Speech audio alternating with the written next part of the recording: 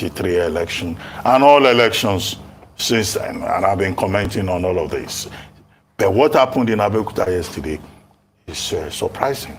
It's a major twist in the tale, both at a historical level and also at a contemporaneous level, where you will have the candidate of a ruling political party throwing his own party under the bus.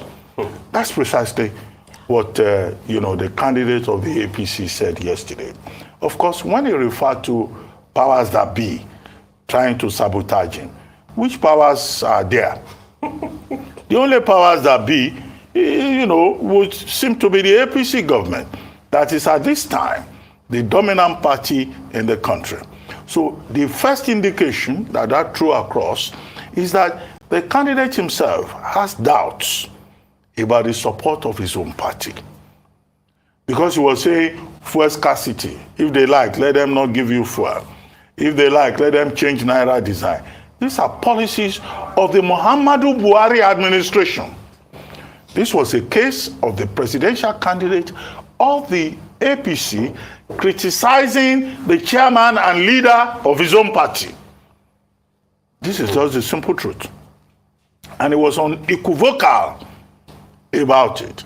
And he told his audience, they want to scuttle this election. Will you allow them? It's the APC that is in possession right at this moment of all the coercive instruments of state. You can only scuttle the election if you have a negative mind with the coercive instruments of state. Because the coercive instruments of state are not supposed to allow anybody to sabotage election. And those coercive instruments of state are in the possession of the APC and the president of Nigeria. So we seem to have reached a point now where the ruling government is criticizing itself. People of Osun State, we have all heard the split judgment of the governorship election tribunal. Two members of the tribunal delivered two opposing judgments. The chairman and the member 1. The member 2 did not deliver any judgment. She abstained.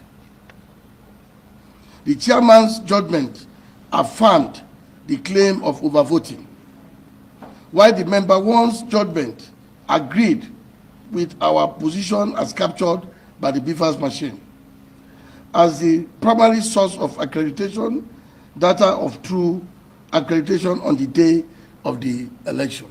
The reality of my election as the governor of Osun State is captured in the member 1's judgment. The claim of overvoting in the chairman's judgment was unfounded. This was clearly a miscarriage of justice.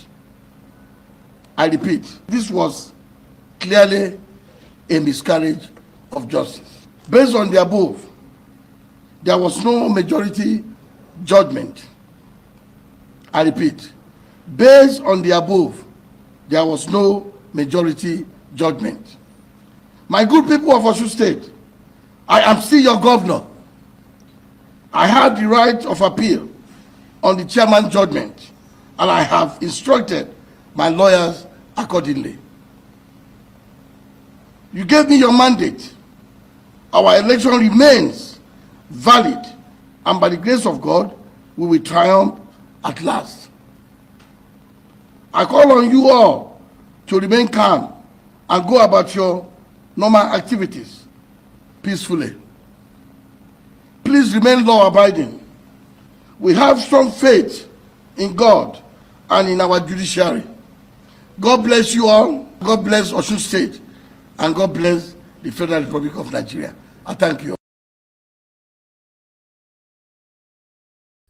When we discovered via a copy of the petition written by one Akpara, who was the former managing director of Alpha Beta Consulting, to the EFCC, as it relates to monies and transfers and movement of funds from Alpha Beta Consulting to certain accounts, we chose to investigate it. And we discovered one particular account was of interest to us, Summit Integrated Services Limited. a portfolio company based in the briefcase portfolio company based in the United Kingdom, but owned by an unknown Colombian entrepreneur, himself and his children, as directors. I would say, no, this is interesting and curious. This transaction of over 4 million US dollars took place particularly on the 18th of March 2015, many years after the famous $460,000 forfeiture in the United States of America involving drugs. Now, what was the major interest there? The major interest is simple. Barranquilla in Colombia is notorious of warehousing one of the biggest seaports, which is known for the export of heroin and cocaine. So another World Press Conference is coming, where we will even show, including but not limited to, Tinubu's trips to Barranquilla to meet his business partners, the hotel he stayed, and so many other things. I don't want to let the cat out of the bag. You see, we want Nigerians to know that as recent as 2015, as recent as 2019, he still visits Colombia. We do not want a situation where Nigeria will elect, God forbid, elect a president Frank, like Manuel Noriega. You understand? Frank.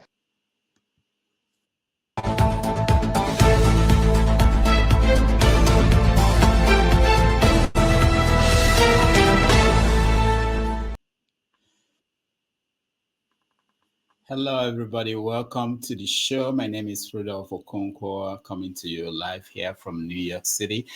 This is Have Your Say for Saturday, January 28th, 2023. Thank you for joining us, everybody, and welcome. I can see our people are here already. Paul, welcome to the show. Thank you, and good morning. Good morning. Ovia, welcome to the show. Wassalamu alaikum. Femi, welcome. This Uncle Paul, this in Biabia, they always intimidate me.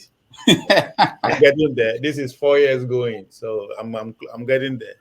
Good morning, Dr. Damages and everyone. Yeah, Femi, good morning. If you want to join us, click on the link and please turn on your camera.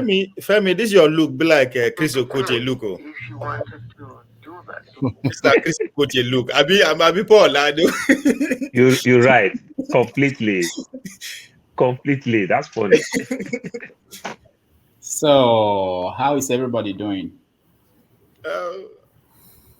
They're fine. All is well. We're enjoying the continuing comedy. So you call comedy. You call our election comedy. So, Doctor, you know, in Nigeria, serious matter is what we joke with. According to Fela, since we cannot cry, now laugh, we laugh. That's what Fela said. Mm-hmm.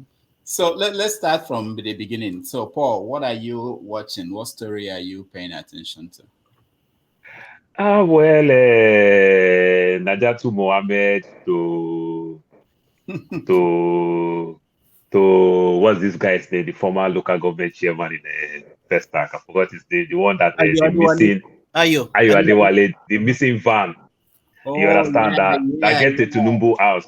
And the same comedy that he's making again, he said there's no money inside and the money does not belong to them. But the bullion van mistakenly coming to somebody's house, then they make the person open the bullion van, then they check, discover that, okay, no money, say, okay, you can go back. You see the joke. The guy that the party will punish the guy for saying that. I read somewhere that he will be punished. All right. Ovia, what are you looking at? I think for the missing van, I think I'll make case for that. I'm with him because so oftentimes GPS, I go say they go a GPS go carry me go point B. So I can see where the guy is coming from. But with the story that I'm actually following is the Tinubu to Lule. He's like, don't they cry now? I mean, it was you know, it's fun seeing Tinubu the way he's going down pretty much. For the lack of words, it's an panic at this point. He's seeing the handwriting on the wall that the way you get the ticket is as important as how you take win the election, right? All of them, Atiku is also paying for his own crime. The way he get the ticket didn't go down well with pretty much all the party members. And you see what Wike and his group is doing with him. And the same thing with Tinubu. The way he get his ticket, he pretty much threatened the president and the party at large. In fact, if you want to use a broad stroke, he threatened the country as well. Well, that's why he was able to got the ticket. But now they don't give him the ticket.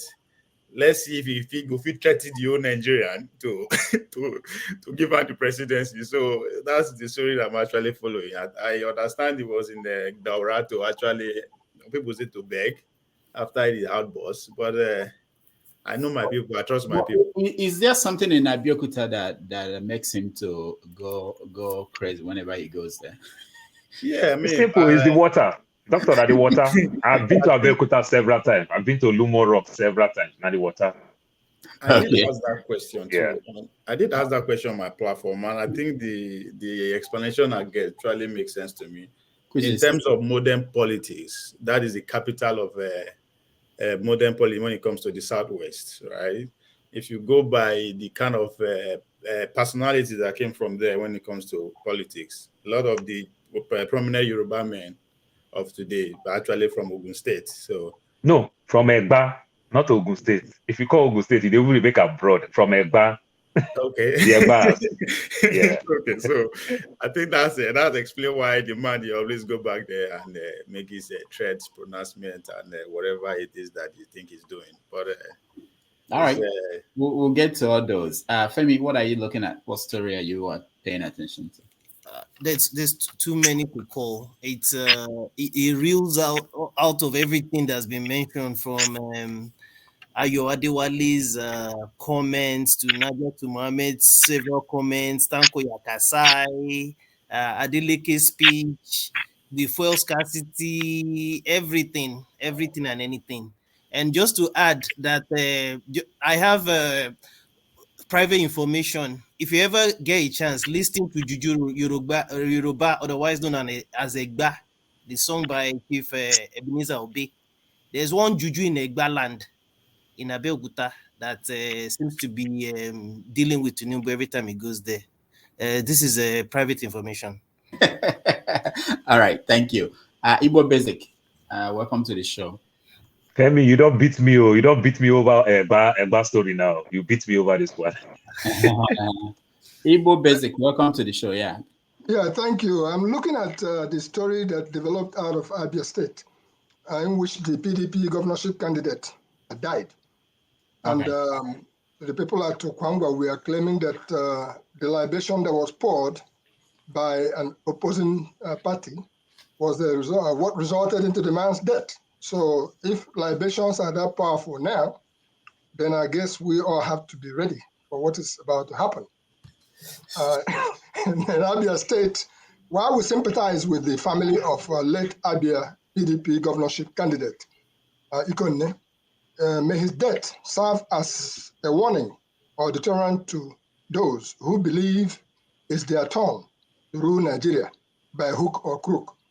And if the man knew he would be dead before election, he probably would have excused himself from being the PDP gubernatorial candidate, knowing fully well that his party had moved the goalpost instead of allowing power shift to Abia North as per the Abia chapter of equity.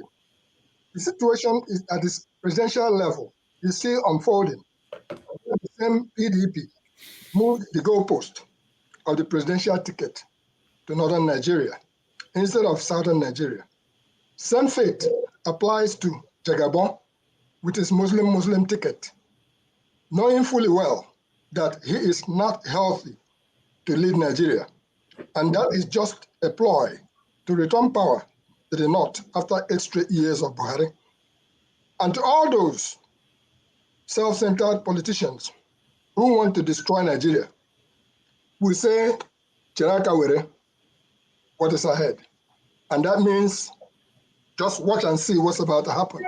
Some of them may not make it to the finishing line. All right, thank you. Echo, welcome. My manager. Welcome. Echo Actually, it's a big star now. Let me know. I get calls from from Abuja, from London, from wherever in Germany that they want it. So business is no longer usual. Hey, Kasala never the boss. One governor don't drop in Peking dead. That is the beginning of the crisis.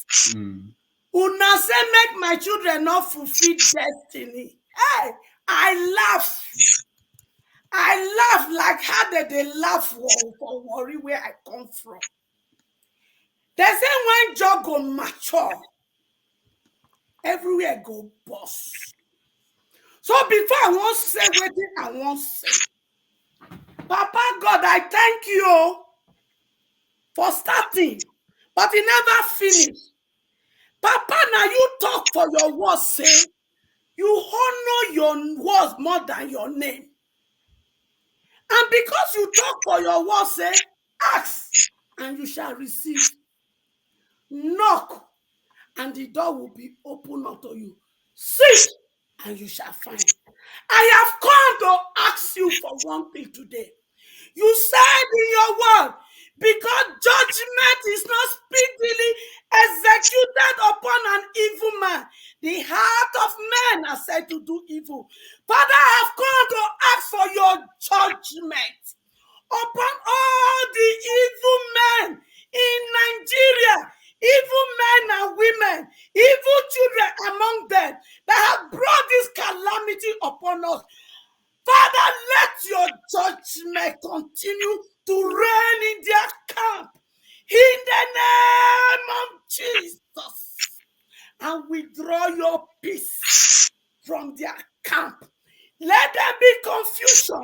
Let them begin to fight themselves day and night in the name of Jesus. 2023 election is not going to be business as usual. And Papa, I don't like APC. I don't like PDP. But you see, Papa, what happened for Imo State can never repeat itself in the land of Nigeria anymore. That is why I'm going to fight for my son, Adeleke. Not because I like APC, but what did they do for Imo State that has constituted the bloodshed that is happening in Imo will not repeat itself in Nigeria again. Therefore, Lord, do not answer this prayer. If APC did not rig election in Osun State, but if they did vote buying, and my son Adeleke, God supersedes their own, they answer this my prayer. Let there be confusion in the camp of those who pass this judgment in the court of Nigeria. Let there be confusion in their life. Let cancer, let kidney failure, let every disease begin to enter into all the judges and all the lawyers that took my picking and delegate to court. In the name of Jesus, concerning the APC governor and all in Yeye Kagaru people that took my picking and delegate to court. Father, let your peace withdraw it from there. Let everything that gives them comfort, let it begin to give them sorrow, bitterness. Let pain begin the order of the day. And let all the elements of the universe, let it begin to work against them. Let the ground they march upon, let it become fire. Let the air they breathe, let it become kidney failure. Let it become cancer. Let it become every form of disease that will make them to leave my son alone. And so shall it be in the name of Jesus. Okay, Echo, thank you. Let me say before we continue this, we stay early today. We try to limit everybody to 2 minutes. You know, whatever you are saying, try to make it within 2 minutes. And every now and then we move things around so that new people can come in and old people will, take a break and come back later. So I just want to say it up front. Thank you. Cool. I don't do my part one. Bring another person. Come. Make her come back. Hello, All right. everybody. Hello, my fellow panelists and all our listeners around the world. Yeah, good morning, everybody, and good afternoon, good evening. Yeah, the story that that I've been making rounds for the past 1 week now is the buzz between APC and PDP. Accusing themselves and bringing themselves out. I think this is a very good thing, and I want to appeal to APC that they should not tolerate anything PDP is telling them at all. They should bring them whatever skeleton in their cupboard they know. They should bring them. And I want to equally tell PDP they should not tolerate any nonsense from APC. Whatever APC is telling them, they should expose. They should expose Tinubu. Everything they have about Tinubu, they should expose it. And APC should expose everything they have about Articulator, who has robbed Nigeria dry, and the daughter is waiting to become the first daughter of Nigeria, so that he will deal with all her enemy. Let them expose all of them. Another issue that is making around there, which the bogus lie that Tinubu, when you have a leader whose characteristics is lies, whose characteristics is fraud, whose characteristics is shrouded in all secrecy and fraudulent practices, it is very, very difficult to come out and defend him. And in defending such an individual, such a crook, you yourself becomes a crook and look like you will look so stupid, thinking that the people you are talking, they are as foolish as you are. How can you tell us that the bullion van, first of all, you said the bullion van misroad. How can bullion van misroad? Why can't the bullion van misroad in the house or in the street of poor people? Why must it be in the street of in the gate of Ashwaju compound that he misroad? And any stupid any human being that has his senses will even contemplate, according to what is it called, Apostle John, he said, for contemplating believing, knock yourself on the head. For contemplating believing on that, you should knock yourself on the head. Okay, and then he came again. They were for some companies pay cash. So company pay cash, they need 2 bullion van. Which company in Nigeria that pay cash that need 2 bullion van to go so that they can pay cash? Well, it's just so stupid. I mean, anybody shouldn't even believe that. Yeah, and then they say it's empty. Yeah, come on now.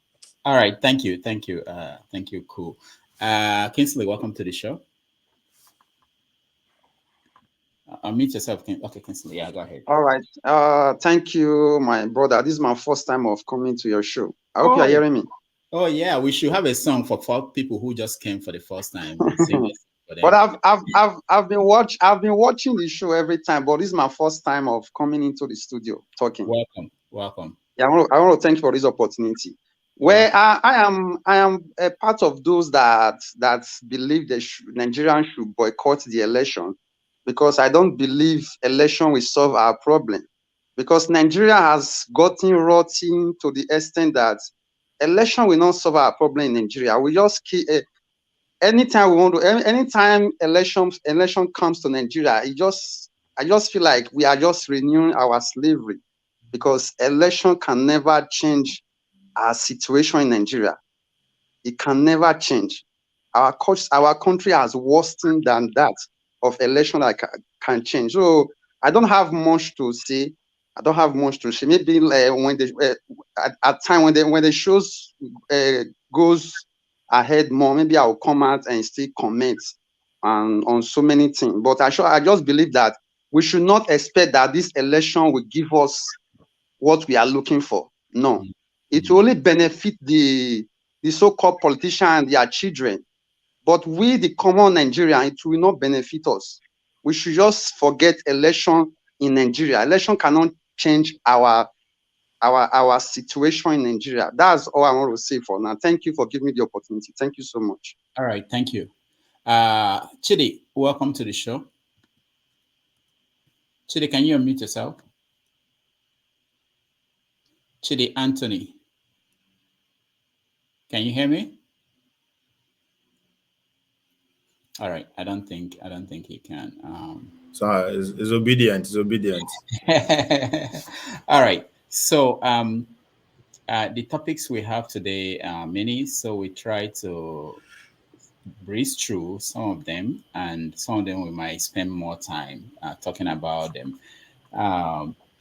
I checked before we came on air. I was trying to figure out. I was getting messages from supporters of Nnamdi Kanu that he was sick, in detention, that he's throwing up, and I tried to reach out to his one of his lawyers. What I got was a medical report that was issued last year. I tried to get the current situation. I didn't get that. So I will leave that matter for now. Let's welcome Henry. Henry, welcome to the show.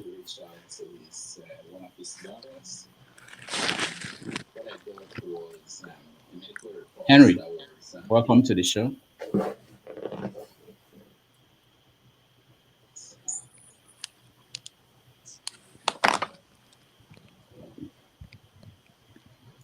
All right. I don't know what's going on. Henry, can you hear me? I can hear you. Can I speak? Okay. Yeah. Welcome to the show. Yeah, I wasn't around when what was the topic? I was not around, but I wanted to respond to what. No, we've not started. We are just going through welcoming. Okay, let me just say something short. 1 minute, just 1 second, top seconds. There's some comment this guy made when it comes to Kisley, when he said election is not the solution for Nigerian problem. So he don't even have a solution. He's just saying election. What is the solution then? If you cannot do election, how Nigeria going to move forward? Sometimes people don't know what to say. They should not come on programs that's ranting. That's what I want to say at the moment. Thank you. All right. I think he's referring to referendum. Referendum is a solution. Referendum. Okay. It could also be referring to military takeover. You know, so you don't say it doesn't have a solution. It does have a solution. It might not feature on solution. That doesn't mean it have solution. So you have to move to Nigeria to go and do this fight. Go and start the coup. Just tell the Western countries start making it's referendum, no coup. You can have a referendum without a coup. There shouldn't be any coup. No, he was talking about military. Referendum is like election. Can you fight war? All right, hold on. So Henry, not bring that kind of Henry, old mentality out here. Okay, Henry. Yeah. Let me say that everybody has the right to say what they want on this. So we don't need violence in this country. Nigeria have a lot of violence already is going on there. We don't need violence in that country right now. People are dying. Henry, we are not encouraging anybody to. Henry, he may be referring to monarchy system of government. Yeah. Let your king rule your people. Other way. I wish you good luck. I wish you good luck. All right. So as we're starting, maybe we can talk about the rules as much as possible. Don't interrupt anybody speaking. Sometimes there might be little conversation I encourage or we allow, but not interruption, and be respectful. And they're basic things. I don't have to repeat them every day, And also just know that people have the right to speak. This is why we have this show. I don't want just one opinion, Roman, welcome to the show. Hello, Rudolph, and good afternoon from UK to everyone here. Yeah. I'm not coming to stay. I just wanted to have something clarified, or if you can investigate it further, because it's baffling me. Is it possible to go to a university and find out if a student that was in that university had their picture taken at the time of entry? I don't know. I work in that industry, and we take pictures from people when we recruit them as new students. The reason I'm asking this question, and especially for those of you who are in America, why is it difficult to go to the Chicago State University to get the picture of the individual called Ahmed Tinubu, who got into that university at one point in time, and see the picture of that individual? And I know David Hundeyan has published the entry qualification the individual used. So why is it difficult, and especially to you, Rudolph, that is a journalist in that country? Oh, well, a lot of people have investigated, not just a lot of people I know. I can answer that question. I did not investigate. It's not my area of specialty, but I know a lot of people have done that. My thinking is that in the 70s it's a different ball game. You know, it's a different thing, and state universities in the 70s wouldn't be doing certain things at that point. If you were to be there, I'm sure somebody would have seen it. They've done everything they could do. I don't think, but there's no doubt that the person that graduated there was Tinubu. That's not the question at this point. We don't know who entered the university, but we know who graduated.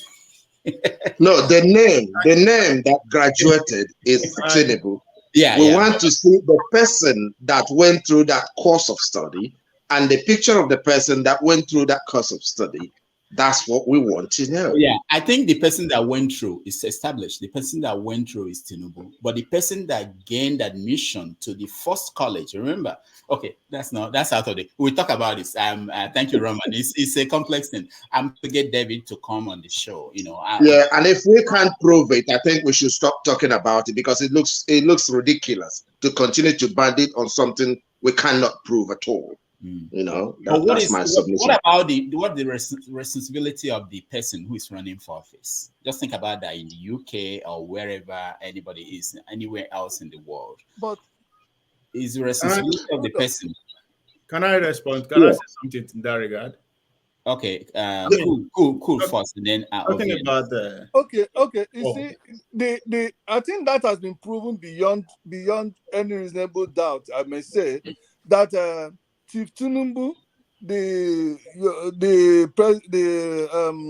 Miloko of Lagos, the alias Jagabandi, is not the person or was not the person that attended that university. It was that name, Tinubu, was somebody else, a woman, a female. In the form they filled out, indicate a female. And not only that, the certificate that Tinubu continued to parade is a fake certificate of the original certificate that the school gives. It's not the same with this one that the school gives.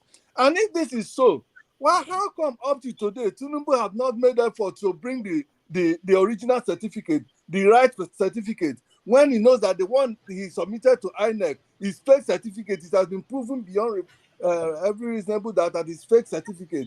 And not only that, the onus lies in him to let the world know that I attended this school. And okay, you can't attend a whole school without having any classmates. I mean, that you still know, that you can point to and say, this person I attended a school in New York. I still keep in touch with my classmates. I attended school in Federal College of Education, Okene. I still have, in fact, my secondary school, 40 something years ago, I still have contact of people in my secondary school. UNN, I still have contact with my fellow students, you know, on WhatsApp and everywhere. How about Tinubu? How come he doesn't have any single individual, both in Nigeria or abroad, that can say, I attended school with this man? All right, because it's a ghost. Because it's a ghost. It's a ghost. That is the problem. Cool. Thank you. Let me hear from Ovie, then Paul. I think at times, man, this is 2023. There are some argument or convention we'll be having that's embarrassing. Regarding Bola Tinubu attend Chicago State University or not, come on. When that of America, as Roma actually rightly pointed out, America sees every opportunity, especially university, to advertise their universities and colleges. And one easiest way they do that is to publish the name of the most notable alumni, people that graduated from that school. And if you go to Google today and put Chicago State University, one of the most notable alumni that graduated from that school is Bola Tinubu. You will see him and his picture there. I don't think if the man did not graduate from that school, the school will boldly put him up picture there as one of the famous, almost notable people that graduated from that school. So, I mean, it's just that's not even a convention at this point. Talking about his primary and secondary school, that's a different ballgame. But the point that if you attend Chicago State University or not, that's not even a conversation. It's right there boldly. Just Google it. Chicago State University, you see Bola Tinubu, one of the most notable alumni that came from there. There's a reason they put it there. They put it there to advertise for people to come to that school. That is the whole point of putting those kind of people there in front of their pages. How about primary and secondary school? That's what I'm saying. I can't talk about it. He make mention of Chicago State University. That's why I'm bringing that out. Cool, hold on, okay. No, I didn't come here to bring him to scrutiny. That's not what I'm saying. Yeah. What I wanted you guys to discuss, or when you discuss such thing, is that if it is not possible to disprove that he went there, and it appears to be that no one has been able to bring cogent and verifiable reason why he wasn't the one who went there. Seriously, to be banditing this all the time, it makes us a little bit ridiculous. I don't like it. If PDP don't have the evidence and can't produce that evidence, I think the argument is never meritorious in any angle and should be buried henceforth. Okay. Roman, thank you. Let me hear from. Oh, hold on. Paul, you're next.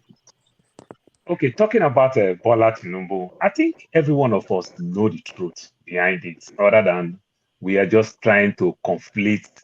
Too many information is coming up and everything. Then we are making mistake. Tinubu on his own started the mistake by saying he went to University of Chicago. There is University of Chicago and there's Chicago State University. So that was where Tinubu on his own, first of all, made the error that Festus Keyamo almost nailed Tinubu 1999-2000. So that has passed during the era of late Gani Fauyemi.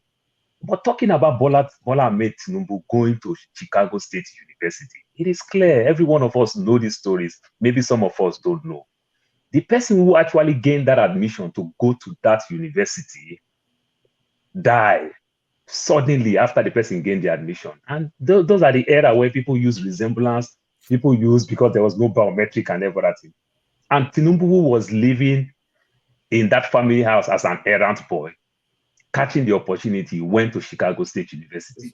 Tinubu actually went to that school. You understand? That's why it's hard for Tinubu to prove his primary and his secondary school, because these things don't tally. But guess what? If you are stressing yourself that you want to go obtain any document that you're going to get from America, you are wasting your time. The US has catching this opportunity, praying for Tinubu to win. It will become a great opportunity if Tinubu win. If they need anything and Tinubu cannot answer them, so use those things to negotiate anything they want. You understand? So thinking you want to fight this fight from the US to gain anything, you are wasting your time. If you want to fight this fight to achieve a greater information, use Nigeria. If Nigeria is sincere, let us go fight Tinubu in his primary and in his secondary school. You understand? Or you want to go back to the US consulate to say, okay, who owns this visa?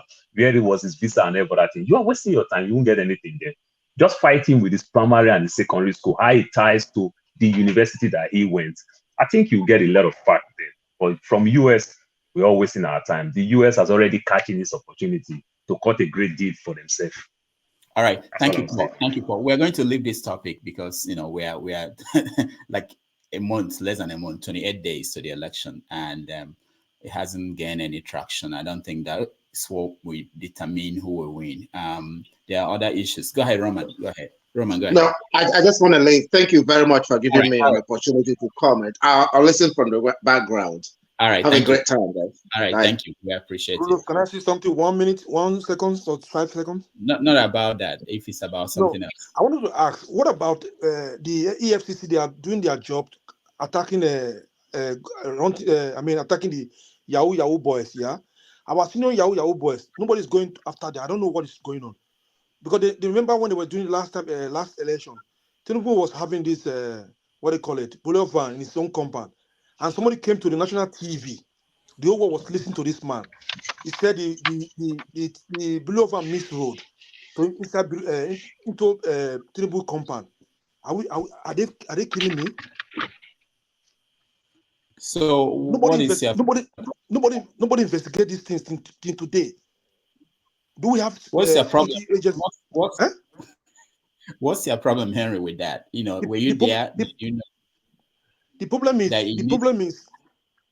what they said. They want a free and fair election, but last time there was no free election. This time we come now. You think we'll have free and fair election this time? All right. Thank you. Thank you, Henry. Let me say hello to Ugo. Welcome to the show. Henry, this election will be rough, rugged, and raw. Not free and fair. Rough, rugged, and raw. Ugo, welcome to the show. All right. Yeah, thank you, Mr. Rudolph. Yeah.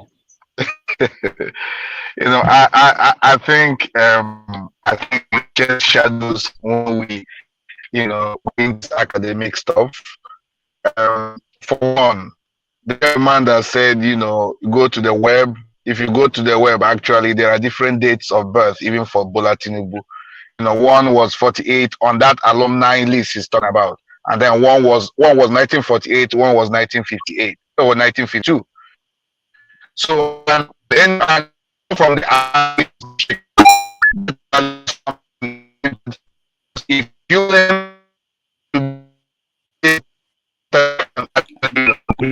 I'm sorry. Ugo, we can't hear you. All right. We have problems listening to Ugo. Man of Prestige, welcome to the show. Yeah, good morning, good afternoon, everybody. Can you hear me? Yeah, we can hear you. So, man of Prestige, last week I didn't know your name was, what was your name you told Professor Anthony? I just gave him my middle name. It's not even my first name. I wrote it down. Uzodema. Uzodema. No, it's not Uzodema. No, don't play with me. No, Okoronkwo, I'm serious. That's what I gave him. Okay, I gave him. Maybe he didn't pick it up. I gave him Uzodema. That was the name I gave him. Okay. I'll find it. But that's my middle name because I told you, I went to some website, they blocked me, so I don't even want to, I'm messing with them, but not with my real name. So, all right. So, because I consider them to you consider them what? I consider them to be fraudsters and racketeering group. So, okay, all right. So, what story are you looking at? I'm looking at a lot of stories going in Nigeria. I'm looking at I think it's what is it called, the Yoruba stuff, Amawole, Amodibo Amawole, that emancipated from Abeokuta. So I'm wondering what kind of water, people drinking when they go to Abeokuta. So we got that from Ibiloko. Then we got this Amawole, Amadibo Amawole. So it's a story that is trending. So I'm looking up to that. Then I'm looking up to the APC representative that went to Rise News and made a fool of himself. He couldn't even narrate what is right and what is right. That was lying at the highest level. A kindergarten can even lie more than he did. So what did he say? Because he couldn't. The defense was stable. He couldn't even defend Tinubu. About the bullion van. He was coming wrong. Oh, you are wrong talking address. about. Hold on, you are talking about the question of the bullion van or no bullion van and all of that. I think that matter has been put to rest. There was no money in the bullion van. The bullion van that even came missed the address to have come there. It was not invited by Ashwaju or anybody.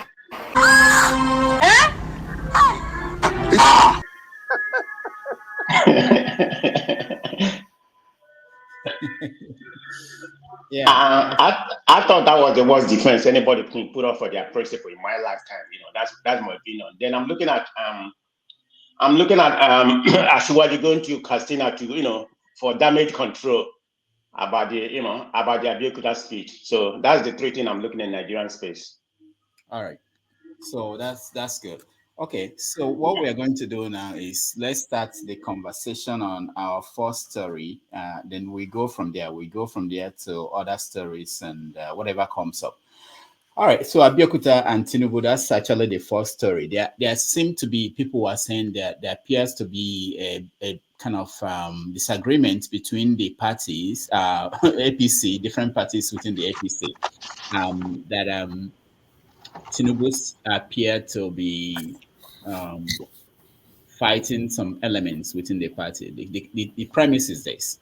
He's saying that this period, when the election is about 28 days, that things going on in the country, that they are not obviously not good for the government in power, lack of the fact that there is no fuel, the fact that exchange of new currency is not going well. People can't find money. PVC, people are struggling to get PVC. So all these things are not good for the government in power. So Tinubu thinks that this is an intentional effort to sabotage his campaign. So what do you guys think? Let me start with Paul. Yeah, obviously we know it's a personal vendetta to Tinubu coming about the currency thing. It's a personal vendetta. From from whom? Paul. We know it's a personal vendetta. Paul, we can't hear you. This currency thing is not working. Paul, your audio went bad. Paul, your audio is bad. What Tinubu says, that's how you know obedience. You know, he has tapped into the London man's Wi-Fi. Yeah, no, that guy know the London. He's on the comment section, so be careful. Sorry. No, I didn't even know idea. I'll mute myself. In the far Arizona. I don't mention anybody's name. I just say that guy. To take the call off. All right, Paul, go ahead. Okay. So this Tinubu thing it's so alarming. It's so very, very funny.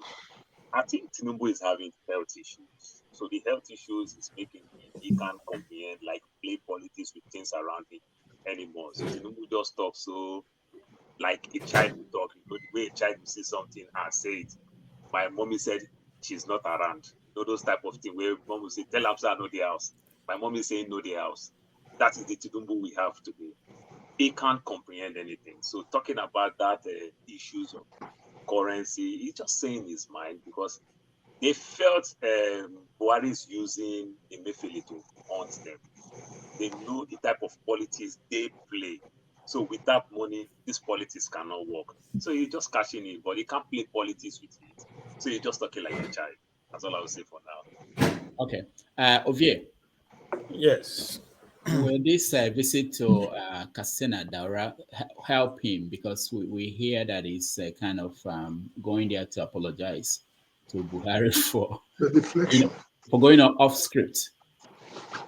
No, it will not help him because from the onset, they've been giving me signs not to even run. They should produce somebody that they can actually rally around. But of course, we all know even if I didn't choose, if I not go agree, I mean, and how many people get has a chance to become God in their lifetime, right? But just as I said earlier on, how you get your ticket will go a long way to determine how you win the election, if that is going to happen. So this is a man who actually issue a threat. Because if you actually study the Emilio Con speech, that is threat to the power to the presidency and pretty much maybe the power that be all the party. He has what it takes at that time to sabotage the party, even the country at large. So and they saw that and say, okay, this is what you want, take it. Let's see how you can actually threaten the whole country and emerge as president. And that's exactly what you see happening.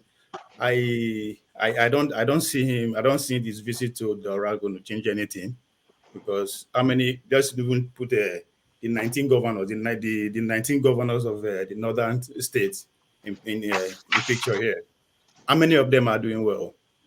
Maybe like 3.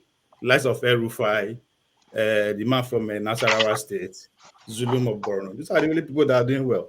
Why am I saying this? These people don't have the ears of their people. Let's even forget about the elites now. They don't have the ears of their people. So how are you going to convince them to rally around you? That is what you are saying. Of course, Buhari, when you put that such a man on the center stage, that he cried. Yes, he cried. Everybody know that. But why do you have to put him on the center stage? That's an embarrassment. And how do you think people around him, all his people will feel? And that's exactly what you are saying. The guy decided to stay neutral. I mean, you can read all meaning to the currency, the petrol, whatever. It's part of the game. And the question I asked when Buhari became president at that time is that how much did it cost them to actually produce Buhari as a president? Nobody knows. Nobody knows how much it costs. And he sees it, he knows. Why not? But, standard, we say a poor man compared to those men in this category. But he actually saw what transpires with the Bolivar. It takes a great deal of money. So the easiest way for him to actually stop the ban is to actually go that route. So that's what we are seeing. It's going to be very hard. I would be surprised if Bola Tinubu end up becoming the president of Nigeria. I would be very surprised because those men, as I said, my northern people, they are not that lousy like me and we the southerners. They talk, but they know how to act. And that's exactly what you are saying. I mean, for the past 2 months, Tinubu basically live in the north. If you bring your money card, they go take them that one day. So, contrary to the popular belief out there that the Northerners are always push the bar, no, politically they are very sophisticated, and that's exactly what you are saying. So it's somebody's in a comedy. It's a comedy that we stand the test of time. It's a classic, and we should just put ours and endure how the big men do their team. They little to me say don't die in their war, and I said on our politics. So let's enjoy the game. It's not going to save him as far as I'm concerned. All right, Femi, what's Tinubu afraid of? I'm saying this because whenever he travels to Kano, Katsina, wherever he goes, thousands of people, they come out to see him. Is it that the internal polling they are getting is showing that he's not gaining any ground? What is he afraid of? Why is he panicking? He's afraid of his shadows, first of all. And something I find kind of interesting though is if you go to the APC website itself, and I find it really interesting and intriguing, you see where they wrote under the About Us column. It carefully reminds us of how the APC itself was formed. Who are we? It's an amalgamation of, like we like to say, typical English, very, very strange bedfellows that are only there for their own interests, which ironically is what majority of politicians all over the world are all about, special interests and what have you. In the case of Tinubu specifically, we know everything about him is fraud. And like I have said in the past to people, my late mom is from Lagos Island, called Lagos Islander. Truth be told, everything about him is a lie. Now, beyond Tinubu, or even sticking with Tinubu, it's very interesting when you listen, especially whenever election is getting to when it's remaining about 3-4 weeks, 1 month. It's become a very typical thing with Nigeria. If you watch the trends, that's when you begin to see all kind of things come out. And long may this continue, because we are really interested, and hopefully people in Nigeria that are able to vote would actually search their conscience. I mean, it's clear to everyone. It can be clearer.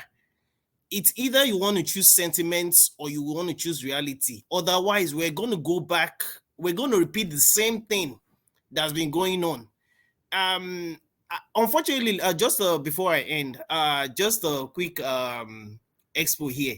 Unfortunately, Ayo Adewale, who spoke about that bullion van issue, happens to be someone I went to school with. It was a senior union president when I first, and it's unfortunate that coming from someone like smarter than this, for him to have defended the billion van issue the way he did is ironic. But really, Tinubu is just afraid of his shadows and all of his I mean, they don't get Nigeria anyway, so maybe some people are trying to outplay him. All right, thank you. Igbo Basic. So let's look at one aspect of this, which is the money. You know, there's this feeling out there that the reason why they're insisting that this money the exchange rate must end, or the changing of the money must end by the end of this month. And we know that people don't have access to this money in villages, you know, across Nigeria. What do you think will happen? You know, would they say because we want to punish politicians who stockpiled money, and because of that have people stay without having the new currency, and then you've ended the old one? What do you think will happen? Why are they doing this? What is actually happening is that there is practical and there is theory. Sorry that I have to address the issue of Tinubu going to North and the issue of the money here and there. The practical thing that is happening on the ground now, let me take Lagos specifically, and that would be the area of Oshodi, Isola, Shogunle area. While you are talking about going to the north, which is actually some kind of deflection, what is happening on the ground is that Tinubu's soldiers, they are going to the polling units making sure that names that are Igbo names, for instance, other than Yoruba names, are being removed from the lists that is placed on polling units. And that is a practical way that PVC or no PVC, you come down to the polling unit where you are supposed to go and vote on the day of election. Your name is not there because it's been struck out. So it is worthwhile for us to bring it to the attention of the nation so that every of the polling units around Lagos and the western states, they should be scrutinized and make sure that those who are striking out names other than Yoruba names, they should be arrested because it's a crime to do such things. That is the contribution that I wanted to bring to the forefront. And then talking about the issue of the money, it's only person who it affects most that cries foul when you see you are losing the game. Let's not take anything for granted because there's a gentleman from the north who was spewing out, that is venom from his mouth. I just saw that this morning and read through it. Those are the kind of things that the authorities should actually be going after. Tinubu and their original ways of playing politics, which is money, money, money. They know what they're doing.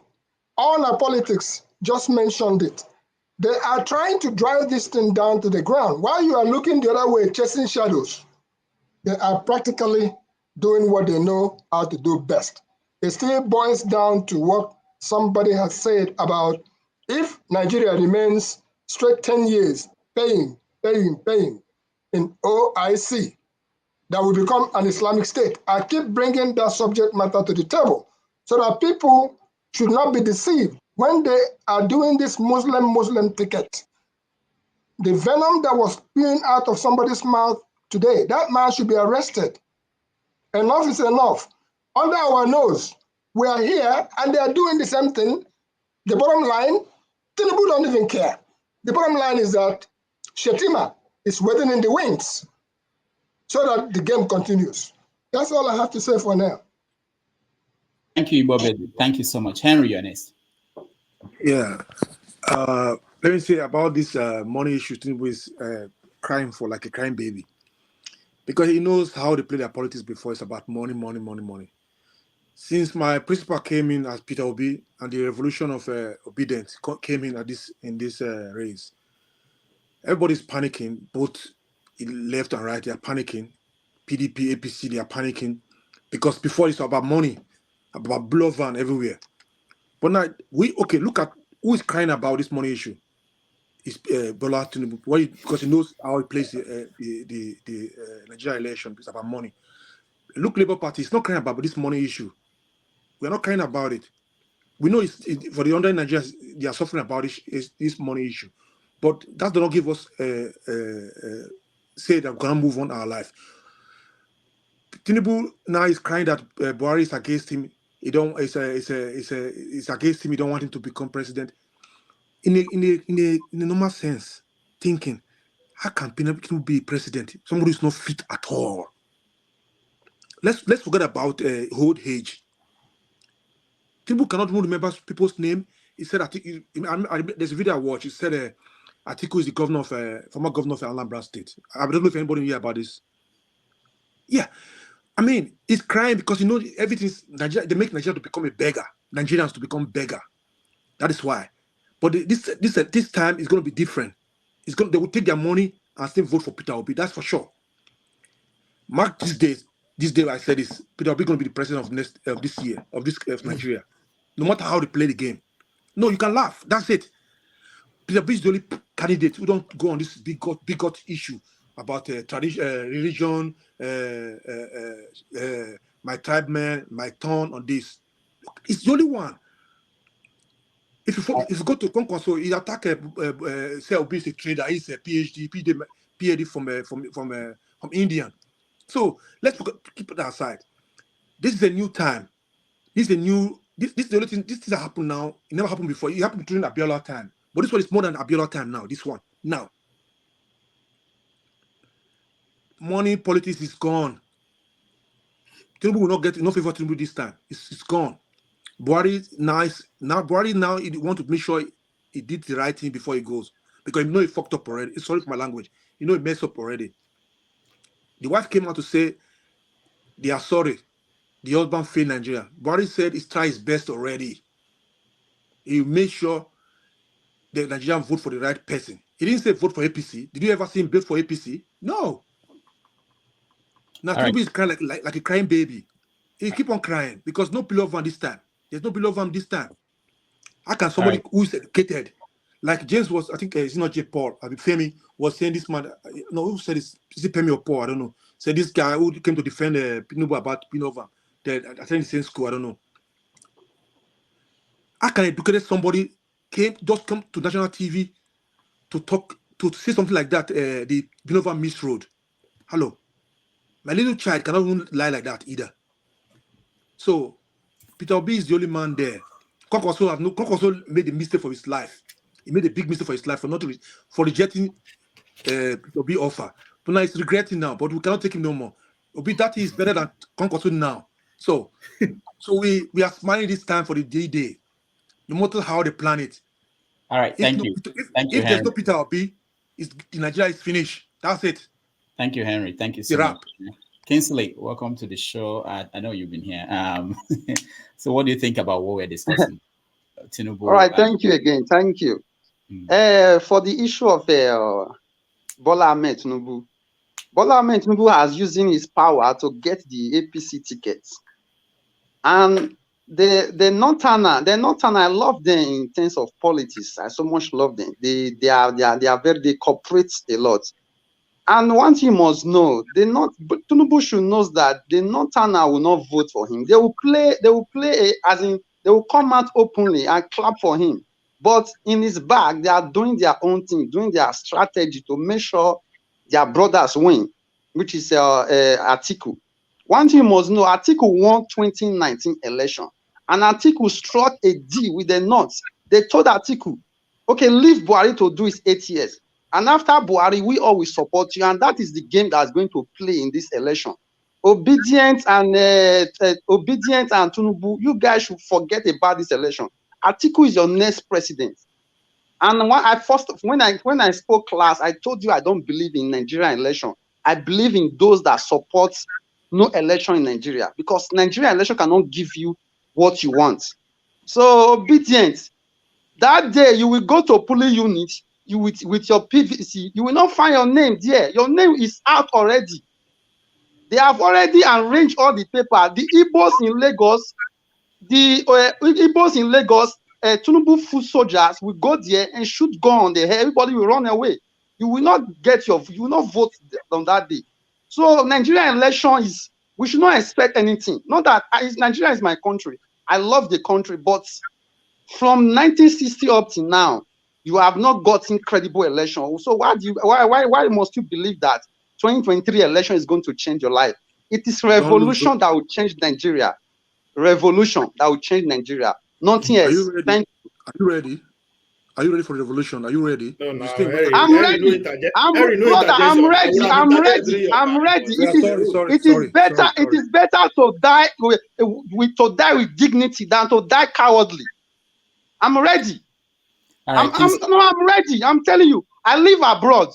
But if revolution starts in Nigeria, now I'm ready to go back and fight for my country, and not this election. I can never die for election. On that day now, they will shoot gun here. You will see on that day, innocent people will die for nothing. All right. For nothing. Kinsley, thank you so much. Man of prestige. Oh, yeah, thank you, Rudolph. Thank you, everybody. Kinsley, I hope you don't be pessimistic. You have your own opinion, but I think you are being too pessimistic. We need to have some hope. But anyway, having said that, let me second what Mr. Igbo Basic said about what's happening in Lagos. I have family in Lagos, what's transparent. Exactly what he said is what's happening in Lagos. That is accurate.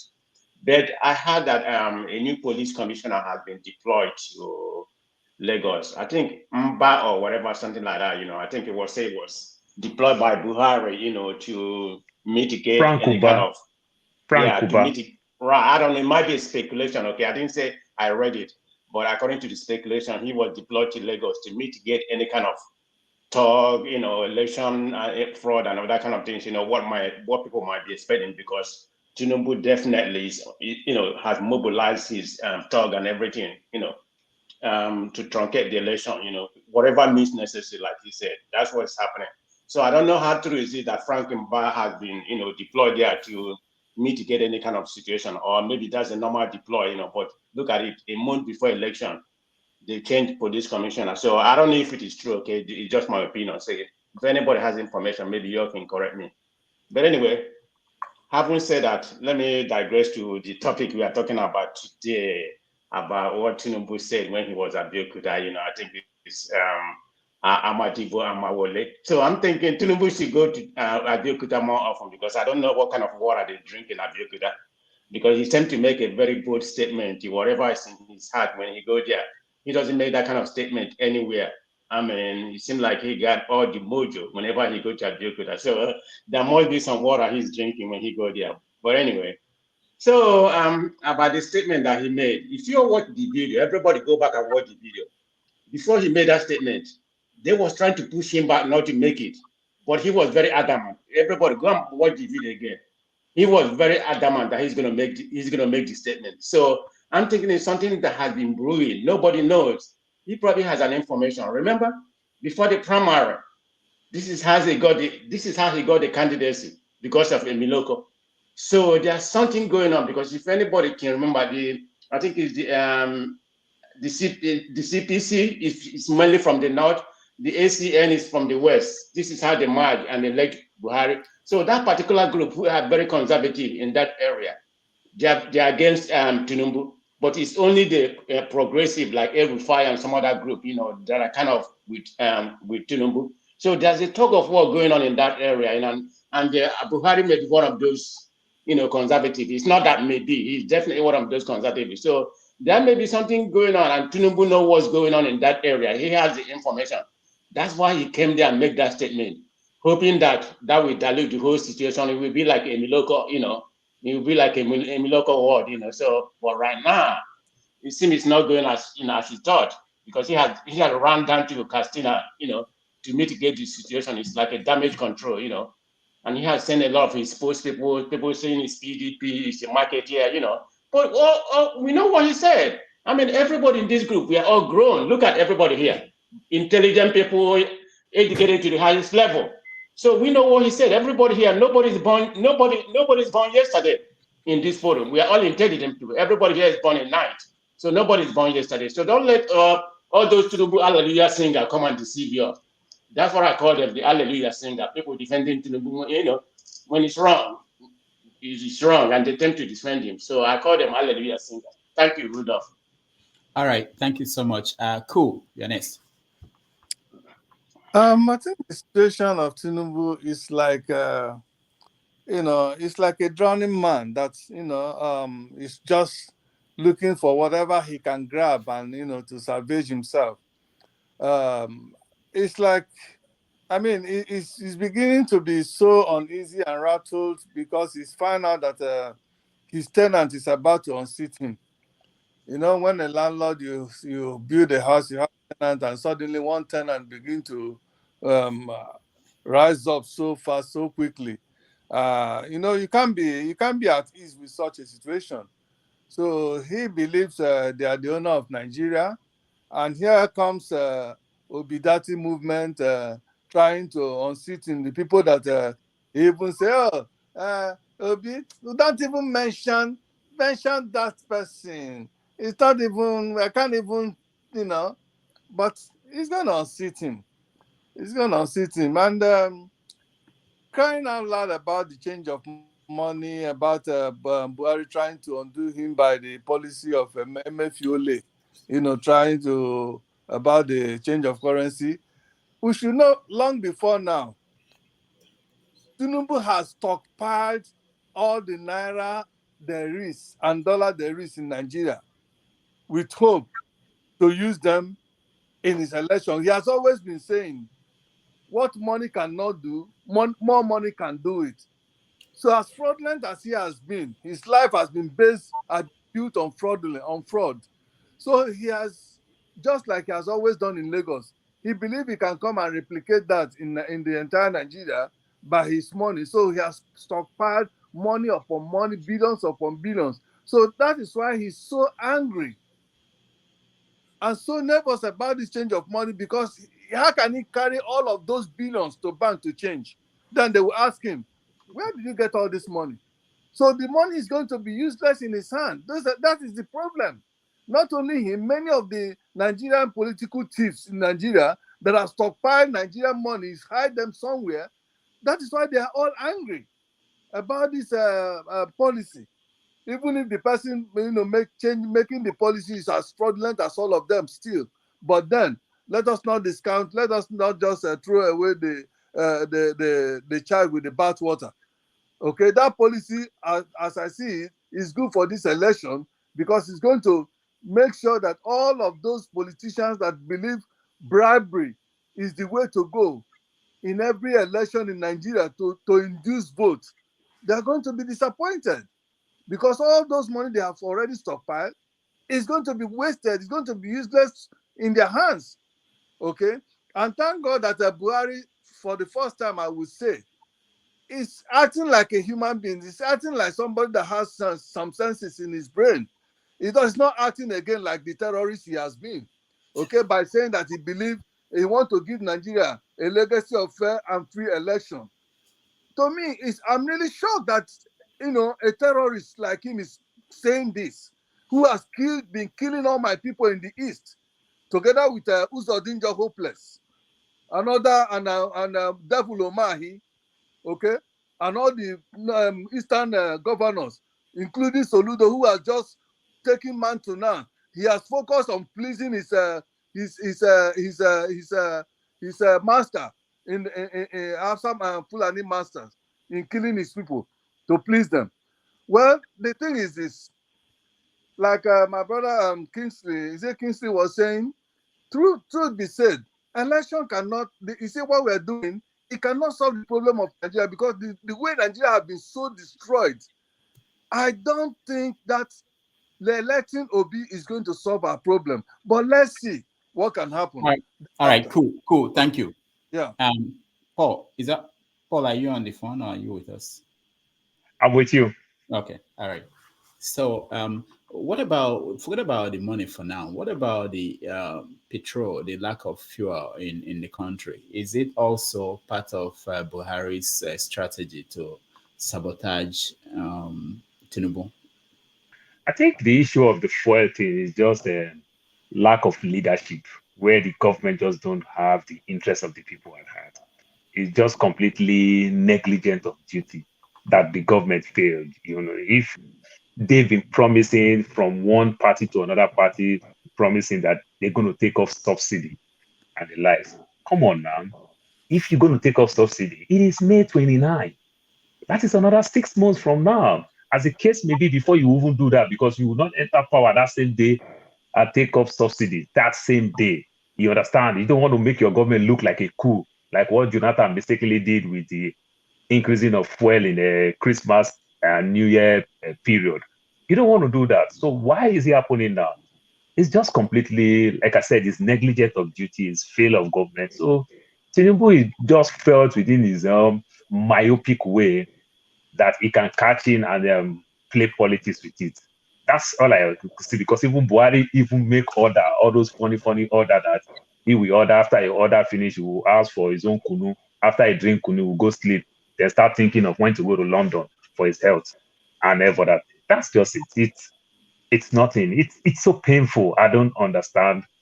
And also the dollar thing, Emefiele too is creating issues with the forex, because the forex is also causing problems. Most of these independent marketers, they can't access forex from CBN. They still go to the black market, and so much panic is going on the market with this Emefiele and his conspiracy theory with Aboki FX and dollar or no dollar thing. Emefiele too is another funny guy. His hair look like my hair. I think he's losing it. I don't know. So it's just creating another problem from that aspect. That's just it. It's negligence of duty. All right, thank you. Osun, you're next. Thank you, Rudolph. Thank you, everyone. The issue of Tinubu is a pure reflection of Africa. It's a pure reflection of Africa in what sense? If we saw what Paul Biya did when he came to America, and that is exactly what we want to repeat.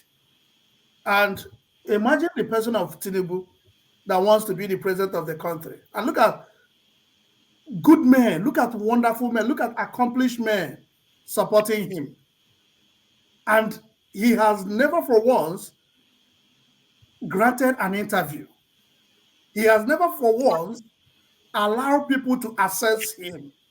And when you say that, they back like dog. I watched Festus Keyamo yesterday. I was like, if I had this guy as my father, I would disown him. Look at what he was doing in TVC. In a public television station, you were warning the anchor to tell the people playing that music to stop it. In another person's territory. Not even with... Hold on. You said TVC? Yeah, TVC. And you said it's another person's territory. Sorry. I'm sorry. I just want to make sure you remember. Yeah, that's a wrong mentality. Doctor, this is your partner there. They like him. Yeah, so that's a real wrong mentality. I was so embarrassed how we are structuring Nigeria. But to be candid with you, we are growing. For me, democracy will take us time, but it's the only way we have now. And it's the only way, because that's the only way we are permitted to talk and feel that we are free. We are permitted to react and feel that nothing will happen to us. If you have the military, I don't think we will exercise all this freedom we are exercising, but it's going to be difficult. It's a tough fight. To be candid with you, what Tinubu said in Abeokuta, if this was said by Obi or Kwankwaso, they would have been tribal bigot. But nobody have ever analyzed this. Nobody have positioned Tinubu as a tribal figure. How would you go to Abeokuta and you spoke in a dialect and you said those derogatory things against your own powers that be? And people, people that feel that they have served Nigeria will come to defend things like that. There is nothing wrong to say, yeah, Tinubu was out of his mind. He made mistake. If someone had said that, people would have respected them. Look at the claim about the bullion. Sorry, it is not a bullion van. It is a bullion truck. Look at what somebody that has served a local government came to the national television and said. Missed road, without money. Then there are multi-million companies that pay in cash in Nigeria in 2019. And they missed road on Friday evening. These are ridiculous, and we accept these things. And the problem we have is that I don't want to. If I speak about the Yoruba, it looks as if because I'm Igbo. I don't understand how somebody like Tinubu would possess everyone, and everyone wants to believe him because he has a money that he cannot account for, a money that he doesn't have control of. Somebody like Ojo Zokalo, who is from Abia State, no matter what he has stolen from us, we still left him where he belongs. Now he cannot do anything outside his own area. That's why he has returned to be a life senator. And very soon he will go down to be a local government chairman. So it's time we have to accept the objective truth and objective reality. If we allow Tinubu to get this position, we are going to be in serious trouble. But I know he will not, because I'm sure the powers that be are against him. Thank you. All right, thank you. Let's listen. Whether there's fuel or not. All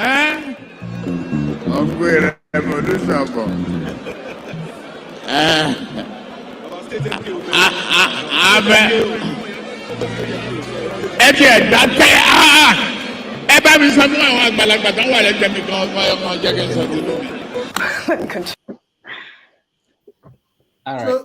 So Rudolph, just a final point. The revolution Tinubu used in the campaign was why this guy was kept in Abuja for how many years?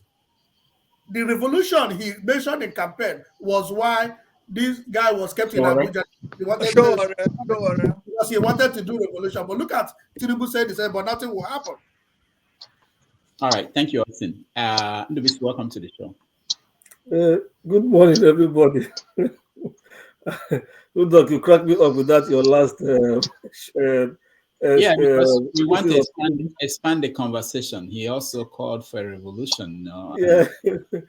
Good morning, everybody. Let me start by saying that I think we've listened to Bishop Matthew Hassan Kuka saying that our politicians, there is a criminal enterprise. Most of them are in that league. And then there's this other show I watched, maybe you know it, Mayegu General. Mayegu usually say Nigeria is a crime scene. And this is what is going on. What is happening right now between Tinubu and his party, or between Tinubu and some other heavyweights in his party, is a typical power struggle among them. Those who are supporting him, they know, majority of them know that the man is not capable. He's not capable mentally, physically, he's not strong, and everything about him, like some of us have said already, are all built on lies. His life, his adult life, is built on lies. Unfortunately, many people are cashing in on him, getting money from him. That is why they are supporting him, right from when he started. There was a time Adebanjo made a comment about how he became governor of Lagos. They said that Funsho Williams was being positioned to run under AD as AD candidate.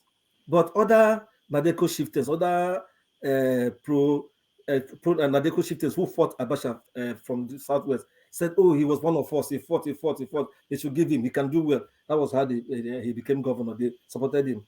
And as soon as he came in, started grabbing power, he pushed all of them aside. All those men, if you share from 99 to date, only very few of them are still around him.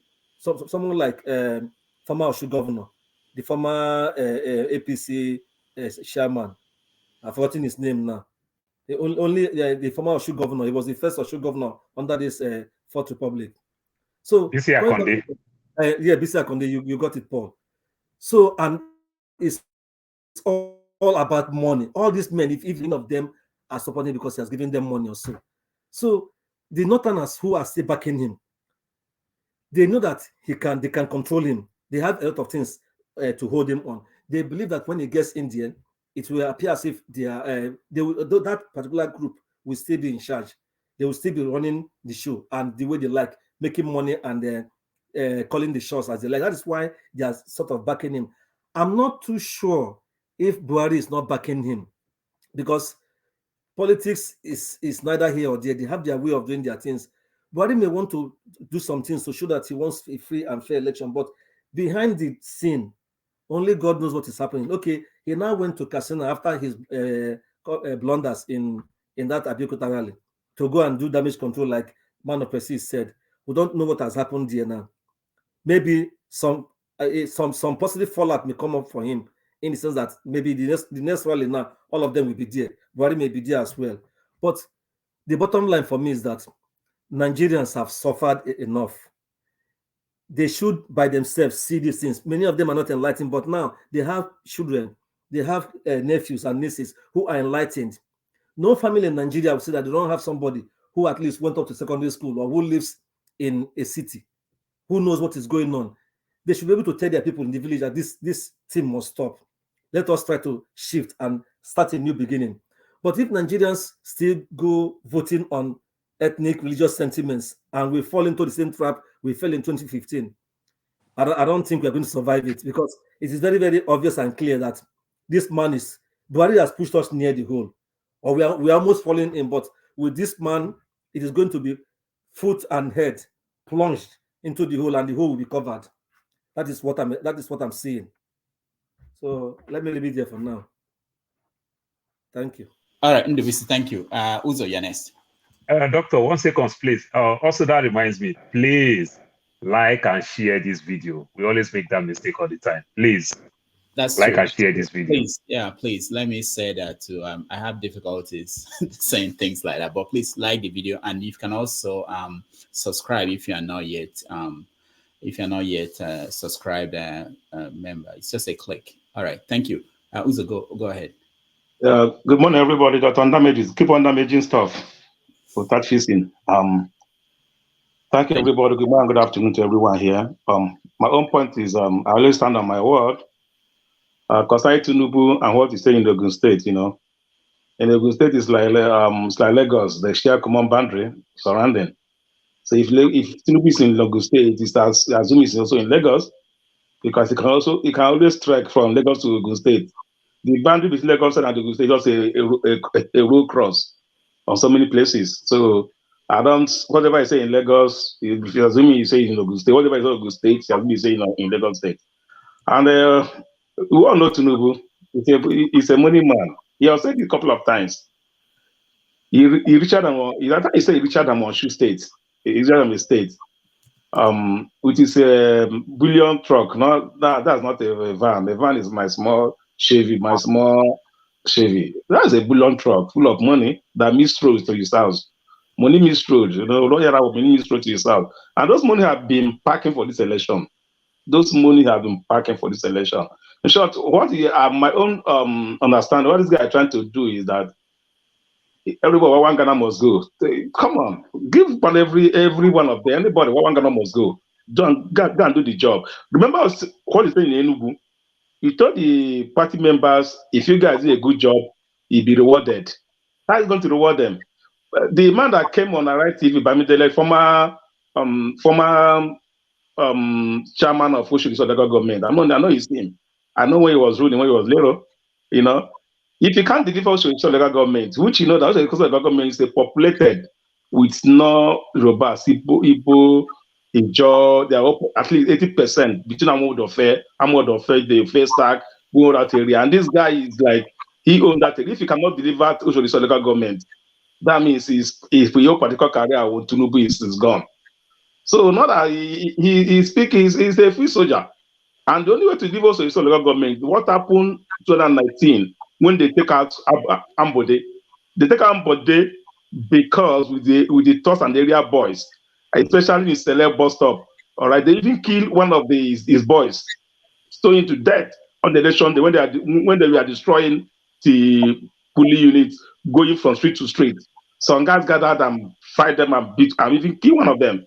So that is what he's trying to. The only way he can do that is money. If you don't give those guys money, they won't come out and fight for you.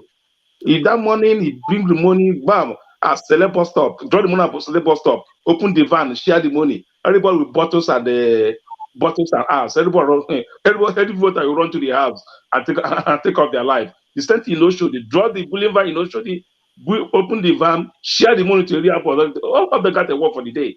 So on that aspect, and I don't expect less any of his guys to come and say that the money doesn't misroad.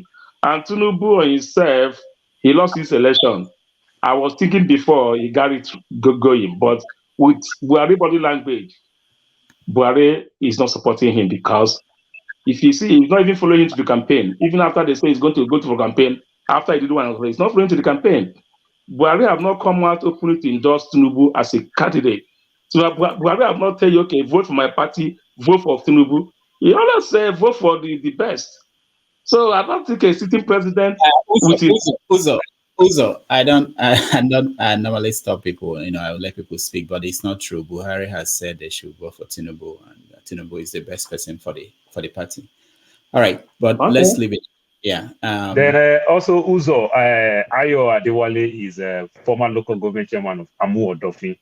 That's what Solo now. They are all like Amu of that area, yeah. Yeah, Amu Odofi is different from Oshodi Solo. Oshodi Solo, yeah. First side, yeah, Amu Odofi is the side. So what I'm saying is, Tinubu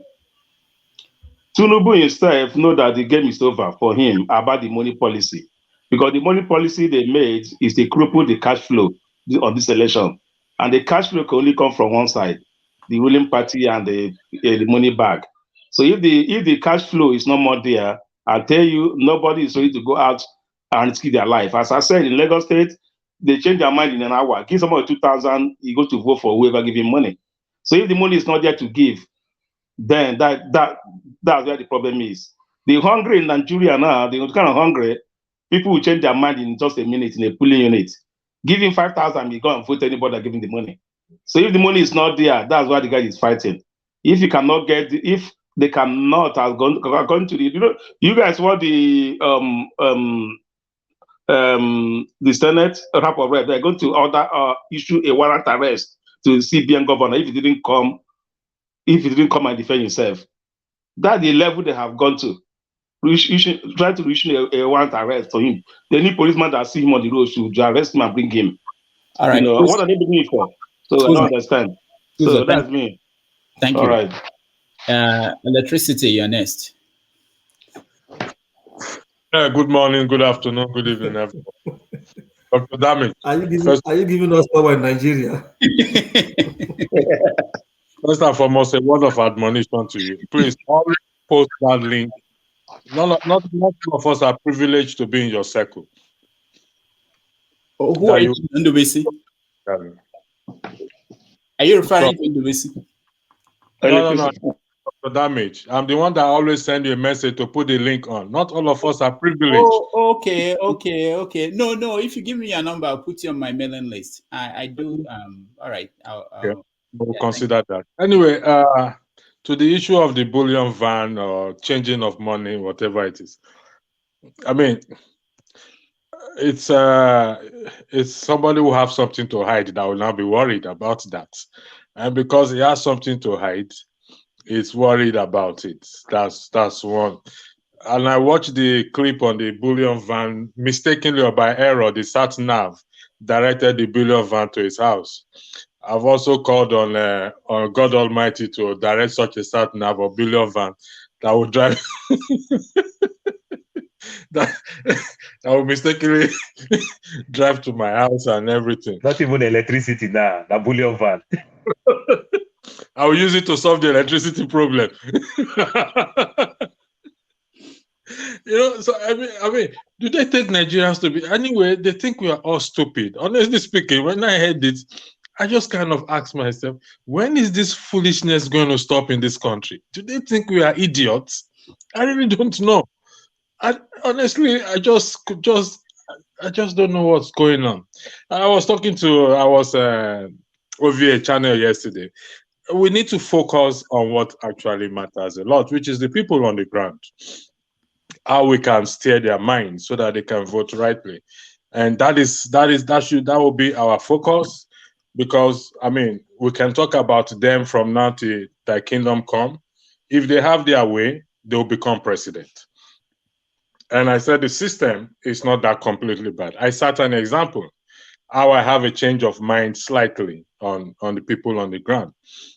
You know, when you moved from one location, you have to change your polling zone, where you vote. So I applied online from here, and I went to INEC website to check after some few months. And I realized that they've changed where I registered initially in 2011 to where I reside now. But just to clear my doubt, I asked them to go check for me if actually my PVC is there, because they can't give it out to anybody. So they checked, it was there. I said, took a picture of it, let me be sure that it's my face that is there. And they allowed the person to take a picture and send it to me. So what am I trying to say? It is possible for things to work in that country, if only we have the right person. And this is not about tribe, please. Let's forget about criminality. Has got nothing to do with tribe, please. I know this thing, they use it to play us back then. We should get out of that page right now. Tinubu is not a criminal, or allegedly, I beg your pardon. He's not a criminal because he's a Yoruba man. No. Atiku is not a criminal because he's an Hausa man. I'm not a criminal because from where I come. No. It's just my nature to be a criminal. So we have to leave this. Hold on. It's not nature. It's just that there are no consequences. People commit crime not because it's their nature. Just there are no consequences. All right. Consequences, but it got nothing to do with tribe either. We start to have consequences and show people an example and listen, you can't do this thing and get away with it. Then we will see changes there. And I hope if Peter Obi wins, he's going to set an example in that area, because you can't look over things. In the context of Nigeria, it's not possible. Yes, I believe in forgiveness. I also believe in restitution as well too. And even when God is going to do something, you do something wrong, God still punish. So if God punish, I think it set an example for any leader to punish evil. It's there in the Bible. They are set up to punish evil. So with this, let's leave the tribe issue. Let's put it as so honestly, beat our feet. Thank you. NEPA don't take power from your end. Kulata, welcome to the show. Hey, Rudolph. Oh, no. Thank you. Yeah, what's the topic? I mean, many topics from Chicago State University to Abeokuta Lamentations to what else? Sorry, What are we talking about? Rudolph. Kulata, why you appear as sponsor today? What did happen? Banza, they always disturb me everywhere now. So now my mentor. He's my mentor. So you are projecting Pansad now. That's good. I don't want to give these guys cold. Make I don't spread cold. You know, the Pansad don't know book. Try me, you know. Listen, no book with that. Whatever Pansad does, I adopt it. So Kulata, let me now frame the question a little bit for you. I know you've done these calculations on projections based on what we know today. Based on your projection, you think that Tinubu is in a good place to win the election. Then why is he kind of panicking? You know, the kind of thing we're hearing from him. It's not sounding like. I think it's because you guys are interpreting it as panic. Because it's the way you interpret it now. The man went to Abeokuta. There's something in the water. Abeokuta. I mean, whenever he gets there, he gets very, very candid. So what he's doing is putting a distance between himself and some policies that Buhari is doing, which is the CBN policy. While it's a good policy to control inflation, to stop politicians from abusing the Naira policy, but it's really affecting people in the rural areas. Those people don't have the new Naira. People that live in cities can use cashless policy, they can use that. But when you think about the people in the rural areas, it's affecting them badly. Now you see CBN scrambling, sending people to the border towns, to the villages, to try. I mean, in this last minute, they're just sending people there to try to educate them. So as soon as Tinubu said that thing, guess what? Ovie's guy yesterday followed suit. Kwakwanso yesterday was saying, yes, this is a bad policy that CBN should extend it. Today, Atiku now has joined that bandwagon to now say they should extend it. So everybody is trying to just distance themselves from a bad policy. But everybody just interprets it as, no, this is a war between Tinubu and Buhari. While there are issues going on within that space, that is not exactly it. So this is just trying to distance yourself from a policy that's affecting people the wrong way. And then there's all sorts of palace intrigues that we can talk about. So it's not that, it's more nuanced than the simpleton way of just saying, oh, this is this versus that. It's just trying to distance yourself away from issues. Same thing with the petrol. I mean, we all know NNPC is the sole importer of petrol into the country, and we know Buhari is the Minister of Finance. But you know, marketers are the ones that control the distribution. So while I think the government is trying to prep the public in preparation for subsidy removal, you as a politician, especially your party ruling, you have to try and seek some distance away from things that are giving people trouble. So it's just electioneering going on. It's really electioneering going on. And you can see as he made that statement, NNPC had to write an official statement the next day. So just to show that this guy has some power in him, those his statements in Abeokuta. I mean, there's something in the water in Abeokuta. I'm serious, because he's gotten reactions that he needs now. He's gotten 2 candidates lining up with him, including Ovie's guy. I know you're shaking your head. Kwakwanso was the first to jump that bandwagon yesterday. You should go and talk to Kwakwanso that why you choose jumping on this bandwagon. Don't worry, I don't want to hijack this conversation. So, I mean, the bottom line is, it's politics. It is politics. But go ahead. There's a question I keep getting from people. They said that, do you think that Tinubu will have any problem? Let's say he had... he has problems. He does have... No, not yet. I'm not finished. Like he had money stockpiled in houses. Do you think he will have any problem changing that money? No, man. I mean, come on. Were we born yesterday? We're talking about Nigeria now. Come on. Do you think some CBN policy will prevent, I mean, the likes of Tinubu from getting the money they need for the elections? What are we thinking? It's not like you and I, man. These guys control banks.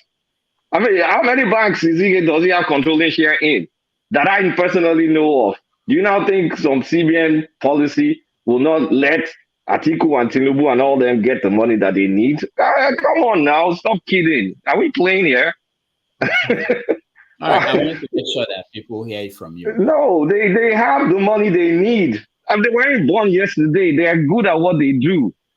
Don't think some Emefiele is going to stifle it. Yes, the only thing is smaller politicians are affected because they don't have, I mean, we're talking about all politicians now, including the small guy running for House of Assembly there or State Assembly, all those things. They need their money too, but they're not like the big guys. So someone needs to advocate for the big guys. And you can see if 3 of the 4 major candidates are now taking a position, then perhaps you see some action may be done. Because now it's not just Tinubu, it's now Atiku and Kwakwanso joining in. So they will have, they will figure out their way. It's just the little guys that have issues with the money. The big guys don't have problems. All right, thank you. Yeah. Electricity, I'm not coming to you unless you know where the money is. Do you have any? No, it's just Kalakuta, Kulata. I'm not Kalakuta. Read the name right. Rudolph, you can see the name. You can see it. Rudolph, Yeah. you are breaking your own rules. No. I know. I just wanted to know whether he had something important to say to him. Do you? Yeah. In respect to the policy in the Naira. Oh, no. I'm going forward with Shegun. No, sorry. I thought it's something particular to what he said. Shegun, go ahead. Good morning, good afternoon, good evening, everybody. It's nice to be here. Ovie, I heard you. Thanks for yesterday. Anyway, jumping on all the issues that have been discussed, starting from Tinubu's, I think it's another gaffe in Abeokuta that he did, saying all the things that he was saying. I think, you know, when he started, he said he was going to campaign on his record as Lagos State Governor and on Buhari's record. And we know that, obviously, the record in the public domain is abysmal.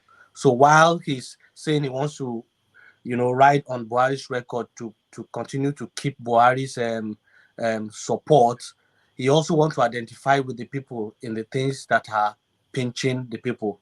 So, I mean, and I think he has really found himself in a difficult position. And that was why he went all the way. Now, whatever he said, whether he meant he was referring to Buhari or he was referring to Emefiele or whoever he was referring to, what came out across and straight to people is that he was talking against the government of the day, which is his party and which is Buhari. And for me, I interpret that as, one, there could be some rift within their ranks. But I wouldn't expect that he should be going for the top man. Because he needs his support. Tinubu's calculation for winning the election has always been based on Southwest bulk vote and Buhari's supposedly guaranteed 11 million votes, and so he would win to whatever Buhari wants to say to keep that vote in. So again, it also relates back to his mental states. I don't know why people have not tried to relate that. Tinubu is not an orator, but whatever he says, I mean, he may not have thought about it mentally. I think he wouldn't have thought about it. The thing just came out because I think there was somebody that said, he was even saying something in Yoruba that said, "Am I Milek or no?" That is, don't pick me. So maybe he was saying something and the people around him felt it wasn't the right thing to say and they were trying to stop him from saying. So again, personally, I think I relate that to his mental capacity also, and so that's why he's made that gaffe. It's not going to be the last. He's going to make more gaffe until the day of election. For the Naira redesign, really, I really don't know why, except if he's trying to identify with the suffering for people. I don't really know why he's against it. Even if it's just like Kulata said, even if he starts money anywhere, all he needs is a phone call to a bank MD and they will bring new Naira notes and change. We would see another bullion van strolling, missing their right address and finding his way to wherever he is. So for me, I think, I don't know why I just feel he wants to identify with the people, but he has misfired in the process of trying to identify with the with the sufferings of the people. If you remember when he went to Ariwa House, I think somebody asked him, one question they asked him was that you said you want to run on your record as governor of Lagos State and Buhari's record, but Buhari's record is abysmal. You can't run. Would you be doing what he's doing? And all he said is he is Bola Tinubu. He will do things differently. He was obviously again in that corner trying to wriggle himself out of the poor performance of the Buhari government. So that's just what I see. This is not going to be the last gaffe. He will make so many other gaffes, but I think his struggle is that the 11 million votes that he thinks will probably come from the north, and also from Buhari support is no longer guaranteed. All those things are going into shreds as far as I think are concerned. So that is his panic mode. Concerning the guy that went to Arise News to lie to the whole world, I think that's a blatant lie. That's just a simple lie.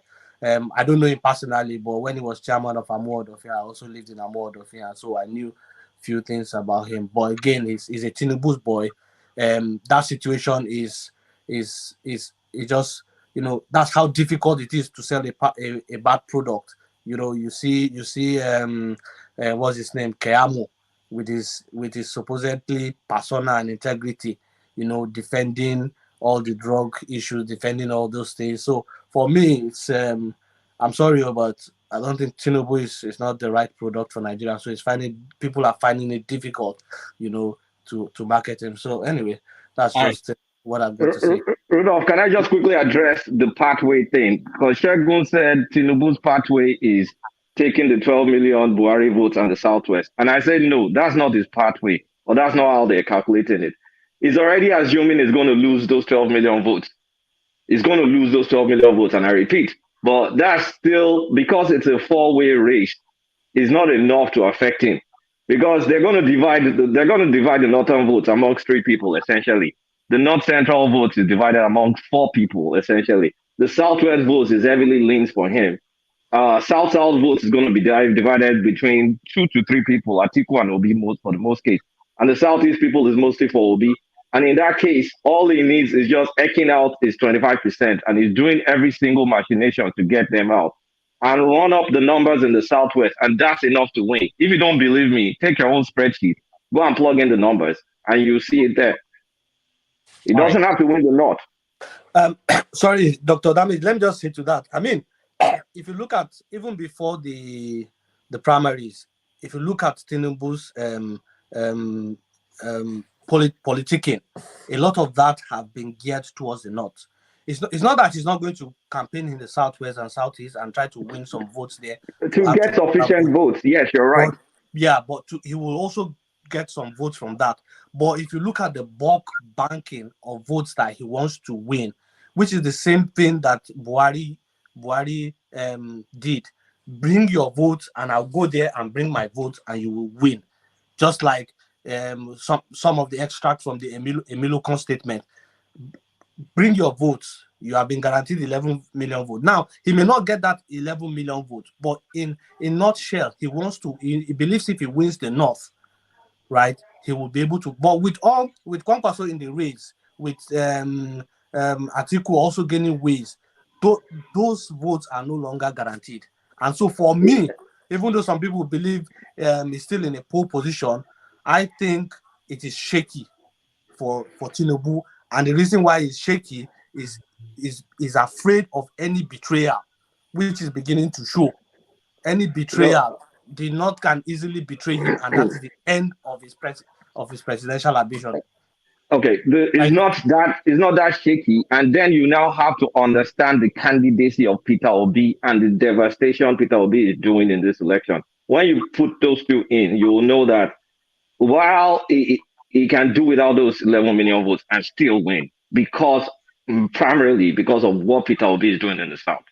All right, hold on, guys. In the next from next week, we start breaking down the figures, because it's enough to talk. It's easy to talk about the bigger picture, but when you break it down, you may see things. So, Kolata, we welcome you to do that presentation you've been doing at other places here, starting from next week if you have the time. All right, let me play this video before we continue. Now we'll come to yours and you'll be next, but let's watch because we've been talking about this money, and we've not heard from the person himself what he thought about all of you.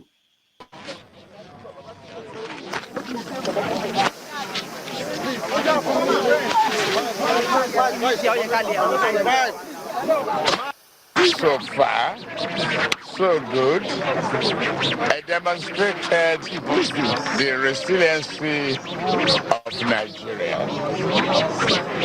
Like the president said, Ms. Brockett, we have chosen one of the best way, but difficult way to select our leaders, our representative government, through democracy. It's not the easiest process to manage. It's not the easiest system to maintain. But with resilience and strong determination, we are getting there and we are making progress. No. There are allegations that your party are planning to rig this election. For example, there are pictures online at the surface that bullion vans coming out of your premises. Bullion vans. Are those ballot papers? Where am I voting now? Where am I voting? The allegations are that those bullion vans carry money or ballot. Excuse me. Is it my money or government money? I don't work for government. I'm not in agency of government. And let anybody come out to say I've taken any contract from the government of President Muhammad Buhari, APC, in the last 5 years. They should prove it. I'm on my own. And I'm committed to my party.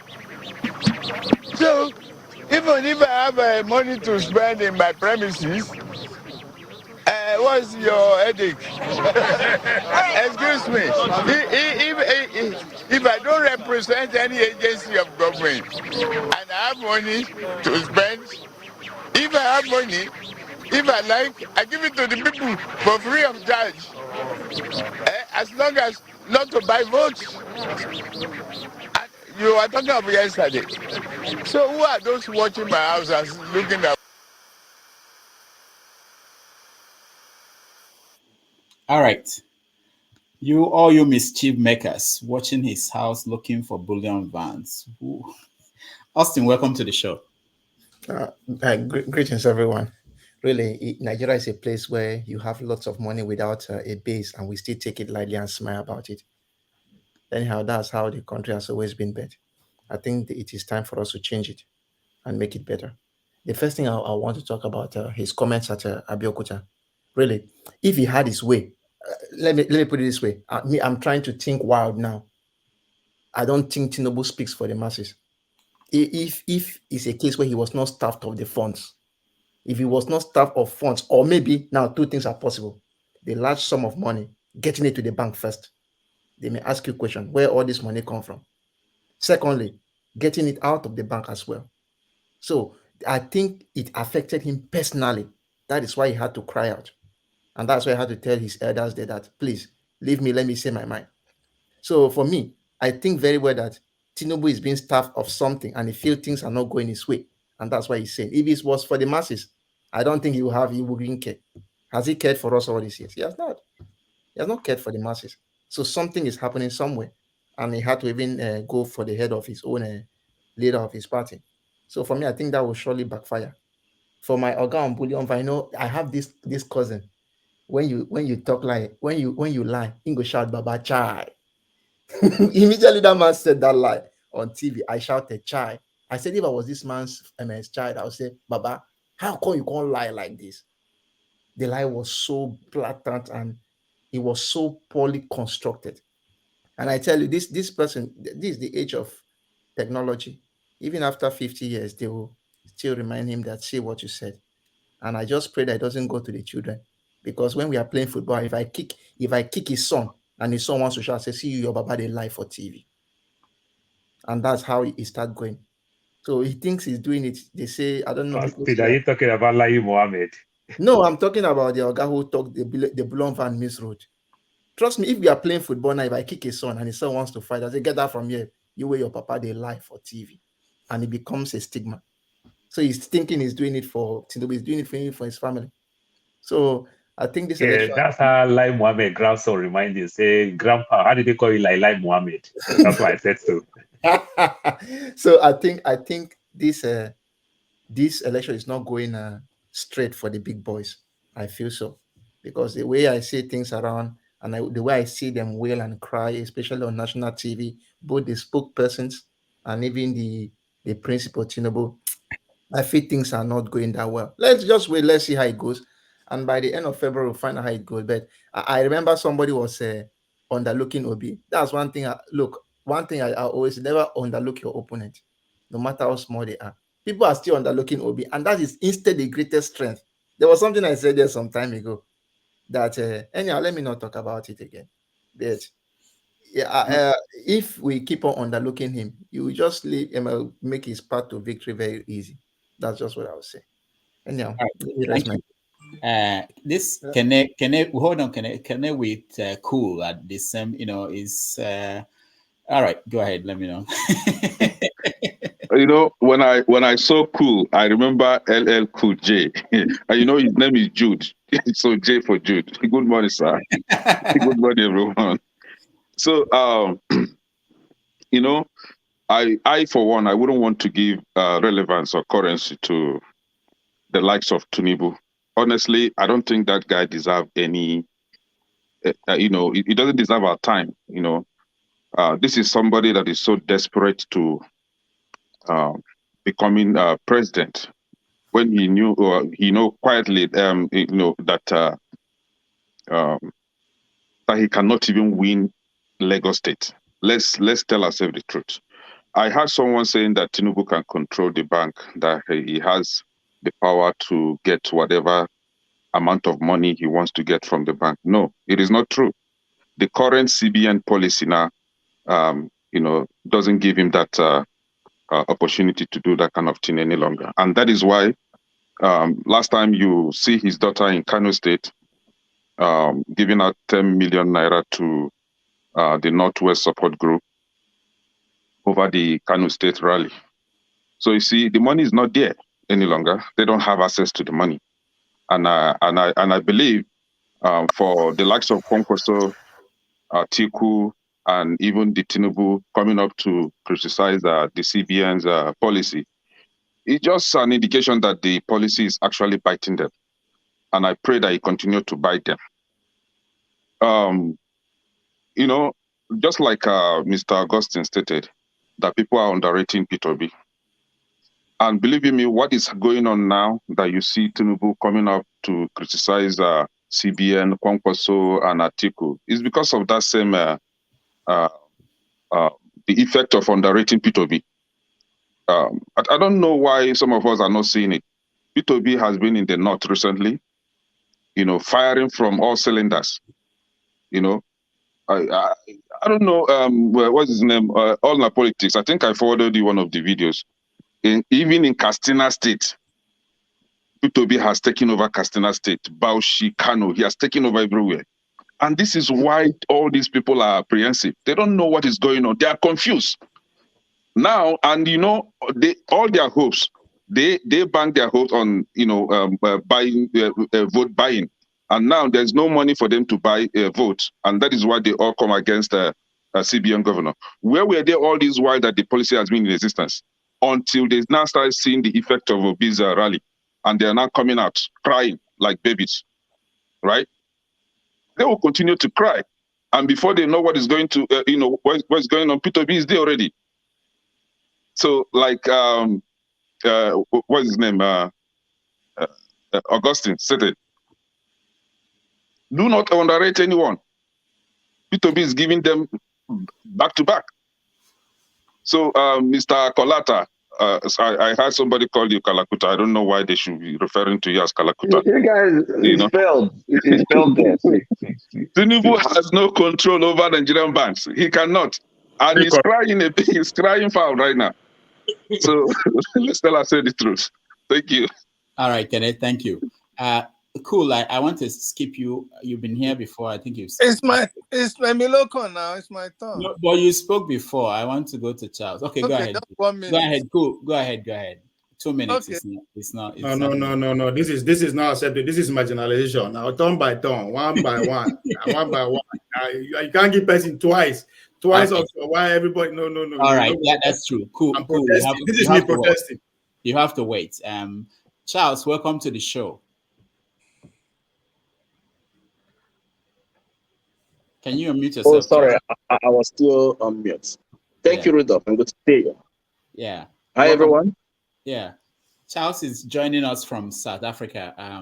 Initially, I was trying to get Charles to come and be our special guest on Saturday to talk about certain things, but we are still in the initial process. We are still negotiating certain topics. But Charles, can you introduce yourself to our audience, and then let's hear your contribution. Well, my name is Charles Awuzie, and I'm obedient.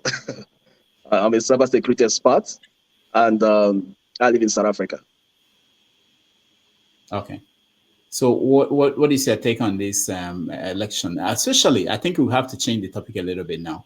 We are moving to what happened in Osun State, where we saw INEC in trouble with the tribunal that declared that the election was not valid, or that they should bring back the former governor. Obviously, something went wrong.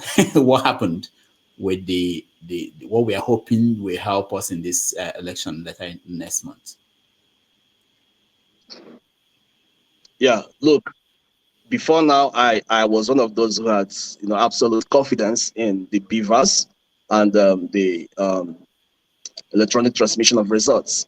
But over time, I've gonna have a closer look at the instruments that we're going to be using in this election, and I had some fears or concerns, and so what happened in Osun did not take me by surprise. I knew that we would have such occurrences, and that's just a pointer to what we should expect in the coming presidential election. The fact is this, INEC needs to convince Nigerians that the devices which were imported into the country can solve the problem they were bought to solve. They were supposed to solve. They need to convince us more with white papers. We need to read more technical papers on these devices. We just have been accepting whatever they feed us. We have BVAS, it's amazing, it can do this, can do that, but we have no access to manufacturer information. We have no access to the protocols of these devices. What communication protocols do they use? How do they transmit information? In other countries, these details would be laid out. Like in Kenya, where they had electronic elections just recently. They had a technical paper which educated the population. I mean, the people of Kenya about the technology that will be used in that election. So everyone had an idea of what to expect. Unlike what we have in Nigeria, where it's a bit shady. It's a bit shady. And when errors like this happen, then you see the people are like, oh gosh, how did we get here? So I have my concerns. based on what happened in Osun State. All right, thank you. Let me. I need to go. Can I just take this topic and then leave? Okay. Can I also do 1 minute? I need to leave. Yeah. Okay, so I'll go Kulata, Shegun, and then I'll start from Ovie, then go. Yeah, I'll leave. So, I mean, this is Osun, it's my state. I know everybody should be concerned about the beavers thing, but the problem is not the beavers. The beavers works well. The beavers works very well. So, because the beavers is supposed to prevent unaccredited voters that don't have accreditation from voting, which it does well. It does that well. It doesn't allow you to overvote. But you now wonder, how come there was overvoting in Osun? What the hell happened? So here's the thing. When you vote, it's recorded in the beavers. The beavers spits out a report that shows you, that tallies all those votes. INEC is supposed to take the report from the beavers machine and enter it into a form called EC2A. That EC2A form is the form that they now use to present the result, like from the ward, and say, okay, Peter Obi won this person won that, this one won that. But the process of like taking it from the beavers into the form EC2A is manual. So that's the introduction of human factor. So they wrote wrong numbers in the form EC2A and submitted it, and then sent that to validate, what's it called, Adeleke as the governor. So immediately APC appealed to get a direct votes from the beavers machine itself. So when they now went back to print what came out from the beavers, it did not tie with the form EC2A. So the form EC2A was manipulated by a corrupt INEC person.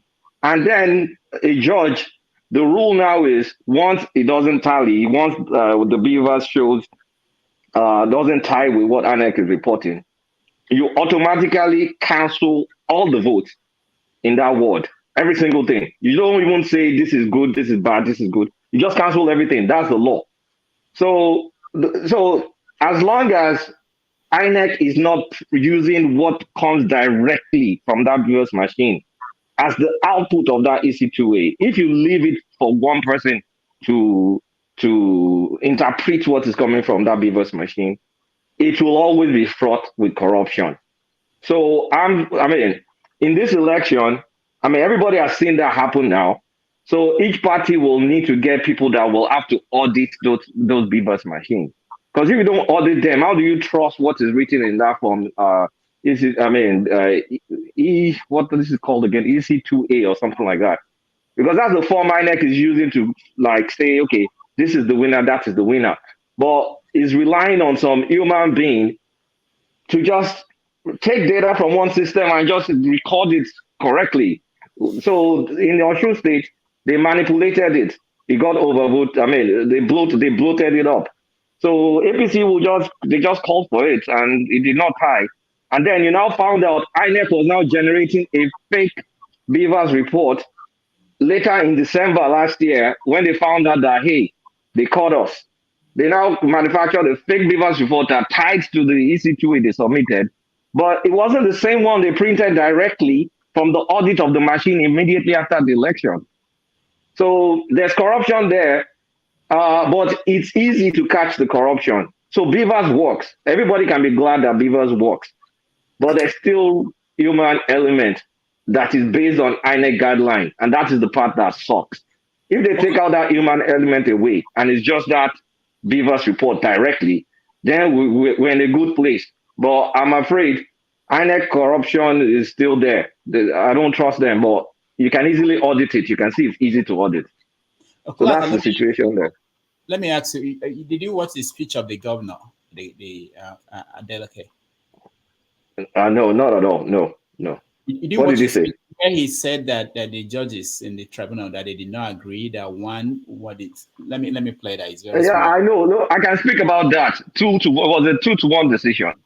The person you're saying one was one absconded. Yeah, the person that absconded. If you read what he wrote, it was total nonsense. The person that absconded was writing that they should tally the votes kind of like based on the old methods that we used to use. What's that thing called? That voter accreditation list. Rather than what's in Beavers, it's kind of like saying bypass Beavers. That was his own argument. So that's a nonsense argument. That third judge that disagreed. Because why would you say go and try and accredit it like use voters, like voters roll, rather than Beavers? Beavers is supposed to weed the nonsense out. So Beavers is what we should be relying on, not the old voters roll. So that third judge is nonsense. So it is what it is. I mean, what I don't understand is why can't all the party people be there when they are printing it directly from Beavers and let everybody see exactly what is getting printed directly from that Beavers? Why? So if the party people can't see exactly what's coming from that Beavers, corrupt people will just inflate. They will inflate it. Going into that form, and it's that form that they use. Then you now have to call it back and audit and start doing all that. So this election, there's going to be a lot of litigation, especially if it's close between APC and PDP. All right, so that's my take on it. Thanks, guys. Thank you so much, Shegun. Yeah, so I'll just make it quick anyway because I've not read the full judgment on the Osun State one. But I mean, from what Kulata has discussed, it's just bringing back to my memory that are we not going back to the days when results are being written? Because the understanding that I've got from the Beavers is that it's going to transmit the final results after the election to an INEC server, and whatever is written in the form EC2A or whatever the form is will then be compared with what's in the server, and the right result will be declared. But if at the moment we're getting all these discrepancies, then I think for me there's a little fear about the presidential election itself, because what a lot of people will be looking for is loopholes, in this system to cash on. Now, when the Electoral Act was signed into law, there was this supposed confidence that we are almost close to the El Dorado in terms of our politics with this Electoral Act that has been written. But now with this Osun State, I mean, for me, there's skepticism. While everybody still go on believing in the Beavers and all that, whoever wins, whoever doesn't win, they will look for loopholes to try to contest the result. So anyway, we will just, it is what it is. It is 20-something days to the election. There can't be any rolling back anywhere and all that. But this is also technology. There are back ends to so many things. But we just keep watching the space and hopefully we'll get something right from this. So thank you so much for having me on your platform. Take care, guys. All right. They don't bust Kulata. No, not Kulata. No, it was Prestige. Prestige was the one being accused of. But we will get to that. I wanted to play a video of the governor Adeleke speaking.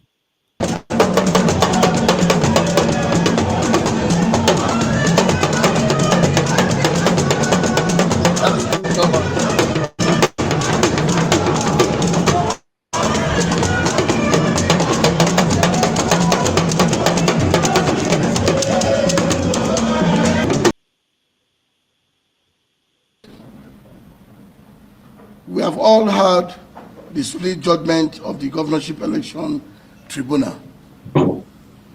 Two members of the tribunal delivered two opposing judgments.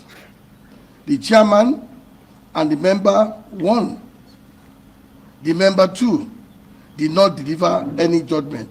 She abstained. The chairman's judgment affirmed the claim of overvoting, while the member 1's judgment agreed with our position as captured by the Beavers machine as the primary source of accreditation, data of true accreditation on the day of the election. The reality of my election as the governor of Osun State is captured in the member 1's judgment. The claim of overvoting in the chairman's judgment was unfounded. This was clearly a miscarriage of justice. I repeat, this was clearly a miscarriage of justice. Based on the above, there was no majority judgment. I repeat, based on the above, there was no majority judgment. My good people of Osun State, I am still your governor. I have the right of appeal on the chairman's judgment, and I have instructed my lawyers accordingly. You gave me your mandate. Our election remains valid, and by the grace of God, we will triumph at last. I call on you all to remain calm and go about your normal activities peacefully. Please remain law-abiding. We have strong faith in God and in our judiciary. God bless you all. God bless Osun State, and God bless the Federal Republic of Nigeria. All right. So, Ovie. Okay. Yes. Before before I actually say something about that, let me respond to the issue of revolution. Some people are looking that that's the same thing that that's the comment at what's his name Tinubu making Abeokuta about the revolution. So people are alluding to the fact that that's the same thing Showore did and he ended up in jail for so many years. Yes, if we want to see from that angle, Showore did not just a revolution; it took to the street. I don't think any government will accept that. That's one. Now, yes, what's his name? Tinubu said the same thing. Let's wait if he's going to instruct the Yoruba nation to take to the street and see if it's not going to meet the same force. And I always talk the Nigerian state. It's business of if you do anyhow, you see anyhow. That business has not closed yet. In fact, it's still very flourishing. On the monetary policy, I think if we are a student of history, we understand that when Buhari was a military head of state, he did the same thing. But what was the consequence of that? A lot of people lost their money. There was a lot of hunger, a lot of suffering among the masses. That was the first time when he was in power in the 80s. Now, that's exactly what people like Konkoso is referring to. Konkoso did not just speak on Rising, he speak on BBS, Hausa, speak on over 4 other foreign channels in terms of Hausa version, promising the people that they will not lose their money. Like if he comes to power, nobody is going to lose their money. He's going to reverse back. And that's exactly what Atiku is saying. It's all politics, right? Now, people might say Buhari is deliberately doing that to score to the chances of Tinubu. But I think one thing we should learn to do as Nigerians is that we might not like some certain people, but we should learn to listen. If we listen to Buhari anytime he speaks over the years, you could tell that he's been saying it, that he is not going to allow any corrupt person to take over power. He is not going to hand over to any corrupt person. He said it. Right? I mean, you can judge him, or is he clean, is he corrupt? But hey, he's the guy in charge now. He's going to do what he's going to do. So, however the Tinubu people we want to interpret our policies, well, because if you actually look, if you are going with the papers, you will see that even Dangote actually called off his Buhari was supposed to visit Kano to do some commissioning. It was called off overnight. Why? Because if you pay attention, now coming to Kende in Katsina, the man was pretty much told he was not welcome in his own town. That is in Daura. So if you actually mirror that to what is actually happening in Kano go burn down if that man stepped down in Kano. The people are hungry with APC, like it or not. Now, Kene saying, Obide don't take over Castina. My guy, you have 25 days to wake up from your slump. If not, I'm concerned about your head at this point. I don't know what's going to happen to you on the 26th of February. That notion that we have to go back Castina. Mbano. Don't worry, you are my neighbor. I think at the end of the day, we all blame the mainstream media for deceiving us. When they say, the weed is on one side.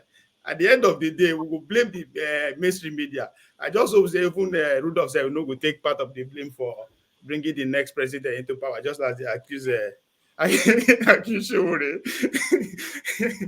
But that's by the day. Yes, I think I agree with Kulata in terms of the beavers. There's nothing wrong with the beavers machine. There's something wrong with us people who were sent to go and mount that, because now then they do the thing. Beavers no be automatic. Beavers no be operate by saying now people they operate them. So the people who now that's where the INEC official need to actually put on blast, scrutinize them well. If they are returning people that serve at that capacity before, nothing is going to change. So it's about the people and the agent people that will mount that process that we should be concerned about. I don't think we are heard the last of the dancing governor. This is just the beginning. It's going to go all the way to the Supreme Court. The fact that 3 men and sit down decide whatever they decide is also something to be worried about. So it's going to go to appeal court. It's going to end up in Supreme Court. Is it going to get this judgment? I don't know, but this is just the beginning of what to come. They might keep on short so that the jollof rice will go around fast. All right, thank you, Ovie. Paul. Yeah, I feel for Adeleke so much, and maybe that will also help Davido to come up with new album. We don't know. We don't know. It's painful. I think from the few things that I've seen when it comes to the beaver, I think the beavers works very well. I just think the pattern that they try to use, like this thing that they calculate not to give Igbo people a certain places in Lagos, not to give Igbo people certain place in the north because they understand where they will vote. Yes, they might play those type of politics, but the beaver on its own self, it works. From the judge and every other thing, this judge, they've suffered so well. The judiciary arm of the government is the only part that don't make money when it comes to politics in Nigeria. So they themselves too have also devised a means of making money. You understand? They use all this problem to catch out. That's how our country is. Our country is so stupid. There's this funny parable that we give. When I say it is so funny, you see an old man who steal fowl. A small child say, that Baba don't steal fowl, that Baba don't steal fowl. The mother run out and say, Baba, why you carry my fowl? The man say, no fowl. They say, Baba, fowl, they cry for your bag. The man say, no fowl. Go carry old man inside your house, come. If you bring old man inside your house, old man to check my bag, you cannot check my bag because you are too young. And they bring another old man, and that old man come and say, did you steal fowl? The old man say, okay, take old man eye, check inside my bag. If you steal fowl, make you take him. If you like disgrace old man for public. And the man take old man eye, check the bag, he say no fowl. That is the type of country we are running today. It is so alarming, it is so shameful. But that is our country. We use these dirty politics, all these wrong nuances and the likes, and it's not taking us anywhere. It's not taking us anywhere. But that's the politics we play. You just have to say anything. We don't need any forensic. We don't need any expert from FBI.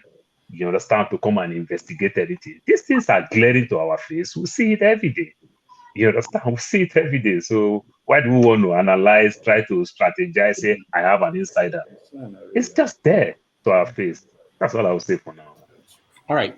I don't think I want to go around on this topic with everybody, but if you have a special angle, understanding of the topic, you can raise your hand. I will call on you. Otherwise, I go to other people that just joined us. Everybody. I don't know. Electricity said he wanted to say something. Maybe let Electricity speak, then I'll come later. I have a different angle to this. Okay, go ahead. Electricity is only worrying about electricity. I ain't no get light. Which is valid anyway. Go ahead. I don't think we should, I respect the delicate issue. Just a follow up on what Kulata said. If the BPAM results is different from the ECD to whatever, why do the parties not have their representative there when this thing is printed out? This would have eliminated any form of corruption. Now, but the issue of Adeleke, I'm looking at it from a different perspective. A different perspective in the sense that it will help us to be more vigilant in respect to the presidential election. Now, whether the judgment is right or not, it has to be based on evidence. Okay, so the judges must have seen something before they reach that that conclusion. But like I said, it's going to help us in respect to the presidential election to be what? To be more vigilant. Parties have their representative there. watching everything. What came out of the machine, then everybody will have a copy, will see a copy, so that when the same thing, if the same thing is not written on the ECDL2, an alarm will be raised. It won't even need to go to court. No. This is not what we saw when it was printed out. This figure is different from what we saw. So it will save a lot of time. So it's a good thing. Finally, we must not dismiss Tinubu and allow him to be president. That video you played about when the channels asked him about the bullion van coming out of his house. If you observe very well, the man did not deny it. He didn't deny that bullion van was not coming out of his house. He was even boasting and saying, "Is it your money?" Has any government agency come out to say their money is meeting? Don't dismiss that and say, "Oh," because if such a person becomes president, he's telling you, I am not accountable. I will not be transparent. I don't care about you. The money is coming from my house. And listen, I have seen people move money in that country. And I told Ovie this thing yesterday. I have seen people move money. I have lived in a house where vote of money was brought into the house. So people can move money in that country. Take it or leave it. We've not come to that point where we say, okay, people will be afraid to move money. No. Tinubu can move his money and he will change it in the bank. And there's nothing anybody can do about it.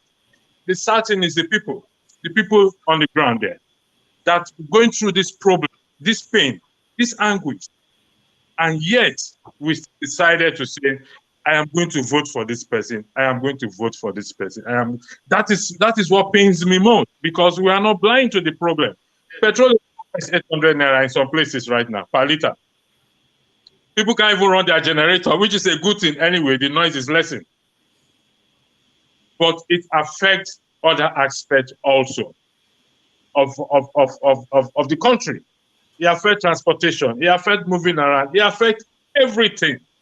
So please don't dismiss anybody, particularly Tinubu and Atiku, which I have always said. Atiku is highly compromised. If he becomes president, kiss that country goodbye. It's already for sale. He has already told it out. He's just waiting just to stamp prove it. If you put Atiku there, I speak this with all confidence.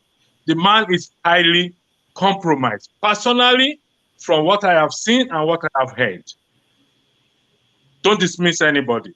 Nobody should be dismissed. I yield the floor. Thank you for Dr. Rida. All right, thank you so much. Osun, go ahead. So I have something similar. What I had in mind was almost something similar to what electricity had. Look, I believe that we keep on making new mistakes, and when you make new mistakes, you correct that mistake. So I don't believe that somebody should make one mistake over and over and over again. If you must make a mistake, it's a new one. So we have seen what happened in the Osun's election. It reminded of what the law talks about. So I expect every party official to stay closer to the beavers to see that the votes tally before you upload them, because one can send some sinister elements to your stronghold to make the votes more. Once the vote is more, you discover that that polling booth will be cancelled. So I think it's a wake-up call for all the politicians to try as much as possible to know that this is what we'll be checking out for, and this is what we need to do. So I'm saying that it has a bitter test and a sweet test. Anyhow, let me try to put on my frowning face. This result also, this judgment also shows that Adeleke compromised.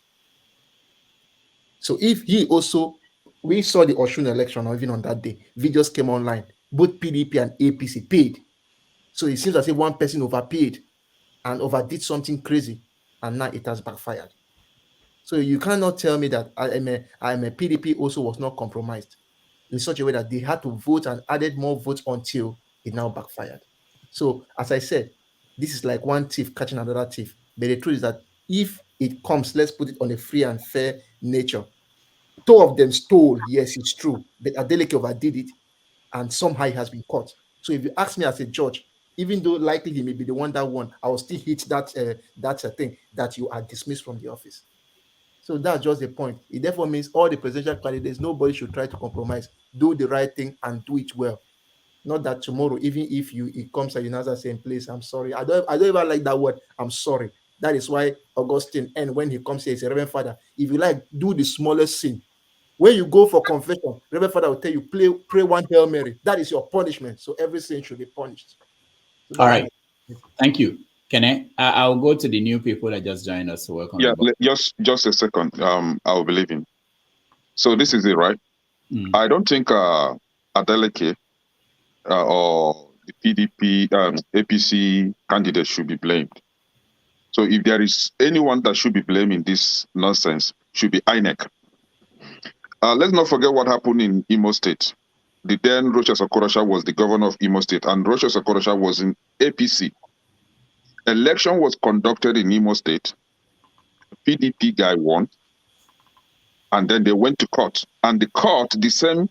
See, I don't want to call the judges useless judges, because how can you tell us that 388 polling units were excluded from the count? Who excluded them?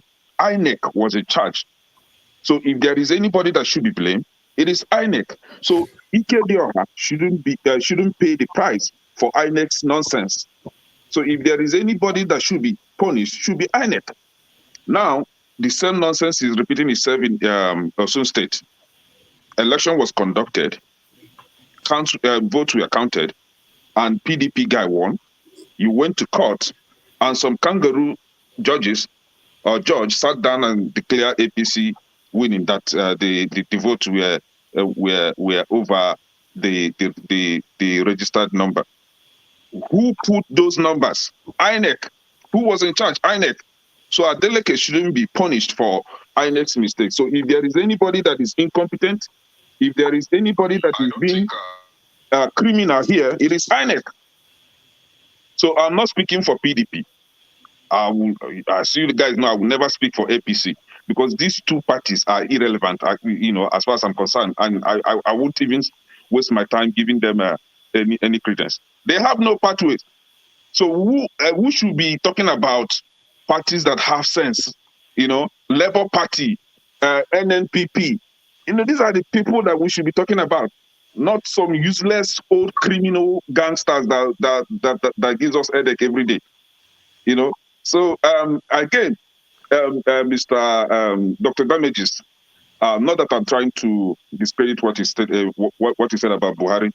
Buhari has consistently been asking Nigerians to vote for their candidate of choice.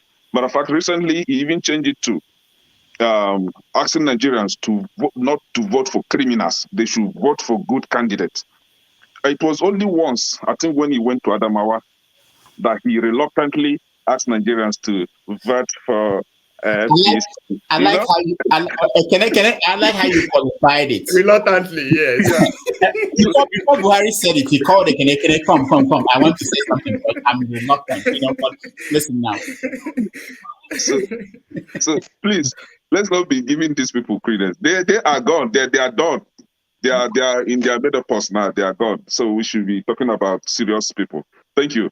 All right, thank you. Doctor, please let me do 60 seconds and leave. Is it Okijana or Okija? Doctor, please, can you give me 60 seconds so that I'll leave too? Make una stop am. Make una let new people talk. Please, 60 seconds so that make I leave for others, Mama. I think you don't leave, you don't come back. Make I let others talk too now. Talk since you dey here before I come out now without talking. Mama, be cool. Mama, be cool. Okay, Paul. Mama. Because when I open my mouth, Mama, be cool. I go begin to interfere. Mama, be cool. Dr. Rudolph, so doctor, the original Okijana Okija, it look different to me. Is it the effect of your BDS sliding to number 5th? No, Okija did the other room. That's why. That's why it looked different. He did the other room.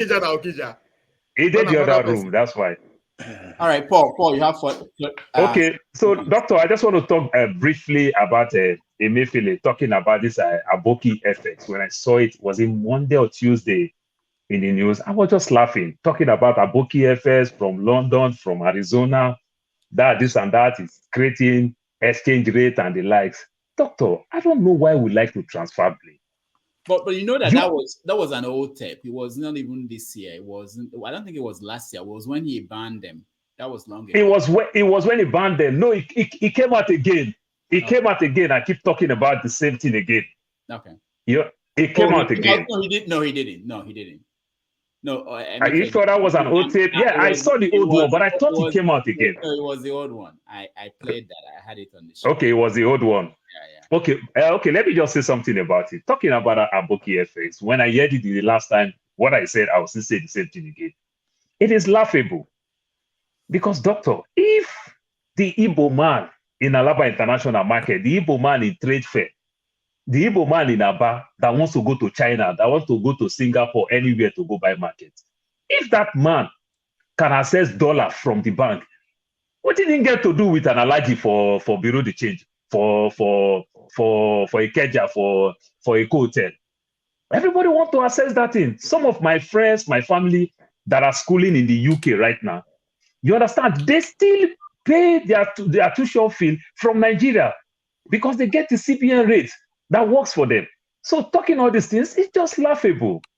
It's just laughable. It's when I hear that thing all the time, I just feel so bad and everything. If you make this money available for people to access, nobody will go to Aboki. You know, I get to UK in Heathrow there. I only change my $100 to pounds because I just needed maybe 1 or 2 places. That's it. The remaining one, I use my credit card.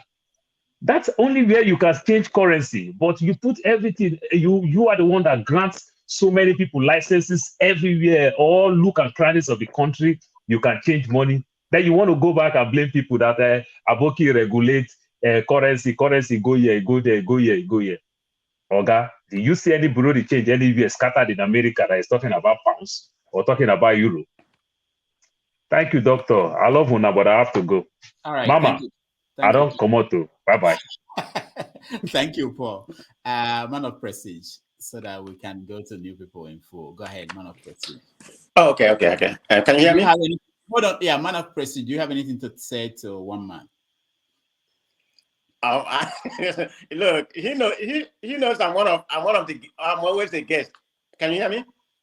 Yeah, we can hear you. Go ahead. He knows I'm always one of the guests on his platform. So, I go there, to antagonize some of them because that's Tinubu echo chamber. So you have to go there to contradict some of the hallelujah singers. That's why I go there, some of them, I may be baiting some of them, but, as people. So, Rudolph, if you don't like their money, I beg, forward on to me. The way that they go with super chat back and forth, that's more entertaining. So allow him to go talk to super chat.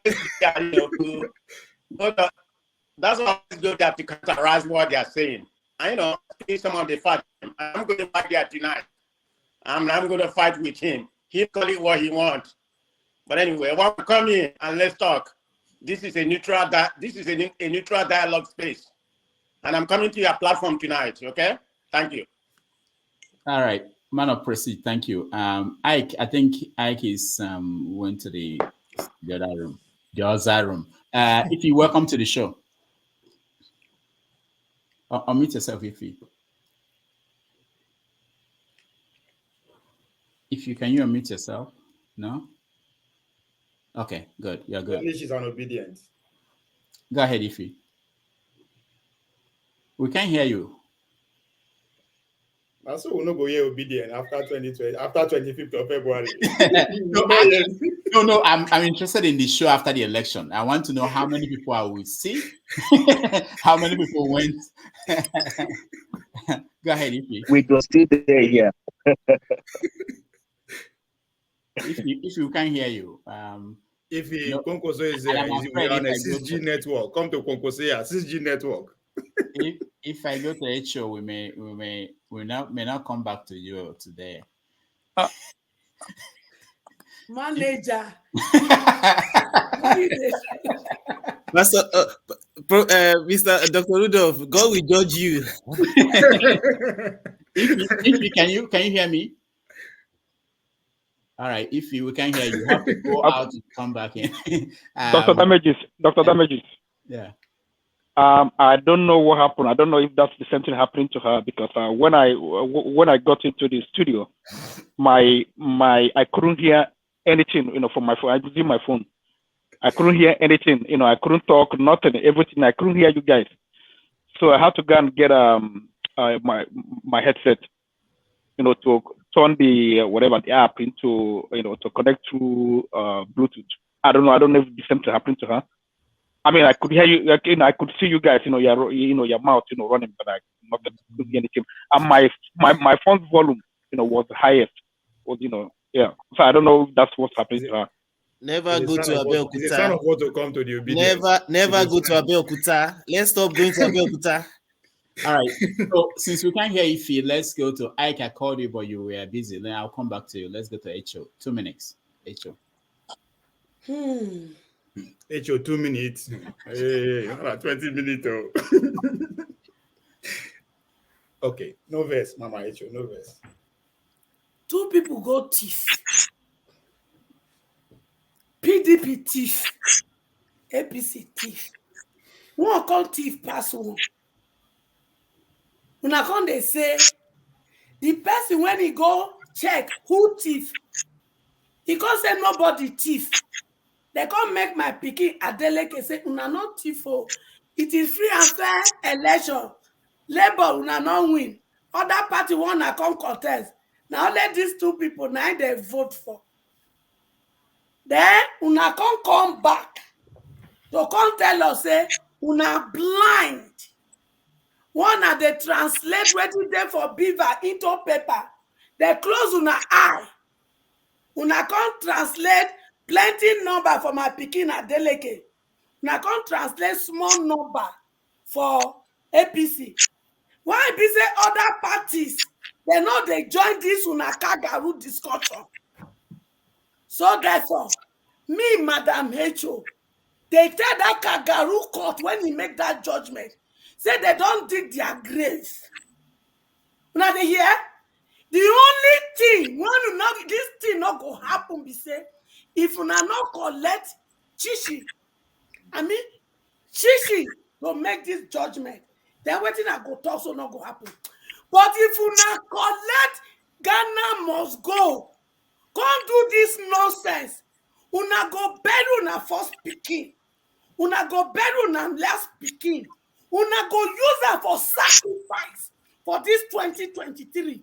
For this evil one that they put for our faith. The impunity is too much. I not support PDP. I not support APC. But waiting I not go take. What do I do for Imo State? When they make Imo, they bleed every day. Now I want to carry do for Osun State. Koni sheleni a warning. It's not going to happen. Adeleke make una call carry me, make we settle the spirit. When we step on the spirit realm, then we go come do the physical. Orinwo where their head not correct at all. Una they do impunity to us. We they take them. But you see this 2023, and that small one I do for 2022, it not go happen again. Never again. Not when I get intelligent sons and daughters. When supposed to rule Nigeria and catapult us to where we supposed to be. Una when be jata. Una mess us up.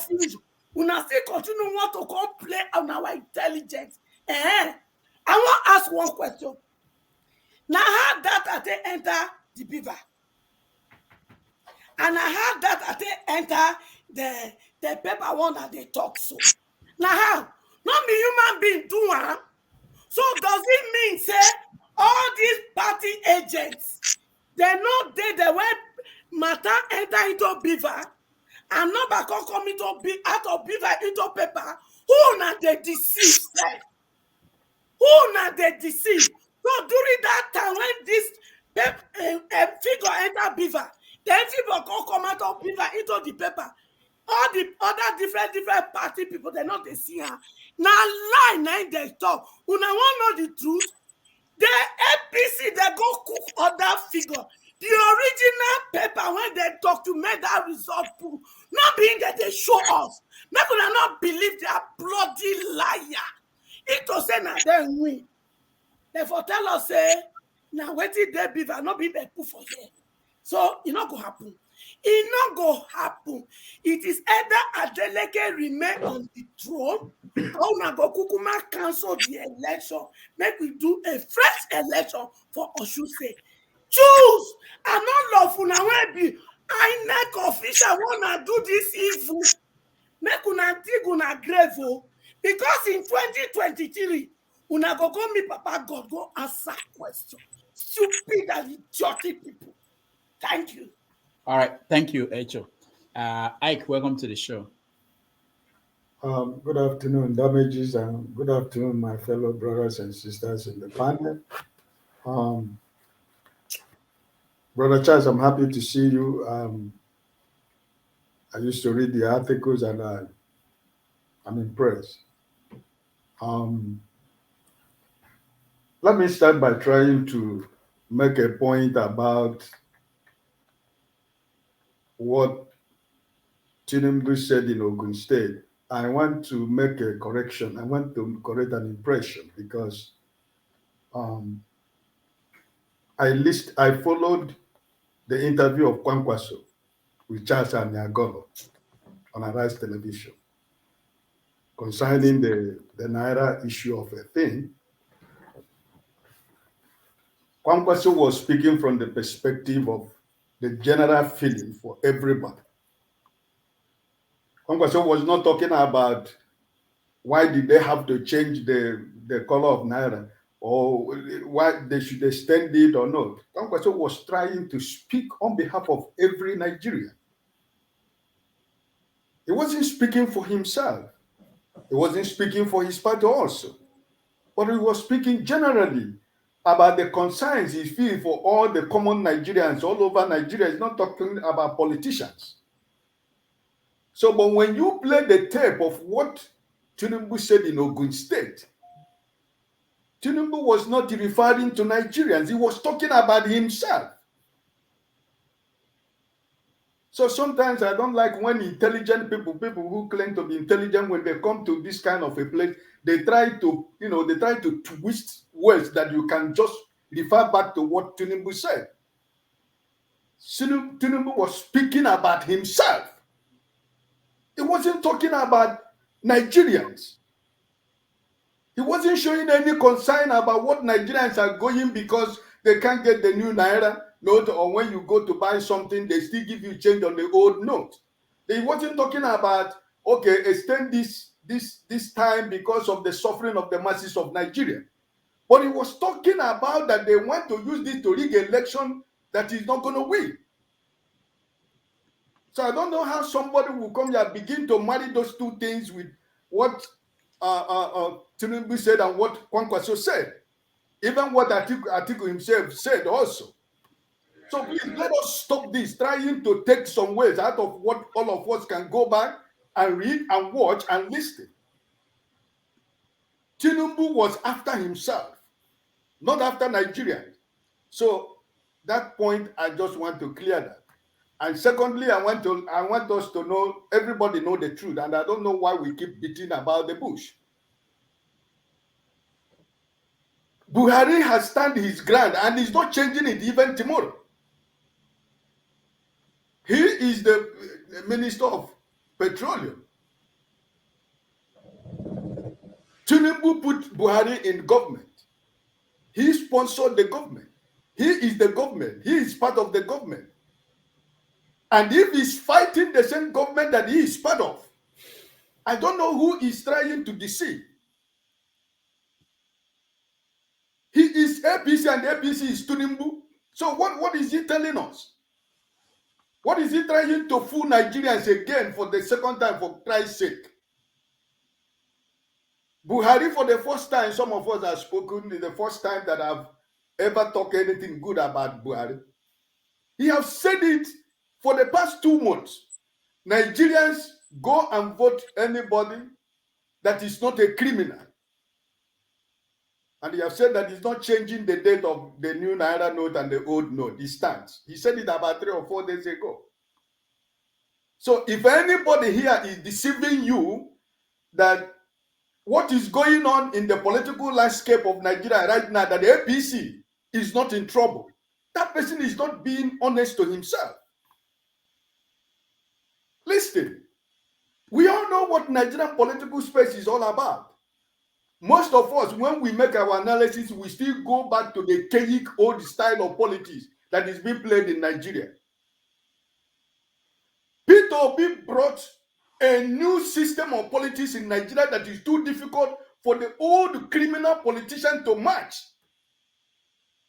They cannot match the politics of Mr. Peter Obi, and that is the end thing that Nigerians have decided to embrace. Whether he wins or not is not my problem right now. But my problem is for all of us who are learned and intelligent to understand that we are no more in that old archaic system. The money that they have stock that they want to use for this election, that is what Buhari wants to destroy. He wants to turn them into a dust. And I am happy with that.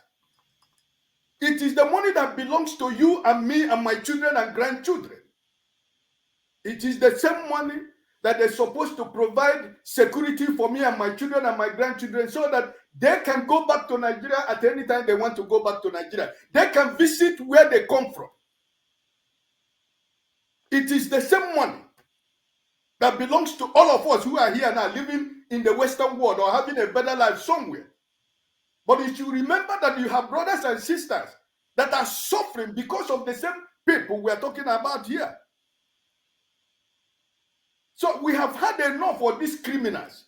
We have had enough of this old guard that want to destroy this country called Nigeria. They have already destroyed this country called Nigeria. And I don't want people begin to come here and begin to give me figures about how Tinubu is going to win. Tinubu is not going to win this election. I don't care who wins. But he's not winning this election. Damage, if you remember, I was here, I was telling you. My senior brother lives in Lagos. His wife does business in the market. I said in this platform that these Tinubu soldiers are going from one shop to another, collecting people's voters' card, giving them 10,000. And when they get to my brother's wife, she told them that her PVC is not with her, that her PVC is with the husband. They said, no, but last week they saw the husband. He told them the husband traveled to East. They said, okay, they're giving you 1 week. If you come back, you should bring your PVC. So after 1 week, they came back again, said she should bring the PVC. She said that no, that she don't have the PVC because the husband is not back. And they threatened her that they're going to close her shop. So what my brother did was to give the wife the old PVC. The next 2 days, she went to the market and give them the old PVC, that this is the PVC that she had. She doesn't have the new one. And that is how they left her shop. The information the other elderly man said here in the morning, this is what is going on right now in Lagos. They are removing the names of every Igbo person that is in Lagos from the system. So you might have your PVC, but on the day of the election, you go there, your name is not there. That is what actually that is going on. I spoke to my senior brother day before yesterday. And this is what is going on in Lagos right now. And we're here discussing about Naira and Kobo. But the real thing that we're supposed to talk about is, what are we going to do to stop this criminal act that is going on in some states?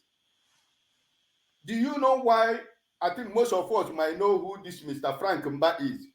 When I lived in Lagos so many years ago, he was a fine gentle police officer, an intelligent police officer who knows his onions in the force.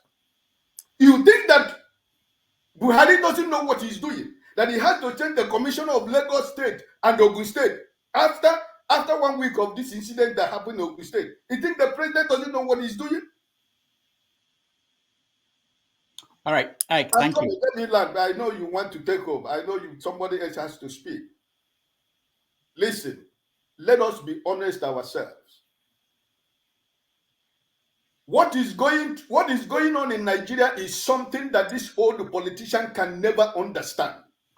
This election of 2023, is going to shock everybody, including me and you that is talking in this platform. It's going to shock all of us what is going to happen in 2023. Before they said P2B has nobody in the north, but they never knew for the past 3 or 4 months what his vice president has been doing in the north. All of you, we know the northern politics. It is underground politics. And for the past 3 weeks now, P2B focus campaign in the north. We can see the reaction. We are not saying that he's going to win 100% in the north. But we know that the political landscape in the north is changing. Ohaneze and the Northern Elders Forum, they are talking. There is something that is going on the ground most of us don't know. So let us not continue to dwell on the old time of politics, because that politics has gone. I want to go back to Nigeria. I need my children and my grandchildren to visit Nigeria anytime they want. I eat for now. All right. Thank you. Thank you so much. Before we go to Okija, let me play this.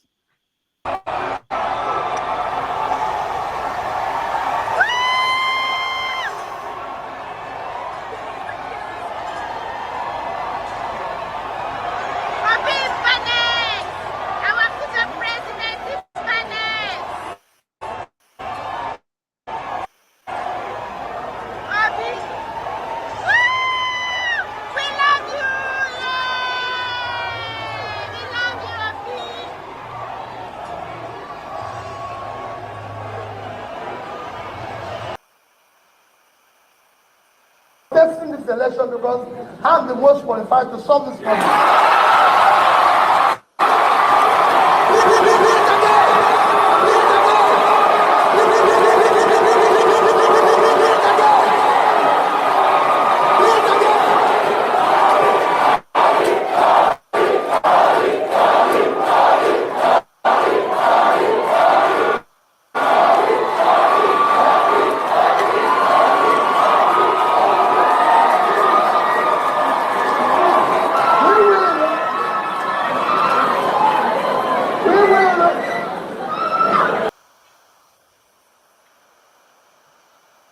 I want to remind us, this is not a political rally. This is not a Labour Party rally. This is a town hall.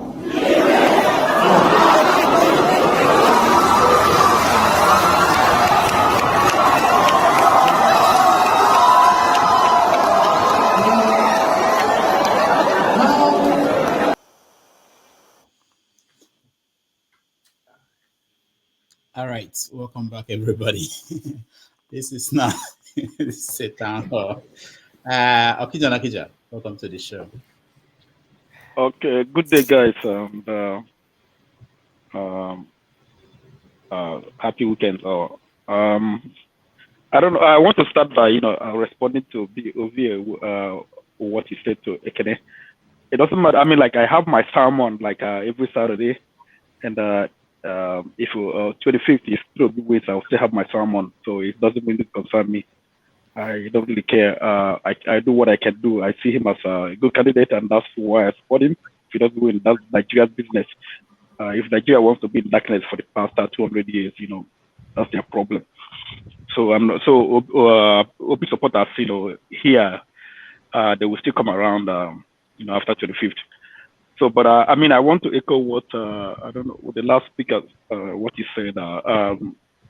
The vice presidential candidate, they've done a lot of work in the north, and I think, it's not going to be an easy election.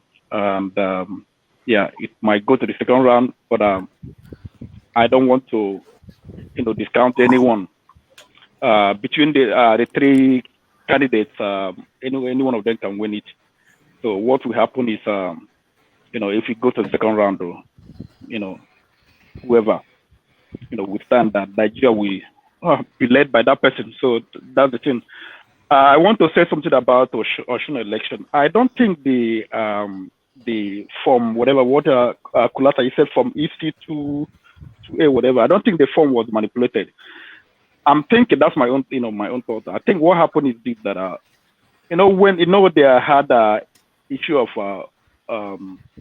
vote buying, And there were some issues where people were directed to, where voting materials were, put in other people's houses and people voted. I think, they took record of people who voted and then they entered it from, whatever. But the accreditation is quite different from, actually the number of people that voted. So they have the number of people that voted, yeah, but the number of people that we accredited, probably, says something different. So I think that's where the issue is. And I think, this will open up another, from what Kolata said, he said that, the court, the way the court treats it is that they will cancel anywhere where there is overvoting based on what is in the beavers, they're going to cancel that out. What of the situation whereby, let me say, for instance, Tinubu pays people to go to East and let them have overvoting, in a lot of words, answer those because P2B is going to win those places, and those places are cancelled. So what happens?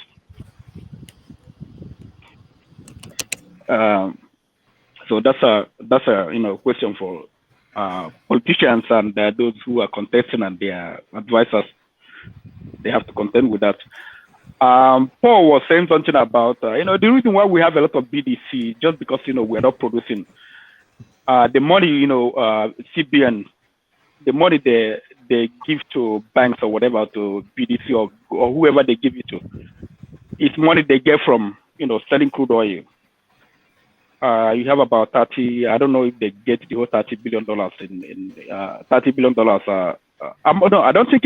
How much do they make in oil? About 10 billion or 20 billion? 20 I don't know. Okay, so I don't think. I'm not sure. They get all those money in dollars, but that's what. If you are not producing anything, P2B has explained it. If you are not producing, you are not making it, because when you sell, if for instance, if I export things, if I'm in Nigeria and I export things, I earn foreign exchange. So when government, when government is just only getting money from crude oil, that's what they're exporting. How do how do you expect them to have excess money so that business people will buy money, go to the bank? It's because nobody's making any money. So if in a situation whereby people are making, like I get my own money, like I export it, I get my own money in dollars, I'll be able to sell to whoever I want to sell to. So there will not be need for BDC. So as long as we have a situation where we're doing consumption, and no production, we still have BDC all over Nigeria. That's my contribution. And what else was I going to talk about? For now. All right. Thank you, guys. Thank you, Okija. I'll come to you, Charles. Let me, if he can hear us. Ovia is toasting Ife at a private chat. I don't know if you are Rudolph. You are a fake whistleblower. I just went there to see what are the things looking for my attention. I didn't know they anyway. Let me know. I didn't start. For those who are the not way you put it, as if I'm the one that started it. The way you put it, as if I'm the one that started it. For those who are not seeing the private chat, I'm sorry for you. You are missing. Go ahead, Ify. Welcome to the show. If you cannot hear me. You see? If welcome to the show. All right. Oh, you have to talk to Via. If he's busy trying to figure out the code to my other room. She's busy trying to figure out the code to my other room. So it's all right. All right, Charles. Go ahead, Charles. First, I wanted to comment on what Mr. Ike said. I'm so sad to hear that in Lagos such things are happening. And I think after the show, we can just connect and can get the details and put more pressure on that. The truth is this: in a sane society, we shouldn't be worried about a Tinubu administration or an Atiku presidency, because we know that such shouldn't happen. But a wise man once said, you should not underestimate the power of fools, when they come together. So there are there are people who think that this election is about tribe, is about religion, is about showing some other people or rewarding them for whatever they've done for them, But that's not as a nation. We are at a very critical point in our journey as a nation. If we get it wrong this time, it's going to take us another 16 years. I hear a lot of people say it will take us 8 more years, but no, it will take us another 16 years, to recover from the mistake of 2023. I have strong faith in what Buhari is doing. The handwriting is on the wall. It's obvious that he's trying to just do something right, to ink his name on the good side of history. I believe Tinubu has got the message, and it's a frustrating message, to be honest with you. He has probably kept money, in billions, for the elections. I'm not very sure of that. I'm just saying. People like Atiku, who have been trying for a couple of years, sometimes these guys must have kept billions, somewhere, waiting to use such cash to, probably manipulate the elections. And then this guy, Buhari, just shows up and, destroys such plans. So it's not going to be the election. It's not going to be as planned. The chances of Peter Obi winning are quite high.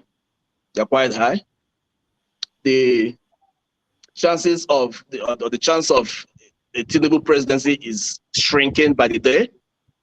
And like I said, it's expected. I believe strongly that Nigeria will get it right this time. I believe strongly that somehow, we are getting the message. We're getting the message. We've been insulted overseas. We are caught criminals. Dubai has closed their doors at us. In South Africa, we are called names all over the world. The green passport has lost its value. It's almost synonymous with shame. And we all bear this shame everywhere we go. We all bear it. And if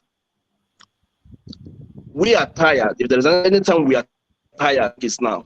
And for the first time, I see Yoruba, Hausa, Igbos, Efik, and other people coming together, other Nigerians coming together in one voice to say enough is enough. I've said this a couple of times.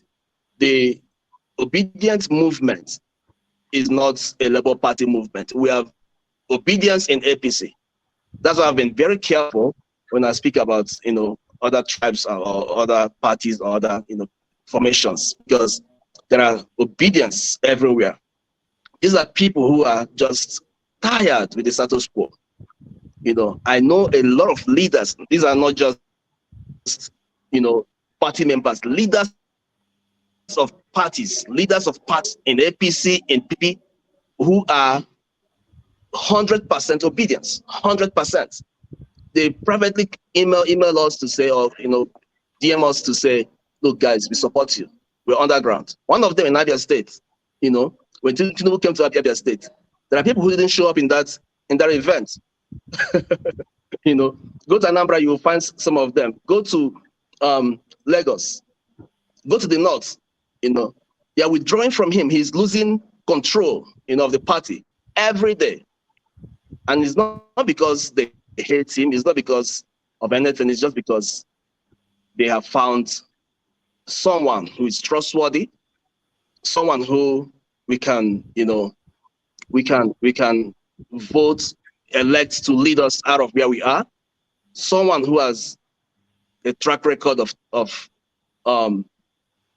stewardness, of faithfulness to his social contract with the people, someone who we can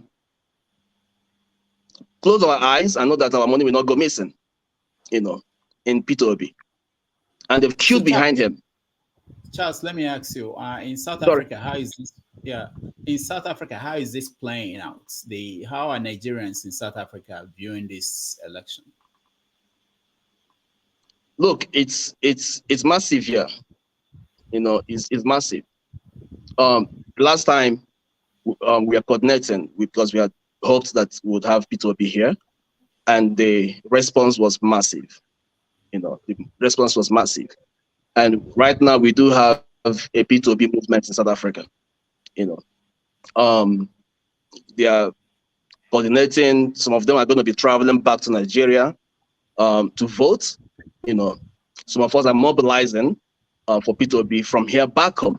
You know, it's the consciousness of the obedient movement is quite huge in SA. It's quite huge. Okay, thank you so much. Let's go back to Ife. Let's see if Ife can hear us. Ife, can you? Rudolph, I guess you just abandoned me, right? Who are you? Oh, who is speaking? Oh, cool. Oh, cool. I'm just talking to people that are yet to speak now. Yeah, we had you. I'll come back to you. But you remember you have gone round already, and I've been here still waiting. You keep going in and out. I don't know whether you are here. I don't know whether you've spoken, but I've seen your face. Let me hear from viewers. There's nothing going on in the private section. Rudolph is just trying to advertise his screen. You let you people come on screen. There's nothing going on in private chats. Okay, let me open up your. Okay, if can you hear me? Okay, if he cannot speak, okay. If he continue to chat with Ovia in the private section, let's Austin, go ahead. The next time you hear from her, she'll be a Kokosia. What I want to say is that Dr. Damages, why are you damaging Ovia's line? Leave him, let him enjoy. Let him flex. We used to say back then. Austin, even you too. Even you too, Austin. We used to say, they used to teach us in economics, a market is anywhere that brings buyers and sellers together for exchange of goods and services. Wow. So, it therefore means it can be anywhere, including here. Austin, you know book. I'm with you, Austin. So the point, I came back on the platform to say that I just saw a case where the collection of PVC has been extended to February the 5th. So I don't know, I saw it from one of the journalists on the Twitter page of one of the journalists of RSTV. So that's one thing I wanted others to also know, that I think it was this weekend was supposed to be the last day of the PVC collection. So we can still try to collect the PVCs. And I pray that we should put more pressure, especially in Lagos State where some people are deprived of PVC. The more we do it online, we talk to them, we call them out, they will do it. I always say this, everybody likes to appear good. People like to appear good, that I want to be seen as a nice person or a good person.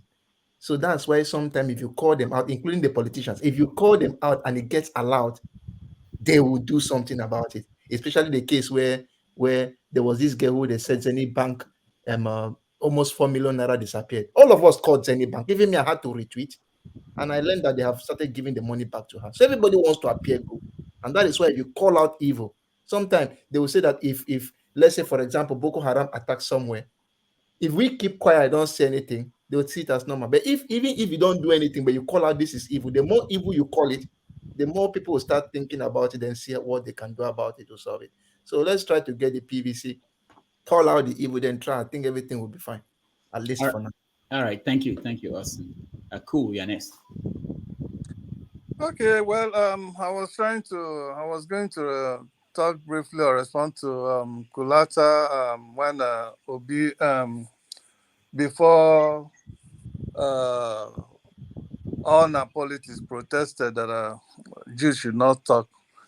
Well, what I want to say is this: while the permutators continue to make all these permutations about who is going to win, that Tinubu is going to win Atiku, and trying to give the impression that Obi have no chance of winning the election.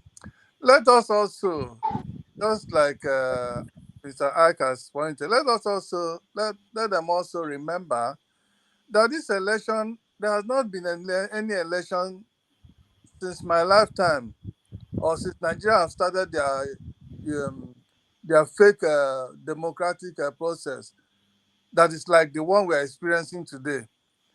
A situation where a candidate have never been known to have spent any money mobilizing,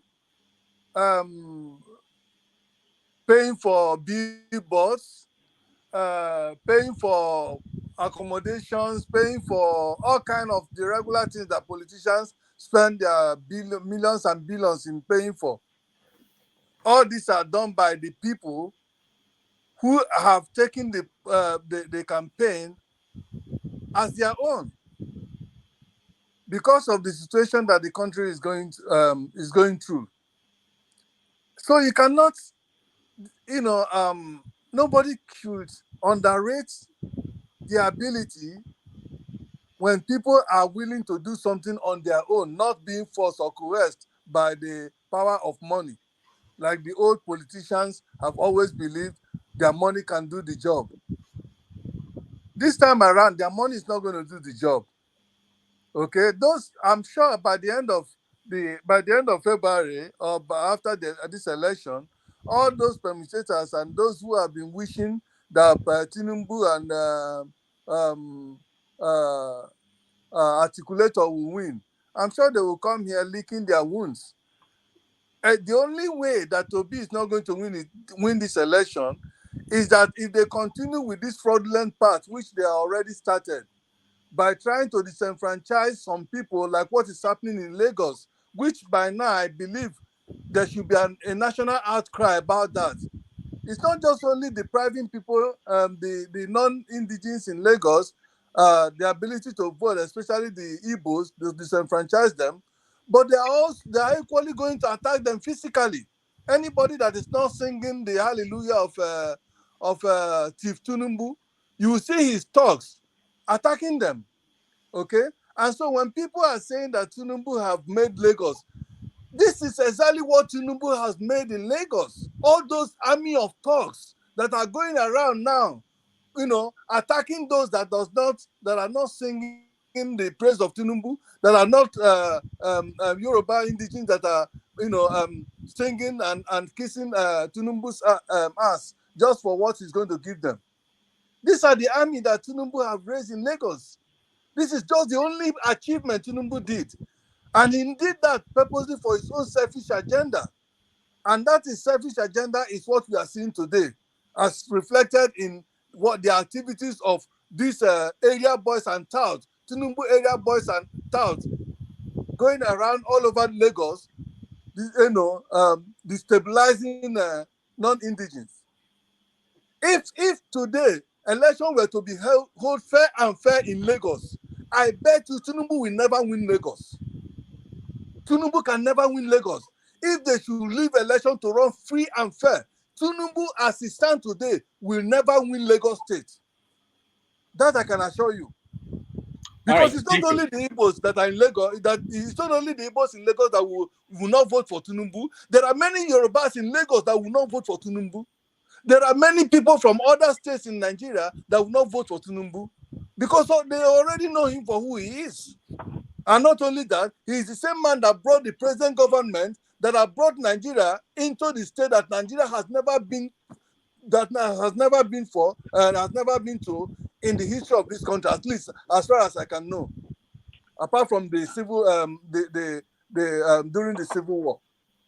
So let us remember that. Let us remember that this election is not just election like the usual, like the one that we have always known it to be.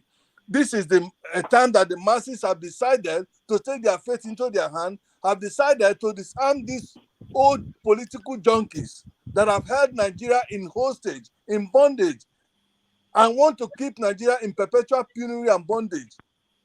The people are rising up and saying enough is enough. That is what this election is about.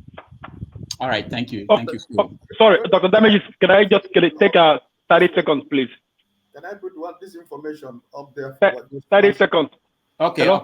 okay, the 30 seconds then. Okay, please, Jude and some other people, if you guys have videos and audios or whatever about this issue of people being denied access to get their PVC, please send the information to me, ndibo@gmail.com. ndibo@gmail.com. Okay. Thank you. All right. Okay, Ike, 30 seconds. Yeah, the information I want to give all of us here is to know that what is going on in Nigeria is not only in Lagos, in so many places right now, where you see that you have the so-called undecided voters in Nigeria by this time is because a lot of people are no more telling nobody that they are going to vote. Nobody is telling anybody now I'm going to vote or I have PVC or I don't have PVC because of the prevailing situation in Nigeria right now. So put it in mind that a lot of Nigerians, they have PVC, even though we are praying for others to go and collect their PVC. But they're not telling you, those who have, are not telling you to vote who they're going to vote because of the location of where they stay. So that's the information I want to let us to know. All right, thank you. Bro Ike, please send that information to me too, ndibu@gmail.com. But my brother Kija, I'm sure by now you would have heard the fact that Lagos have refused, especially Obi movement, from making posters in Lagos. Okay. Yeah, we have issues like that, and I mean, there are people you can report to. I mean, the only thing we can do is just to report, complain, and sometimes things are done. But luckily for us, banner and billboard and all those things, they are not doing much in this campaign. People are reaching out, through Facebook, through WhatsApp, through other media, mouth to, talk to people. So those people, those media, they've been more helpful than billboard and posters. All right, thank you. Des, welcome to the show. Yeah, thank you, Dr. Damages. Good afternoon, everybody. Let me start with the guy that was lying, about Tinubu's bullion ban. We have to understand that there are some job that, if you're not a professional liar, you just can't get that job. If you're not a professional liar, you can't get that job. And supporting Tinubu is one of those jobs that you have to be a compulsive liar. And if lying is not in your nature, I mean, you're gonna have to make some mistakes. And the guy just looked like a fool because probably lying is not his nature. He doesn't know how to lie. You get? So supporting Tinubu is one of the hardest jobs for people that don't know how to lie, because you have to master it, study it, and in fact there's difference between being a liar and being Lai Mohammed. You have to be Lai Mohammed, to get that job. But anyway, he just made himself look like a fool. That's all I have to say about him. According to Tinubu's, fiasco in Abeokuta, it's sad when some people come in some platform and start trying to interpret something as if, I mean, I feel like it's kind of sad. Like, it makes some people here look like fools, like we actually don't know what we heard, or we probably have some kind of tympanic membrane disorder or something. It's quite sad when someone interprets something differently from what we hear. It's not like we are interpreting it, it's basically what we heard. If we said bulaba and bulaba and we are now interpreting it in different way, that's different. But this is what we heard, and it's obvious. And so many words he said there is something that you can't dispute.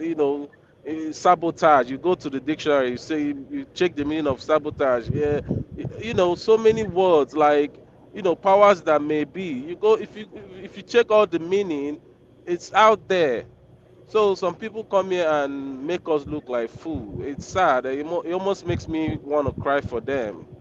That's why I said you have to be a compulsive liar in order to support somebody like Tinubu. It's just there. Um, and also about the election in Ogun State. I don't want us to take it too bad. It's more like good news and a bad news. Bad news in the sense that uh, the beavers that we hoped for and we thought is credible, although it's still credible, it still does its job. I would say the people factor there is the problem, which it's good in the sense that those stuffs are coming out now, and people, Labour Party should find a way and make sure that doesn't happen. If they're trying to do anything over voting, I mean, let them do it in the north. I don't care. I mean, since we already know that anything over voting will be cancelled, they can go to the north and do it. Any polling unit that Tinubu and Atiku feels like they want to manipulate, becomes totally terminated. So it's all good and bad, I would say, and All right. I hope that. Let's. Thank you. Yeah. Okay. All right. Thank you so much, Janaba. Yeah, Welcome to the show. sorry, if you want example of a compulsive liar, I think I'm professional liar. Cool, Festus cool, cool, Kiamu would cool, better cool, fit into cool, that bill. cool. No, no, no. Please, let's go sequentially. I'll come back to you. Janaba, go ahead. Dr. Rudy, happy Saturday. Yeah. And fellow panelists. Mr. Cool, how are you today? I don't know. Thank you, Let's my start brother. from. Yeah, thank you, brother. Let me talk about the Osun State gubernatorial the governor. I don't think anything changes in Nigeria that much in terms of politics of the olden days and the present day. INEC have been cashing out on Nigerian people for so many years. And then the judiciary committee come together. They cannot be wearing this white hat to court, and then their children cannot even feed. So they have to find a way to show their own talent. That is who Nigerians. This is who we are. We all can come here and run our mouth the way we want to run. I wish we can all extract ourselves. We will be all out, even worse than Buhari and the people who are accusing ourselves. I think if we are all better citizens, Nigeria will be a better place. It's one of us that they pick, whether the one that work in the INEC, or the one that will become a governor, or the one that become a president, or the one that become a senator or House of Rep. It's not a strange man from somewhere come. So I hope this election that brought so many attention that we all turn the mirror on ourselves and then to see that, okay, how can I be a better citizen of Nigeria and a citizen of the world? And then we all can have a better society. The society where we all go against each other, wherever you have Nigerians, we discuss issue in a very brilliant way, but we never execute anything because every Nigerian is subject to be bought by any way necessary means. So we can talk about the politician till tomorrow. A politician that are one of us, and they are being supported by many Nigerians. So if we want a one-year election or this 2023 election will not decide the future of Nigeria until all Nigerians, we all begin to see ourselves as one nation. It's not when our brother is running or when our brother is having a momentum, but when all Nigerians can say we are one Nigerian and we deserve to live together side by side with peace and unity, and we can make a progress. Tinubu cannot be underestimated. You can look at him falling apart or whatever you want to call it. You have a team working for him. So we all have to just say that whether it's Peter Obi, whether it's Atiku, whether it's Tinubu, whether it's Kwanko, so we all have to say that Nigeria, we are waking up through this media that we all can talk to each other and be more reasonable and bring out some fact not a cook lie in the bedroom because you can put a video on yourself and then you come up and say things that is very provocative, call that the northern, they can do it in the north. Vote is vote. We are one Nigeria. So why the north only? Are we all on Nigeria? The northern vote doesn't count. So I hope we all tone this rhetoric down and look at ourselves, and then we all can take whatever is not good in us, we can take it out, and then we all can be honest to each other, and then we can have a better society, the Nigerian we all dream to be. All Thank right. you for now. Janaba, thank you so much. Thomas, you're next. Oh, thank you, Rudolph. And to all the panelists, good morning from Australia. Guys, we are doing well. Nigeria is doing well. Tinubu or no Tinubu. I was in the comment section, people saying, you are supporting Tinubu, you are this, you are that. Anybody can support who they want to support. I know Nigerians, we have this mentality. If you are not supporting my candidate, you are against my candidate. Governor Peter Obi is a good candidate. I normally say this countless of time. I love the man. I love his enthusiasm. I love everything about him. The simplicity, the empathic he display all the time. But the problem I'm always having with him is the party he associates himself with. Labour Party as of today, they can't even win a councillorship post. They should prove me wrong. If there's any Labour Party that has councillor in Nigeria, even councillor, as small as councillor. Governor Peter Obi was in Osun or Ekiti, campaigned for the party. How many votes did they get? 2,000 votes. Come on, guys. Peter Obi is a good man. I said it thousands of times on one man show, anytime, every time, every day. Peter Obi is a good man. I said Peter Obi winning is a win for me because he's from the South. He's my brother. But the party is zero. The party is zero. They should prove us wrong. Thomas, I'm sorry. Let me finish. Sorry. No, don't interject me. No. No, don't interject me. My brother. Let me talk. Let him finish, Des. Let him finish. Let me talk. You are not the only person that can talk. Please. So they should prove Nigeria, they should prove Nigeria wrong. Labour Party. I'm talking of Labour Party. I'm not against Peter Obi, but they should prove Nigerian wrong. Come this 2023 we are, February, that Labour Party can win something in that country. So I'm not against Peter Obi. Peter Obi is a good candidate. I said it thousands of times on one man's platform and here on Rudolph. I'm saying it now. But the party is the problem. A party that had 5,000 votes 2019, then you want to jump to the Aso Rock. What is going on? So they should prove Nigerian wrong. The last election, Rudolph, sorry for taking your time, please.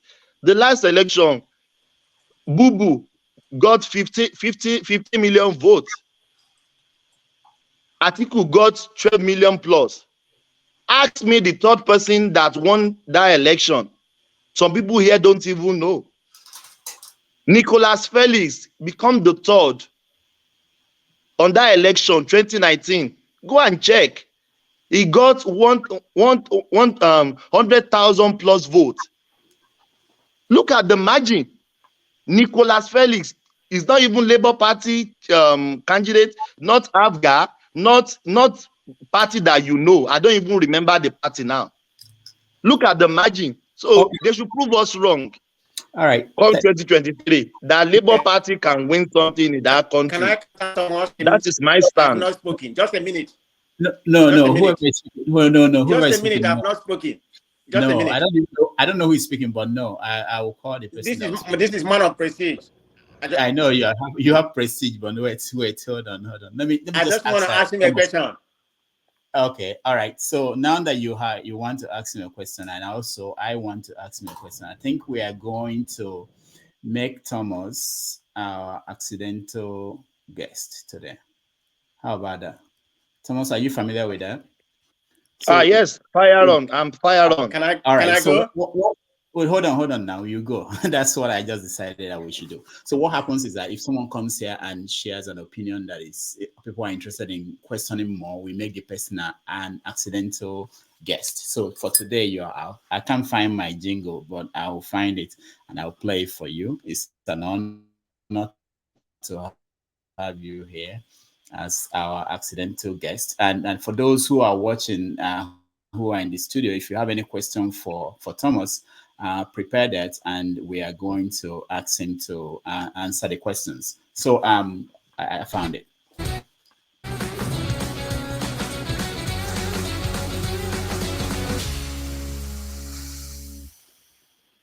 All right, so go ahead, man of prestige, you are first.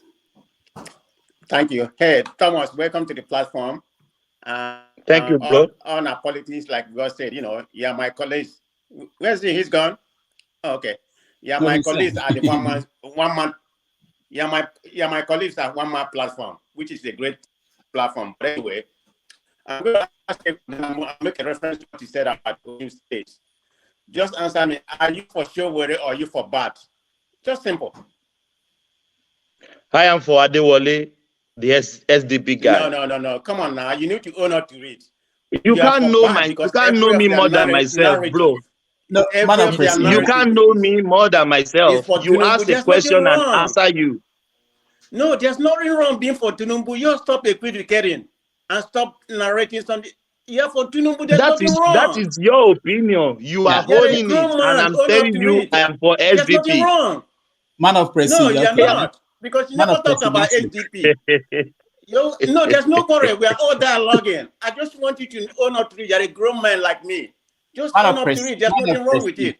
And I'm going to bring it up again and when I come to the platform. There's nothing wrong.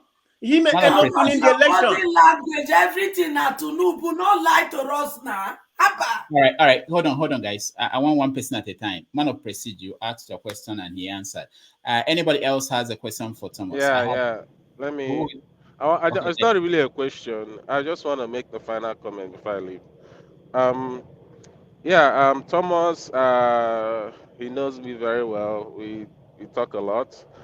I basically go to one-man show to oppose them. Most of the time I'm there. I can be in a lot of platforms that is more, more inviting, but I choose to be there to, in order to more like woo a lot of people there to this side. But with that being said, I just want to tell Thomas it's quite amazing when someone comes here and when he's not for obedience. We have a topic, right, that we've been talking on since we came here, and someone basically comes and start talking about Obi not winning and not whether he's gonna win or not. That shows you the mindset of that person immediately. I mean, immediately shows you what his mindset is, regardless of whatever. Because he can come here. Yes, thank you. Yeah. I have to stop you. It's not a question to him. Let me say this, okay? I control this, and I think at this point, what I was trying to do is to get everybody to say something before we go to the next thing, which is a rant. So I didn't care about what people were talking about. I understand what you're saying, and I wanted people to say anything because we started for a long time now. Most of them maybe they joined in between, so it's okay. Thomas, let me ask you this question. This is really, I want to know what you think about this. So had he been the vice president when he missed, when he didn't get the nomination of SDP, if he had joined a party like African Democratic Congress, which tomorrow we have the presidential candidate of that party coming on this show, if he had joined that party, don't you think that he would have made impact running on the African Democratic Congress? Are you talking of the Adewale guy? No, the vice president, Professor Yemi Osinbajo.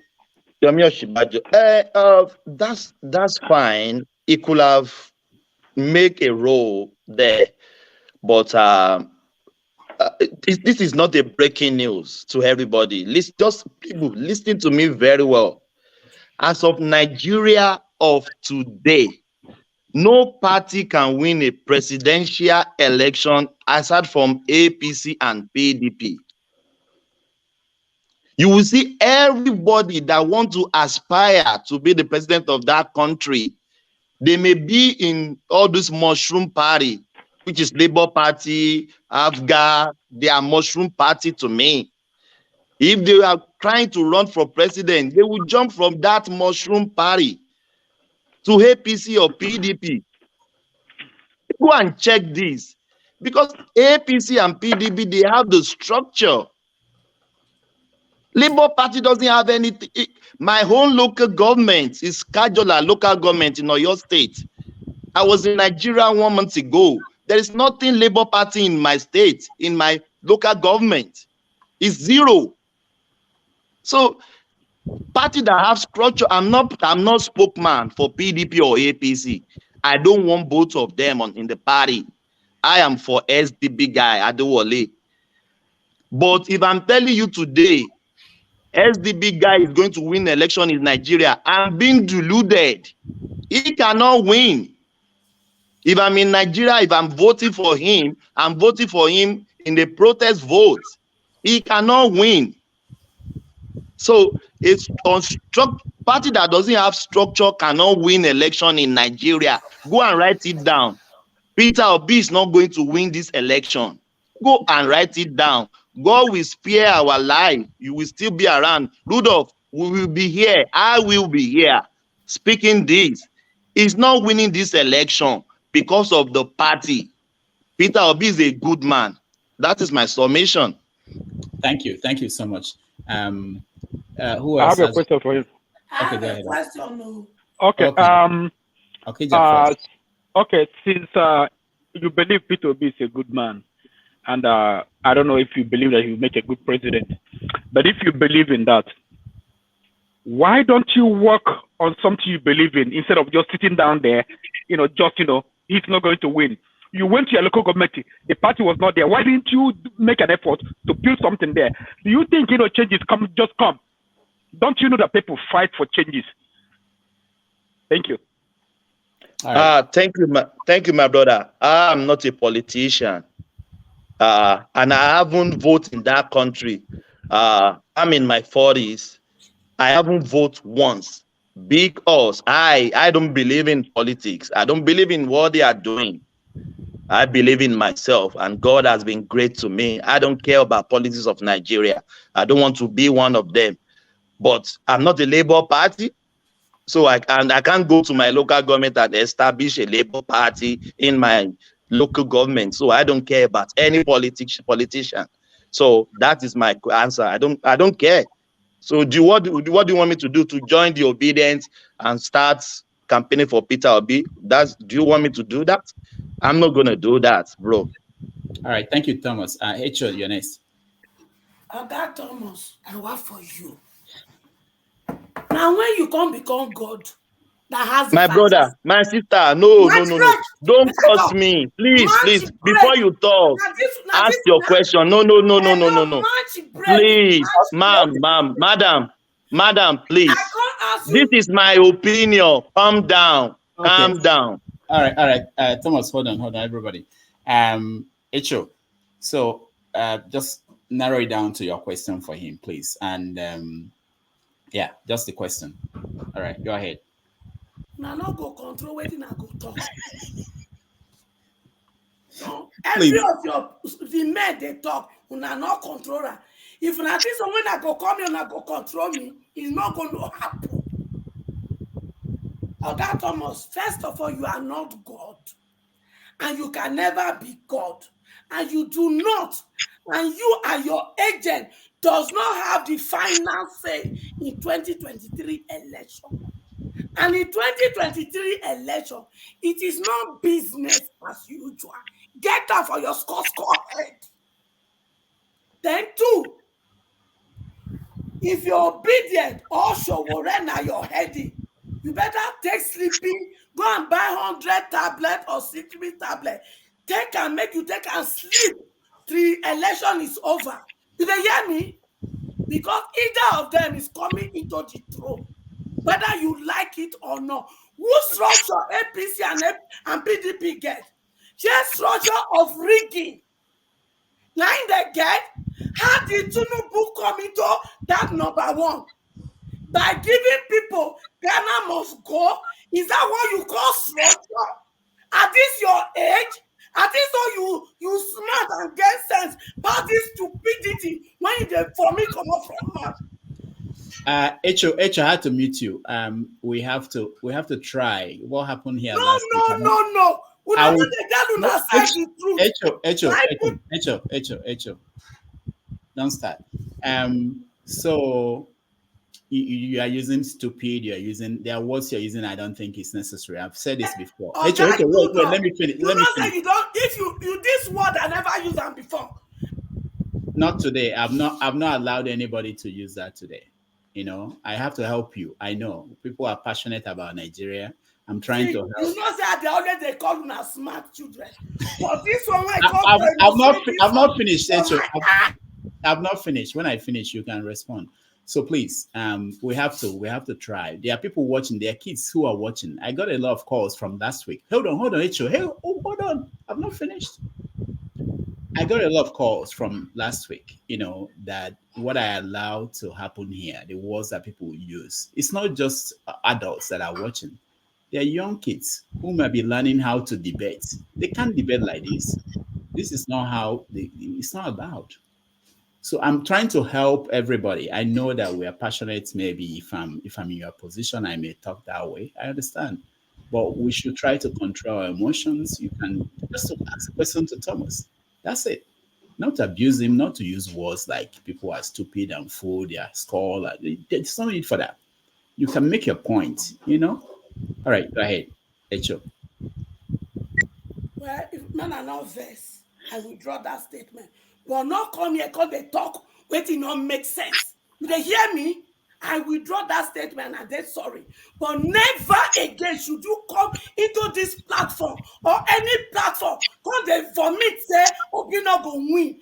Now you get Nigeria. I mean, now you go gas vote for everybody. So you should never come here or any platform to determine who wins. So make you tell her, make you not ever. Because if you talk and go repeat that statement, Dr. Udo, you don't hear me. All right, thank you. Thank you. Said that. I won't know whether the rigging, when they rig up and down, I be structure. So that's well, hold on. Echo. Go your village. Go to campaign for the SDT guy when you say you support. Why you not go to campaign there? Then two, why you there for here?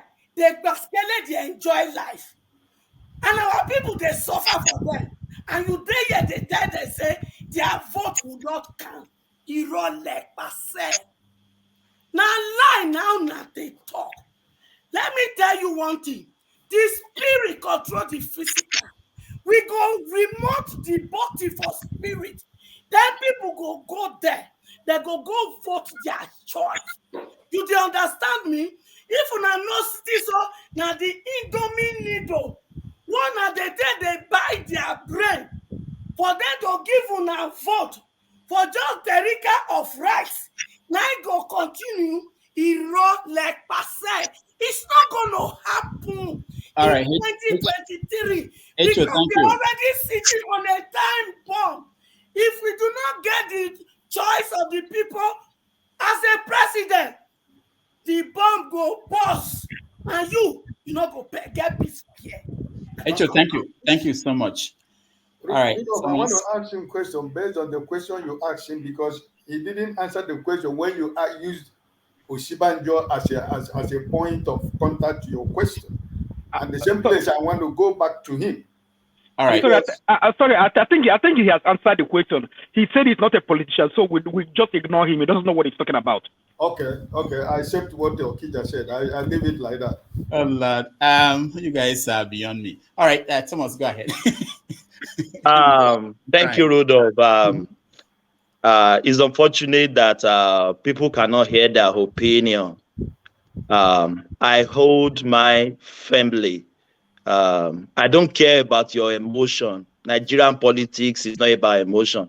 You can cry from today to tomorrow. Nothing is going to change. If you ask, it's only if you go there to change things. Oh, you asked that why can't I go to campaign for SDP guy in my locality, which is my local government. I am not a politician. I'm not ready to campaign for anybody.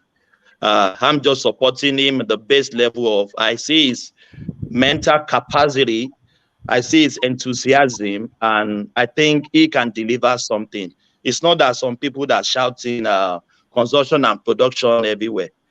They can't even point to one factory they lay down in their state.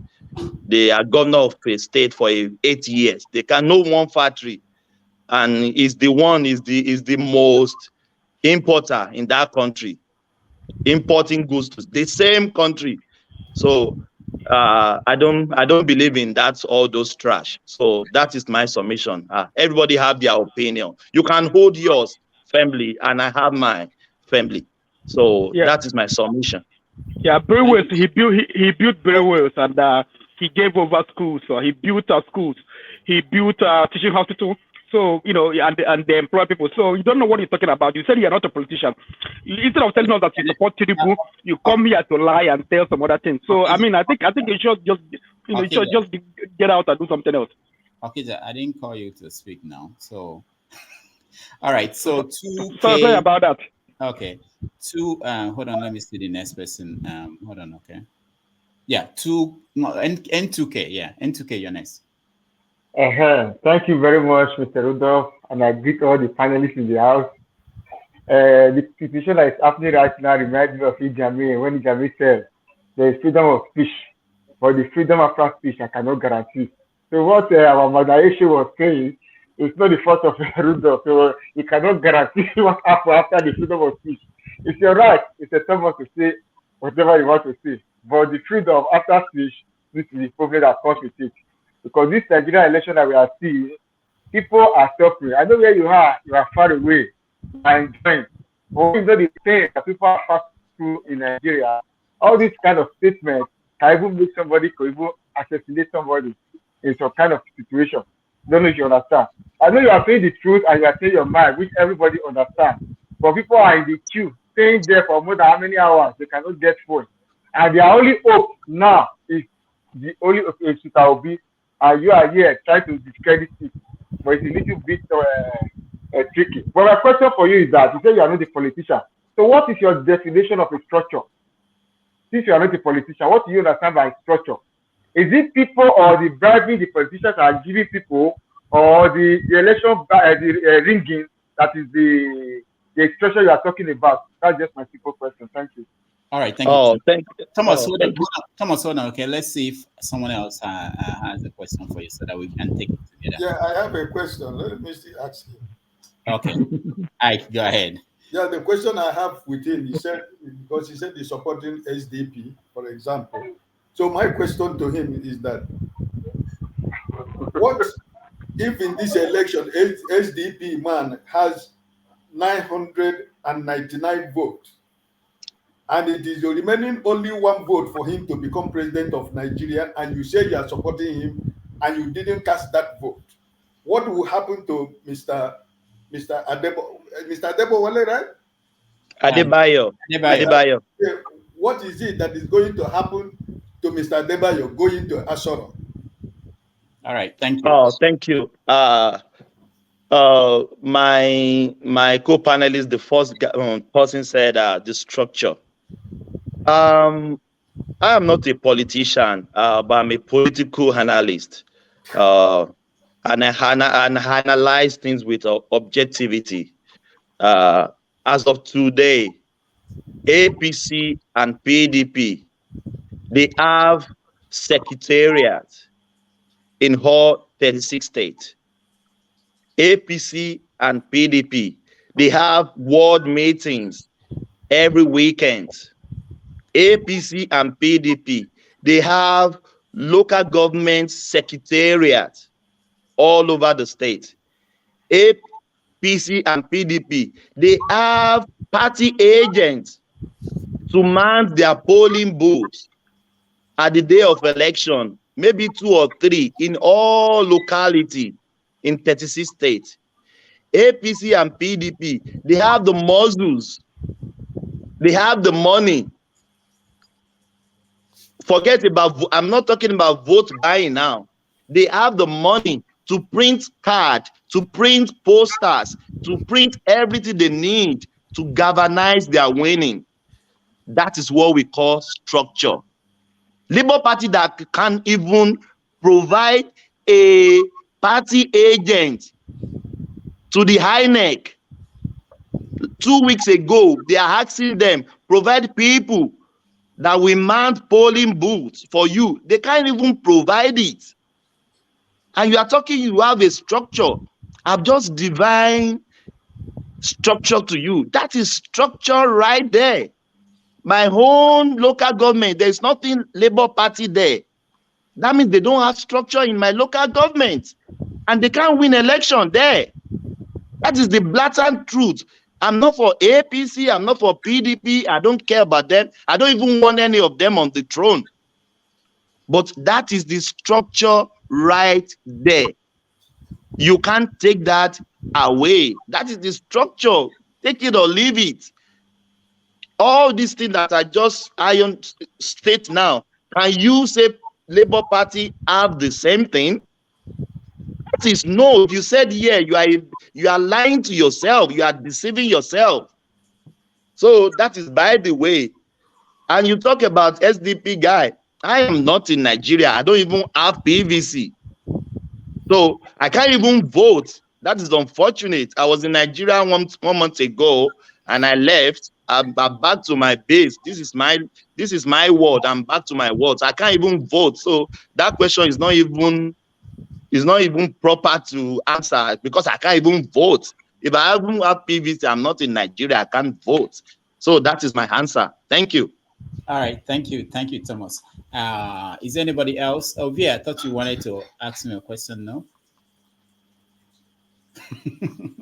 Ovie, ask him. I get question. No. Ovie, ask him who is the vice presidential candidate of us, SDP. Okay, Ovie. Ask my question. Mike, can I take Ovie, please? No, Mike, welcome to the show. Take your place. Ask question. My only question is this obedient campaign channel or is just I wonder. So before I break the rules, because I don't know. Okay. I know Nigeria Watch. That one they made it clear. Say that's an obedient campaign channel. So don't come there. No, this show is called Have Your Say. So anybody is allowed to come here and have your say. Okay, that's what I thought. But I mean, what I've been saying in the past 3 minutes, it looks like this one. If whoever comes, we listen to him. So the same way we're listening. The way they are swearing for this man, I mean, I don't want to swear. I don't. Rudolph, why do you let Mike in? I don't like him. The way they were swearing for Thomas because of his opinion, I don't want to catch you to I don't like Mike. Why you let Mike? Why you let Marco? I don't like him. Mike, you're allowed to say whatever you want. You are welcome. When you just come from Nigeria, you are looking fresh, Mike. You are just coming from Nigeria. Tell them where you are coming from. I just came back. See, now you know me. I was on ground. I know we say I know somebody not there for 20 years. Then I go back. But just give opinion. Mike, tell us where you went and what you saw. Really, I want to hear. I went to landed in Lagos. I drove to Osun State. So I've been going there almost every year. So this is what I can say. Right? The APC, the party, they are. I would say they are doing the best, or they are doing enough, or they are as far as what Nigeria needs to go, the trajectory where Nigeria is supposed to go. But what I can say is that the 36 years of military rule, the Nigerian infrastructure was abandoned. It was dilapidated. The roads were dilapidated. I could say that even in the 90s, we all know that. And then the 16 years of PDP rule, they didn't fix any of those rules. They didn't start working on anything. But the only thing I can say this APC did the past 8 years is they started fixing road. They were every year I go, the road is better and better and better and better and better. Maybe they were only doing southwest, or maybe I never travel go east or anywhere else. I don't know. But I've always, I mean, Yoruba man, I always, and that's one thing only. But I can't say anything else as far as economy or whatever, education. I don't know about any. I don't live there. But the only thing I say is when I land on ground, only thing I see that they've been fixing is road. That's all I can say. So well, hold on, Mike. Is it federal roads or the state? Federal roads, because you take federal roads to go through state to state to state, and they is constantly getting better and better and better. Every year I go back, I'm like, it's like my journey is getting shorter and shorter, and the roads they are doing that. I don't know how they are doing in the east, though. I don't know if they abandon the east, but the only thing I can say I know about the east is they build that bridge, Second Niger Bridge. So that's the only thing they did. They didn't do anything else. Anything else, I don't know. But if I have to give APC that party any credit, they did something on infrastructure. I'm not saying that's enough, because Nigeria has to be better than that.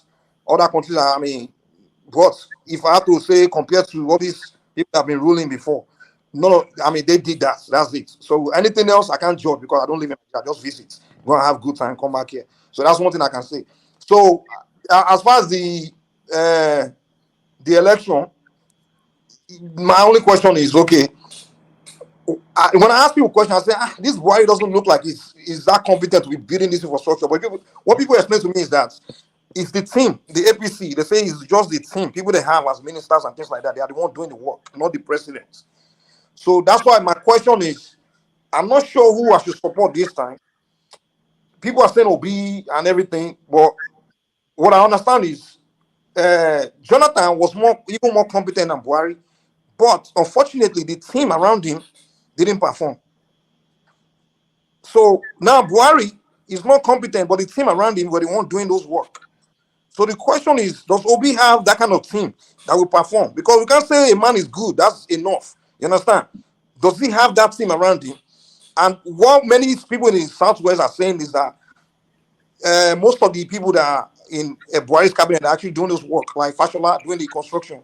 They were people that Tinubu gave to him.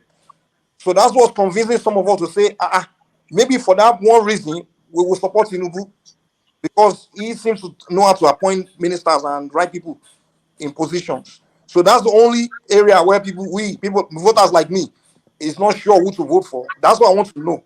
It's not enough to tell me that this candidate is a good guy, that one is a bad guy. This one, no. The question is, you can be the Messiah, but do you have the team that will do the work? Because I know Jonathan was a good man, he had good intention and everything, but he just didn't have anyone that could perform in his cabinet. But Buhari here was sick, he wasn't doing anything, but he just had the right ministers. Not all of them, some of them, especially on the infrastructure side, they were doing their job, So that's what people should be asking. Who Obi should be telling us who his minister of work will be, who his minister of this one will be, his minister of that one will be, and those are the people we want to look at and see. Because when they get there, Obi is not going to be monitoring them or micromanaging them. They have to be the one doing the work. Because I don't think Buhari has even traveled through the Lagos-Ibadan Express Road at all. He doesn't even know what's going on there. But his minister is doing the work. All right, thank you, Mike. Thank you so much. Information to my brother Mike. No, hold on. No, I can. No, hold on. The priest of peace, welcome to the show. Thank you. Thank you very much. I've been listening. So, you see, I don't know where to start. I have a different opinion when it comes to Nigerian politics. You know that. And my opinion is this. So, I'll take it to the bank. P2B is the best of the lesser evil that we have. It's the best of the lesser evil. It's the lesser evil of all the evil men that are coming out for this election. But the point I want to make is this. The Nigerian constitution will not allow P2B to do nothing. Until that constitution is done away with, there is nothing like a new Nigeria. Everybody is asking for a new Nigeria. But that constitution will be a hindrance for P2B to work. It is not Anambra State. I was born and bred in Onitsha. I was there when he was a governor. I was there when I was even a party member, APGA. So I lived in Lagos when Tinubu was there. And when people talk about Tinubu, I wonder they should hide their face in shame. What did Tinubu do in Lagos? He invented the Agboros. So if somebody should talk about Tinubu or Atiku, that person should hide his face or her face in shame, because these guys cannot even give us 5,000 megawatts of light. So why are we talking about these people? If Tinubu has the experience or whatever, why didn't he give it to, or the ideas, why didn't he give it to Buhari? I heard my brother was talking about Jonathan was good. He has good people, but a lot of things hindered him from making impact. And what is that thing? That same constitution that we have. Until we have people's constitution, we cannot move forward. Nigeria is about to implode, oh, brothers. We have prayed and prayed and prayed and kabashed and spoke in tongue, including myself. But it is not about prayer. It is about proactive action. Because these people we are dealing with, like I said earlier, they came in with terrorism. They sustained the power for 8 years with terror. And they are going to keep it with terror. Whether you like it or not, take my word, take it to the bank, it will cash. The point is this. This election is either going to do two things. It is going to continue the status quo, or it will bring the revolution we are asking, myself included, that I am asking for. What is that revolution? To get rid of all these old wicked men in the high places, all these principalities and powers that has made us to be the capital, the poorest capital. I don't know how to say this. They have made us to be the poorest country in the whole world. Until we're done with this man and get it done with, we are not going anywhere.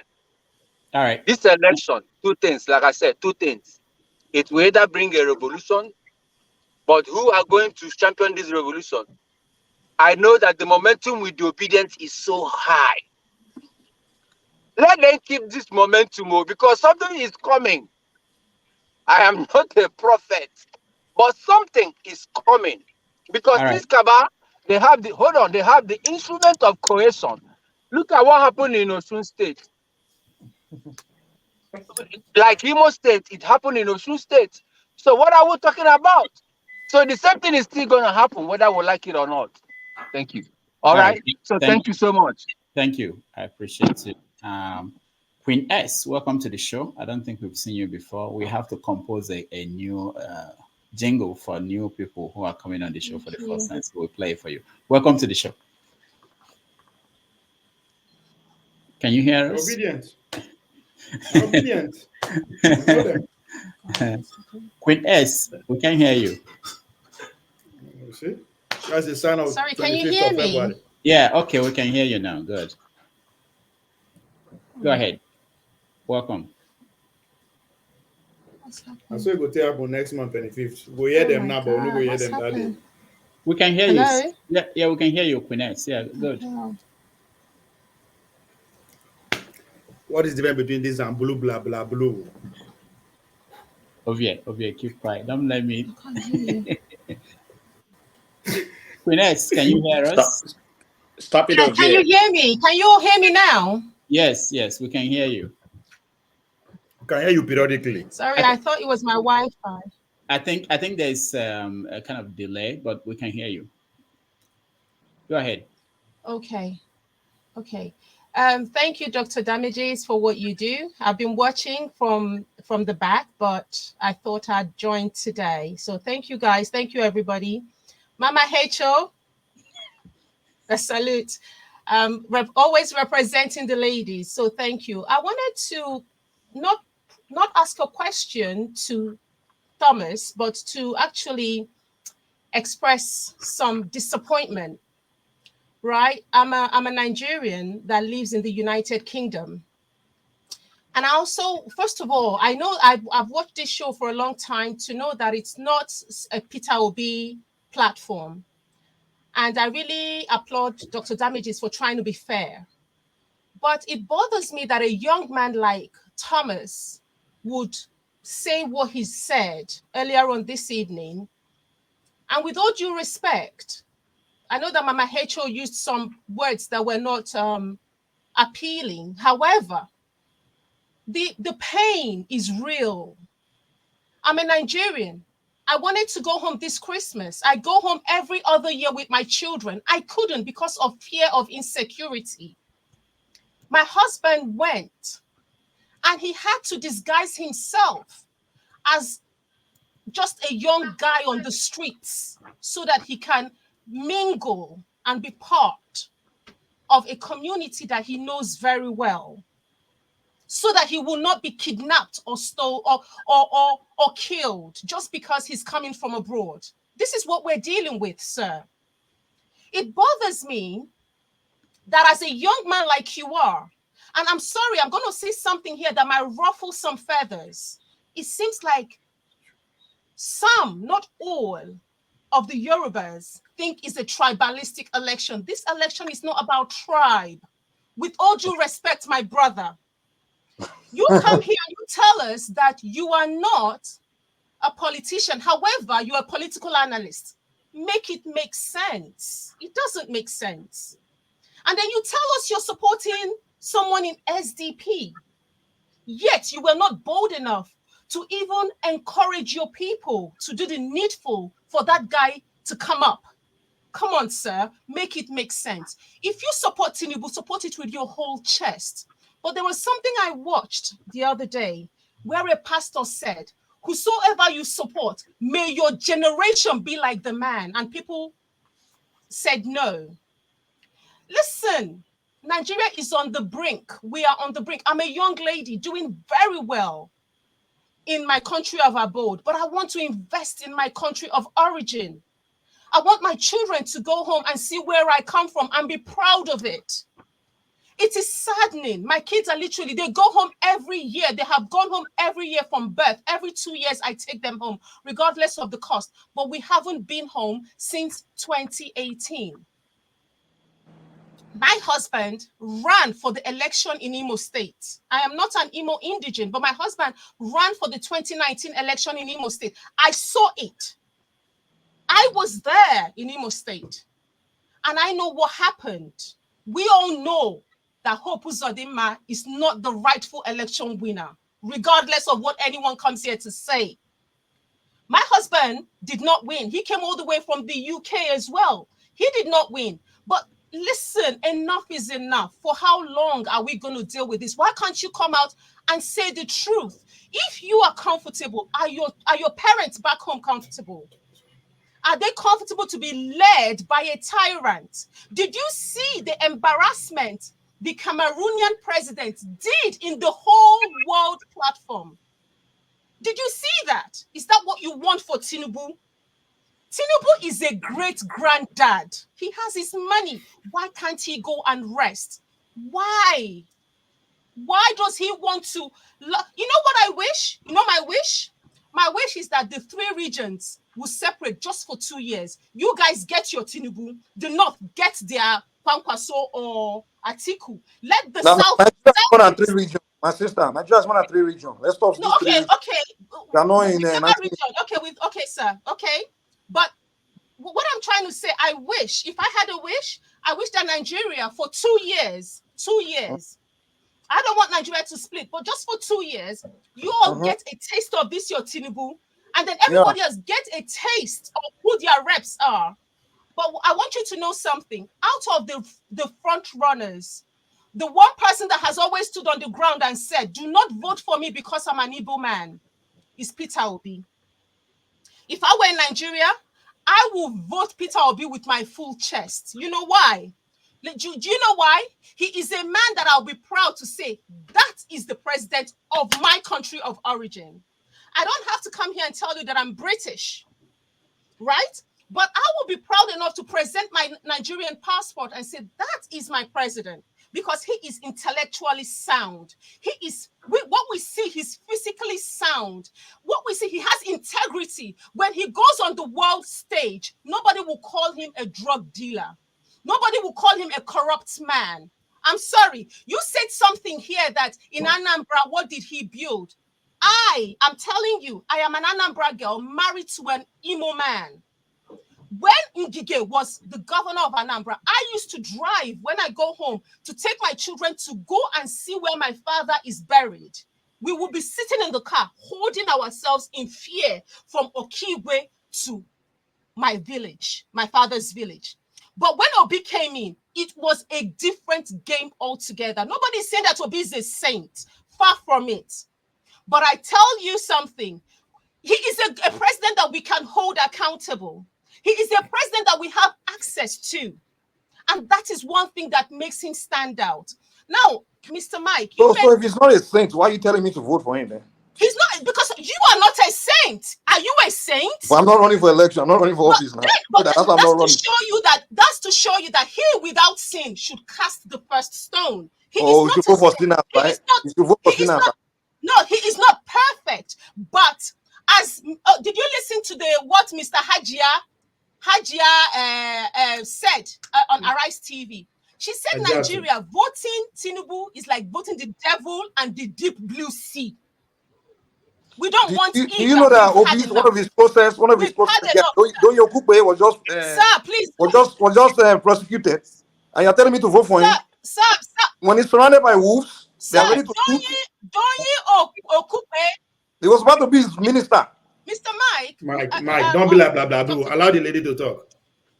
Dr. Damages, I thought Dr. Damages. I thought there was not supposed to be interruption. Yes, I just. And I'll be done in a minute. Rudolph is mesmerized. I'll be done in a minute. Okay, Donyi Okupe was removed. He did the honorable thing and he retired and he resigned. But Donyi Okupe was because he had money. How much did Tinubu's daughter take to a governor in Ghana must go? 10 million. Should she not be prosecuted for that? Come on, sir. You guys, you see, this is where I say it's a tribalistic thing. Because a reasonable person without tribe will see the truth and call it for what it is. Now, there was something you said, Mr. Mike, that Obi does not have counselors. He does not have reps. Even you, Thomas, you said that is your structure. It's a shame. The structure we want is structure of humanity in Nigeria to prevail.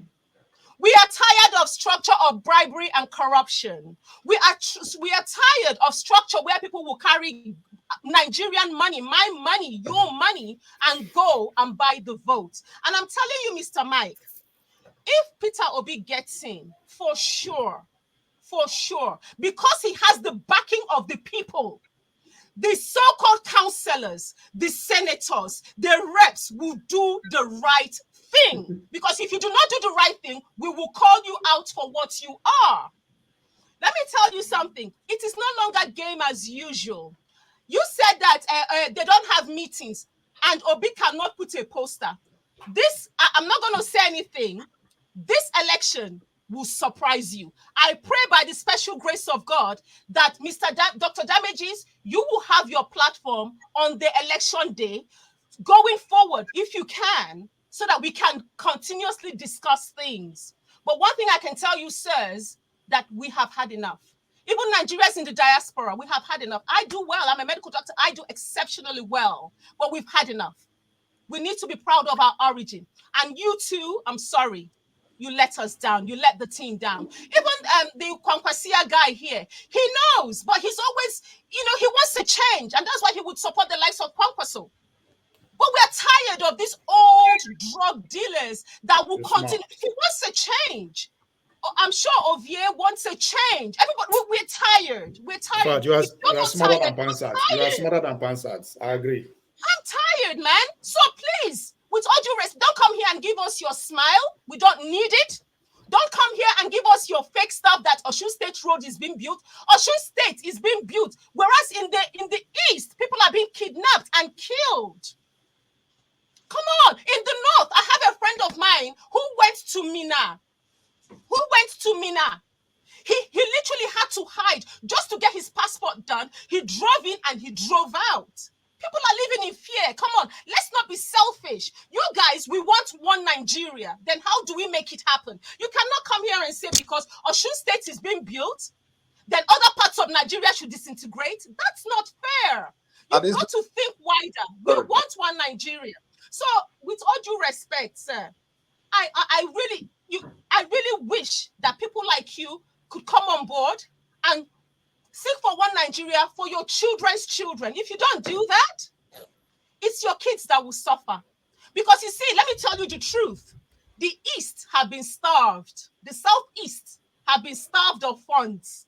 Oh, so it's about tribal now. It's about tribal. No, it's not tribal. It's not tribal. I'm trying to make facts for you to understand.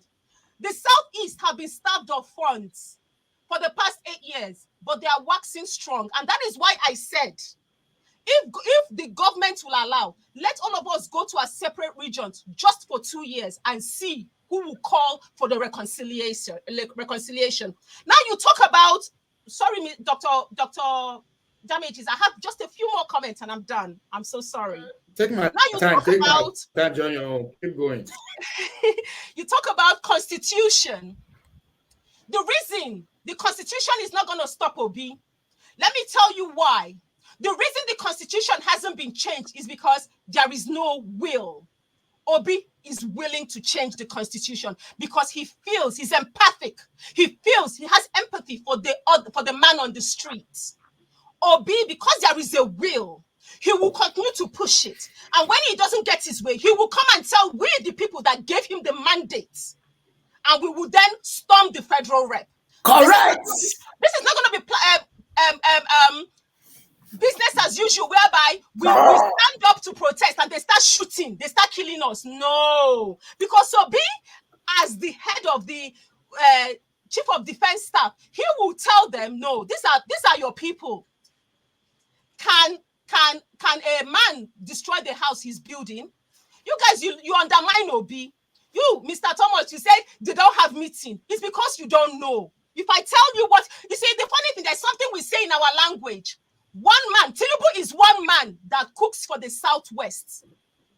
He is one man that cooks for the Southwest because he says when he rises up, the Southwest arises. He is one man, and you ought to be ashamed of yourselves. Preach. Nah, you are in the entire region. Hey. Don't take it far. Shush. Don't insult us, please. You've been speaking. Calm down. No, don't insult us. Tinubu tells you guys he is the Lord of Southwest. And you guys, Thomas, allow you collect today. Oh. You guys, Tinubu says he is the Lord of Southwest, and you guys sit down there and support him. That will come. If Papa, he will come and be saying blah blah blue blah blah blah. You guys ought to tell him to, Baba, Daddy, you've done well. Go and sit down. Preach. You understand? The Yorubas are intelligent people. Going for too long, man. Correct, my daughter.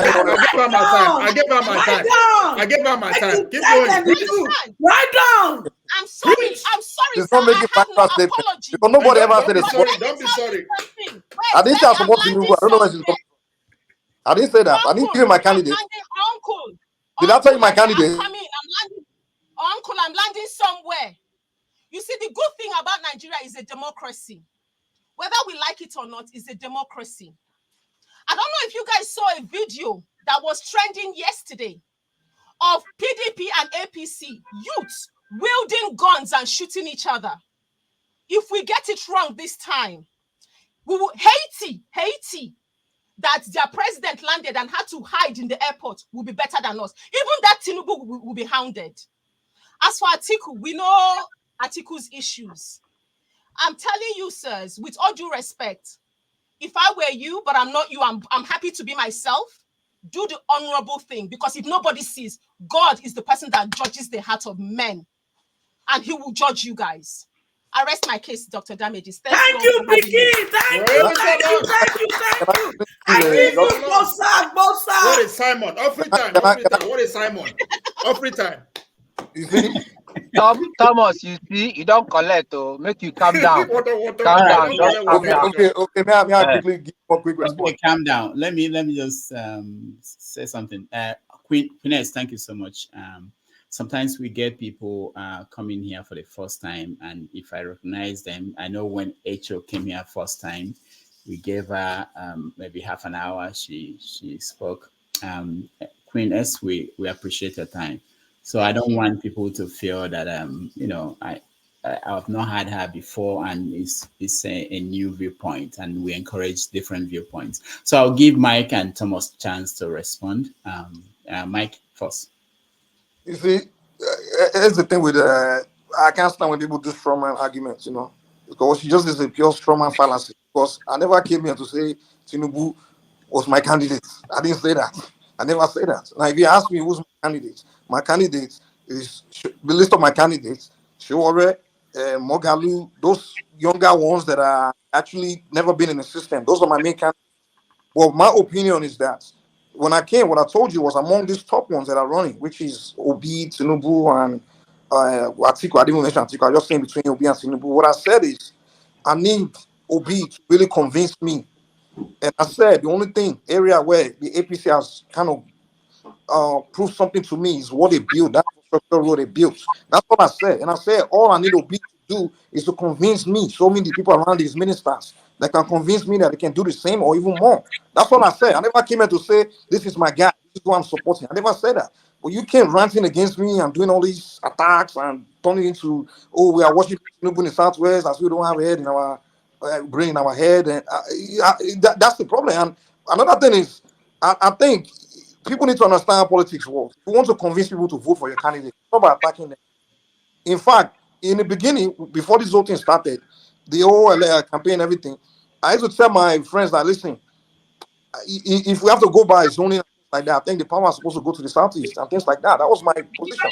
But a lot of people, one of the main reasons why I've almost like just cut off the idea of voting for Obi is because of people like you guys that just come and start insulting anybody that you suspect does not support Obi. And that alone, you can't insult me to do something for you. It's not an insult, sir. It's not an insult. I'm sorry to interrupt you, but it's not an insult. You want me to vote for your candidate? I'll allow you to go now. If you want people to vote for your candidate, you have to appeal to them. You can't rant at them and think they almost like honestly, if all these obedience have never insulted me or things like that, probably I'll be the one campaigning for business or something. Because in that APC, when they were doing the APC primary, I thought Osibanje was more qualified than Tinubu. What Tinubu did to him really hurt my feeling, and that was enough reason for me to just look somewhere else. I was not even looking at APC. I'm a sure guy, but because his chance of winning is so, we all understand that. So I had more reason to even say I will go for either Obi or something like that. But the way, just my engagement with a lot of obedience, it's just like it's like your won't convince me to even jettison the idea of voting for Obi at all. Because with their attitude, that's not how politics works. If you want, let me tell you about the Southwest people we are talking about, that we are these tribal people. Do you know in the 60s, Southwest people voted for Azikwe over Awolowo? Awolowo won election against, Azikwe won election against Awolowo in the Southwest, just to say the character of the people we are. We are people of virtue. They call us Omolua. We are not people of... That's not now. You all are too carried away with your Tinubu. Because you are insulting us. I just gave you the to you. The obedience are insulting us every day. How can we vote for your guy when you are talking to us like we are foolish people? Mike, we are highly educated. It's not about Obi. It's not about Showore. It's about humanity. It's about our country that they have turned to shame and disgrace. Make we get this thing into our score brain. Okay, I am ashamed of being in Nigeria. You understand? Okay, let me my turn now. All right. Let's say one thing clear. You guys want to sell these saints to me, this who's saint and saints. First of all, the top three candidates are not the most saints. among all the candidates running. I just told you, if you want to vote based on who's the saint, we'll pick the Sowares, the Mogaloops, and those one before we even consider any of these top three. So if you want to use, if you want to use the platform, the basis of argument of saints, use different arguments. Because I just give you an example. People around Obi right now, a lot of them are former PDP guys, corrupt people. Okupe has been looting in that country for so long. Why would Obi put someone like that close to him? So already reported news about doing Okupe, and that's who I saw right next to Obi hanging out. And they were both in PDP. So you can't tell me his time in PDP, he didn't know who was stealing. He didn't know who was corrupt. Excuse So me, guy. You need to get your fact right corrupt about people in the Okubu. PDP. Okay, you need to get your fact right. Yes, spinning the wrong. No, man of Pressy, hold on, okay. Let me Okay, land now. yeah, round up because we have to go to Thomas and then I'm sure. You said first people here, she get time. My first day here, she was her first day here. I had to go. Let me go. Okay. Okay. Yeah, Obi, former PDP, he was in that party, so he know his colleagues. He know who is corrupt, who is not. And many of us already knew these people that were surrounding him, all these former PDP guy, like Okukwe. Before he was even convicted, I was already telling people, I know Okukwe is a corrupt guy. She already report news about the guy, exposed his corruption. Obi knew the guy was corrupt. He put him around him. He still got a bunch of these former PDP all around him. So when he become president, it's just going to be Jonathan administration. He'll be a good man, surrounded by a bunch of criminals. Obi is a good man, there's no question. But he has to I want him. I like him. He's a gentleman. He did a good job in Anambra and everything. But he has to convince me that the people he will put around him were people that will perform. That's my only issue. It's nothing about tribal or anything like that. You know. Well, so it's too early for him to tell you whom his ministers are going to be and those he will work with. But I these kind of people around him right now. He shouldn't have those kind of people around him. No. You see, the thing is, he might have these people around him. Obi himself will tell you that he's not looking to make a deal with the demon, because if he was looking to make a deal with the devil, I'm sure he would have made some deals to guarantee his place. That was the there was something you said, which perhaps Dr. Damages, I'm so sorry if I can respond. You said who he's going to work with because he's not going to go around. If Obi works the way he worked in Anambra State, trust me, he will go to the nooks and crannies of Nigeria. He's not going to be wait. He's not going to be a sitting president like Buhari that will sit down and delegate, because delegation without supervision is zero. Because at the end of the day, who are we calling today? We are calling Buhari. We are shouting is Buhari. Buhari himself might be a very good person. He might have a good character, but he delegated to the wrong people that misled him. And all of a sudden now it's like he's woken up and he thinks, oh my goodness, I have to leave something for Nigeria. If I haven't done anything, I must leave a free and fair election. So to be honest, I am so grateful that Buhari is realizing that Nigerians have suffered. Okay, so if you think that Obi is going to be the kind of president of Buhari, you've got it wrong. Because, like he said, if you agree with him more than twice, you're out. He needs to challenge him. Do you know Obi personally? Sorry? Do you know Obi personally? Do I know him personally?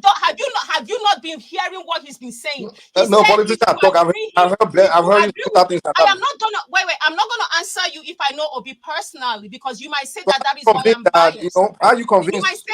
You might say that is why I'm biased. But one thing I can tell you, that I'm very well versed in the political sector. If my husband could run for the governorship of Imo State in 2019, I am very, very well versed in the political sector.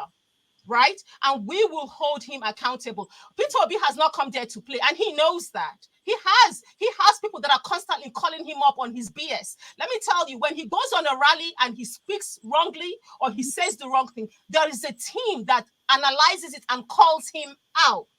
And with all due respect to the Yoruba clan, trust me, I have Yoruba friends. I'm not saying, and when I said it, I did not say all of you. You said all of us. No, I didn't. Please watch this back. I did not say all of you, but I said some of you guys. Some of you guys. And that's the difference. The difference is that we will challenge you. All right. Thank you. I sometimes I know I said that, but sometimes it's also helpful. You see, but I don't want it to be too much and to be disrespectful. But it's helpful sometimes to let someone interject who they are talking to, so that they can. She mentioned Konko, so I have the right to respond. No, not yet. Thomas first, and then I come to you. Thomas, go ahead. Jesus Christ of Nigeria.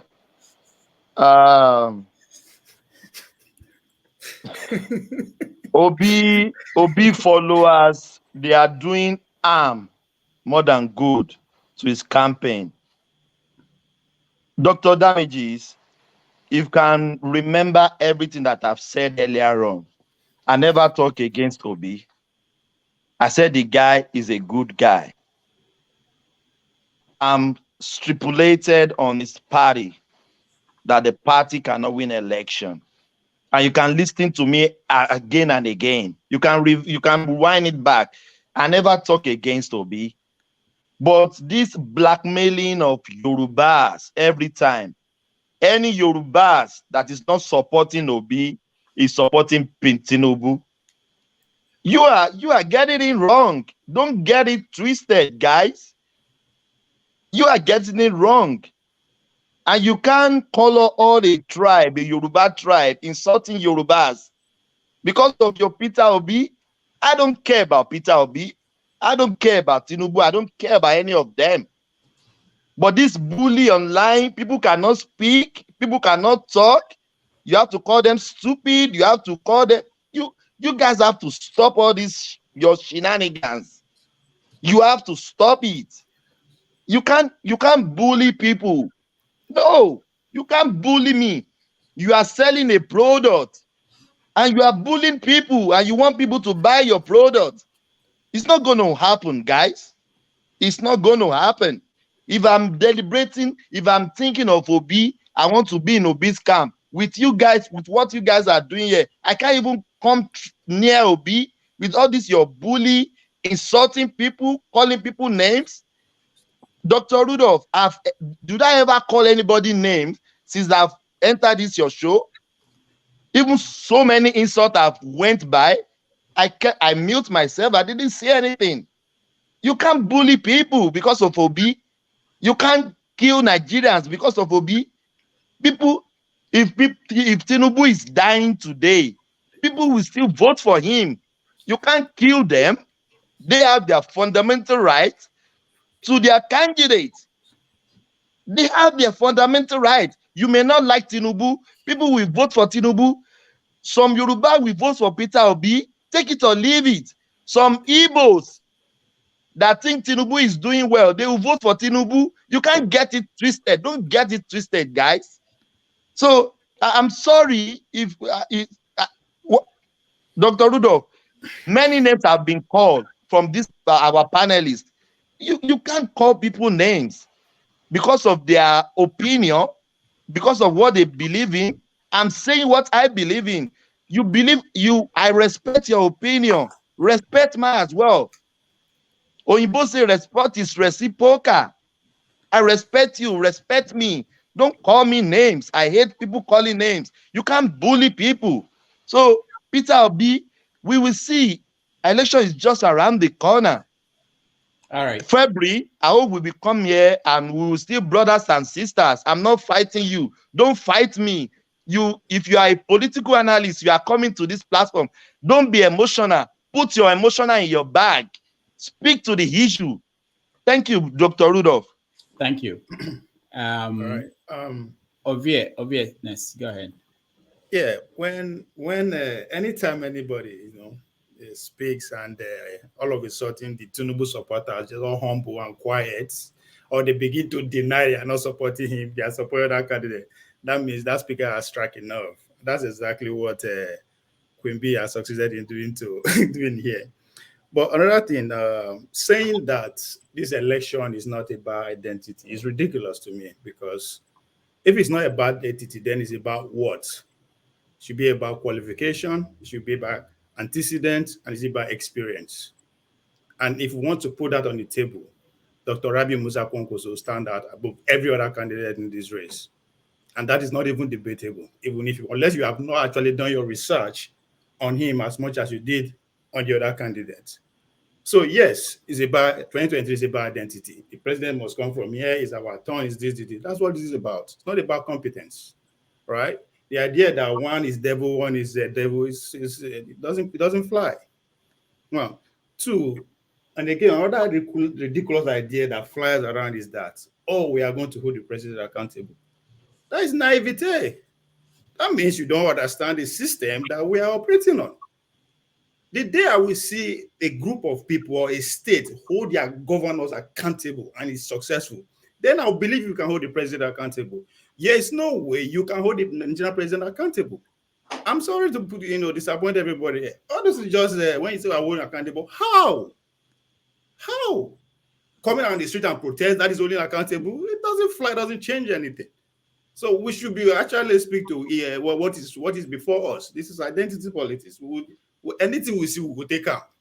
It is too late now to come and say, "Oh, this no." If you're talking about qualification experience, it's the least among the pack. So, but I will give it to you, Queen. Thank you for singular Konkozo to be, the man among all of them. As we are heading with all this. Thank you, man of prestige. Can I speak? Yeah, okay. Go ahead. Thank you very much. Yeah, thank you very much. Thomas, you made some statement in reference to some people here, playing tribalist or whatever. I don't think it's anybody. I mean, that's applied to southwest, southeast, northwest, or whatever. I mean, this election is, nobody can deny it. It's based on sentiment and emotion. You can't take emotion away from. You can't take emotion away from politics. Even in America, here, it's always emotion and sentiment. So that you can't take away. People always come here. Don't be too emotional. Everybody, when you speaking, this platform is emotional. So you can't take you can't take emotion away from politics. You just have to calm it down. Narrate your politics, in a calm way. But people saying don't give more that emotional. Everybody's emotional. It's part of politics. That's why we are here as an analyst. So we are all political analysts. We are very emotional. So that's you can't swear. But anyway, going to Nigerian politics. Whether you're from southwest, southeast, wherever, I mean, there's a lot of southeast voting for voting for Shiwaju, voting for Atiku, and that's applicable even in the southwest. A lot of southwest voting for B. I mean, there's some tribalistic sentiment to it. I know that we're all Nigerians, okay? So, but some of you come here and make a comment to you. So much you that is speaking. You are Amy low to the court. So don't come here and give us. You know me very well. I've been in a different platform with you, and I'm going to be on that platform with you tonight. So come on. You're Amy local to the court. So don't come here and be giving us some gibberish statement. Come bold, and stay what you are. There's no problem about it. I'm very proud. I'm obedient. Or whether he win or lose, it doesn't make anything. I mean, United States, I'm okay. So, but I'm after people in Nigeria. That's the people I'm concerned about. So if you are for whatever you are, say who you are. I hate people who are just come here pandering and spinning and everything. They are not for this. They are not for just nothing wrong. We are all matured men, both intellectual and intelligent. So be who you are and stop equivocating. Okay? You are a Miloko to the core, and I'm saying it here. I'm going to say it to you tonight, too. Okay, Thomas, my brother. I'll see you later. All right, thank you, man of prestige. Let's welcome Lou. Lou, welcome to the show. Thank you, Doctor. Roman, welcome back. I know something must have brought you back. Somebody said something. Welcome back. Thank you, Ruda. Thank you. I'm trying to put it on a tripod so I can make my comments very well. Do I speak now, or you want Rude No, to speak first? Say hi to everybody, then I'll come back to you. And then welcome to the show.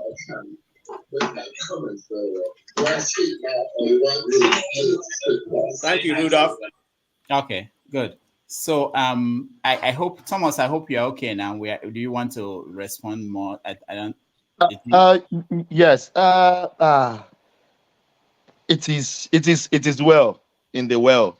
Nigerians, go out there, vote for your candidate, but be objective in anything you are doing. You can't bully people to vote for Peter Obi. You can't do that. People have their fundamental right. I said it many times on One Man platform. I think One Man 2 is here. You can't bully people to vote for Peter Obi. People have their fundamental right to vote for anybody they want to vote for. I said it earlier on. It's not this election will be too tribal. Don't take that away. It will be too tribal. It's unfortunate that all the people speaking for Peter Obi, most of them are from the southeast. Did it come to you as a surprise? Do you see many people talking of Tinubu? Is it unfortunate that they come from the southwest? There's no doubt about that. There is tribal on this election. It's on the ballot there, hanging there. So everybody, I wish Nigerians good election. I'm not going to vote. So I wish them good election. Vote for your candidate. But I know, go and put it in the bank today. And if I say this, I will keep my mouth shut and I will get jet out. Peter Obi is not going to be your president. APC or PDP will be your president. Go and put it in the bank. Dr. Rudolph, please, you can cut this side of my word. Cut it out. Spread it. Peter Obi is not going to be your president. APC or PDP, this is my face. APC or PDP will be your president. Peter Obi is going to come distant third, even if they allow him to become distant third. Thank you, thank you, everybody. God bless you all. I'm preparing for church. I agree with you on you say third. It's not going to finish third. I give him 5th position behind Showore. Who are the they? Who are the they that will allow him? It's Nigerians that will vote, and Nigerians vote. Can I come in, Rudolph? Can I come in? You can kick yourself on the screen. It's not going to happen. Thank you, guys. Okay, thank you. Dr. Damages, can I do my submission before I go, please? Quickly, just 2 minutes. 1 minute. No, it can't be 2 minutes. All right, 1 minute. Okay. Please, Thomas, I know where you are coming from. Me, I am not supporting any election. What I'm supporting is a referendum to bring in a new constitution for Nigeria. I am an Igbo man. I am a priest in the Anglican Church, and I do not support this election. Whether Peter be or not, he's good. He's a good man, but I don't want the election to hold. All I want is a referendum for a new constitution, people's constitution. So tribalism, religion has been on the ballot since the inception of Nigeria. All right, thank you, the priest of peace. Woman, welcome to the show. Oh, all right, thank you for having me, Rudolph. I was really listening in the background. If it is not possible, sorry, if it is not possible, Rudolph, they do Ojoro. Alex was here first. Hold on. If that if it's who is Alex? So sorry, sorry. You've already Ade, told me. Ade was here first. Yeah, you've I already know. told me. I'm aware of that. I'm aware of Ade. I know what I'm doing, but I'm trying to. Let me hear one man because. All right, I wasn't really. I was listening in the background, but it was this really vile, venomous, ethnic tonality coming from that lady. It jarred my senses somewhat. Just the sheer venom of it, just launching at a tribe for reasons of having opinions outside of yours. I was staggered somewhat. Staggered me even more that he went on for as long as he did. Just the venomousness of it is just vile. But there's that. So that was really what made me come on. I don't think that is form. I don't think that is form. In fact, I know that is not form. It is not form for you to, for reasons of you championing an opinion that you hold, launch at people on. That's racism, isn't it? Really, what we just heard now is pure, unadulterated racism. They're all blacks, one man. They belong to the same race. They all belong to the same race. No, I do know what I mean. I have some understanding of the English language. Maybe it's not a full and comprehensive one, but some nevertheless. No, that is racism. At least that is ethnophobia, if it's not racism. It was a real the ethnophobia there is them avoiding Igbos. Sorry, you had a good go. So can we hear other voices? You had a good go. Please, you sir. had a good go. Please, sir. It is fact. Take it or leave it. Queeness, I will let you respond. That's why I want one man to speak because it's it is not form though. It is not form to try and stymie and hold people down. With and Thomas used the word bullying. And that's exactly what we just witnessed. This is cyberbullying. Somebody holds an opinion contrary to yours for whatever reason, even if it's illegitimate, if it's for whatever, it is their right to hold those reasons, and it is your responsibility to respect it. Just the vileness of it. I had to click back to really You know, but that's really what made me come on. It's unacceptable, I have to say. But then, of course, it's not my space, but it is unacceptable. The tone, that lady should be made to apologize. How can you just wrap up the whole of the? Do you know what a Yoruba person is? Do you have any concept? Yeah, oh God. But really, so there is that. But to the politics of it, the narrative around Tinubu and the outburst in Abeokuta, which we covered extensively, of course, that Abeokuta space, it seems to be, maybe they should not let him back there anymore, or maybe they should not even let him live there anymore.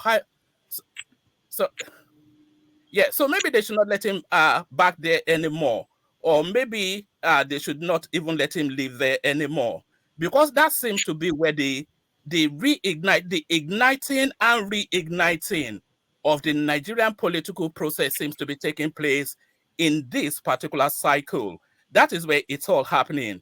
So Tinubu was dead and buried right about July thereabout. Then that infamous Emilokon speech. That Emilokon speech, it's ricocheted around all of the. You see that Emilokon speech that he made in Abeokuta. It was one. They say one bird, one stone, two birds, or how is that phrase? One bird, two stones, or one stone, two birds. It was essentially using one. Sorry, it's phrase blue, blah blah blue. That's how it's phrase. Oh, all right. Yes, I'm using. It's one stone, several hits, because that Emilokon speech, it resonated and hit directly on different demographics to different understandings. So it ricocheted in the north to re-echo how Tinubu brought them into power. It ricocheted in the southwest to align and galvanize people that there's an ethnic tonality to this, and then it ricocheted amongst the progressives in the north, which was my language that Man of Prestige was trying to regurgitate here, but he didn't have the deeper understanding of how I expressed it. But it ricocheted amongst the progressives in the north to decide on a directional travel for their region. So that one speech, Emilokon, the resonance of it resuscitated and revived Tinubu to land him that ticket. So that was in Abeokuta. So he's back in Abeokuta again to make that one naira. So now people are telling us that suddenly the fuels are now landing at the petrol stations, and of course the naira note.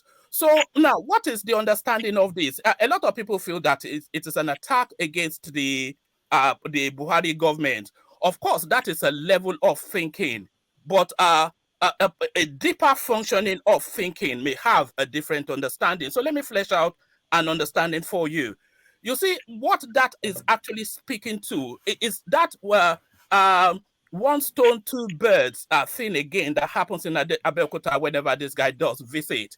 So when he made that they're hoarding the petrol and they're hoarding the naira, he's speaking to several fronts, but he's really speaking to the voting mass, because the hoarding of the petrol and the naira redesign, the pain point of all of this, the impact on the voting populace, that is where the pain point is. And the punishment for that pain point at the ballot will be against the ruling party, which is, of course, against the Tinubu campaign. So that is where that is. So by Tinubu coming out publicly to make that verbosiousness that he did in Abeokuta yet again, so that sends the signal to that space that, look, I am aware of this, because he went on to say then, one hold the naira, one la one redesign naira, Emma worry, ama digbo, ama wole, antaba wole, ama tunche. So that what that tells you is that he's signaling to the mass that, yes, these things are in place, but I have no direct responsibility for it. Where I have had direct responsibility, which is the calling card that I bring from Lagos State, use that as your faith and bring me in. So that is him leveraging the suffering in the country as a political tool.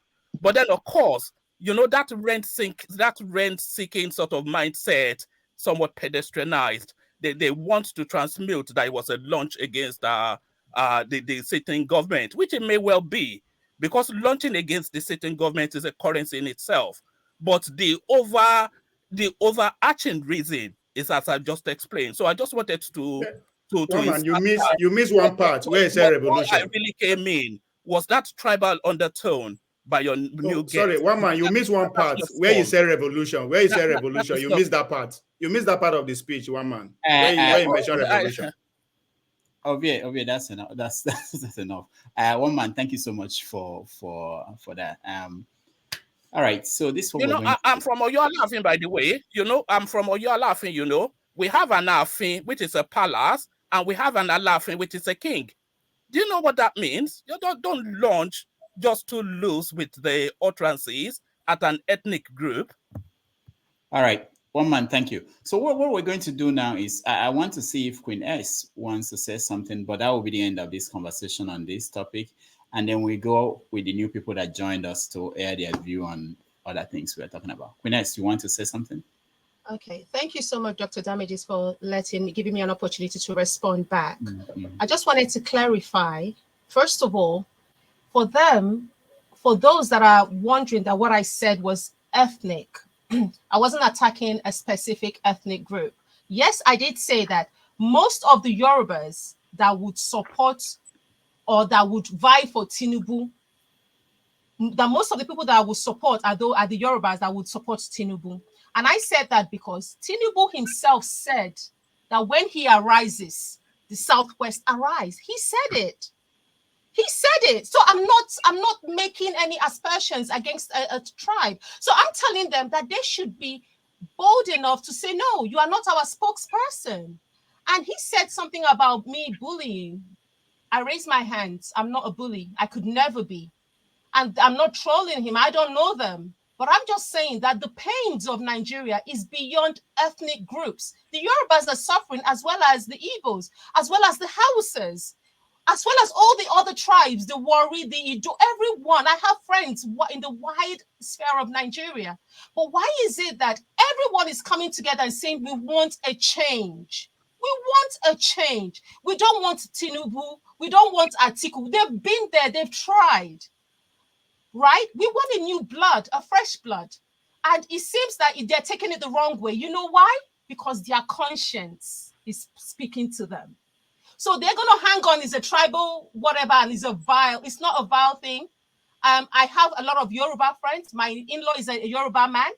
I love Yoruba people, but the people that I've spoken to that they know the right thing to do, but for some reason, they cannot let go. They seem to be hanging on Tinubu. And Tinubu himself said to the world that when he arises, the Southwest arise. No Igbo man can say that.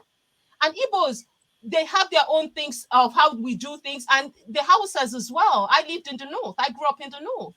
So I know that everyone, I think that Nigeria, we should have our own mindset. We should be able to have our own mindset. He now said that Tinubu's utterances was about the people. You see, what baffles me is how they come out and they lie so boldly and blatantly, as if we're stupid. We are not stupid. Perhaps he needs to go back and watch that video again and watch it again and again. And he knows that Tinubu is only thinking about Tinubu. He's not thinking about the masses. If he was thinking about the masses, why did he not come out last 2 weeks to worry about the masses? Why did he not come out last month to say, oh, the masses are not getting the money, or the masses are not getting petrol? Petrol did not go before Christmas. There was no fuel in the country. The prices were rising. Why is it now? Why is it now? Because it's beginning to affect him. The money is beginning to affect him. All I'm going to say is, please, they should keep taking him to Abeokuta, because it's in Abeokuta that the fullness in his heart, his mouth vomits it, and we know who he is. Thank you. All right. Thank you. Thank you so much. At this point, I want to welcome new people that joined us, but also I want us to move away from this conversation. I understand that we've touched on several topics. The first one was, who can remind me what the first one was? We touched on several topics. We talked about Tinubu. That was the first topic. We talked about I think it's only Atiku. Adeleke. Atiku that is remaining. Atiku, we have Atiku as one of the topics, and of course, P2B. I wanted us to talk about P2B, how the campaign is going, because we kind of, I mean, we don't hear a lot of scandals around him, so we tend to forget about him that's running. But I wanted to know how he's going, because I remember that people were talking about him going to the north, he won't be able to go to that. And then we wanted to know what people think about what's going on with him going towards the north. But let me just give room for all the new people to just if you have anything you want to say about what we've discussed in the past, just 1 minute, please. Yeah, I'll start with Lou, then I'll come to you, Roman. Lou, go ahead. Yeah, hi, doctor. Good afternoon. Hi, everybody. I just find it very interesting. Some of these guys that come and they make statements and they disappear. You know, I was hoping maybe one man would stay back and I guess engage better than just throwing accusations and talking about bullying, speaking some big vocabulary that I don't even understand. You know, it's easy to communicate with people with simple sentences, you know. So, and I have to say, Queen S, everything, I mean, what you said was really objective and it really touched a lot of points. And, you know, everybody in my household were just listening and everyone was shaking their head, nodding their head and encouraged by your speech. So thank you for that. You know, I'm not speaking from a tribalistic point. You know, I'm not an Igbo man, you know. I'm speaking objectively. I'm probably the youngest person on this panel. And, you know, I find it very difficult to really take in the primitive politics we practice in Nigeria. And that's what some people come here to defend. Dilly-dallying around, speaking some parables and talking about things that don't make sense. At the end of the day, we have human beings that are struggling, you know, and we have a future to think about, you know. So how do we manage ourselves now in order for the future to be bright? That is what should be preoccupying people's minds. Some of these guys, they have benefited from Nigeria, and yet they seem to not understand that they have kids and grandkids that would need to benefit from some nationality. So I'm hoping that, you know, as we become more enlightened as a country and exposed to information, we can change our political approach so we can have a country at least to call home. Thank you. All right. Thank you, Lou. Roman, you're next. Good afternoon, evening from UK. Good to have you guys again, giving me that opportunity. It's very baffling. That's why I don't stay here for long whenever I come there. What I get here is incredible. But this is what I wanted to say. I wanted to address the gentleman from Australia, but he's gone now. I just wanted to remind him these sweeping statements of who will not win and who will win. I don't think it works like that. This is like when you're guessing a football club that will win a football match. Is 99% wish and probably 1% technical. This is exactly the same thing in politics. When you see someone come here and say who will not win and who will win, it is a wish that they are expressing rather than factually based claims. I wanted to remind that guy that Mimiko ruled, governed, if that was the case, on the state with about 78% of all the people in the parliament coming from Labour Party, the same Labour Party that looks like it's dead today in Thomas's eyes. So if you say they don't have anybody in an elective position or elected position at the current, that doesn't mean they may not have in the future. That's one. And to begin to say that a political party that is nowhere today may not be there tomorrow, or a candidate that is not here may not be there tomorrow, is like saying that, oh, in 2006, you wouldn't have been saying that we will have cell phone, speaking in a conference room like this in 2006. But lo and behold, things don't always remain as they were. Things change. People evolve. Circumstances change. And how it has always been may not be how it will continue. Yes, we can look at the rear view mirror to see what is going behind us. But listen, the future can be anything. So to come with your wish that this person will not be or that person will be is okay. But just tell us that this is what you wish would happen. I would have thought that current people today in Nigeria and us that are abroad would have been wishing for a better Nigeria. And if you're wishing for a better Nigeria, it's only wise to work for and support the person that you think will bring that change to Nigeria as it is today. Okay? I don't like this issue of your candidate, my candidate. It shouldn't come to that. It will be that we want a better Nigeria. We want our children and grandchildren to have a place that they can conveniently stay, safer, innovate, and advance economics, etc. But we come here and claim a candidate as our candidate, no matter the antecedents and the programs of such a person. It is not wise. And I don't think that is how nations are built. It looks to me that the people that are actually, kind of supporting some candidate don't really like Nigeria as a country. They really don't want one Nigeria as a country. It looks as if there is something else that they want other than one Nigeria, a progressive Nigeria, etc. Please, people, I know majority of you here are young. We've gone beyond 50s and we're looking on the other side of our evening time. And seriously speaking, it's high time we started thinking futuristically if we have to have one nation or at most one country where everyone can strive and think and innovate and bring out the things that will keep us not just safe, but also prosperous. That's why I came here to say about, seriously speaking, let's change our posturing to wishes and work towards actualizing that. Thank you. Thank you so much, Roman. Ade, welcome to the show. All right, Ade is busy talking to somebody. Let me see someone who has not said anything. Augustine, I will skip you. Kene, I will skip you. Forefathers, welcome to the show.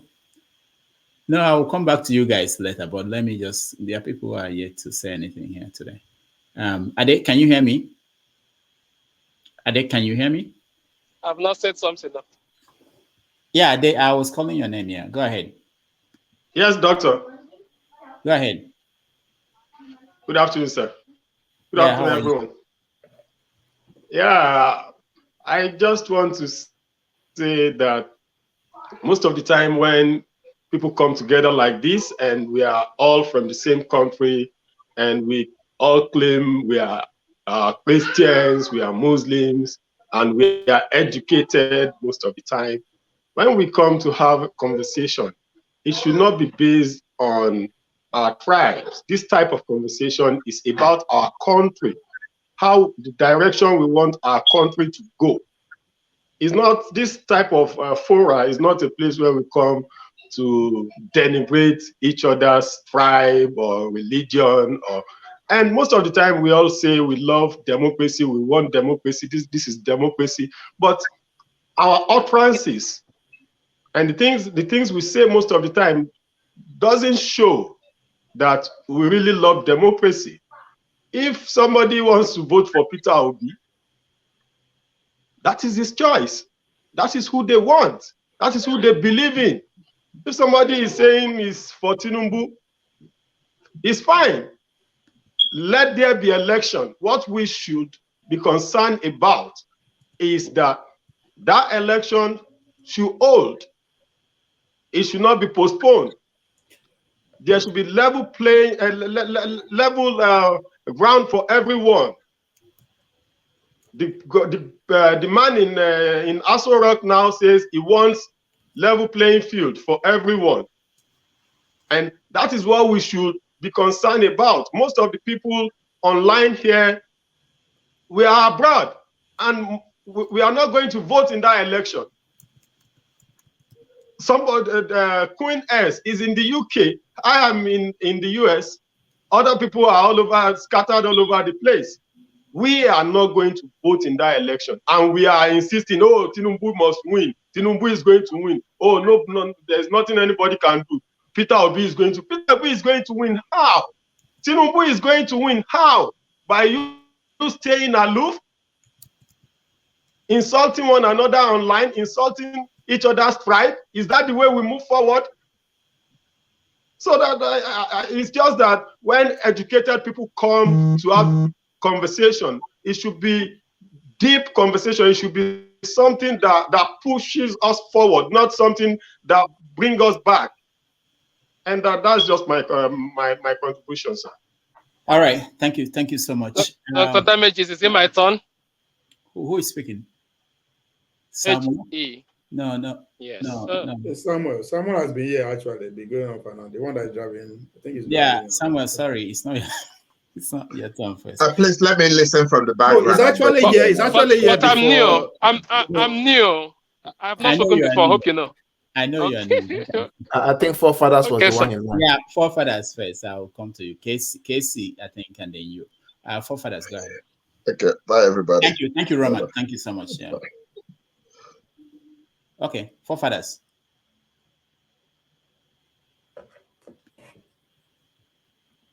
All right, Forefathers, we can't hear you. Forefather is fully obedient, so that's why we can't hear you. It was 50% obedient before. Now he's fully obedient. Unmute yourself. Can you hear me? Okay, good. Now we can hear you. Greetings to everyone on the panel. Thank you for having me, Rudolph. Greetings to the ones on the chat and the viewers. I think this matter, I had similar experience this week where, I just quoted something Peter Obi said, and the Peter Obi supporter attacked me. And I always try to remind them, if you want to reach out to people, you have to be a little bit more tactical about it, because I'm an Obi supporter and I was attacked. And because I always tell them, 51% support for Peter Obi is 100% vote. When you are voting, the card doesn't have 51% support for Peter Obi. No, it's 100% support. If the person, you just nudge the person to go and vote for Peter Obi, you get 100% support. There's no need to be an absolutist whereby if somebody doesn't say exactly what you want them to say, suddenly the whole world collapses. And that said, there is blame to go around, because the other side, they do it too. One of the issues I had with the gentleman that was on the show earlier on, One Man, was because he was also doing those sort of things. That's one of the issues I had with him at first.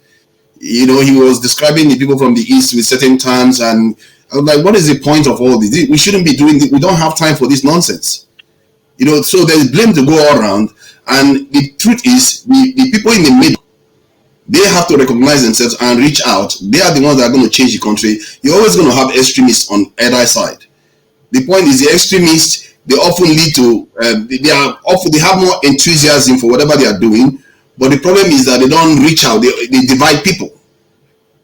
So the ones that are moderate are the ones we should be reaching out to. And when I try to say some of all this to some people, sometimes they want to cut people's head off and they want to start arguing like, oh, you are the devil. No, you have to go get to people where they are. They are not always where you are. Believe in me, left for me, everybody should be where I am right now, and Nigeria will be totally different. But it's not like that. You have to talk to people and try to reach them where they are. And it's hard. It's not always that simple. But I think that in this election cycle, the Obi supporters are more passionate, just like the Obama supporters are more passionate. It's all good to be passionate, but you also have to, with that passion, realize that what is good for your candidate to win. You can't just use your passion to push people away. You have to be logical about these things, because for me, it's important that Peter Obi wins because it's better than the other candidates. And for you see, for the people that support Peter Obi passionately, they see him as the best candidate by far. Like he cannot do anything wrong. If you believe that, then you have to do whatever it takes for him to win, not go with passion and push me away. Some of them actually say, was it pastor that was saying, oh no, you don't come. Why would he say don't come? So that one vote that you are losing, and another vote you lose, another vote, then Peter B loses, and then you start crying about something else later on. You have to be logical about this, because in the end, it's just till February. If you have to bite your lip, if you have to tolerate certain things, maybe you might actually discover something when you are listening to people. You might discover. What I find in this life is that if you think you are the best person, has the best knowledge in this world, it's a lie. You don't. You have to listen to the other side, and you glimpse things that you would not have ever glimpsed at all. Two eyes. Come on, man. You just have two eyes in your head. The other person has got two. The other one has got two. They have something to offer. So that's why I look at these things. It's the extremes have to take care that they don't harm their candidates. because they're actually doing it. And in the context of Nigeria, which for me, that's all I care about. This party thing, I don't care too much about it.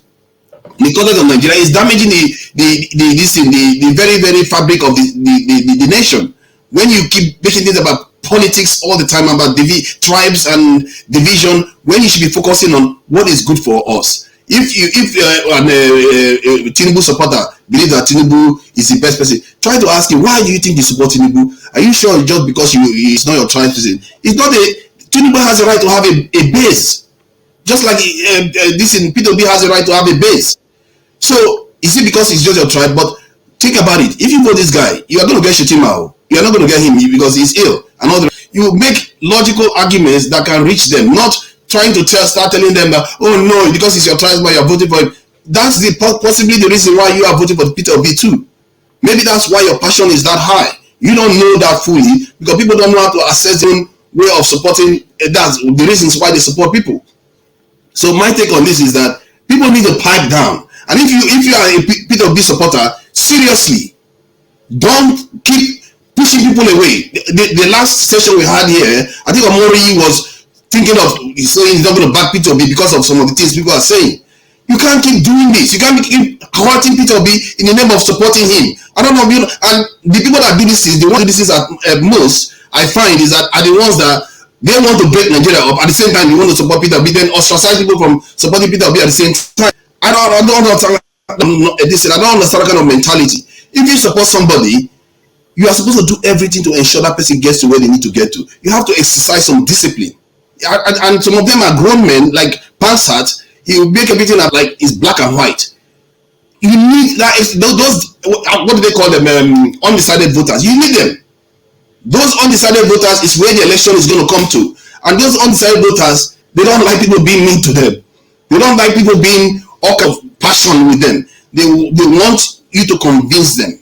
There's a reason why they are undecided, because they don't care about all the heat. They just want you to nudge them in the right direction. And I think that Obi supporters will be wise to do that, because I know they have more energy. That's the truth. They have more energy and they will do everything to ensure that they vote. If you have that kind of energy, put that energy into convincing people.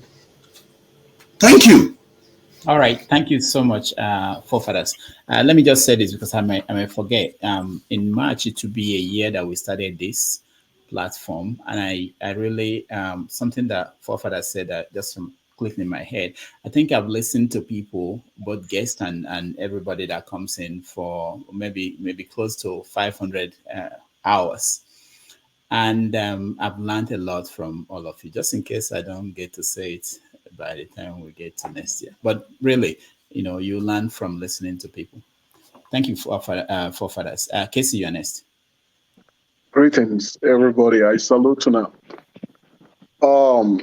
I don't really understand why we have to come up every time to argue. We are Nigerians, and we should embrace peace and tranquility. I've been watching this election afar.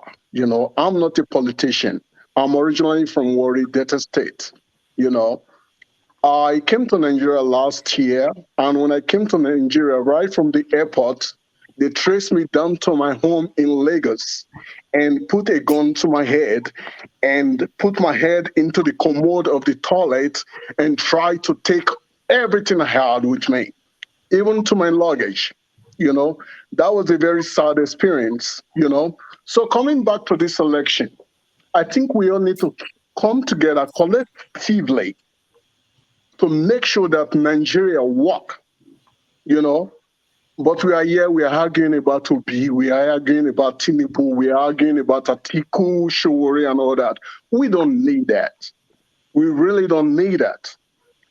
If you have a conscience as a Nigerian, I don't think you would, even though you have the ability, you have your own opinion, you have your own right to vote for whoever you want to vote for.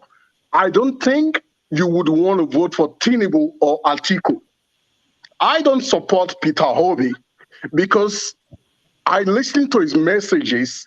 I'm still not satisfied with what he's bringing to the table.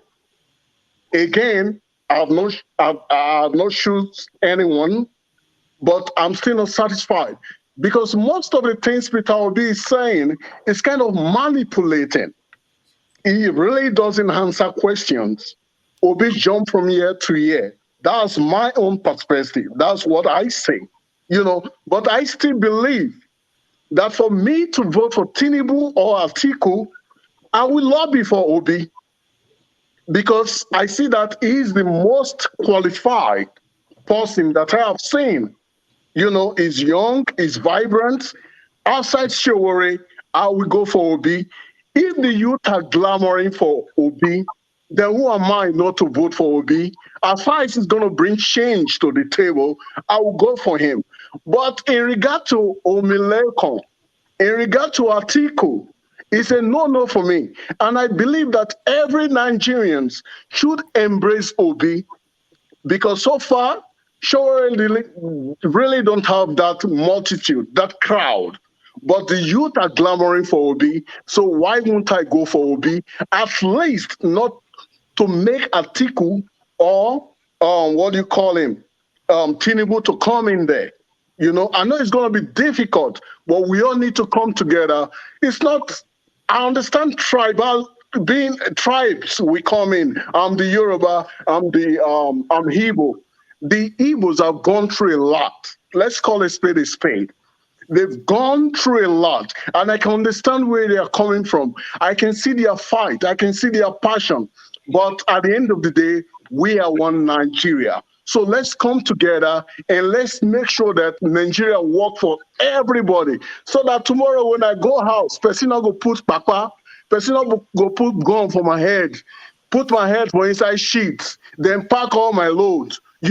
We all should be concerned about this country called Nigeria, because this country they die they go, this country they decay they go.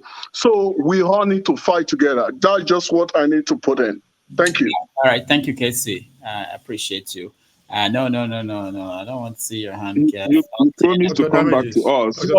You were on our line, so you promised to come back to us when we are done with the new people. Get to the new people first. Austin, after justice. Check your phone, Dr. Damage. Check your WhatsApp. Okay. After justice, I'll come to you guys. Justice, go ahead.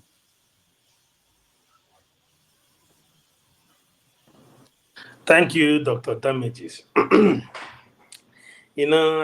Why I love listening in this program is that I have found out that some of us that calling one Nigeria, we are not even one Nigeria. We don't even believe in the one Nigeria.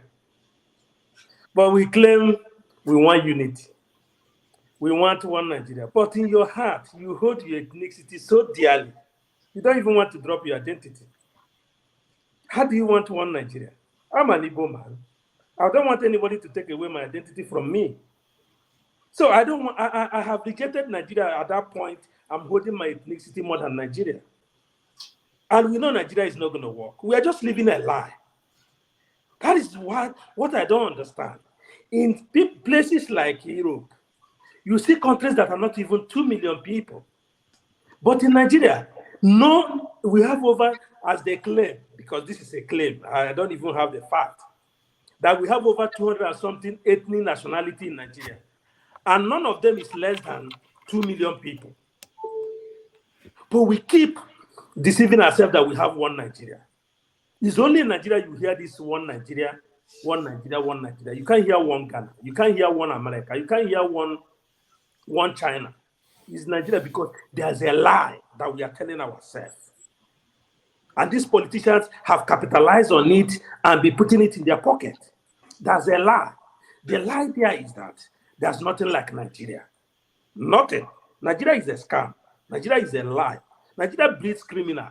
So when you come, you want to defend. That is why I'm mad with Obi. People can say Obi is the lesser evil. Why I'm mad with him that Obi knows very, very well with the structure of Nigeria. Obi will not do anything in 8 years. I'll give you an example. When he visited America, they asked him a question of power, that he went to Egypt for power. Obi was not even promising you to give you power within 4 years, which is his right if he win the election. He's telling you he can generate 3 times the capacity of the electricity in 5 years. In other words, he has 4 years Now he's telling you it will take him 5 years to generate 3 times of what Nigeria have already. That means he have already tell you that he cannot be able to give you electricity in 4 years. So you don't come tomorrow and come and tell him that why he didn't give you electricity. He will live in 4 years. It takes only grace of God for him to win another year, for him to give you electricity. Go and listen to that interview. But my point is this.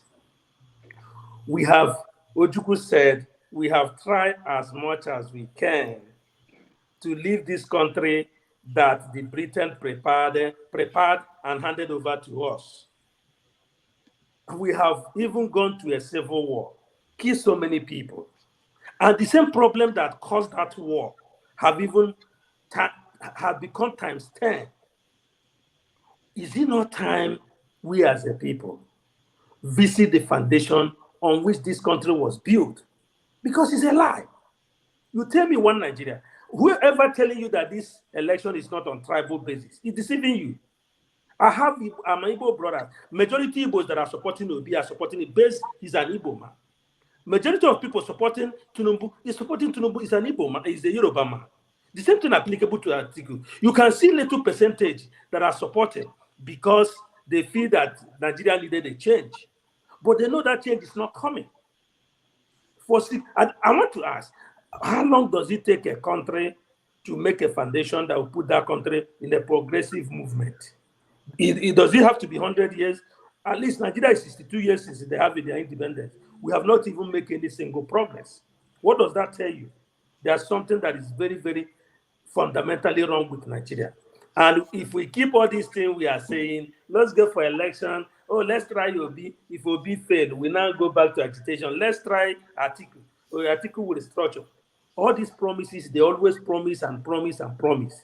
But at the end of the day, what do we get? We get poverty, we get hunger, we get people in IDP camp, we get our brothers crossing the Mediterranean Sea, we get them going through the desert for them to go to Europe. If we want to make progress as a people, I think at this point of our life in Nigeria, we should go for total disintegration. Even if we cannot go for total disintegration, restructuring become at least the minimum base. I wanted to talk to my brother, Prince of Peace. He have left. I heard him make his submission, and I laughed. He's sounding the same way Simon Ekpa is sounding. But one thing I don't understand, every time he criticizes Simon Ekpa, but whenever he speaks, you can see that what he's saying is related to what Simon Ekpa is saying. But I don't know where the disagreement comes in. Because they told you he didn't believe in the election, which I don't believe. Someone didn't believe. So we have to understand that Nigeria will never, ever work. If we continue like this, it doesn't mind who becomes the president, even Jesus Christ. Nigeria will never move forward. Thank you. All right. Thank you so much, Justice. There was somebody that didn't say anything I wanted to go to. Me. All right. No, who? We're here. Kulata. Oh, no. I think I'm next in line. Augustine is next. I see you. No, not Augustine. Augustine just came in. I think the two Augustines. No, I mean, the other Augustine. Okay, Augustine, you're next. It's too new. It's too new to have an opinion. Yeah. I'm kidding. Augustine, go ahead. Yeah, go ahead. Yeah, you. Okay, now I wanted to first start by talking about one man when he defended Tinubu. I wanted to give him a big bottle of cold Gouda for him to at least relax for going through such hell. Because I'll tell you, what he said was just similar to what Adewale said on Arise TV, trying to put things where they don't belong to. And the second thing I want to talk about the second case about my brother Justice, about Justice, really, who just spoke. I'll tell you, Nigeria somehow is not a true federation. But it's somehow closer, at least half of a federation. I always said that the only issue we keep on saying, divide the country, divide the country, divide the country. The point is not about going to war. It's about sharing the loot. Who will lead this section of the country? When we divide, we have the Biafra, it's true. Who becomes the governor? Who becomes the president? It's not the same people we have now. We have small money we have. And I always want to say one thing, that we claim that nothing can be fixed in this. Government is a continuous process. If I buy one phone today, tomorrow I buy shoe. The next day I buy a bucket. That is how I keep on making my house better. So I don't see a situation where let us scatter it and break it and scatter. This is what is going to be a solution. I don't feel so. If we have good people can always do the right thing, and the country will get better. Now, I want to now talk to the rest of the whole issue. Look, people are sentimental about things when it comes to this election, but I don't like looking at the foot soldiers. I like looking at the presidential candidate themselves, because now then go save us. So when you see somebody, I always say it, I'm proud about that. I support Obi. But sometimes when I go online, I also see what other people say. Like this guy, I don't want to call him, but there is this guy who is always, I'm sorry to say, somehow foolish online. This guy they call Kudus, I don't know. When you hear him type online, you see that this one self, I don't know. He supports Tinubu. Even the Festus Keyam supports Tinubu. We have other people. When you hear them talk online, you know that they don't speak sense. You also have obedience who also insult. So let's not make it look as if it's the prerogative that all obedience are insult. It's a lie. It's not true. Even those from Atiku's camp insult. But it's just that sometimes, as somebody said, obedience are emotional. So I feel, if you ask me, all of them benefit from the insults and the rest. But if you want to put all of them on a scale and try to do the right thing, no matter how you want to push it up, left and down, you always see that Obi will always come out on top, no matter how it is. So please, I feel that if an obedient insults you, or a Tinubu supporter insults you, or Atiku supporter insults you, I don't believe you. Maybe I will just speak in general. Don't look at the people insulting you. Look at the man who is going to serve you. That's the person I think we should be looking more at. And not because somebody insulted me. Because of that, I'll say, okay, let's say we assume, based on my judgment, Obi is the best person. And an obedient insults me and talks to me anyhow. I say, okay, I will not support Obi. When the bad governance come now, all of us go still see them. So if they like the insulted, they don't insult you. All of us will still see the bad governance. So forget about the foot soldiers and those making noise. Concentrate on who is the principal. What is he going to do? And that is what I think. I'll just end there for now. All right. Thank you, Augustine. Thank you. Yes, my sister, Queen S, welcome on this show. I really appreciate your time and, how you took your time to address this, to address our people. When you were talking, my son was listening, and he was like, is she a Nigerian leader? I said, no. However, her husband is aspiring to be one. And these are the kind of people we would like to have as a first lady, to either a governor or to a president, so that they will advise their husbands well, especially when they're in the other side, the other room. Because the kind of person that we have in Imo State, sometimes I will go to his wife's page and ask her, meaning, are you okay? You can't even advise your husband to do better in the state. So please, my prayer for your husband is one day he will emerge as a leader, and we will have you as the first lady to advise him better. And for my brother, forefathers that are accusing obedient supporters as being insultive, no. Last week, though I was not in last week's show, I think I came late, but I listened to the show, I watched it, and when Pansat was talking, Omore interjected, and he was insulting him like a child, asking him, are you mad? Are you okay? That is very, very demeaning. Nobody takes that from anyone. So Omori was the one being insulted last week. Though maybe Dr. Damages might not like the way Pansat was trying to impose a position on him. It's up to Dr. Damages to handle that. Not for Omori to be fighting for Showore. Showore doesn't even care if you exist or not, and you are here insulting your fellow man like a child. So I think the topic that we are on right now is about Obi's campaign, the latest havoc that is, given to APC, PDP, and their likes. I think nobody is trying to, come up with that issue. I don't know if you guys are watching the ongoing or not. Obi is right now in the northern state demolishing all structures. Structure of criminality, structure of thuggery, structure of nepotism, structure of tribalism, structure of stupidity. Is destroying them one by one.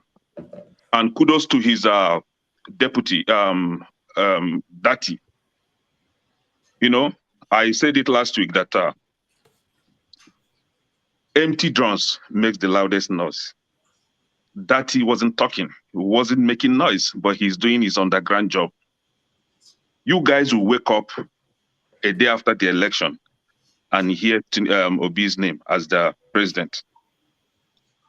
For one-man show, one man went to more that came here. So we know these people, and I'm saying this because of Queen S. Don't be disturbed, don't be perturbed with these people. We know them. One man went to more and his likes. We know that they have that propensity for tribal inclination. Everything, whenever you try to criticize or scrutinize their candidate, oh, you are being tribalistic. Whereas he is the main tribal bigot that we have here. Not one man show particularly, but his likes. All right. Thank you, Kenneth. Now, no, hold a minute. And for forefathers as well. The OB supporters that we're talking about now, the obedience, have we forgotten that in October 2020, there was a protest in Nigeria, heavy protest by Nigerian youth, NSAS brutality, NSAS criminality. These youth are not happy. So if you think you will come up here and be supporting the same people that are busy killing the youth, and the youth will take it easy on you, man, you have to rethink. Not you particularly, forefathers, because I know you wouldn't support those criminals. But for those that are accusing obedient have every right to criticize you. If it cannot take criticism, go back to your room, shut the door, and don't discuss politics. If for you to say that obedient supporters are attacking you, have you taken time to review what you say? You cannot vomit rubbish and you now think everybody will take it lightly with you. Some people don't have that kind of patience. Some people don't play, that kind of hanky-panky game. When you do something wrong, they will tell you that what you're doing is wrong. If you say anything stupid, they will tell you that what you said is stupid. Doesn't make sense. We don't have time to bootlick anybody here. Nigeria is dying. Some of us that have already ruled out Nigeria. I, for one, there was a time I was like, I have no business with this useless country. But seeing P2B emerging, I was like, no, I was in Anambra State when this guy was the governor. He renewed Anambra State. He made Anambra State to be one of the best in that country. Having coming out from, what's his name, Ngige's regime, P2B restructured Anambra. So because of P2B, I now said, okay, you know what? Let's give this country a chance to see if they will be able to come back to their senses. And then you are here pushing the likes of Tinubu, Atiku. For who? Like somebody said here, whomever that is supporting Tinubu, I don't care how you feel. Whomever that is supporting Atiku, after all, if somebody like Osibanjo would have come out, I would have maybe supported Osibanjo. If somebody like Rocha Sokorosha was the one that came out from the southeast, I wouldn't have supported Rocha Sokorosha. I would have went for this guy, what's his name? Osibanjo. So it is not about tribalism. It's not about tribal inclination. We want that country to move forward. So if you are here, an adult, educated human being, we're not talking about, because see, there was a time I was, I think a few days ago, I was driving and I was thinking, why is it that, because there was a news about, scientists trying to know the level of knowledge or smartness or level of intelligence of animals. I was like, why are they wasting their time trying to figure out the level of intelligence of animals when they can devote that time to check the level of idiocy of human being? You are educated, you went to school, I don't know, maybe something is wrong with some of us, and you are supporting Tinubu. My friend, if you are doing that, you are a tribal bigot if you're a Yoruba. That is the only fastest way that I will qualify you. If you are not Yoruba, you are a foolish human being. Simple. All right, Kenneth, Thank you. Thank you so much. You see, that's the issue there. They refuse to see that there are other people that have head. Let me go. Yeah, let me, Janaba, I'll come to you, okay? And let me go to Kalata. All right. Thanks. I mean, I thought I was done for today, but I watched two Niger talk, and he did not mention soldiers and military. So I said I have to come here to come and give him kudos. That's a good one. There's no national defense emergency today. It's two Niger talking about human issues. So two Niger, kudos to you. Reality is setting in. That's why. So kudos to two Niger for. But honestly, here's the thing. I mean, I don't understand if Nigerians if they get the concept of democracy. Almost all Nigerians I'm seeing on this platform, they are fascist. Someone shared an opinion. I think this guy is not going to win. It's his freaking opinion. He can make it up in his head. He may be deluded. He may be whatever, but it's his own opinion, and he's entitled to it. And someone now comes here and starts reacting, being reactionary based on someone's opinion. It's not fact. It's just an opinion. That's why it's very difficult to analyze in front of Nigerians. To kind of say, okay, this is how I see things. This is how I see this. This is how I see that. And when you try and explain, they now start throwing all this stuff. And it's sickening to say an Igbo person supporting Obi is not tribal, but a Yoruba person supporting Tinubu is tribal. It's bullshit. People have reasons for supporting different candidates. As bad as you may see Tinubu, there's some people that genuinely support him. That's why stadiums are full. He buys some. A lot of people go there to visit him. People will make their choices. It's up to you if you want people to go to your candidate to convince them that your choice is better. But don't attack people for just having an opinion or having a choice. We're not trying to build a fascist environment.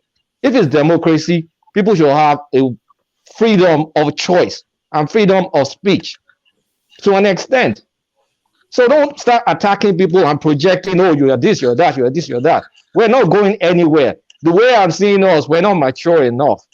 For someone just to analyze and get attacked for just analysis is nonsense. So I can't sit down and just make a projection. Then I'm this, I'm that, I'm that. It's just a projection. It's bullshit for all I care. It may just mean making stuff up. But I'm not saying it's a fact. It's just my opinion. So respect people's opinion. People come from different perspectives. We don't think alike, and we should never think alike. Otherwise, we'll have a zombie nation. So try and understand people's perspective. February 25th will come. A lot of people will cry on February 26th because your candidate may not win.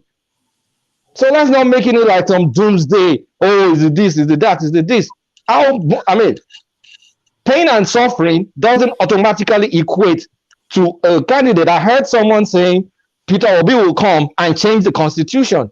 That shows absolutely clueless about how a constitution is changed. A single person cannot change the constitution. So we need to just calm the hell down and realize that if we want a democracy, we have to be tolerant of other people's views and opinions. You can't, it's not a dictatorship, and it will never become a dictatorship. And we're always going to have different views and opinion, and we have to find a way to get along. So that's it for me. All right, thank you. Before you go, hold on. No, hold on, everybody. I want to weigh in a little bit. Just to make the people on the comment section know that I see the comments. I don't ignore them. Someone like Pansat, when Kene was speaking, or people he likes, he will want them to continue to speak. Never, give them more time, let them land.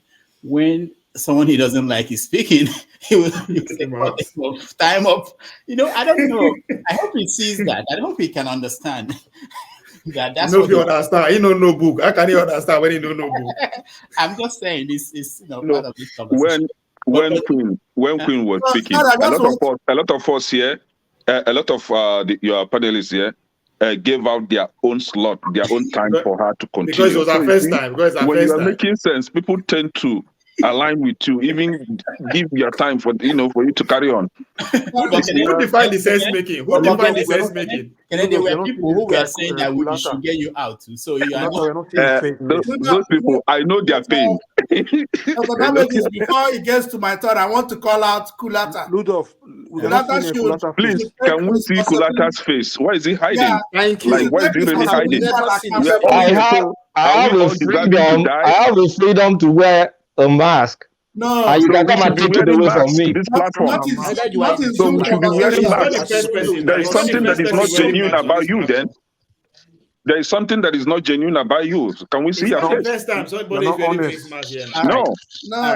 No, we always criticize that. Whenever that we wear face masks, we always criticize that. I will appreciate if people can talk about what was discussed rather than trying to attack the person. It's what they call ad hominem attacks. Attacking you. So if you're not secure in your argument, you go for the cheap shot to try and attack the person. Nobody's attacking you. I don't know if you guys know the meaning of the attack. I called for this. I don't think you know the meaning of ad hominems. Maybe you find that what that means you know first. The meaning of attack. You always use attack randomly. Please, let me address it. I mean, someone shares an opinion. Next thing is, oh, you don't like Nigeria. You support suffering. You support this because they just said, oh, I don't think this person can do this. Oh, you must hate Nigeria. You are one of the people that don't support. It's nonsense. No, what we're talking right now is for you to remove your mask so that we see your face. I saw. Hold on. Can I hold on? Austin was the person I asked to speak. Austin, go ahead. So is it my time or to address what I call out for? I thought you. No, your time. So Kulata, sorry. No, your time. Austin, hold on. I want to say something before Kulata leaves. This is just for the benefit of everybody here. So in the 90s or early 200s, when there was Nigeria war, the message board, just because I'm reminded of this, we used to have this kind of conversation, but it's on the message board, and it was, just like this. For many, many months, years even. At the point we decided that we have to meet. And these were people who were just like we're doing here, people attacking each other. And we met in Atlanta, we went there, and people came, and it was the first time we were seeing people physically. And it was a different relationship after that. I want to say that because when I see the dynamics and things that are going on and people who are the different opinion, I've seen this before. So I know that is part of it is the forum, the platform, the way it's designed, that if we are all in the same room, I don't think people will talk this way. So I want people who might think that is the world is ending. This is not really a real picture of who we are and how we talk and how we behave and how we will behave if we meet each other in public. So don't lose hope. All right. What I want to call out this is that in every field, in every endeavor, there are principles that guide them. And from the name of this platform and the program we're doing is Say Your Mind. Have your say. Have your say. Have your say. I have my say. If I am not bold enough, if I am not man enough to present myself the way I am, for you to see my views, and you're there escalating things that will make me to be vulnerable, and you guide yourself, it's not proper. And the Zoom has a principle that you must present yourself, that people, your audience will see you.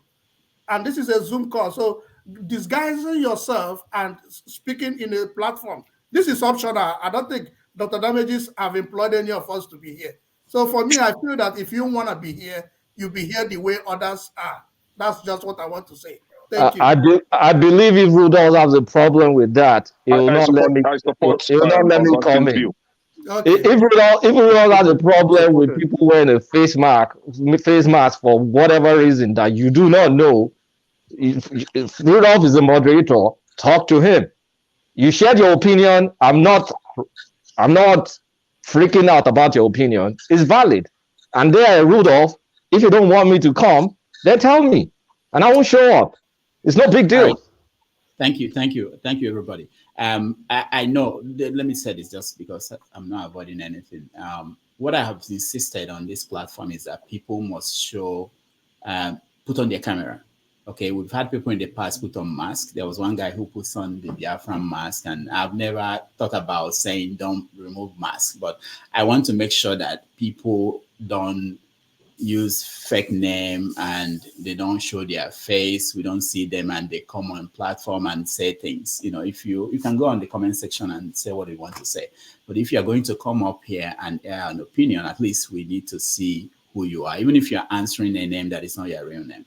So I'm still okay with that because, if that becomes a problem down the road, everybody puts on mask and we don't see anybody, then we may have to change that policy. But for now, we know Kulata. I don't think. I've shown my face here before, so it's not many times. So don't think I'm hiding. So all right. But I would like you to discuss the issues we're talking about rather than trying your best to point it to the person. That is insecurity.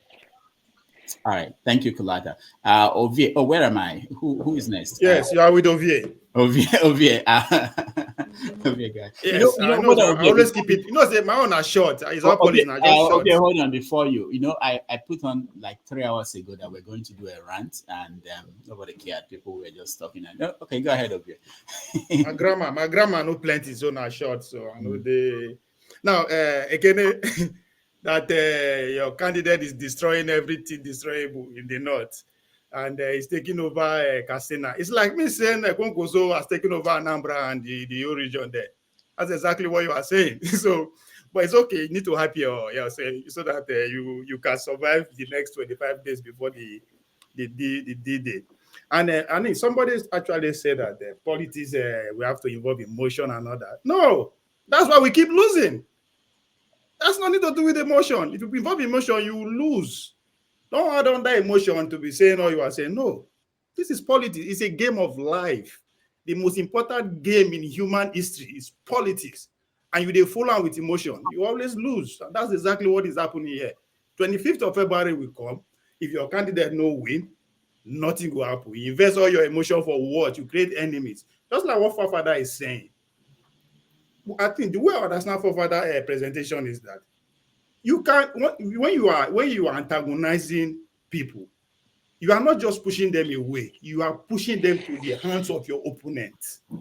That's what it is.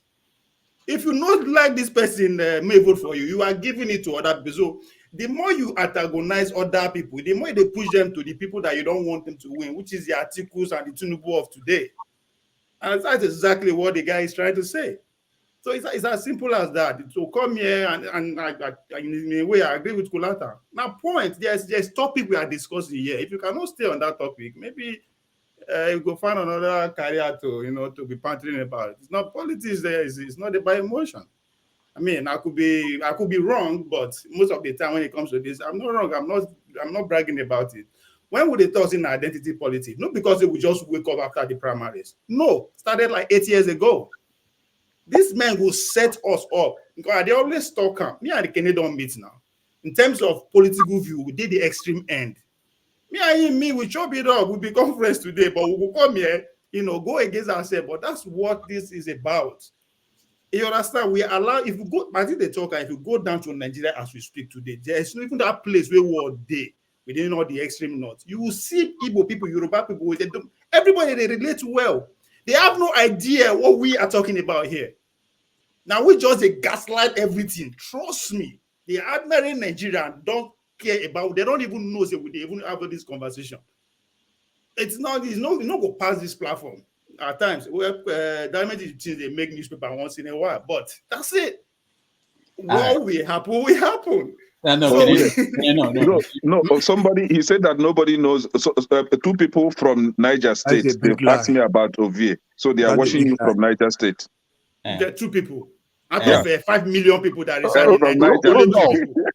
Rudolph, did you talk about what happened in Katsina to Obi's campaign? Oh yes, okay, yeah, that's something we wanted to talk about. Yes, campaign. What happened in Katsina to Obi campaign is Obi destroying the structures. No, not that security issue. No, they actually he was. Listen to me now. Okay, what I'm trying to say is that him saying he's destroying the structure is just a facade. So if he gets attacked, what that means? Now the structure of a PDP and APC be that. Whether Now they they talk, I'm not. talk I am like you. not. They do this kind of thing. They talk. I am not talk saying that's like a you. good thing that what happened to him should be celebrated or should be. You understand? But I'm just trying to put it to okay. Maybe that is what they mean by is Yes, destroying no, all the political struggles. talks that were rented by politicians to go and attack him. So Yes, they these are the did the talks job, like people right? come online, start making noise. So, You're and right. these are what we are actually kicking against. Everybody should have the right to come to your state and campaign. Nobody attacked Kwankwaso when he came to Anambra State. Just to show you how civilized the Anambra people are. What do you want to talk about? Do you understand? Yeah, just to show you how accommodating our politicians in Anambra State are. But people were killed. I mean, people were shot at during Atiku's campaign. The barbarism from their politicians recruiting touts to go and attack their political opponent. Also, you know? Hold on, can I also? I know that in Castina, the president, they booed the president, and there were videos it was of police. That's in Daura in his village. Yeah, even Buhari himself was attacked. So it's not encouraged, and what I quarrel with on one platform, I will mention the name. They were making it look like the North was against. It was a proof that the North was against Peter B. I said, don't assign what a few people are doing in one area to the whole North, even if the same thing with whether they are from Benue or from the Ebonyi State. It doesn't mean that everybody in Ebonyi State is against. So first of all, we don't encourage that. Secondly, you can assign that it's not an indication that the whole region is against that particular candidate. All right. So sorry, people accuse me that I play too much and all that. This is what it's about. Because after 25th, we will come back and we're going to jab ourselves. We're not. It's not that serious, man. The situation we have It's now not is that just time of playing. This Nigerian situation is not for playing this time. If you love that country so much. I'm in Nigeria too now. You go tell me I go to see my country. That's my country. You are not more Nigerian than me now. Why don't you think of progress of that country? Do you are think you of more that country? Nigerian than me? You like Nigeria past me. I don't like Nigeria past you. That is how I see it. Henry, the only way for me to actually what is happening here, the only way for me to actually go around it is just to make fun of it. Because if I make a verse or they insult everybody, that is not going to change it. So if I don't see the way you are seeing it, that doesn't mean you love Nigeria more than me or I love Nigeria more than you. Ovie, what is happening in Nigeria today is not funny for the business people. It is not funny for exporters, importers. It is not funny for civilians that earn 30,000 naira while the price for one bag of rice is 40,000 naira. It is not funny. It is not funny for people that had to go and compromise their morals in order to succeed. It is not funny. So you understand? I'm not saying that. I'm not saying that. See, I'm not saying that you should start crying. I'm not saying that you should start crying. Hold on, you have made your point. Thank you for breaking the news to me. I thought all is well in Nigeria. I don't even know all these things they happen. You don't know Nigeria more than me. I understand that. You understand, but coming here antagonizing you, eating you up, the events they cry. How does that change the situation on ground? It doesn't change anything. You understand? Right. The only way it can change is for us to actually look at it critically and put whatever we are aside and talk to issues. You understand? It's a generational change we are looking for here. You understand? Let's say, everybody, Obi will be president. What do you think is going to change? You are talking about the presidency here. If Obi is going to work with 100 people, how many do you think he will appoint by himself? Out of those 100 people, how many he will know? So if let's be realistic here. Support one good candidate. If every Nigerian support one good candidate, that to you, who define who is good? Who define the good candidate? You or me? Saying supporting one good candidate is a misunderstanding of civics 101. If you understand the way the country works, the government is not controlled by one person, one good candidate. Who define the good candidate? Who define the good candidate? You or me? And a good candidate to you is relative to what you see. Not what others see. As far as I'm concerned, Konkoso is the best politician in the world. I can tell you boldly, right? with knocking my chest. This all our politics and culata. Don't attack our PFS and talk about what you said. No, you come in first now. If people love this country so much, you will not be dancing like. Let's talk about the love for the country. Let's talk about the love for the country. Nigeria, 10 years. I've 10 years of my life serving that country. Let him explain himself. Let him explain himself. Wait, let him explain himself. Let him explain himself. Go ahead. Listen, I'm not an Igbo man. I'm from Edo State. State. Go ahead. Explain yourself. You said we don't love the country. Continue. don't cut me off. Let me talk. If you guys love this country so much, Nigeria, you call. I'm in Nigeria. It's not time to be laughing at these things are going well. The country where people cannot even get electricity, they cannot even get petrol, diesel to generate light, and we are here talking of Kwankwaso, Tinubu, Atiku. Are they not candidates? So Listen, what should we talk about? Who should talk Wait, about? Who will we talk about? hold on. Are they not candidates? Listen. No, just answer the question. Listen. Are they I'm not from Edo State, candidates? by the way. Listen. You said I should talk, but you don't let me to talk. You said something, and I asked you a question. Are they not candidates? Let him talk. Kulata, allow him to talk. Be civil, please. Allow him to talk, please. Damn it. Okay, we have about maybe 18 candidates. We have about 18 candidates there, but the before we have this APC and PDP that are the one ruling right now, but things are not going well. But the Nigerians now came out. The young generation, the young ones came out now in mass to support one candidate that they believe it can make it better if they support this candidate. And what empirical data do you have to support that? No, sure. I don't want to talk to this guy, please. Let him finish. Henry, go ahead. Sorry. So during NSAS, we saw the way people talk. They will not even stay 1 day, 2 days. They spend more than a week there, 2 weeks there, 3 weeks there. The government know that they cannot even change these things. They have to use force to kick them out. These same angry Nigerians, they are the ones who came out in mass now. In my state, Edo State, is their cut off obedience. Edo State, because we are born free born citizens.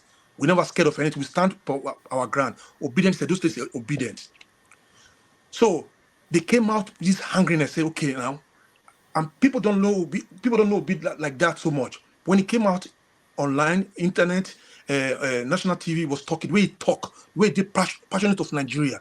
People say, okay, this guy have something in upstairs. Let's support him. That's why you see the movement today. We were supporting Showore before, but Showore didn't have this revolution, this population what we have now. So we were saying, okay, Showore should try to support Obi so that they make Nigeria move forward.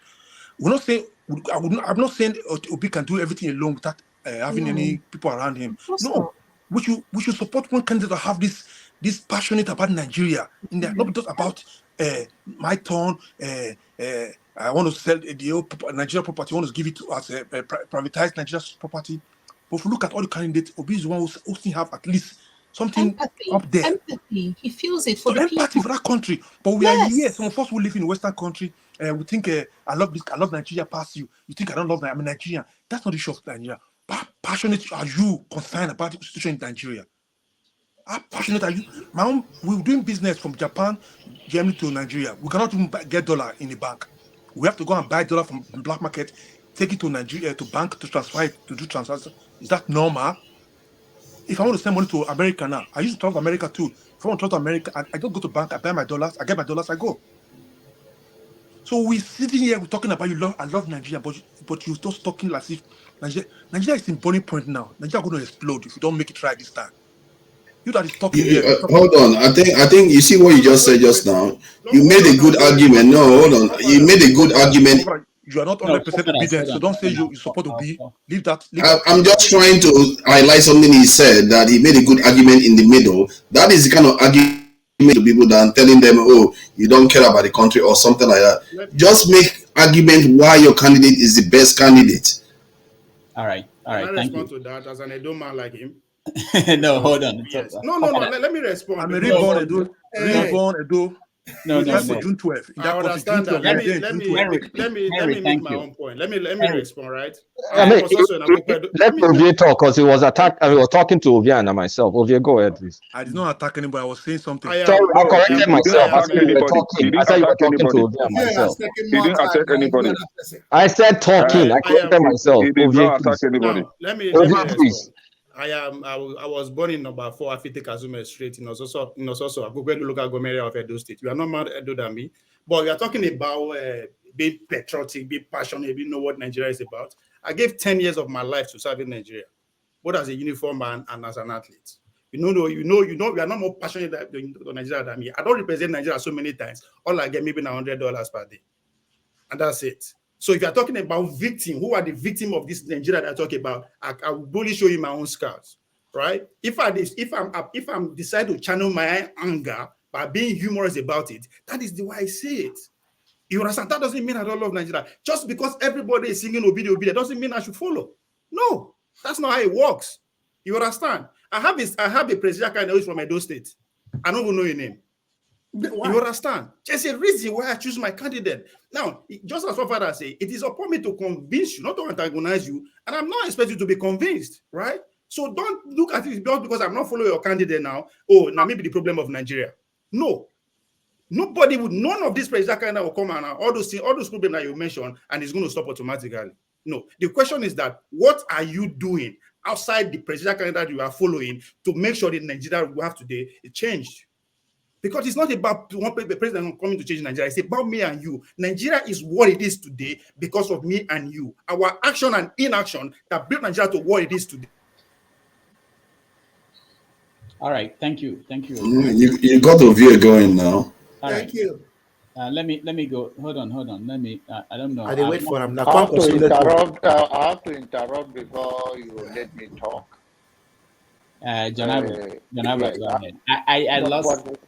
Go ahead, Janaba. I lost track of where I was. Go ahead.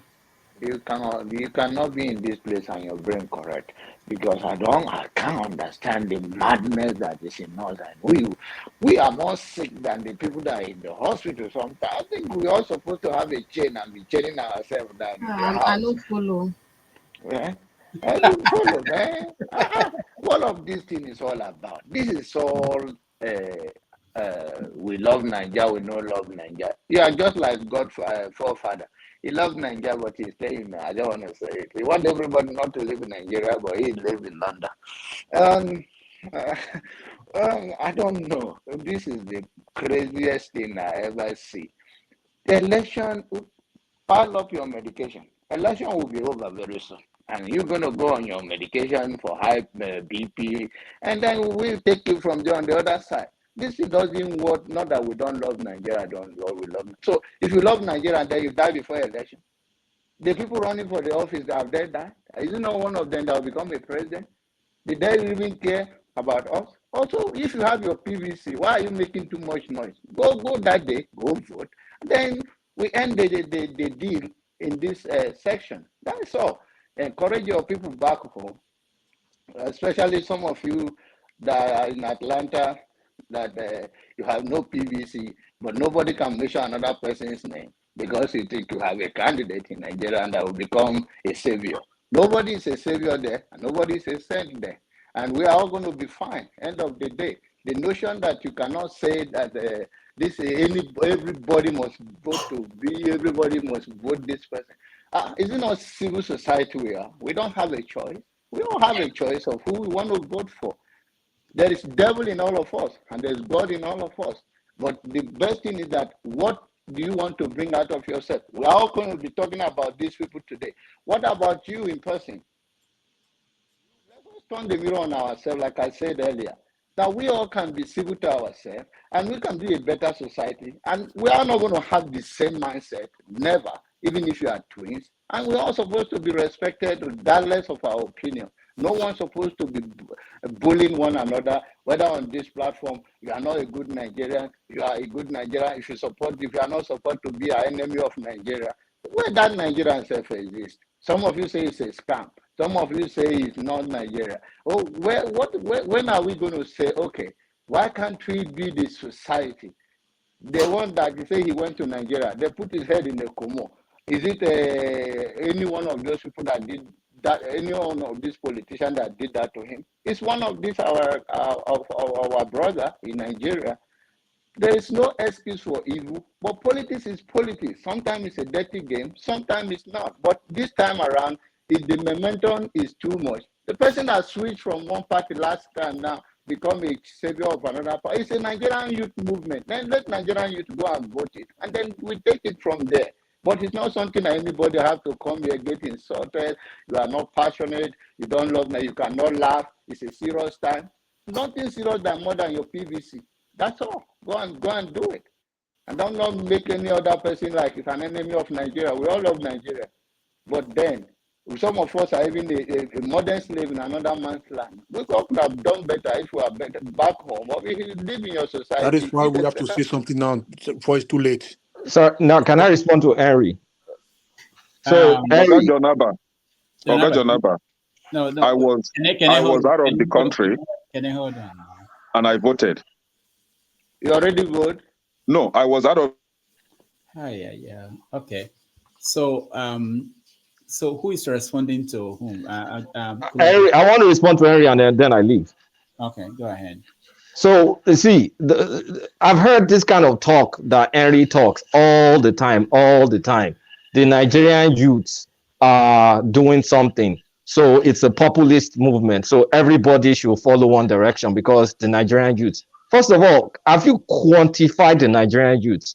Because don't be mistaken that some southern youths in the south, southeast, southwest are the Nigerian youths. They're Kano Nigerian youths. They're Katsina, they're Borno Nigerian youths. So you don't even have the empirical data to say the Nigerian youths are doing something because the election is going to play out in the next few weeks. And then you have to come back here and tell me this is the Nigerian youth voting pattern. 75% of Nigerian voted for one candidate. So that's actually factually wrong. So you just shared your opinion, which is all fine and dandy. The next thing is to now say people are suffering, this is happening, then automatically extend that to one savior candidate. No, it doesn't work that way because people have different interests. People have different interests and different reasons for wanting to, I mean, it's politics. It's all about interest. So if you even look at the situation that the candidate you're supporting is going to get in there, is not going to have senators, is not going to have House of Rep, is not going to have any governors, and then it will be very difficult for him to even govern. So some people are actually thinking those things. I'm not saying it's going to be impossible, but it's going to be challenging for him to even govern. So, hey, hang on a second. So when people are doing what they're doing, respect them for that and don't say, oh, because you're laughing, then people are suffering. People are going to die tomorrow and you're going to laugh and you're going to eat dinner tonight.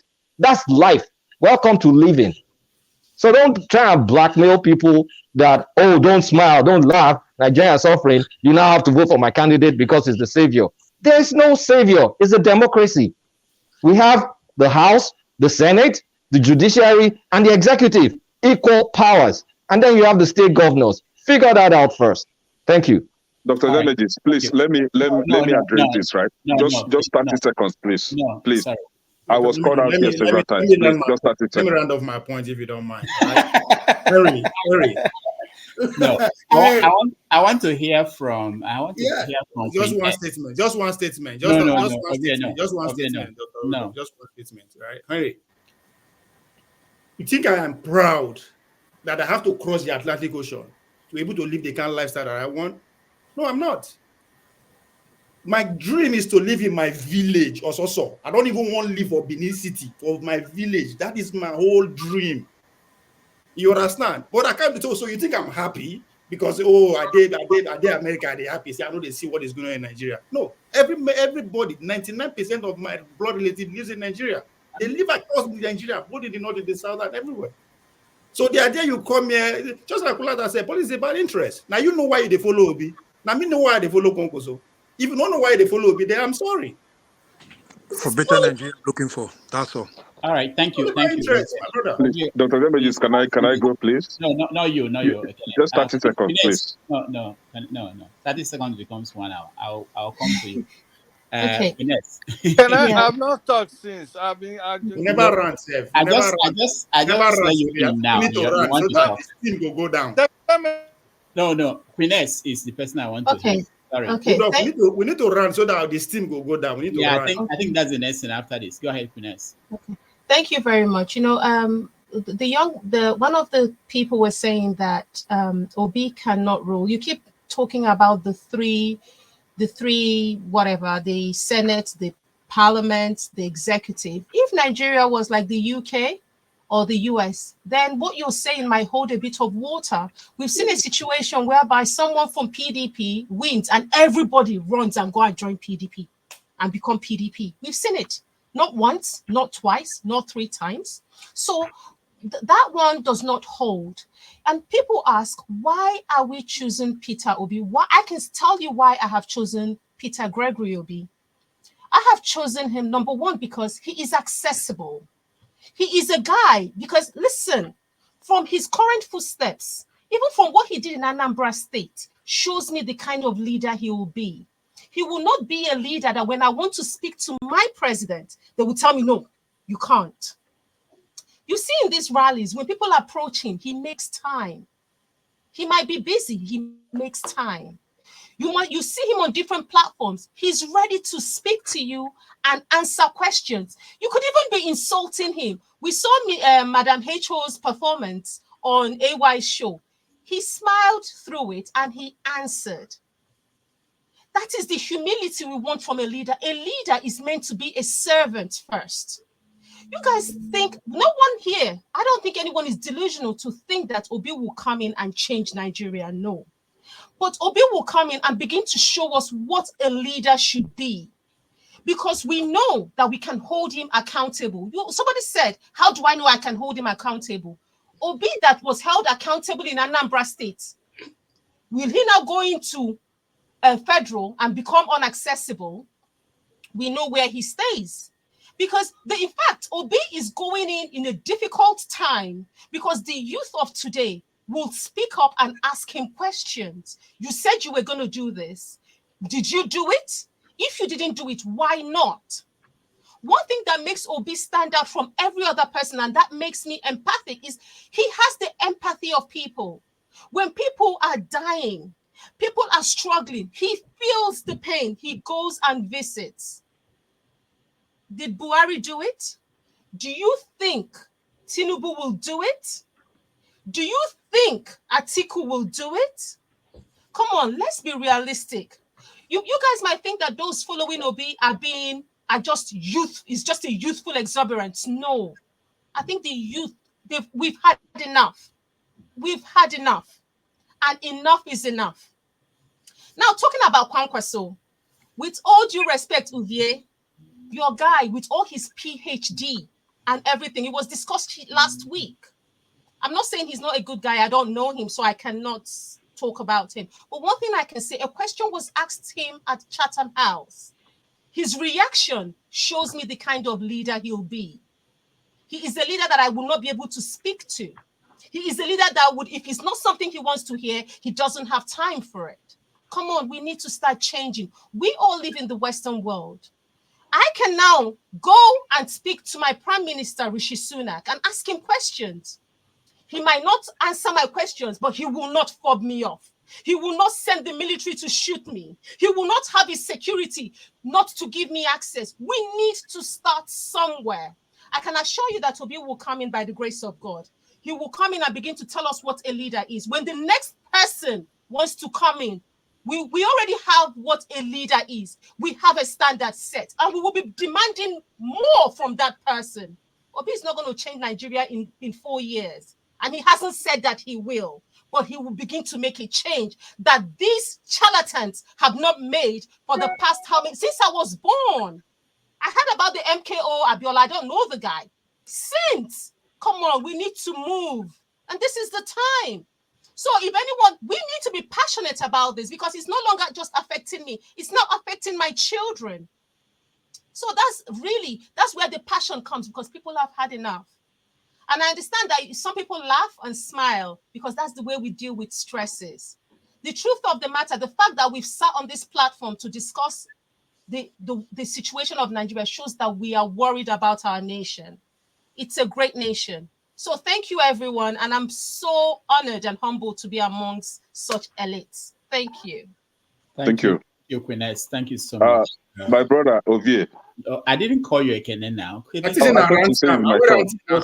Just wait. I did not call you to speak. And you already and look at Cool is doing the same thing. We need to run. We need to run. I think that's the lesson, because you guys distract me a lot. There's a pattern to this madness, Ranting is the lesson. So that's for those who are joining us for the first time, that's when we give you 1 minute rant about anything. There is no particular subject. Whatever is making you happy.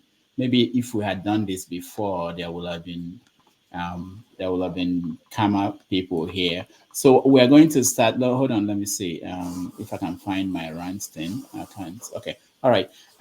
So we've had some wonderful moments on this show, and maybe that would be a good way to start.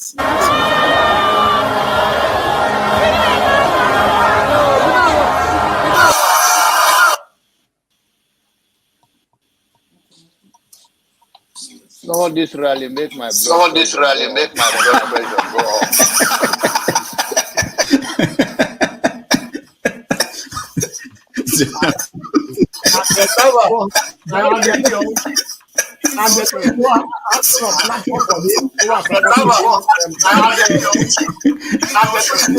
So Java, you should get a filter sometimes, filter your thoughts before you say.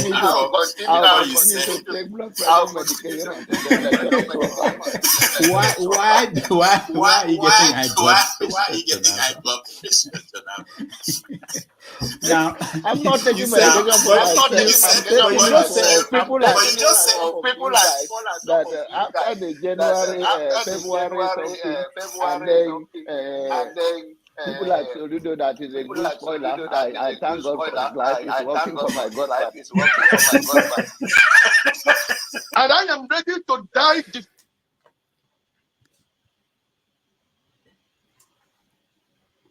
All right. Sorry. I'm trying to find my jingle. That was what I was trying to do, but my system is not. And I am ready to die defending Nigeria in whatever way. When it is God's time for us to go, it is. And you took my time to God. You are ready to defend Nigeria. You are ready to you already started. What I'm saying, defending Nigerians is I gave him my time and he's using it to become. I gave him my time and he's using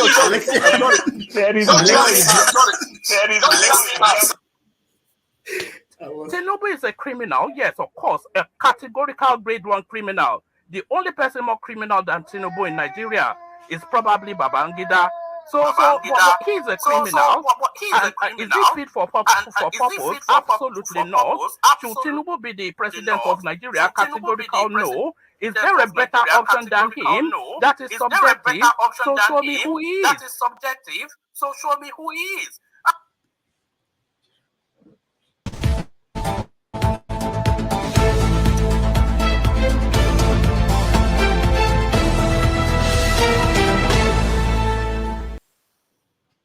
All right, welcome back, everybody, and we are ranting now. I gave Queen my time, and they used that they insult Konkoso. So we're going to rant. So we start with John Abba. John Abba, you are first. We go this way. Oh, okay, that's good. Ranting is you said the people should not be a fake name, but all I see is fake name here. Somebody was called Jude before, now it's cool. Is that not fake? So I don't know. I didn't say no fake name. I'm just saying no. You have to show your face, even if you're using a name that is not your real name. Maybe rewatch it again. Maybe rewatch it. Okay, you see, it's me now. It's my generalization, so I understand. I'm used to it. So I mean, my time is up, so it's all right. No. You have 45 minutes, seconds. Okay. I don't confuse. Yeah, you are taking out of my time. Nigeria, every one of us will be fine. Whether you are passionate or other people is not passionate in your own opinion. No, some of us, we can't talk about Nigeria enough. We are Nigerian, we love Nigeria, whatever it is. But what bugs me on this platform is that you cannot bull someone to agree with you. We are all grown-up people. When you come here, it's like, I think if you ask me, if you give me a dummy injection, so I will not even say nothing again. Some of you here, some of my brother, I don't want to mention your name again, because I don't want to do it. But let us get rid of all of those things. We are all going to be fine. And whosoever, let's become a better person. It's among us that we're always going to have a better leader. So let's be better of ourselves. When we started seeing that on this platform, Respect one another. Don't cut people off. Rudolph will not wait until after how many minutes when my hand is up and he could not go back to me. Thank you. All right. Thank you, Janaba. Osun. Thank you so much. I appreciate this platform. Someone said that we shouldn't add emotion to politics. I mean, the answer I tell the people, unless you get less involved in Nigerian happiness, if you are working in the Western world and you have families you're taking care of, after when you get your salary, at the end of the month, you don't have anything left because you've distributed everything back home. And the little cleaner in your office tells you how much in his or her account, you begin to cry because you can't save. You can't but be passionate. You do everything for Nigerians because nobody is doing anything there for you.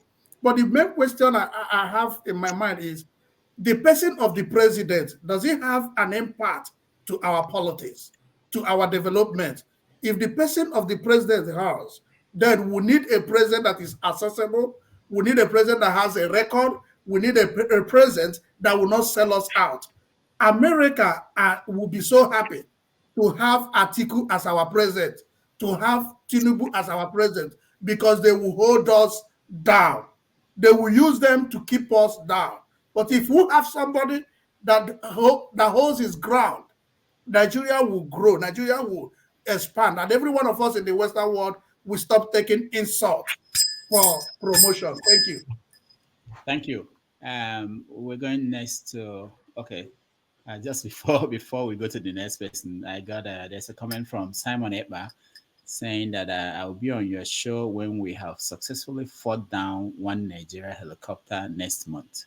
All right, so Simon Eba is booking himself on the show, so we will have him whenever he's ready. Henry, you're next.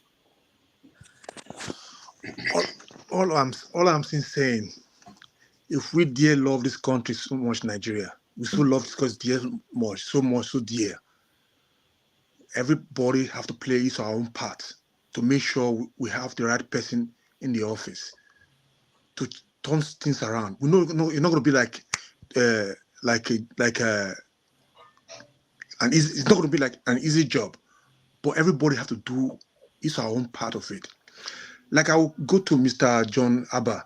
What is your contribution about this situation that's going in Nigeria this election time? What are you doing to change? Are you going to answer your own rant? Are you going to talk about it? This is not ranting. That's your rant. No, it's a rant. You see, Henry, maybe you are new. We are ranting, but you can refer to anybody. We don't care. I can say you don't have the right to respond. Yeah, you can respond. If you cannot respond, no, then I will respond. Then okay, that's so. What are you doing in this situation now? What is your take to change things around this time of the election period? What are you doing? You want a better country, but you're not playing a part. You're not playing part of it. Like my family, my dad is 38 years old man. He's going to vote. My mom going to vote. Who? Obi. During June 12, I lost two school friends of mine in June 12 in Nigeria. If you remember that those days, we fought for that country. So the young generation fought now. Okay. All right. Thank you. That's the way it goes. Ovie, you're next. No, you asked me a question now. I told you when we finish the rant, you come back. Reserve it. Just keep it in the cooler. When you finish the rant. Harry, I lock you. Go ahead, Ovie.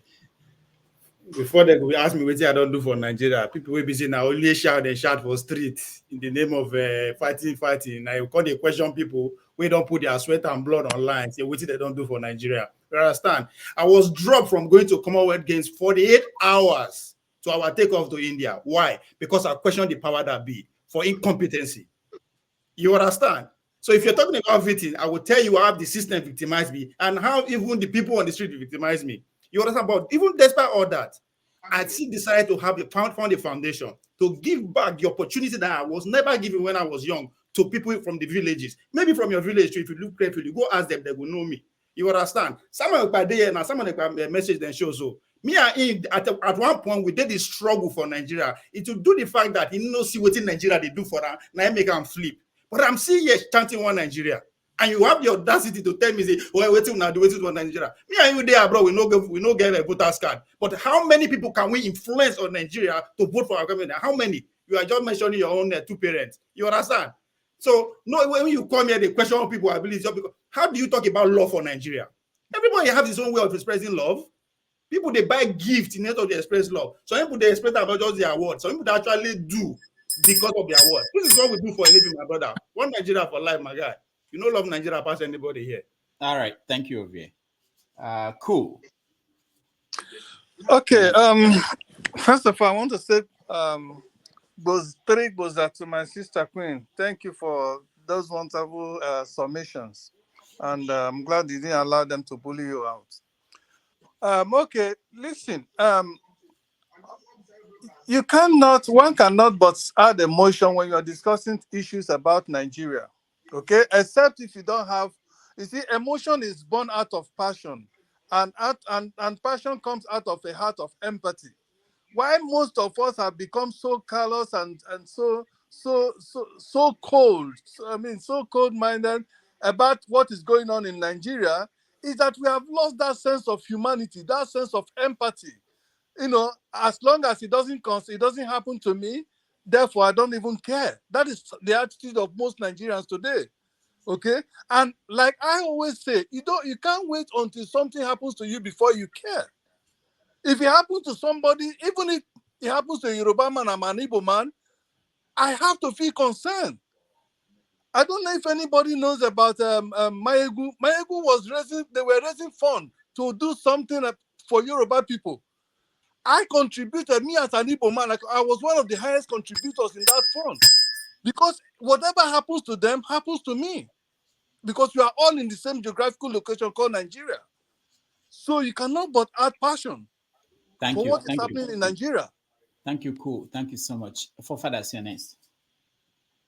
Yeah, regarding the topic anyway, I think this thing Jude spoke well about it. Passion is good, but it also has to be tempered with some sense of empathy. And clearly, Peter Obi has that, and some of his followers think that they have more passion than Peter Obi himself. That's why Peter Obi is authentic and he's very, very likable.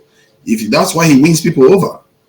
If you want to win more people over, if you're his follower, you need to tap into that and understand that people are in different places than you.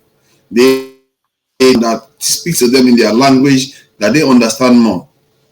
They don't know that much about Peter Obi, so you need to convince them. If you can get them to 51% support for Peter Obi, that's 100% vote you are going to get. And there is no absolutism in this kind of situation. I think when we step out of that, like the argument Queen S made, was very, very strong, especially in the middle. But when they tend to start, they will try to make the other side look like they are morally bankrupt for why they believe what they believe. So, but make your argument that my candidate, this is what he's doing. Like the argument she made about the way Peter Obi governed is a very strong argument. That's the kind of argument people need to hear. Not necessarily calling people out for being bankrupt or morality or something like that. Thank you. All right, thank you, Fathers. Kenneth, you're next. Thank you. So we're talking about loving Nigeria. No, we are ranting. Yeah, that is my rant. Talking about loving Nigeria. Okay. Please rewind my time. 1 minute, please. Okay. If you really truly love Nigeria, you should be talking about being given that right to vote. I was out of this country and it was election period and I voted, right? But as you are right now, you can't even vote. And we are not talking about that. It is okay for everybody to keep mute. No, we love Nigeria, and that is why we are angry. Call it anger, call it emotion, call it whatever you like. But what we are saying is we are voting for that person that will be able to give us that right to vote, and it is Peter Obi. We're talking about setting a standard. Peter Obi set a standard in Anambra State. We were coming out from Mbadinuju's regime, and Peter Obi opened our eyes in Anambra State. And then we knew that we had, that Anambra State can do better. Then, since when Peter Obi came in, Peter Obi had no member in the State House of Assembly or even in any position. He was the only one from Abga. and he was able to rule or govern Anambra State on the right track. So, and the same P2B is telling you that he's going to do it with or without a Senate member or Senate. Who are those senators? Are they not the same problem that we are having today? They are the real problem. He doesn't even need them to function in that state. And he can never be impeached. You can only be impeached when you are found wanting. If you're not a criminal, what would they, hell on to say, okay, we are going to impeach you? No. Until you dirty your hand, nobody's coming to take you to court when you are upright. So we're talking about scent. P2B is a scent according to, based on INEC regulation now, or based on INEC whatever they call it, way of scrutiny. He's a scent. Thank you, Kenneth. Thank you. Osun, you're next. See, I've always said this and I'll keep on saying it. We should be careful not to use our standard to be everybody's standard. For me, I think everybody is okay. Go out there and vote. But just know one thing. If you do good, you do for yourself. You do bad, you do for yourself. So it doesn't mean that if you vote for P2B, you vote for Tinubu, you are doing anything by yourself, they do. So my own point is that do it for your own self.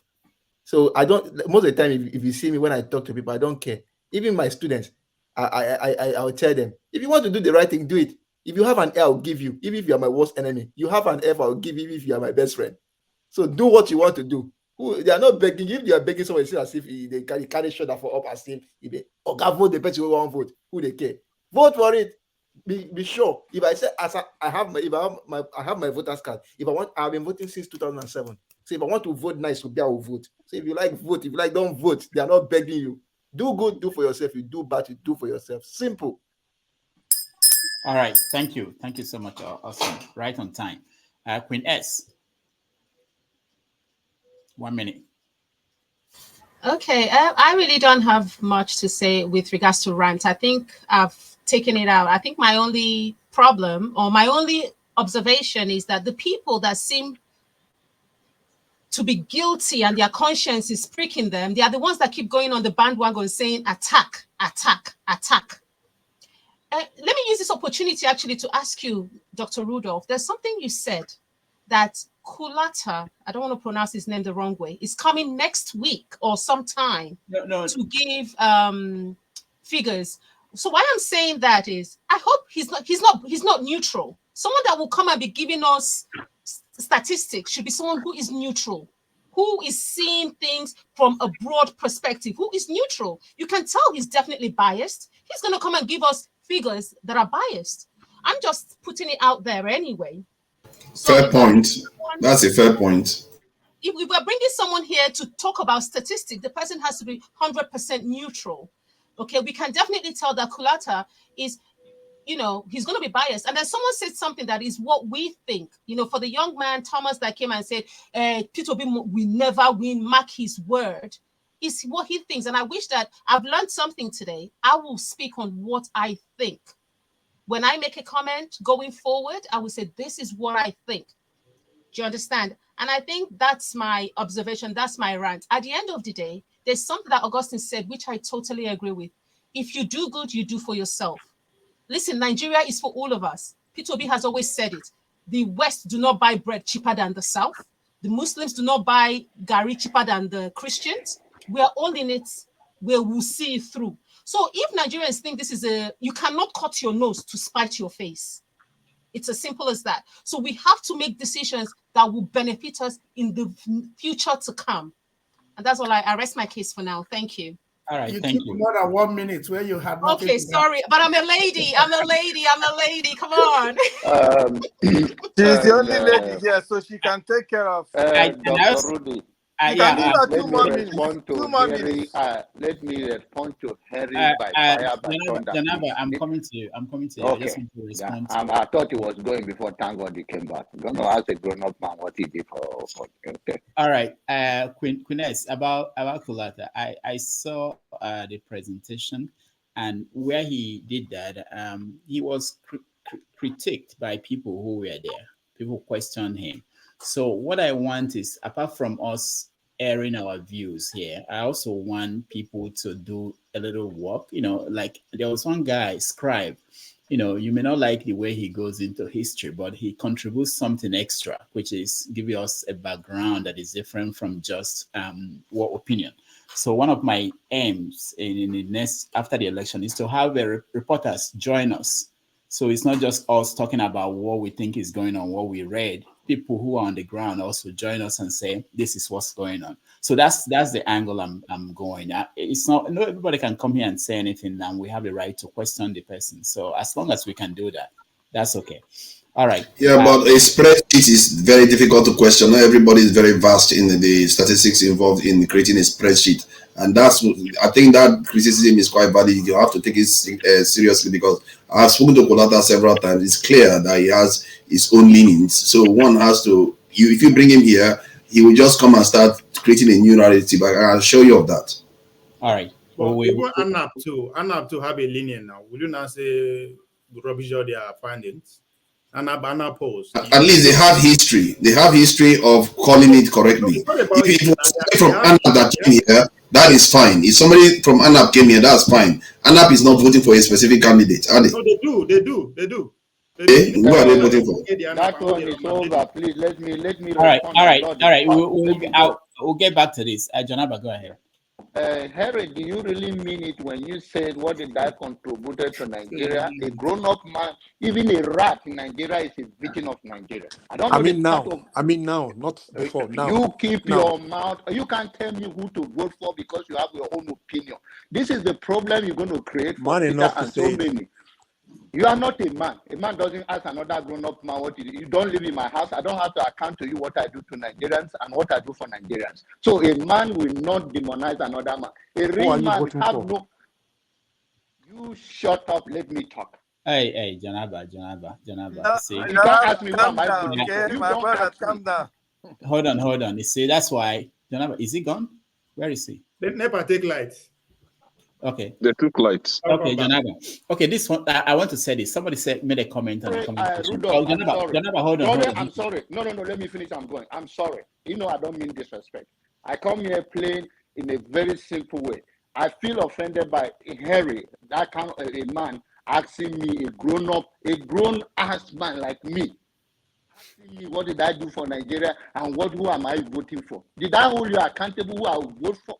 It's my own basic human right to vote for whosoever. And the person you are thinking is a saint coming, may God bring him and make Nigeria better. Whatever is good for all of us is good for one of us is good for all of us. Whatever is bad for one of us is bad for all of us. Politically, I have my own stand, I have my own opinion. But you don't go out. I hope you grow up from this, that you don't go about and be asking Nigeria. Every Nigeria is a victim. Whether you are 10 years old or you are 20 years old, you give more to Nigeria than Nigeria give to you. So for you to come on this platform and ask that baby question, I hope you retreat from that. Thank you. And I don't mean disrespect. Don't ask me that question again. All right. Thank you. John, are you from Ogoja? No. Cool. Better put your brain together. Don't ask me that kind of question. Are you from Ogoja? I look young, but I'm not that young, man. All right, guys. I'm 55 Hold years on. old. No, let me say something, and then we take a break. So it's always somebody made a comment on the comment section. So I learn a lot every day I come here, and he said that all the politics of here is always laughing and smiling. That is a coping mechanism. Sometimes we don't know. We don't know people. You may know me by my name or whatever I do, but you don't know what people have gone through and how they deal with these issues. We have to appreciate the fact that people have been here. This is almost 7 hours, and it's commitment. It's commitment to the nation. It's commitment. There are people who don't spend this kind of time in a month or a year talking about Nigeria. So it means a lot to have people here, and I respect everybody here, whatever opinion you have. It's very important. Now, what we're going to do is that we're going to take a break, and when we come back, we talk about Atiku, and then what keeps you up at night. I think we are forgetting Atiku so much. I don't like it. he's still a player in this thing that is going on. We will talk about it when we come back. So let's take 2 minutes. I think you have Nnamdi Kanu on the list, but my people, look here, face me like Facebook. I go see Lisa, I go see that chameleon. Time don't come for us to wake up. My people, it's not time for action. Yeah. No more talk. We know how. Yeah, leaders, we don't tire. This situation, we don't get you. Them say the way you lay your bed, now so you go lie on top. When you sell your votes, not poverty, you dey invite to make you shine your eye. Make you don't sell your vote, no shishi for bribe. If you talk, we say, and I talk, we say, no shishi for bribe. If you talk and I talk, and we all the talk, we say, no shishi for bribe. No shishi for bribe. No shishi for bribe. If you sell your vote, sell opportunity, sell your tomorrow. You say good roads, good health, and education. Them say the way you lay your bed, and so you go lie on top. Give me 1 minute. They go try to bribe with chichi, make you know say your future for chichi. Them go surely take them back with profit. Now you go suffer, Naija. Monkey go the walk, bamboo go the shop. Say that's what we go there. Make you not sell your photo. No shishi for bribe. If I do my part and you do your part, no shishi for bribe. Make we play our part and we build this land. No shishi for bribe. You say no shishi for bribe. You say no shishi for bribe. Nigeria go better. Corruption kill us, bribery finish us. Last, Chiku still got us. Who won't change Nigeria but us? Let's make it work again, everybody rise again. Tire for the talk, nobody won't do the work. Nobody won't die there, I speak with no fear. Change out for them, you can't buy my soul. No shishi for your votes, this not the new oats. How much is your vote really worth? How much they want to give you for the pain? If we choose wrong, then wait till we gain. My brother, waiting we get. I don't go sell your future to some criminals who don't get the conscience. Don't be say we go just did the fun vex and still allow nonsense for another 4 years. Cause my people still dead jobless. Every day my people still they die in hundreds. So make we shine our eye, cause no be only 2 bad choices where they the contest. Give me 1 more verse, please. I'm talking to you precisely. You day school office or they do NYC. With your PVC, you can vote wisely. Even when the offer they bring in is so spicy. No shishi for bribe. If you talk, we say, and I talk, we say. No shishi for bribe. Make we play our part and we build this land. No shishi for bribe. You say no shishi for bribe. You say no shishi for bribe.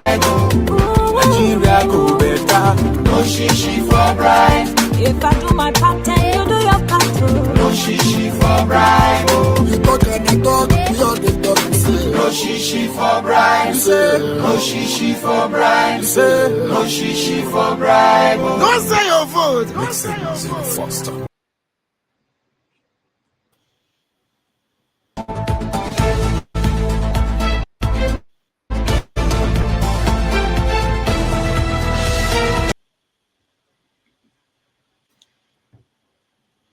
All right, welcome back, everybody.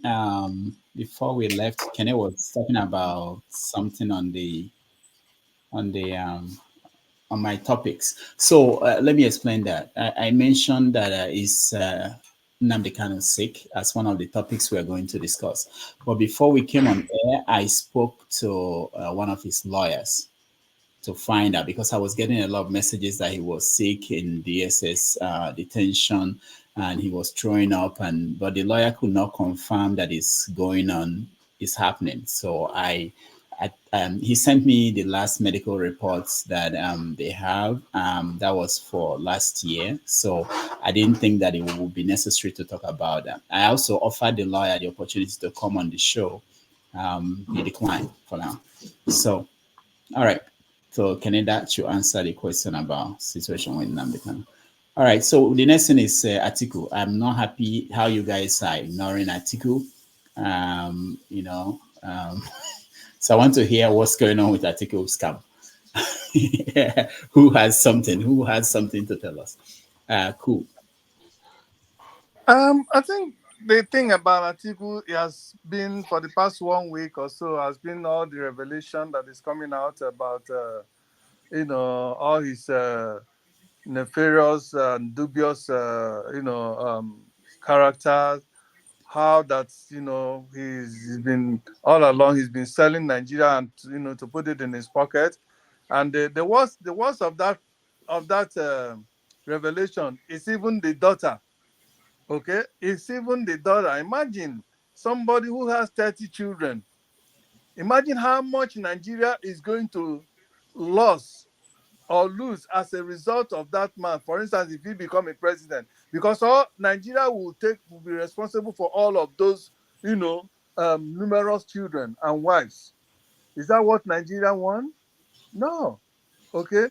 The daughter is promising, is already vowing to deal ruthlessly with all those that are opposing his father, should his father become a president. They are already telling you what they are going to do. Okay. So for me, that is why when people talk about passion, how can one not speak about Nigerian situation with passion, with pain in your heart, knowing the kind of individuals that are coming, that are presenting themselves to become your president, and many Nigerians are supporting these people, which means if I am not a thief, for instance, I am not going to support a thief. I can only be a thief or a man with dubious character to support someone who is a thief and has a dubious character. People will say, has any of them been judged? Has any of them been taken to the court of law and proven to be thieves? You cannot wait in a country like Nigeria, who all of these thieves, they literally have all the judges in their pockets from the money they have stolen from you and I. How then will you expect them to convict them? How? It's not possible.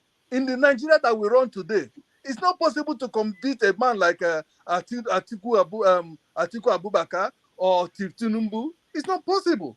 Okay? So that man, already he has shown us what he's going to be should he become a president of Nigeria. He's only going to be a president of the Fulanis, of the Hausa Fulanis. He's only going to continue with the legacy that Buhari have left or is leaving behind. Is he even going to be worse than Buhari? A man that has been leading, going to literally live in Dubai, only come to run election when election period is done. As soon as election period is over, he takes off. Okay, well, thank you. Cool. Thank you so much. Hold on, let me go to Mario. Mario, welcome to the show. Thank you, Doctor, for having me. It's always a delight to be on your show. Greetings to my friend. So I don't know when you joined us or whether you've been watching, but what are you thinking about this? Yeah, I've been on and off. I've been watching intermittently. I'm traveling, I'm on the road, and my network has not been fair to me. It has been very, very unstable. I watched from when our love sister from UK was addressing some issues on the approach of Tinubu supporters and the counter reaction from some other persons as by the utterances and utterances of duplicates. So I think it's a very interesting discussion. See, one thing with me is Dr. Damages. If there's anybody that hates tribalism in Nigeria, I think I will count myself as number one. When this movement started, Obi was not even in the picture. As a then, I can refer you to about 2 or 3 sister platforms where people will come and tell us, they will come with all manners of permutation, calculation, and political innuendos, trying to tell us how it has always been. I think I was one of the people that stood and said, I will fight them with anything, with words, with anything, to let them know we are not here for people to tell us how it was in 1964, how it was in 1979, how it was in 1993. My message was, we can make a difference. Nigeria Watch, some people here go to Nigeria Watch, they can play me out. I stood my ground that it was possible. If people decide to come together, there's nothing they cannot achieve. So, what gave me that courage was that I've been on the opposition side. I've been on the, I've been in the trenches with those that believe in, that Nigeria can be better than what we have today. I've also been involved in forming political party from nowhere. I've taken political party to my area where it was never existent. And we made a lot of inroad. Though we're not sworn into an office, we made a lot of difference. We succeeded in making the PDP realize that there can be alternative. We won an election, we're not allowed to go into office. But it was no longer business as usual. They started knowing the relevance of the people. What am I trying to say here? You might be fighting a just cause with the wrong methodology. The same method we use, the same method our politicians are using to divide us, is the same things we are falling for. The same method, the same utterances, arrogance, and the youthful exuberance that led us into the civil war. They are still part of what we are living today. The same those that refuse to learn for history may end up on the negative side of history. I pray we will not be counted on the negative side of history. Ekene, you took on me. Ekene, let me tell you today. You took on Dr. our brother from Canada the other day. No, you later came to apologize. Today you are taking on me for, even though those damages, he wasn't happy. Nobody was happy the way Pastor was trying to bring Showore down. Then I came in to say those who could not take permission from their wife before reaching the restroom, I blame Showore, who has abandoned his family now for close to 5 years. You come on there, Showore has no experience. Showore is not this. You want to belittle Showore in no ramification. Those who don't need your validation to know what Showore has done for us. Because most of us that have tried a bit of what Showore does every day, we know how difficult it is. It was not just our problem. We created a problem for our family. We created a problem for our community. Everybody was not at peace. If you think what Showore is doing is simple, because you can afford the time, you come here to shoot your mouth anyhow. You better know, you try what Showore is doing every day, one day, do it for 1 hour, you regret your life. And you will not know how to respect people like Showore. So, none of us, especially me, I will not stand and sit there anywhere, somebody coming to reduce Showore to nothing. We fight, because I know what he's doing. I've been part of what he's doing. But he has taken it to a different level.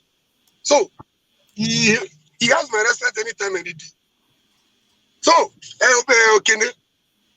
the Obi movement we started, we were still somewhere supporting PDP or calling for no election. If there's any chance to be a survivor and victory, Ekene, you are number one. In the morning, you support Obi. In the afternoon, you call for no election. You are Red Power busy buying ammunition, recruiting those same boys, sending them on suicide mission on why election should not hold. I don't know where you stand. Please ratify your stand. Thank you very much and God bless you. We need unity. Mr. Omori, Mr. Omori, can you stop lying? We have to break the bonds of tribalism, ethnic Jufism. We have to break the bonds of religious differences. Can I defend myself? He just lied. Thank you. God bless you. Okay, can I? What we expect, and we've said this many times. You wait for him to finish. I'm here. I know you.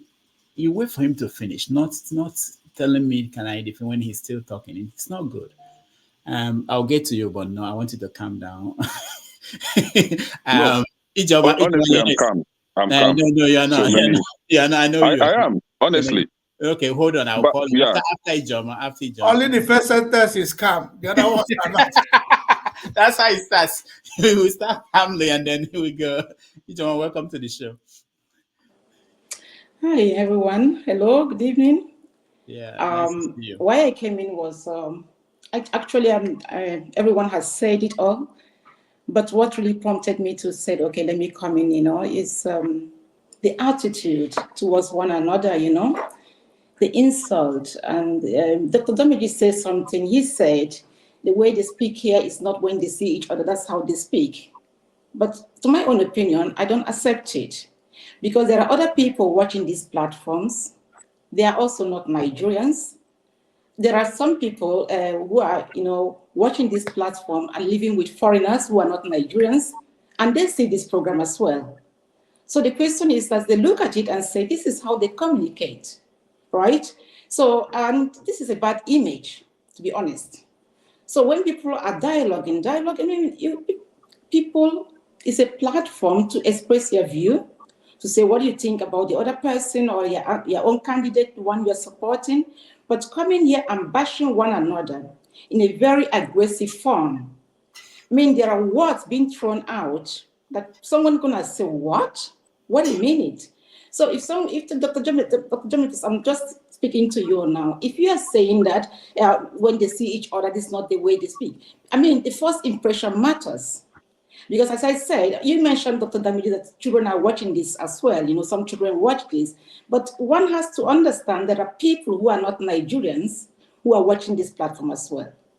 So what kind of image are people, a lot of people on this platform are in the Western world. So when people, maybe your colleagues are watching this, people you work with, people you associate with, and when they see this kind of trash, let's put it that way, they will categorize everyone coming from Nigeria in that form. So that's what I just want to, just like appeal. Communication is the way you receive it, and the way the other, maybe you are doing an appeal, and the other one is taking it like a command. But people have to listen to each other. Because I don't think anybody here on this platform speak like this at work. No, you don't do it. Because if you're going to speak this way at work, this aggressive form, there are consequences for it. That's the bottom line. And nobody's going to take it easy. Because you can't say someone, your colleagues, very abusive way. It's not allowed. I mean, all these principles. Why practicing it here? Why not show love to one another? Listen to one another. Nigeria, the problem is there.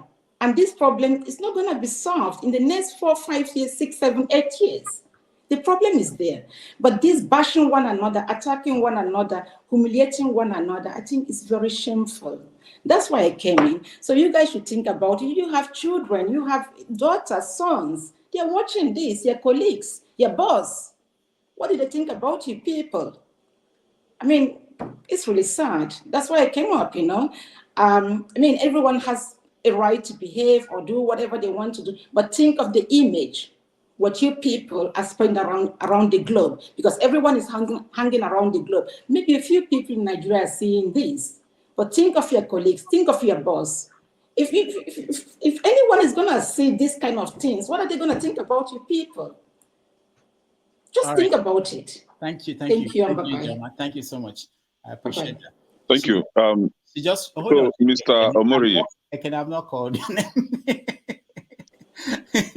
I thought it. Okay, no problem. No, it's not automatic. I will have to call you now. I just want to say something to Ijoma, because Ijoma, she reminded me of something. I told my students on Thursday that I have this show that I do, that I will get them to watch one episode. For them to see, because we're talking about post-colonial African history. So for them to see, so I have to be careful what episode I send to them to watch. There you go. So there you go. Ijoma, thank you so much. Bye-bye. Let's hear from Kene. Yeah, Mr. Omori, we are not fighting. I always preach it here that we'll be here insulting each other, abusing one another, while the politicians that you are fighting for, the likes of Showore, that you say that you cannot stand anybody, criticize Showore, are busy in Abuja enjoying themselves. Please, who is Showore that anyone cannot bring down? Showore come up here and rubbish P2B. You did not cry for P2B, but when Showore is being rubbish, you cry for Showore and insult your fellow man, your fellow adult on a public show, and you think you should be commended for doing that. I called you out because people were trying to bedevil this guy, what's his name? Pansat. And Pansat was not wrong. Pansat was making his own point, and you interjected him, began to insult him. Go back and watch that video. When Dr. Damages posted that video, I was the first that commented I was like, no. So Mr. Omori was very disrespectful to Pansat, right? So now you come up here to just address what I said about you. It means you are not telling yourself the truth. Go back and watch that video and tell yourself if it is right the way you acted, if that was right. If you were treated the same way you treated Pansat, would you like it? You insulted the man. Now, you came up here and said that last time I insulted Dr. Shidi and later apologized. Everybody was here. Dr. Shidi was the one. I asked Professor Joffre some questions. I made my own point.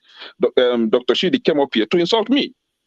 One last thing I will not take from any human being is insulting me going free. I must give it back to you. I don't insult. I don't rubbish anybody, but you cannot insult me and go scot-free. I must throw it back. So that is it.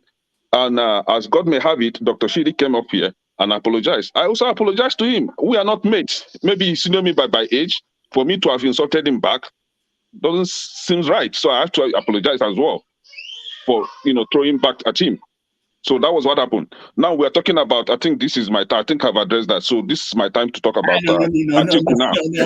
Right? No, sorry. Can you have to your time again? What is important to you? What do? All right, guys, hold on. I'm trying to get there's one Ifeanyi from Nigeria. I'm trying to get you to say sometimes we miss the viewpoint of people who are there in Nigeria. So I'm trying to make room, but if Yes, I saw it. So I wanted to talk and goes that you can come in. I saw that. Okay, Austin, go ahead.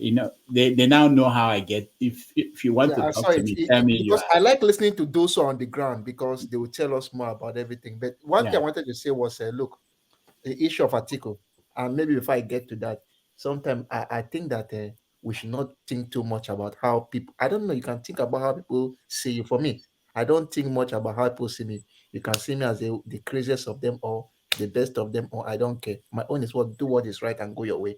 That one don't pass. Now, the second thing is this. Look, they say out of the abundance of the heart, the mouth speaks. Look Tinubu, look Atiku, look Obi. As they talk every day, you go know what they go do. One thing I want to mention about Atiku, since this is the point of talking about Atiku, we heard him say that to his followers that deliver this election to me and you will be rewarded. I think that was some days ago. So when you hear them talk, you see that they have their cronies and their chums in such a way that if you help me do this thing, I'm going to reward you this way. And that's why sometimes when I try to weigh from all aspects, I don't know. I've not heard Obi tell me that if you help me go, maybe Aisha Yusufu, if you help me talk to the Hausa or maybe the Yoruba people or these people, I'm going to reward you. I've never heard of rewarding this or rewarding that.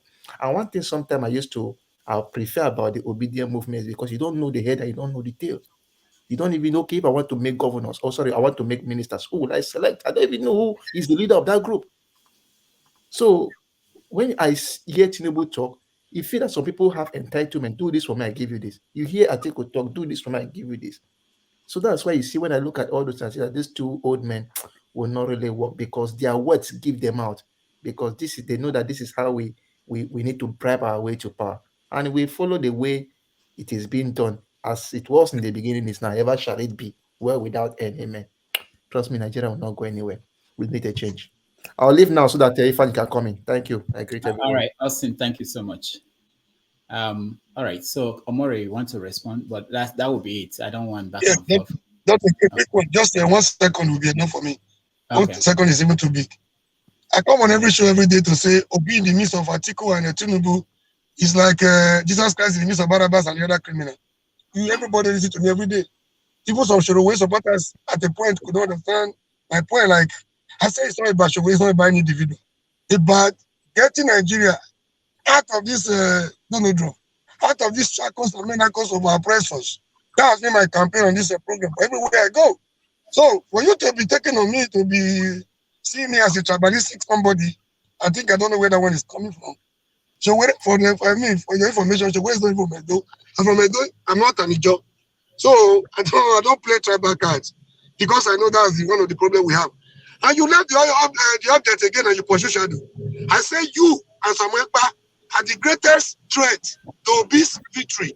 Because no matter how you see Tinubu as a criminal, he has his base. No matter how you see Atiku as a criminal, he has his base. But you and Samuel are busy recruiting boys to destroy Obi from his own base. You didn't answer that pertinent challenge I throw to you. Oh, sorry, I forgot. Let me answer you. I forgot. Wait. Hold on. When you were talking, listen to you. Who are you? Listen to me too. Listen to person. You have the pleasure to listen. If you come here to say we should win, I said the other day, one man's terrorist, another man's hero. Yeah, we could be your hero. If you rate Chowere 10, we will rate to be 0. Because ideologically, most of us don't see any reason to support to be. In terms of getting freedom, getting Nigeria free from this hook, where it is right now, that's the sentiment and emotion people are doing that for Obi. Ideologically, Chowere has every reason to disagree with Obi. They have nothing in common. This is one point you people should get. It should be about persuasion. It should be about, talking to people. It should be about, enlightenment, not about coercion. And if it's not Obi's way, it's not that way. You people should learn. Thank you. All right, thank you. Okay. He accused me of sponsoring whatever that I don't know. You said this is go back again. Yeah, Mr. Omori. Hold on. Can I? You Okay. have to wait for me at every point. I will call you. I may decide there's somebody else that I want to hear from first before I come to you. Please. I'm trying to get a fine in, but there are a lot of people who are just... If election does not hold, Obi will not win. That's what I tell you. No election. Okay, if election let me does stop not hold, and give you there's final no chance. election, there will be no pregnancy. All right, Maury, that's... When I come to meet someone, they mute themselves, which means they know what they were doing. Okay. Can I go ahead? Okay, Mr. Omori, you asked a question, right? I've stated it here on this platform. Whatever Simon Ekpa and ESN group and IPOB group are doing for the interest of Ndibo, I am Igbo man. I, Kenechukwu, I support that 100%. Whatever they are doing for the interest of Ndibo, I support that. If you are cleaned a life, if you wage a war against your fellow human being to take that person's life, I am not in support of you. I will never support that. But if you are doing everything in your own power to protect yourself, I support you. So if Simon Ekpa is doing everything possible to protect Igbo people, I'm not talking about Omoriye people now, I'm talking about my own people. I support him for protecting our people from being killed by invaders. Talking about recruitment. I don't recruit anybody. Hold on, let me please be respectful and allow me finish, please. I don't recruit anybody. I've never recruited, and I'm not even in military. I've never been in military. I don't even know what military is all about. Though I'm from that background, family background, but I'm not one of them. It doesn't even interest me to carry gun, right? So this is my position. So whatever you are making up, I don't know where you're getting that wrong information from. All right. Thank you. You're done now. Are you saying? Are you aware people are buying guns? Yes. To stop election? Are you aware? So please, Omori, support Showore with everything that you have. No, I am supporting P2B. You can't say that. Omori is supporting Obi. No, he never supports. No. These are the deceptive people that we know. He was never for Obi. This is the game that you, Augustine, this is the game that you need to understand with this kind of people. They are never for Obi. They are just playing tricks. We know them. He know that I know his type. So he is never for Obi. Now he's coming out plainly to tell you that he's not for Obi. So if he's for Obi, he will be for Obi.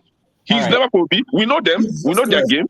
Thank you. And that is why I like somebody like Ovie. Ovie will tell you his position and he will stick to that. Somebody like Forefather will tell you his position and stick to that. But people like Mori, we know them, they are always like this, like chameleon. Okay, can I thank you? At the beginning I said that Kene will start smiling and by the time he's done. No. I'm talking about coping, right? This is my not that I'm angry, but this is the Now way I we cope. get I'm out not of that. angry. Senator Damage, you know, say for America, they go they meet you, they go they smile. Now what they can they try to show us with this. All right, thank you, everybody. We are rounding up. Just so Atiku case. Atiku, yeah, I wanted to talk about Atiku, but everybody is dodging that topic. Austin, do you have anything to tell us? I got what I want to tell you for Atiku. The person that the very thing I want to say about Atiku is that everything about Atiku is about karma. If you believe in karma, I believe that is what is taunting him, because exactly what he did in 2014 is what is playing out now, and that is the problem in playing Lord. If you play Lord, it is to an extent. You can't play it forever. He has played Lord. He used money. He bought the presidential candidacy. Now financing that, because when you play Lord, people that will come around you are all sycophants. And when we talk about sycophants is in presidency, is in governors, is in senators.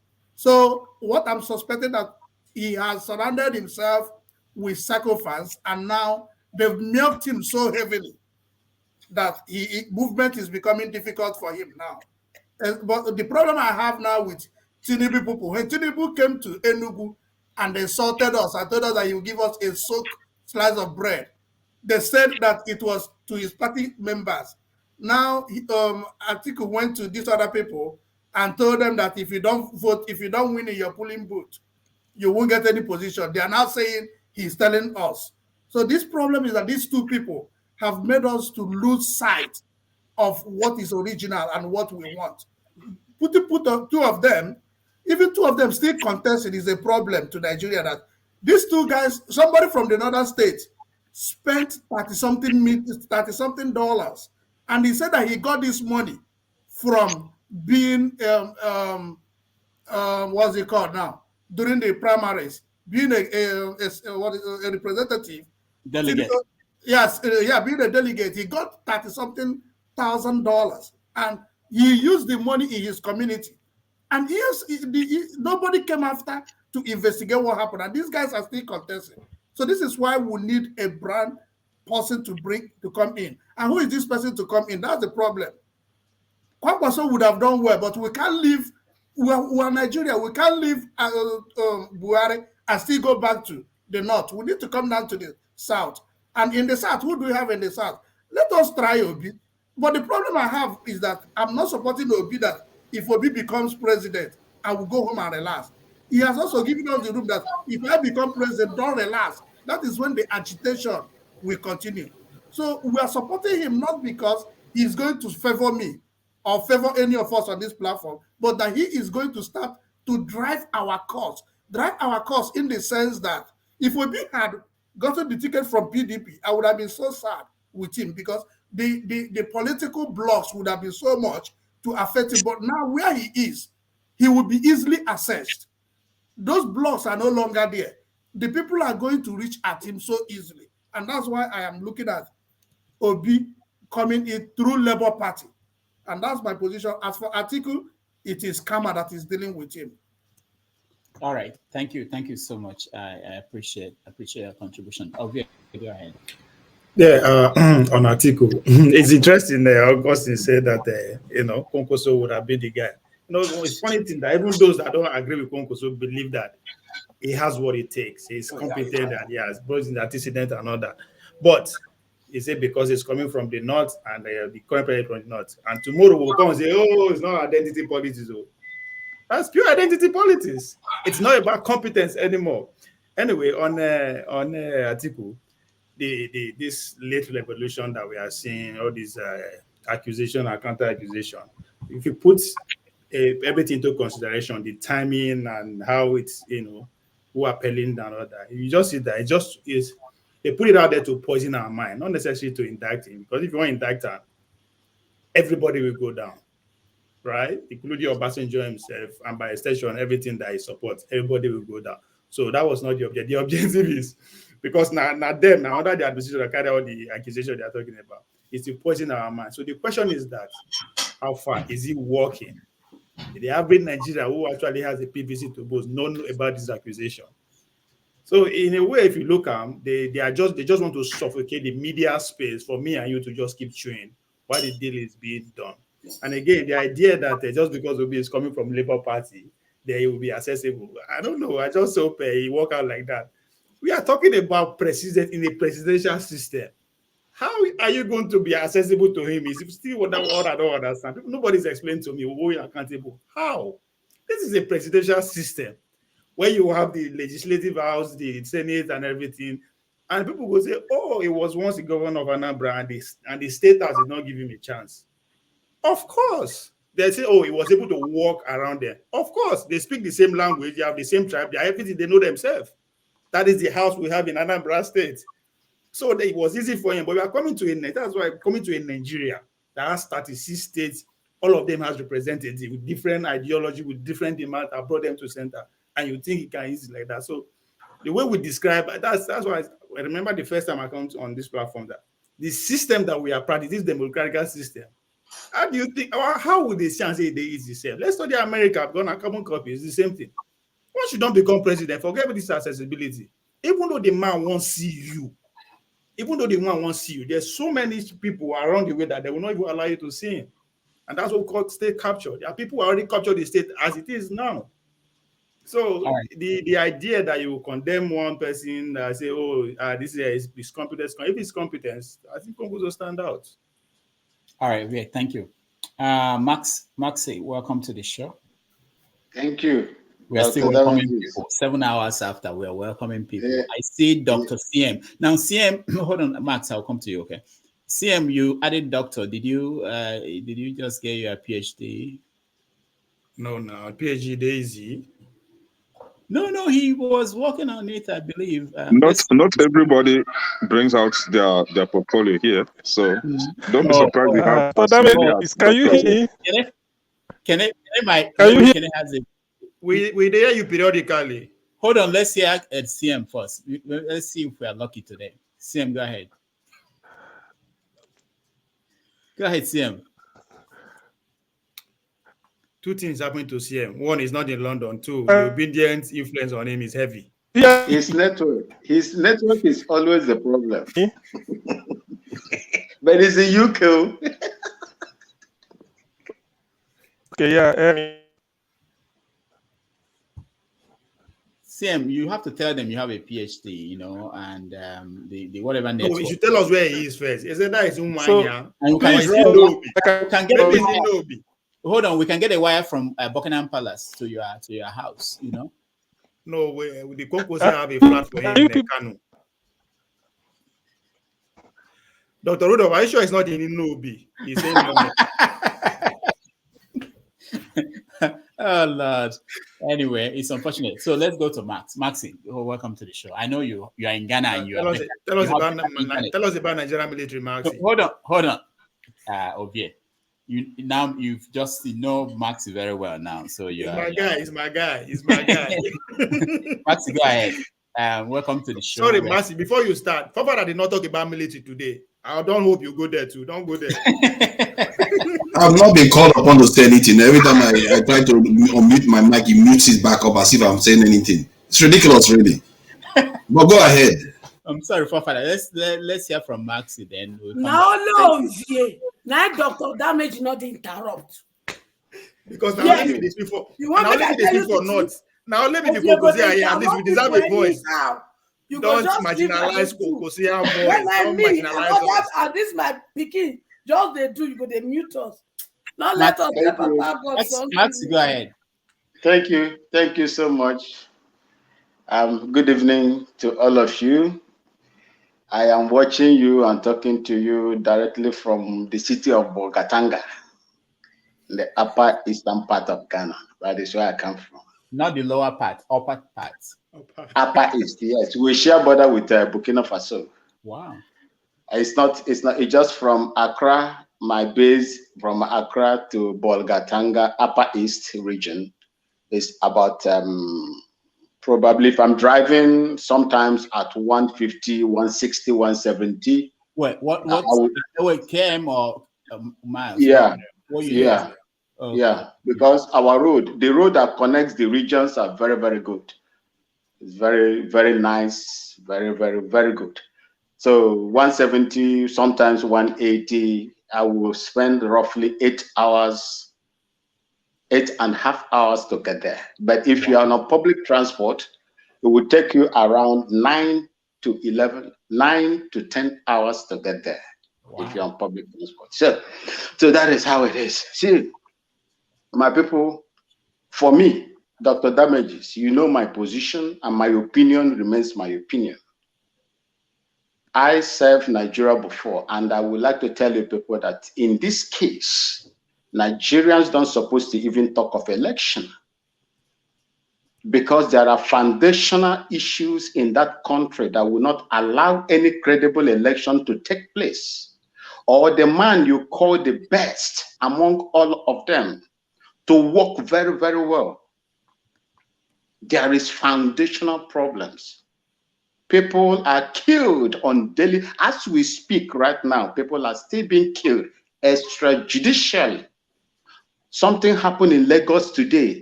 The election has not even started. I think most of you saw what happened in Lagos today.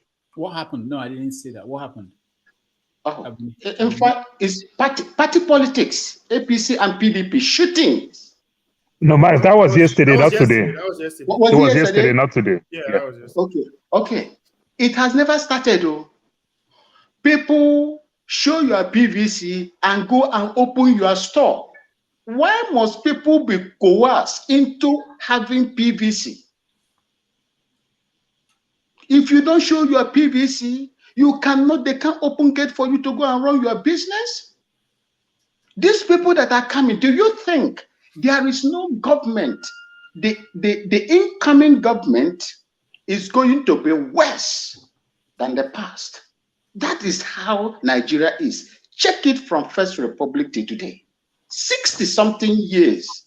That is what that country is. 60-something years of independence. Nothing to show. People ran away. It is unfair to compare Nigeria with most of the European countries. No, compare Nigeria with their fellow African countries.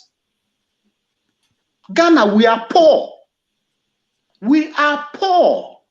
But once you enter your university, you secure admission today, you don't even need JAMB to enter school here. You don't need quota system to enter school here. It's universal. They will calculate your grade. Once you make that grade, you're gone. You are in school. And once you enter 4 years, you are out. There are people that are still in school today that entered 8 years ago, they are still in school. And that is Nigeria you are proud of. I served that country, I used my blood. But what is going on, Dr. Damages, and my great brothers and sisters that is here, is not encouraging at all. Nigeria has foundational problem. If you don't sort out that foundational problem, look, there are so many things that I've been getting from, they say, oh, soldier never die. But with the die, there are so many things that I am gathering that I cannot say here. The khaki boys are warming up. If you want me to tell you, they are warming up. It will surprise all of you what will happen there. Everybody, you see, sometimes I think when I took out the uniform, resign and come, I think like a normal civilian. But when I begin to think like a soldier that I was, don't be surprised what is going to happen tomorrow, because tomorrow is pregnant and nobody knows the kind of baby that is going to give birth to. We are sharing our opinions here. But remember, history has a way of repeating itself. And that is the only thing I will tell. I am not here to create trouble, but the things that are happening on the ground, Dr. Damages, will show you that these guys are warming up. I do get calls. There are staff officers that I have that have, been there. People that were working with me when I was even commanding within my lower rate that threw me that went to school at a lorry where our soldiers are trained at a lorry in their NCE certificate courses. Well, Max, Yes, sir. thank you. There's a question for you on the comment section. Why Go ahead, sir. Why is the Ghanaian currency the second worst performing currency in the world today? After what happened? Because of the same corruption. Because of the same corruption and bad leadership. And if you look at what is happening in Ghana today, our president is not having it easy with us. Look, there is something I would like to tell you. I don't know how much time I have. He promised God. He made a commitment to God. If God allows him, help him to win the election, he's going to be the cathedral. I think you people must have heard the cathedral, the up and down of the cathedral that is going on here. That was his personal promise that he made to God. And fortunately for him, he became the president. Then why will you now use our taxpayers' money to go and build a promise that you made to your God? In the budget that is read, we cannot even pay our creditors. The interest we can't pay. We are negotiating with the IMF right now for a debt restructuring. But we have gold, we have cocoa, we have rosewood, we have everything that is enough to take care of us. Every day they blame one thing or the other. Then he made a provision in the budget this year to take another 81 million Ghana cedi to fund the same thing, the same personal promise. Our parliamentarians say, no way, we cannot do it.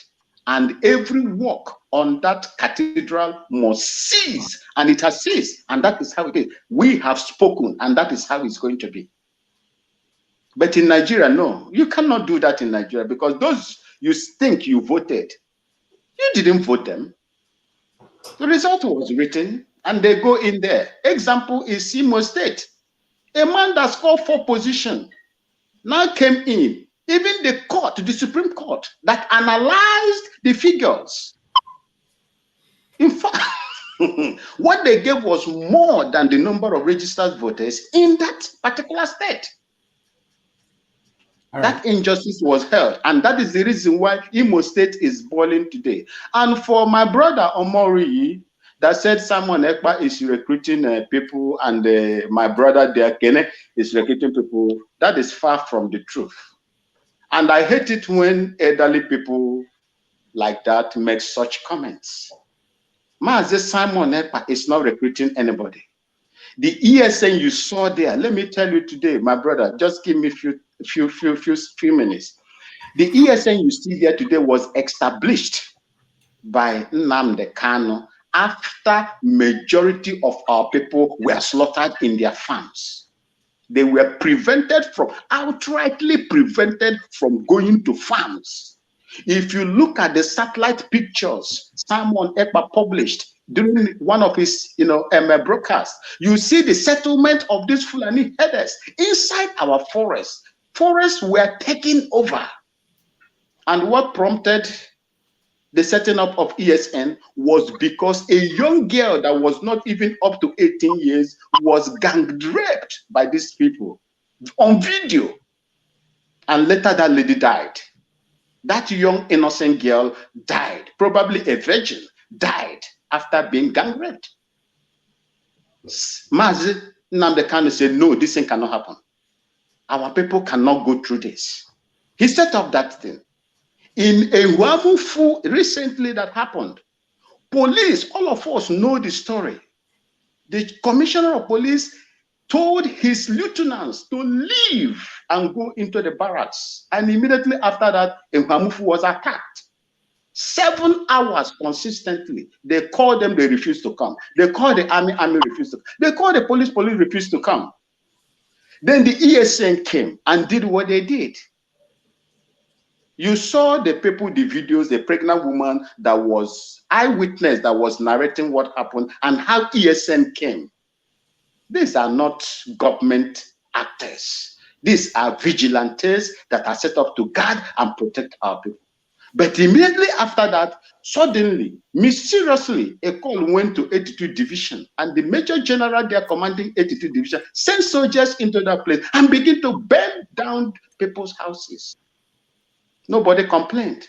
But all we can do here is to come out, and when it comes to individuals that are struggling to protect their own people where the government fails, this government is supposed to be in power, because the primary constitutional mandate of every government is to protect life and property. That's all. That's all. Once you do that, the rest will follow. All right. Thank you. Thank you. And God bless you. We appreciate you. All right, let me see who is new here that is here to speak. Eddie, welcome to the show.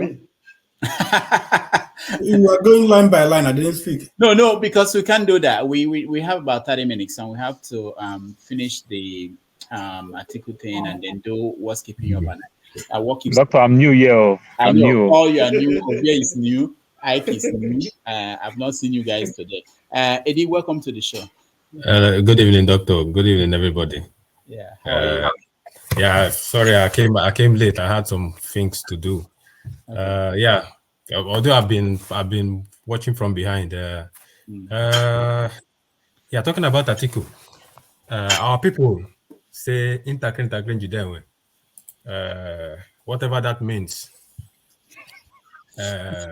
You said moment, but our people don't know what you said. You have to tell our people what you mean. So it's small they catch monkey. I hope I said it well. My Igbo is not that good, but anyway, I think the balls. Wike has the balls of Atiku in his hands, and he's holding Atiku by the balls. So hence, Atiku has been quiet, I don't know if there's something Atiku knows that we don't know. Because his calmness, his demeanor now is just, I don't know, for somebody in the presidential race, you should be freaking out like Agbado, and the Agbado man is freaking out. But anyway, we'll see what he has. But as it really, whoever you want to support, I don't think you should force it down anybody's throat. You support who you want to support, but make your support consciously, because if the Nigeria is bad, it will be bad for all of us in the diaspora. So if you put somebody that would siphon the money as usual, it will be bad for us as well. So that's what I have to say. Thank you. Right. Thank you so much. Okay, so I see people that just came back. Okija, welcome back. Ike, welcome back. You never reached my tongue.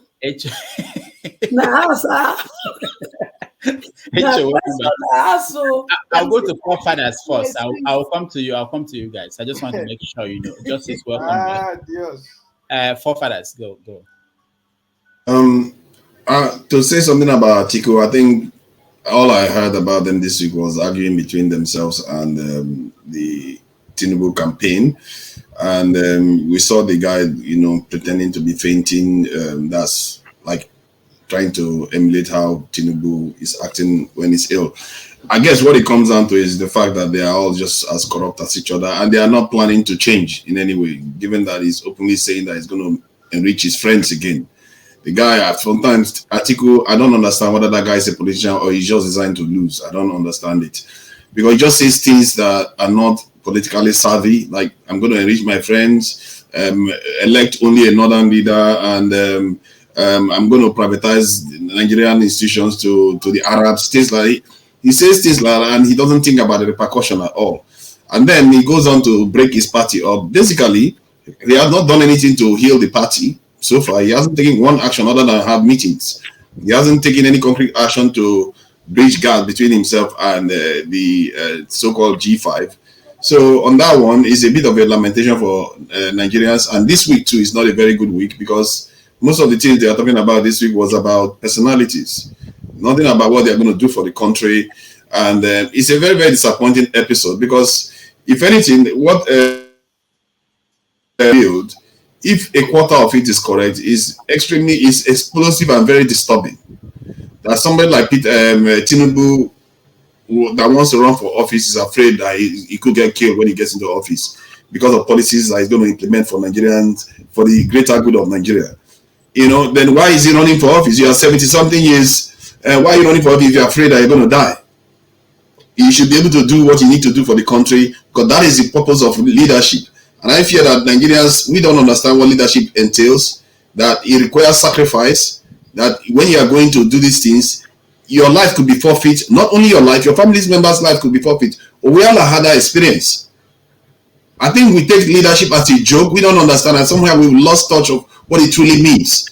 And some of the stuff that lady revealed tells you that, this is why we're having problems, because these people are not serious leaders. They go to the West and they meet what they call real men that are willing to sacrifice for their people at a drop of a hat, and they kowtow and sell us instantly.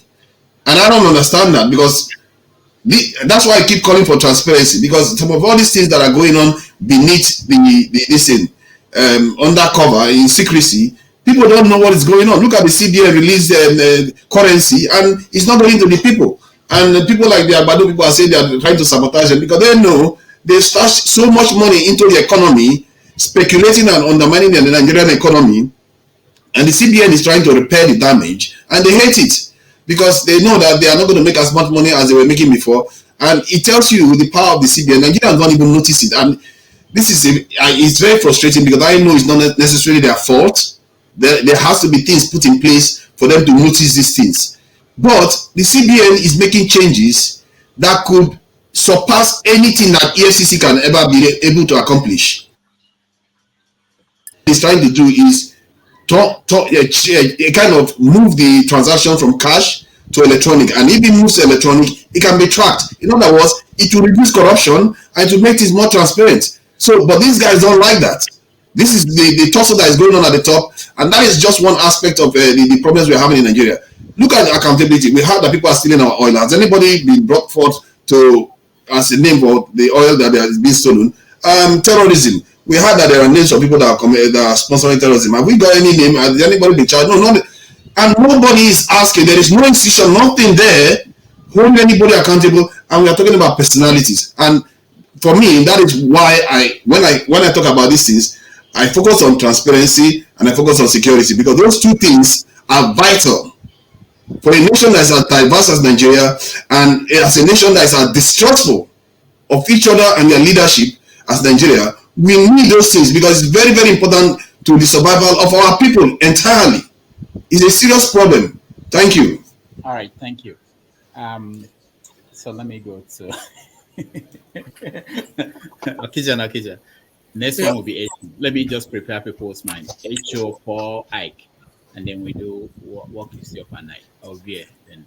Doctor, why not me before HO now? You don't say HO na Telemundo. Go there too long.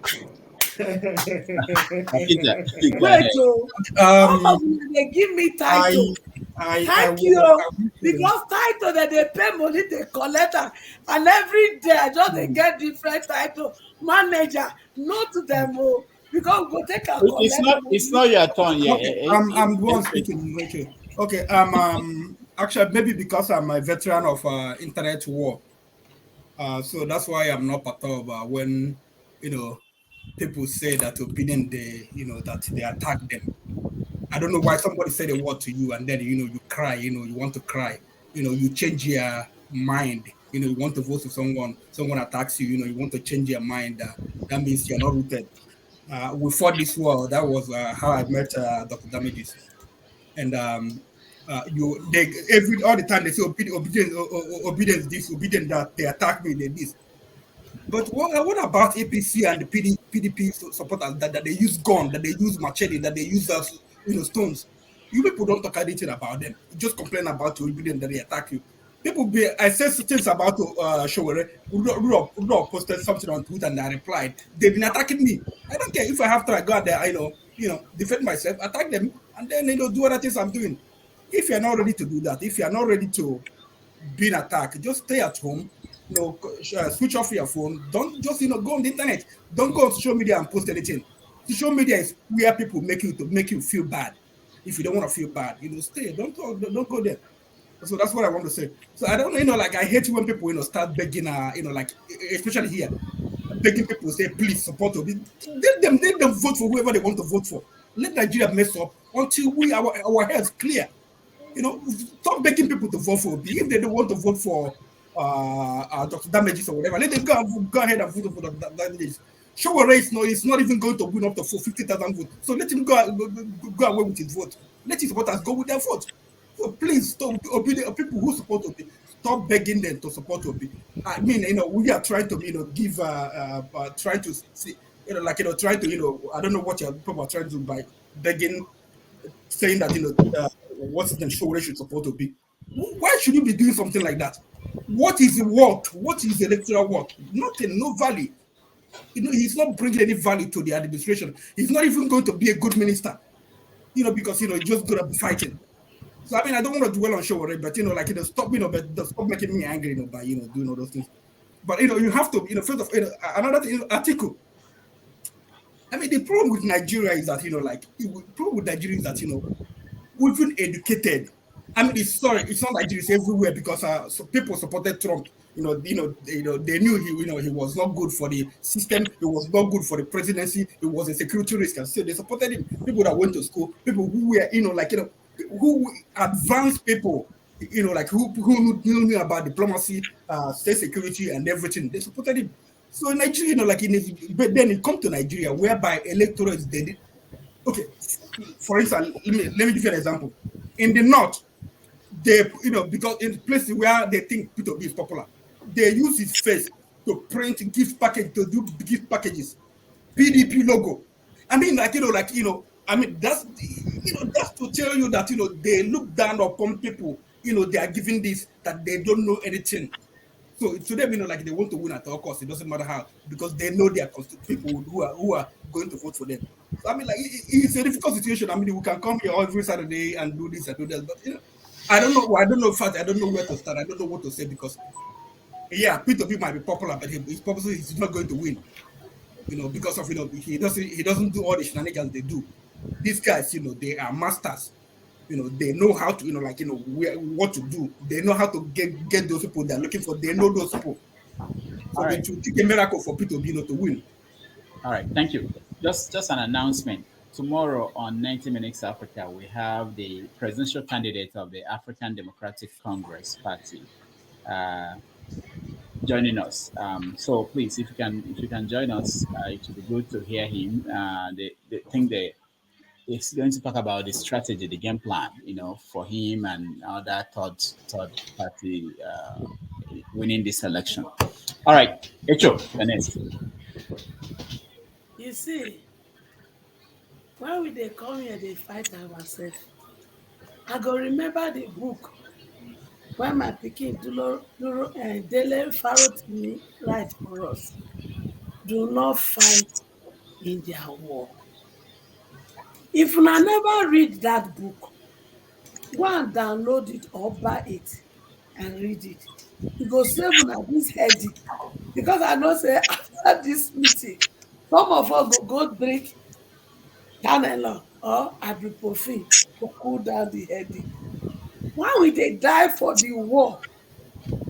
When they don't come for public, tell us that they fight. And for secret, they go they dance all one bed together. They drink champagne. They give their daughter to each other for marriage. They give their sons different position. And you and me, our brothers and sisters, that they carry certificate, they cross one street to another, no work. If I won't get headache, continue. Like Jonathan's wife go always say. Having said that, any of us, when we open our crow eye, home and abroad, go they vote for Atiku when he never enter and he don't sell Nigeria finish by promising people, say you go get contract for my Nigeria PLC if you deliver your local government for me. So invariably, he don't tell us, say, na he own Nigeria. So when he enter, you and me and my brothers and sisters, when they suffer for house now, they not get a say because he go give contract to those when he deliver their polling units to run. What are we now supposed to do as a people? As at this very time, what kind of message? Yes, some of us cannot go home and vote because we didn't get BVC, and they disqualified diaspora from voting, and they only make us to qualify to be the ATM machine. When you go, they solve the economical problem where they cause. That is why we diaspora we qualify to send how many $1 billion home every year. To take the cool the effect of the economical trouble. The English is not correct, but it makes sense. When they cause. But when he reach vote, they drop bill for their fraud. Make una sign up so that diaspora go participate in vote. They put her inside cooler, they bury her. And una day here, they sit down. For 8 hours, they tell me, say, me local, now I get experience, now I get waiting. Atiku, we get sense, so, including me, we get sense. If we get sense, including me, so make me not say I cost una. All of us get sense, so. Diaspora, make I talk to una today. All of us will get diaspora. You sure say our brain they work well? When some idiotic people only believe that what all of us, millions of us, that stay in the snow day and night, doing 3 to 4 hour job, not just to pay your bill, but to make sure your family in Nigeria, they are living well. All they think we are qualified for is just to quench the economic effect trouble they created. And we don't have a say on who governs us. And we spend months and hours in this space glorifying them. Manager, from next Saturday, game has to change. Language has to change. If we must continue to support our family to quench the effect, we as a people, we have to be able to come at this point. If we are not nominating one candidate for them, because we not want to do monopolies, we should be able to give to them 3 to 4 other candidates that we know that they are qualified to make their choice from. If you not bring that kind of message next week, Dr. Damages, I know they come.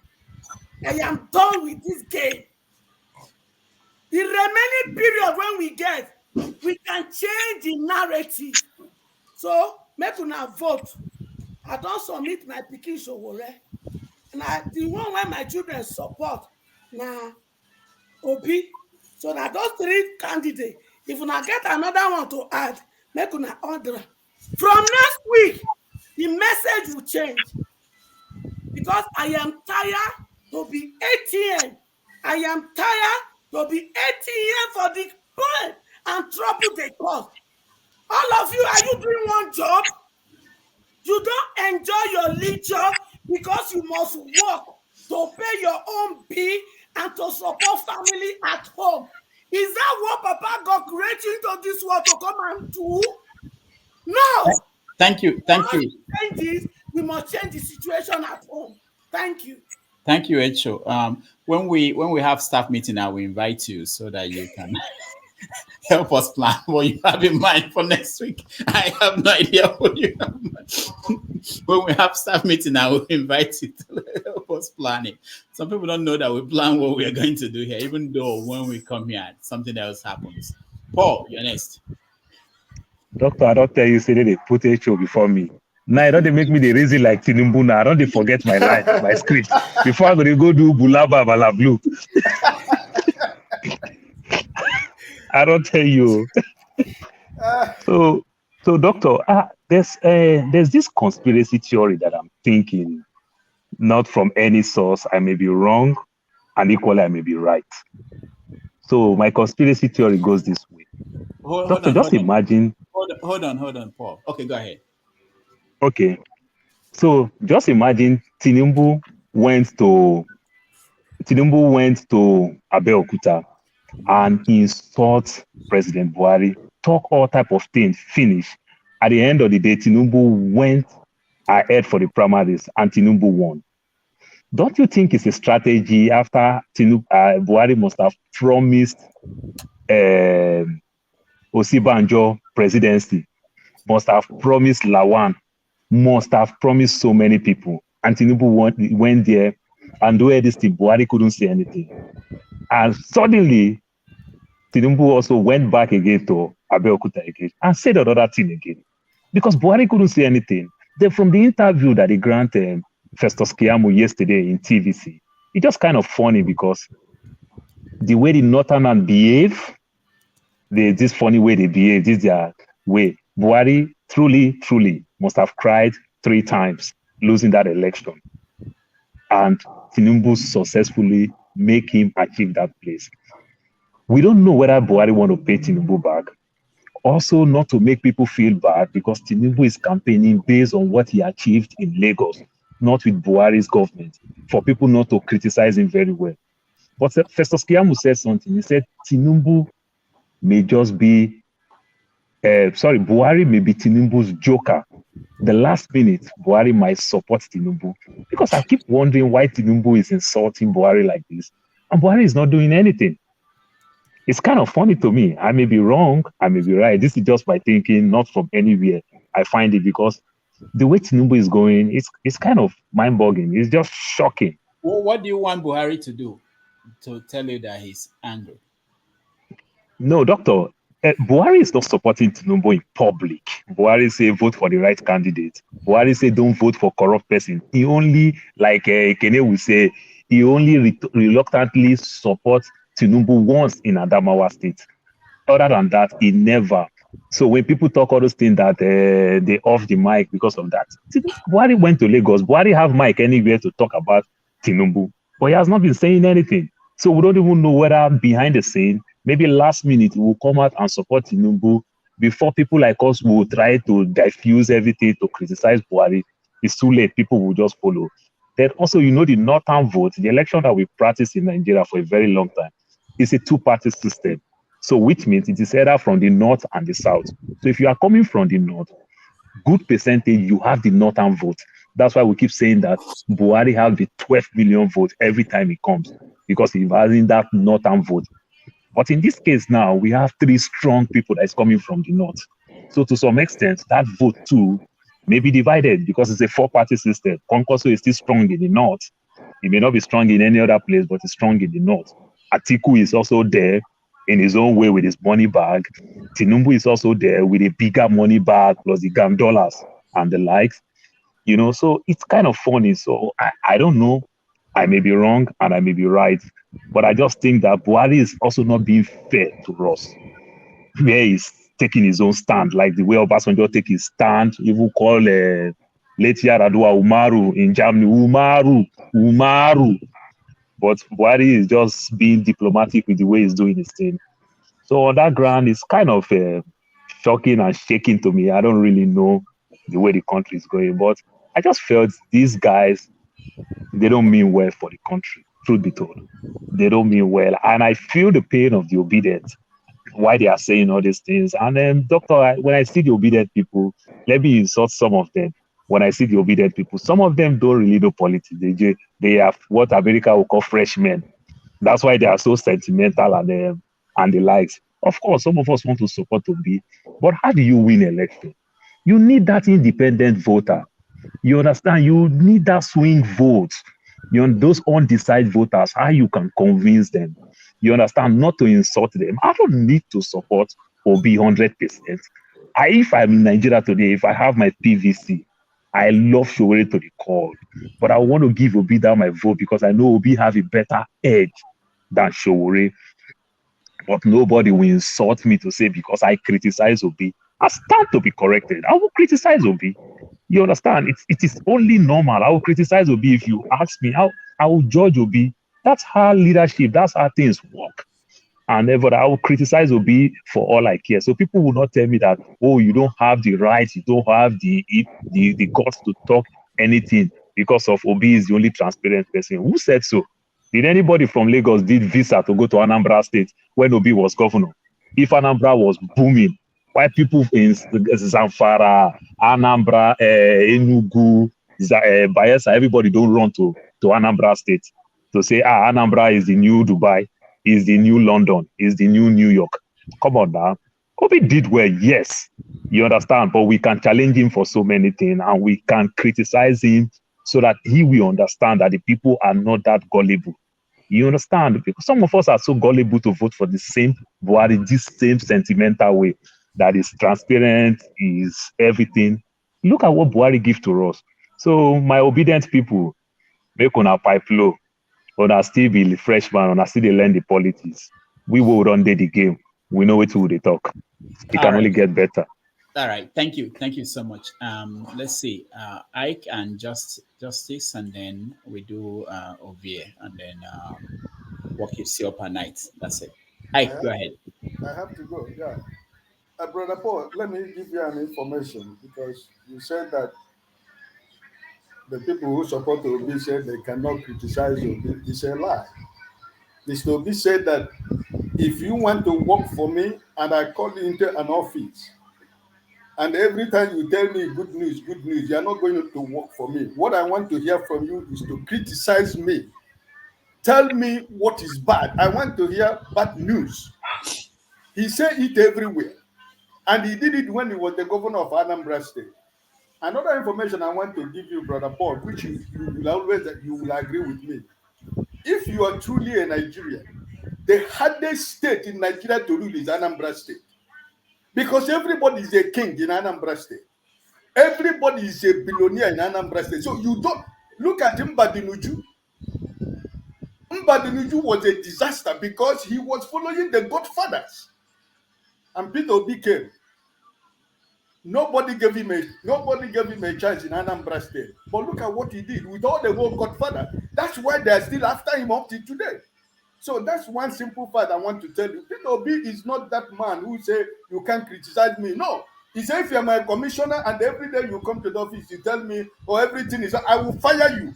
Tell me the bad news. That's what I want to hear. Because that's the only way I can give the people the best service that I need to give Anambra people. So this is not just what I'm saying, but follow the campaign of Peter. It's not just from today. Brother Max, let me thank you for the service you render for Nigeria. And also, we know as Nigerians that there is something fundamentally wrong in Nigeria. It is true. Nobody is doubting that. But at least we have to start from somewhere. Because if we say, okay, no, let there be no election, what do? It's still the same, these cabal people that are still there. So, what I want every Nigerian to agree is that we know that there is something fundamentally wrong with Nigeria. But at least, let us be honest ourselves. We have to start from somewhere. Somebody have to start something. Peter Obi is not an angel. He's not God. And he keeps saying it. Listen, I am not saying that I am going to fix Nigeria in 1 day or in 4 years. But at least there is supposed to be a clear foundation that is laid for other people that are coming in. He's not going to do everything. He's not telling you that, oh, I'm going to make Nigeria to be Dubai. No. Because all of us are in the system. So, Ovi, your submission was good, but I want to tell you something. I want to remind you also. It is true. You can't compare Anambra with being the president of Nigeria if he wins. But also, I want to let you know that Labour Party in this February election, from the Senate to the House of Representatives, if nothing else, from the Southeast and the Southwest and the South-South, there is no party that is contesting it in Eastern Nigeria. So we're going to get senators. We're going to get House of Representatives. And also, let me remind you, we are Nigerian, we are politicians in Nigeria in our own field. A lot of Nigerian politicians today are holding to their party because they want to make sure that they win that election. You will see how many senators and House of Representative members that are going to decamp tomorrow if Peter Obi wins this presidency. Before the day he was announced, the following day you will see what is going to happen in the National Assembly. So it's not just like Peter Obi is coming like what happened during the up time. No, it is a new dawn. Labour Party don't have candidates everywhere. Yes, we agreed on that. But at least you are very sure, if you are telling yourself the truth, you are very sure of the eastern part of who is going to win that election in East. Look at Ibaz, the governor of Abia State. He used Obi's picture to put his own picture campaign. That is to tell you the power of Peter Obi in the eastern Nigeria. Ibaz, who has been a governor for 8 years in Abia State, he cannot campaign alone without the Obi's picture. That is to tell you the power of this young man. He doesn't make noise. He's not a noise maker, but he's a smooth operator. Why do you think Oju Zakal is working against Peter Obi? Because Oju Zakal has been reduced to a local government chairman. Edo State, for example, you are from Edo State. It's a fact. I don't think that PDP or APC is going to win the whole seat from Edo State because Edo State completely is obedient. So it's not going to be like he's going to the Asorok if he wins. I'm not saying maybe I'm not magician, I'm not God. But just believing that there are going to be people of Plateau State, is it Benue State? He's going to get people from here and there. But at the end of the day, if the people sincerely elect Peter Obi, if it is the people's vote, the people are going to demand their senators and their House of Representatives to work for Nigeria. This is what we are looking for. We are not looking for, people that are rubber stamp as senators. They go there to speak for themselves. They go there to share money. That's not what we are talking about. A new Nigeria cannot come if me and you are not seriously saying the man that you sent to the House of Representatives of the Senate, you don't have the power to question what he's doing. This is the problem of Nigeria. So all right, please, all right. let me finish. Now you have not given me time for a very long time. Let me say this, Ike. I've tried this. I've actually been on other shows. When you are talking, you don't know how much time is going. You think that is within the time frame. So I try to respect time too. I've never I tried to give you the time. You understand? Mm-hmm. So what I'm trying to say is this: like, I'm sorry that Omori is not here because he talked about when they talk about show. Listen, each and every one of you that is in this platform is an activist in your own caliber, in your own field, in your own family. Because he doesn't know what each and every one of us has suffered for the welfare of Nigerians or our people. Each and every one of you is an activist. So, but when you want to play politics, you remove the cap of an activist and put a cap of politician because those two things cannot marry each other. It is two different things completely. So if Omori is saying that he's an activist, I am an activist in my own field because he doesn't know me. He doesn't know my story. He doesn't know my history. You just made open a little bit of your own story. And anybody who is talking to you from tomorrow will be able to understand from the pain where you are going through, what went through in your life that you decide to take a position where you take a position. Doesn't necessarily mean you don't love Nigeria. No. I never said you don't love. I love Nigeria more than anything. But I have also suffered for a lot of people that I don't even know for 13 good years. I wasn't doing it for money. Nobody paid me nothing. It was in this Rudolph platform that I asked Mustafa, were you in Mali when Abacha came to Mali? Were you one of the people that organized some of us who opposed the military to put us inside prison? He declared here open in this platform that he did not come to Mali with Abacha. So when you say you're an activist, a lot of us have put our life in line for so many years. We didn't do it for political limelight. No. I've shaken hands with Obasanjo, Abubakar. I've shaken hands with all these former presidents you have in Nigeria. It's not, I'm not boasting, but that's a fact. I didn't do it to get rich, to get money or to get name. No. All right. Let us stop this idea of whenever money comes here, he want to impose, he want to tell us somebody is an activist. Who is not an activist? Dr. Damage, you're an activist in your own field. To everybody here is an activist. So let him stop. Let him stop pushing people with the issue of an activist. I am an activist. See, today I'm still. All right. Thank you, Ike. Facebook, they've kicked us out. We are here. We've been here for more than 8 hours. Justice, you are next. We are rounding up. After Justice, what keeps you up at night? Go ahead, Justice.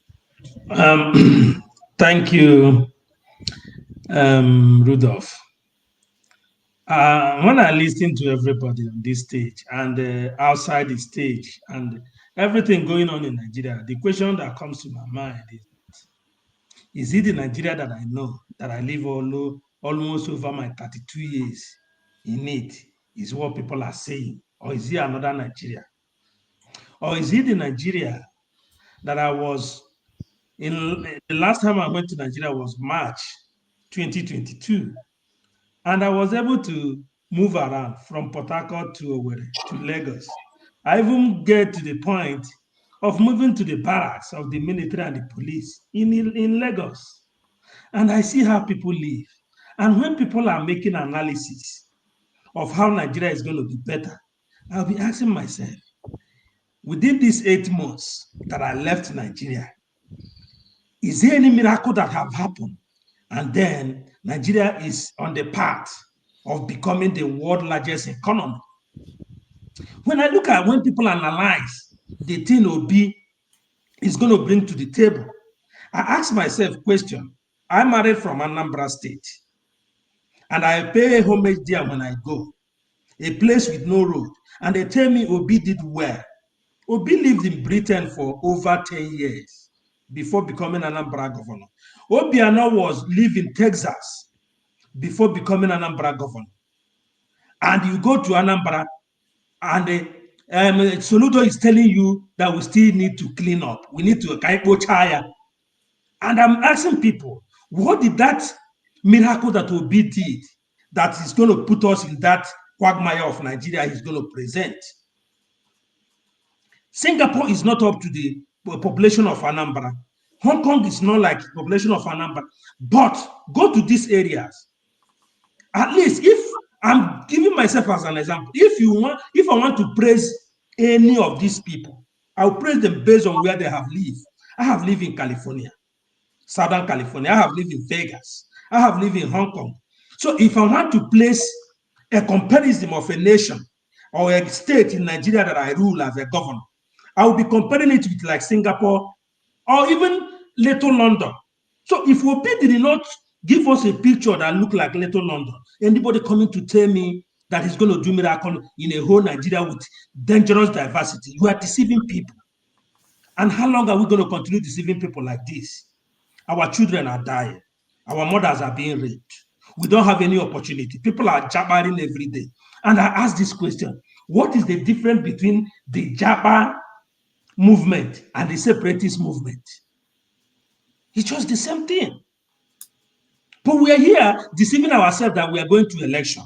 Like Ike is trying to tell us, you shake this person, you shake this person, you shake this person. Light is not in your village. Jonathan, that was a president in Nigeria. There's no road to go to his house. What is his name? Obasanjo was the president of Nigeria. Go there, you will not see any smell of being a president of Nigeria. Katsina is stoning the current president. What does that tell you? If Obi become president, me as an Igbo man is not going to benefit anything. That's the fact. So why are we deceiving ourselves? And somebody come here and said, when you divide Nigeria, the people that are leaders today are still going to be leaders. Who are you deceiving? Let us divide this Nigeria so that I can't worry about where my president is coming from. The problem, Nigeria cannot move on after 62 years, and somebody coming here to tell me Nigeria is the greatest country in the world, greatest of criminality, greatest of no electricity, no healthcare. What makes you a great country? And you are saying divide because me that are living in America, I don't know who is the Biden is not from my village. The governor of California is not from my village. But does it make me, if I'm looking for a job, I need to call somebody in White House to get a job? Does it make me to, if I'm looking for a job, I need to call the governor's office in Sacramento to get a job? The answer is no. But why in 2023, we are still fighting where our governors is coming from? That means we all ethnic bigot. All of us. We believe in our ethnicity. Then why do you want an Igbo man to be president over Yoruba man? Why do you want an Hausa man to be president over Igbo man? Why not go and be president of your own state or your own country so that people will have peace? Because this thing is not going to stop anytime soon. We're going to continue fighting this fight. Okay, let's begin to share the presidency according to the tribe in Nigeria after 88 years. All of us will die, come back again after 50 years. And we are still talking about where the president is coming from, and Nigeria will be getting worse. We have acknowledged that we cannot leave our ethnicity. Let's go by ethnic line. That is why Europeans are developing. Every 10 years, there's a state coming up from Europe. They divide according to ethnic line. That is why in Europe, you can even see a country that is not even up to 2 million people. And their GDP or GR is still better than Nigeria that is over 200 million people. How can't we create a common sense? What is wrong with our brain? That since I was born, now I'm 45 years old, I'm not going to see a constant electricity in Nigeria. And people are still telling me that Obi is not even promising that. Atiku is not promising that. If you watch the election campaign that is going on, if you are following the trend, all they are showing us the crowd that attended their campaigns. They are not showing you their facts, the things they are going to do. All they are doing is to show you people will show, we have locked down. Justice, Nigeria and a nightclub. Nightclub in Nigeria. People will show you that we have locked down Plateau State. Now, Kwakwanso will come and say, Plateau is on our local key. They will not tell you how they're going to solve your $77 trillion. And I make a proposal. I said, if Nigeria claims we are 200 million people, if we share this $77 trillion debt, somebody come up. Okay, I think you repeated it twice. It's not $77 trillion. Okay. How much is it, please? It's Naira. Maybe in Naira. It's Naira. Okay, 77 trillion Naira. Naira. Okay. Whichever one it is. I make a proposal. I said, okay, we are owing this debt.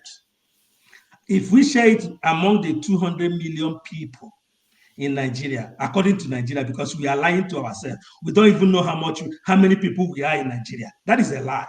But let's assume we are 200 million. If we share that money, somebody come up and said it will be 300 and something thousand for each person. I said, good. Can we, as a people, come up and said, okay, Igbos, you want to leave because me, I have exited from Nigeria. We want to leave. Your share with your population, see your share. I think Igbos have the money. If it's 350, at least I can pay for like 20 people. So we share it like that. Let everybody go home and sleep and heal their wound. I can't even imagine in my Have you watched this program before? Because I'm worried that I have to repeat myself here. You know what you're asking for? Why are you cutting me off? I'm not cutting you off. I just want to ask you a question. If you want to ask me a question, wait, let me finish. I was actually going to say you should round up. I also have questions, but I don't think we have time. So if we are like this, simple. We need to heal. Our people are dying every day. A lot of souls are being wasted. How will you continue a country that has started killing their own people since 1925? And we want to leave this thing to our children. The border was killed in the school. People were massacred in our war, in Hamufu, everywhere. Nobody is talking about this. You want to go to election. You are counting on my 6 million vote from my region. And now their 6 million votes, they have cut short life of almost 100 people within a month. Before February, they might kill another 200. Then do you going to get that 6 million vote? Then why not, okay, the millions Naira Nigeria is owing, let's share it among these 200 million. We will pay and let everybody go. We will pay. Justice, thank you. We have to go.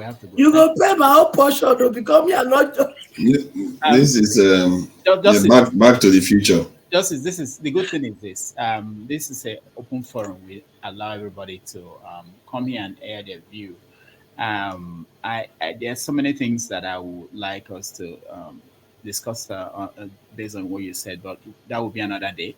Hopefully, another day you come during the early time of the program. We will actually, because it's easy, from your own points. If you air your view, think you got everything covered. There are so many questions. One of them is for you to think about. Um,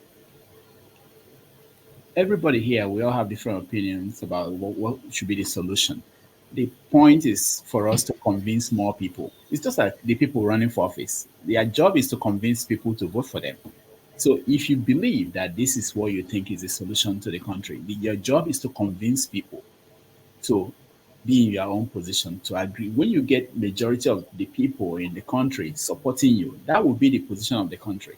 And the other thing that we have to think about is that, and I've said this before on this show, and I hope people keep thinking about that. When we run away, all of us, I mean, I don't think anybody here is in Nigeria, but Max is in Ghana. When we run away from Nigeria because we couldn't take what was going on there, we voted with our legs. We decided that this is beyond us. We can't deal with that. And then we wonder why things are that way, because you leave the space for the people who are there, and the people who are there, they take up the space and they do whatever they like, So we have to think about this all the time, in terms of what our position is and our job, our responsibility. All right. What keeps you up at night? Let me start with you, Max. I think you are sleeping. Let's see. What keeps you up at night? I'm not sleeping. I'm enjoying the program, my brother, because this platform here has evolved into a different kind of, I'm enjoying it. And I say, God bless you for what you are doing. And I believe that anytime you've lost, God will replace it for you 100-fold. What keeps me, late at night is when I look at the debt that this present government of Ghana has incurred on our head. It's very, very horrible. When the past president left there, J.D. Mahama, John Dramani Mahama, he left 120 billion Ghana cedi. But now, within 6 years of this new administration, he has contracted 400 and something billion with nothing to show. Can you put it in dollars for us so that we can understand what? I don't have, unless what's the exchange rate? Exchange rate is I think it's 12.5. Yeah, 12.5 right now. On Bloomberg, I think it's 12.5. Just make it 13. Okay. 13, because our currency it jumps up and jump up and jump up. It never comes down. So that is the problem. That is the only thing that keeps, because right now, where we used to travel, for those of you that knows Abuleba Junction to Ikeja, maybe it is 200 or 300 naira. But that distance here is about 1,000 naira. Wow. So that's what keeps me. So your cow, how much do you sell one now?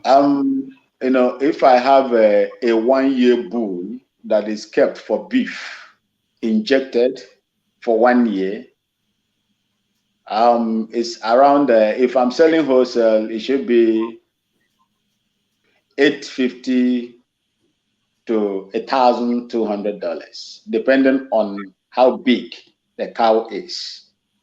So you also your price jumped up too? No, it's for me. I don't hide price, because this is what I inherited from my father. What I sell is what I sell. That which is going to be good for me and also good for you, like it is last year, 2 years ago, the same price I said this year, because the grasses are there. I am not importing grasses. The medicine that I give them, sometimes government give us subsidies for some of those drugs. So why am I hiking the price of something that I don't buy hares to feed? No. Okay. That's how I do it. Thank you so much. Akija, you're next. What keeps you up at night? It seems Max said something, and that thing has been bothering me, about the military, because I don't. This election is it's kind of dicey, and it's defining, supposed to be defining, but the two, Tinubu and Atiku, I think they are compromised. Some of you, I don't know if you want to go to history, but remember that Abiola, one of the reasons why the military, they didn't support him, and eventually the election was annulled, was because the people in the security agencies, they kept warning IBB that Abiola was compromised, that he was a CIA agent, and that he was involved in drugs. I don't. That's what I'm not saying that that's what I heard that they said. And eventually, Buhari had to. Babangida had to heed to the whatever to demand and annulled that election. So Atiku and Tinubu, they are compromised. Colombia is real, so we're not going to run away from that. So it's possible, I'm seeing a scenario that what played out June 12 will play out again. Probably, if Tinubu wins or Atiku wins, it could be something like that. And because people are tired, the people in the military, they are tired too. They are frustrated, and everywhere, students they are frustrated. So, and the youth in the NSAS movement, they are frustrated too. And a lot of them, not all of them, a lot of them, hoping on P2B, Showore, and all those younger candidates. So if it doesn't play their way, I don't know what's going to happen to Nigeria. So I've been like, keep making up my mind, this is going to happen, this is going to happen. So that's what, it keeps you up sometimes, but not every night. Yeah. All right, thank you. Echo, what keeps you up at night? My children go fulfill their destiny.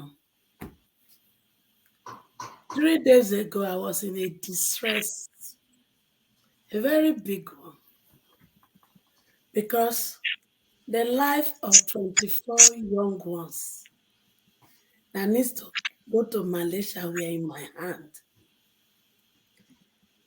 I asked my barrister to help me talk to somebody in Nigeria to loan me money. My house, I get good equity inside, but there are 1 or 2 things I need to do to be able to have access to the equity in my house. And it can't be done right now. So I have to talk to my barrister to say, look, you are in midst of people. Tell them when they give me software. Then the person brought his condition to me.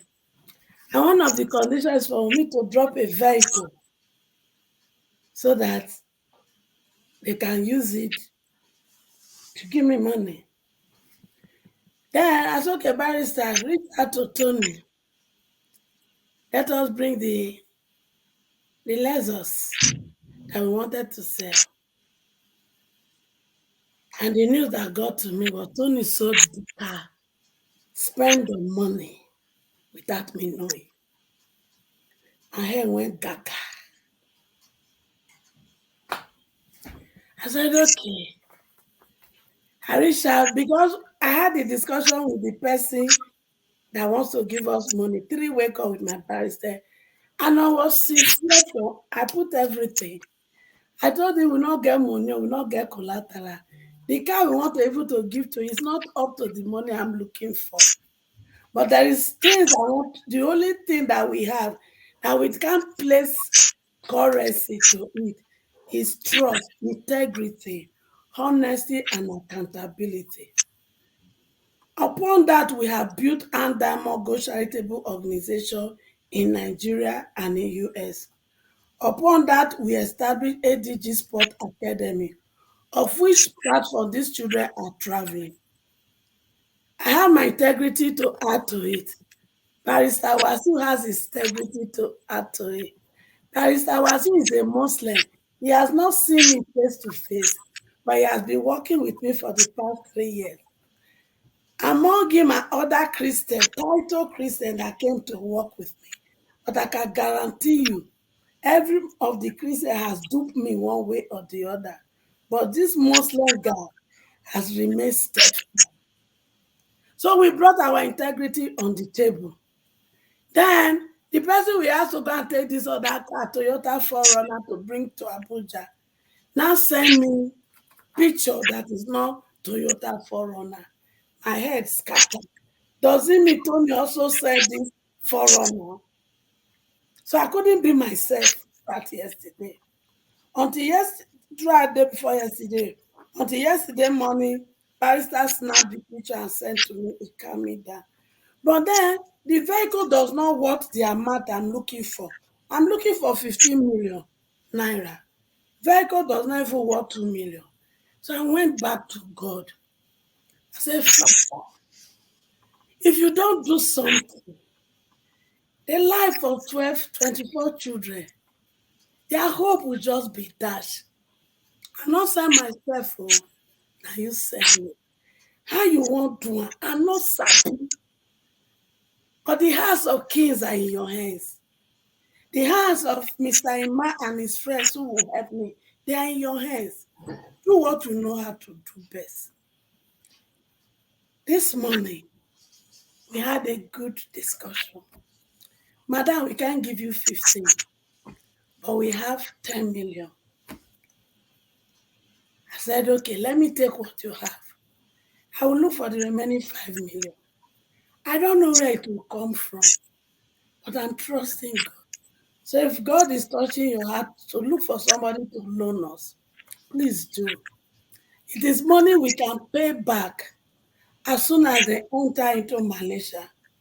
But another thing that now make me to fear God more. The initial discussion was these children are coming into trial. And after trial, we will select. But today, my person in Malaysia is telling me, Madam, for the list you sent to me, I've already assigned these boys to a club. They are just coming in to sign. When I wanted to start this journey, people discouraged me left and right. But God, being who He is, He's always faithful. All right. Thank you. Thank you, Echo. Thank you. I should have started by saying that thank you for sharing your story anyway. But I wanted it to be like 1 minute for everybody. Otherwise, You sabi say my story. We spend another 1 hour just doing work Make history. una no vex. Yeah. All right. Telemundo. All right, Ike, you're next.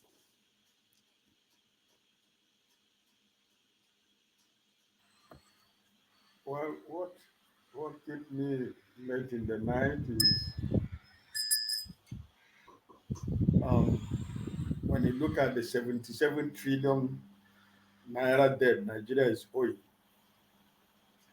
That's one of the things that keep me thinking, you know.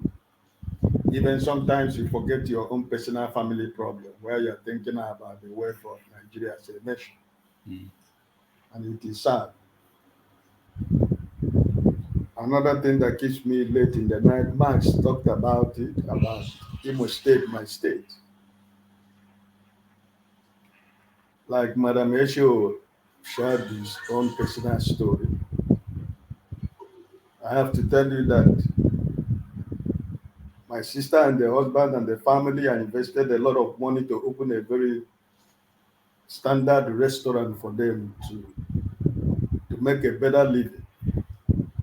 And they were making the business was going until the issue of unknown gunmen, unknown gun that in Imo State. And eventually, every restaurant in Imo State is a target where people go to eat food, where people go to take a drink, and they even become a place of target. Everybody they find there, a member of ESL, a member of NAMDECAD, a member of this, that. I think I said it here some time ago. For over almost 2 years, that restaurant is closed. They can't do any business. And this is one of the reasons why that sometimes when you see people feel emotional or passionate about what is going on in Nigeria, it's not because of any other thing, you know. So for me, the children that are supposed to be that will enter university, you know, and the business is closed, almost 2 years. So this is the country we are. So no matter how comfortable you might be where you are, and the very day you wake up in the morning, that is something. That will be something that is telling you, pray for Nigeria, let Nigeria be a better country. Whether you like it or you don't like it. So my brother Justice, I know you're feeling. We all of us are wearing that shoe, and we know where it pinches. But you know, sometimes what I ask for everybody to understand that there are times you want to give peace a chance. You know, because I remember what Ojukwu said many years ago, may his soul rest in peace. He said, Biafra is in the mind. You can kill Brother Ike, but you cannot kill the spirit of Biafra. And I believe that. And I believe everything has seasons and times. So I just pray that all of us will remember that what H.O. said, there are so many of us here, our family and our friends and people we know, classmates, people who were your partners in Nigeria if you did business somewhere. You know, there are a lot of our people and friends that are going through really hard times in Nigeria. So it keeps me awake in the night. That sometimes, like I said, I forget the issue of my family problems. And I think about what happens tomorrow. If you wake up in the morning and you hear that everything is gone in Nigeria, I mean, what next? All right. Thank you. Hey, Dr. Damages, sorry. Please, because I think I want to say this before I leave. Please, everyone, if you are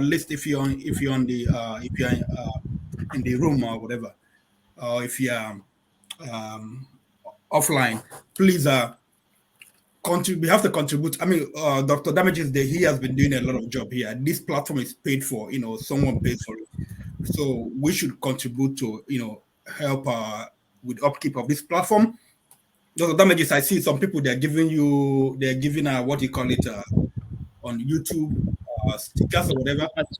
Super chat. Yeah, stickers. They charge like 30%. If you can get a PayPal.me account, so that people can donate and have it on the like what the scroll. If you scroll in, you can put up the account number. I mean the ID, so people can use that instead of the sticker. Because, like I said, YouTube, they take like 30% of that. So, I mean, like I said, everyone, please try to help in this platform. Dr. Damages, he's been doing a good job. He comes here like every Saturday and Sunday. He stays like 4, 7 hours, 8 hours. Please, we need to contribute to help. Just pay for the platform. Thank you very much. I appreciate that. Dr. Damages, I'll borrow him my cash app and my PayPal so that the money will come.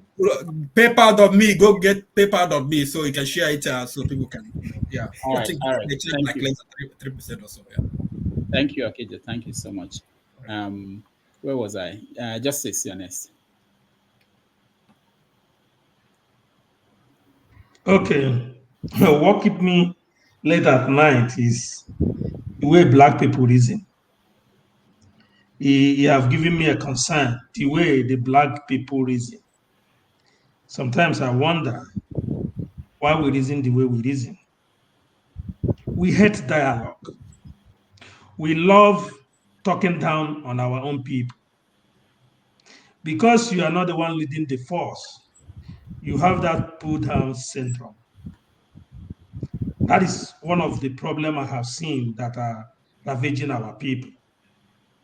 Sometimes when I think how the white folks come all the way from Europe in 2018, is it 1814 or 18 something, and then found all the resources that is embedded in Africa, and then went back. Instead of them to fight,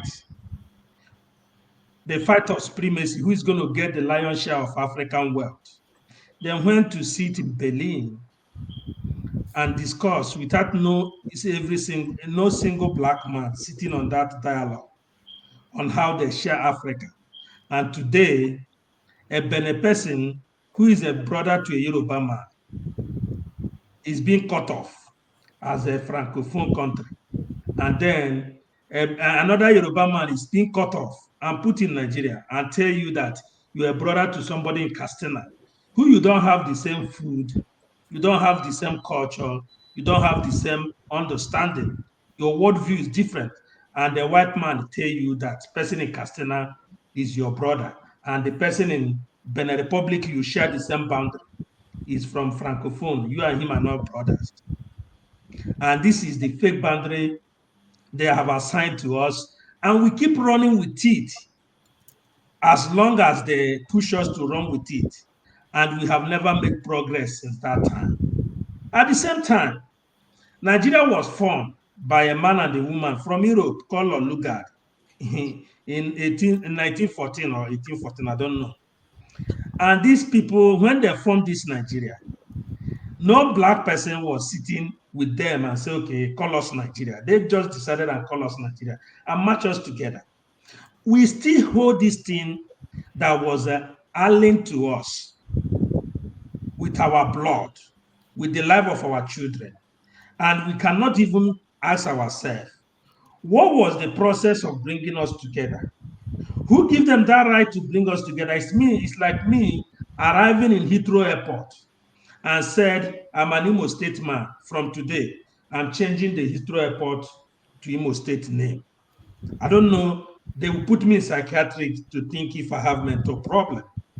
But we as a people, these things are alien to us. We cannot sit down like Europeans sit down to dialogue and find a path to give our children a future. We are not doing it.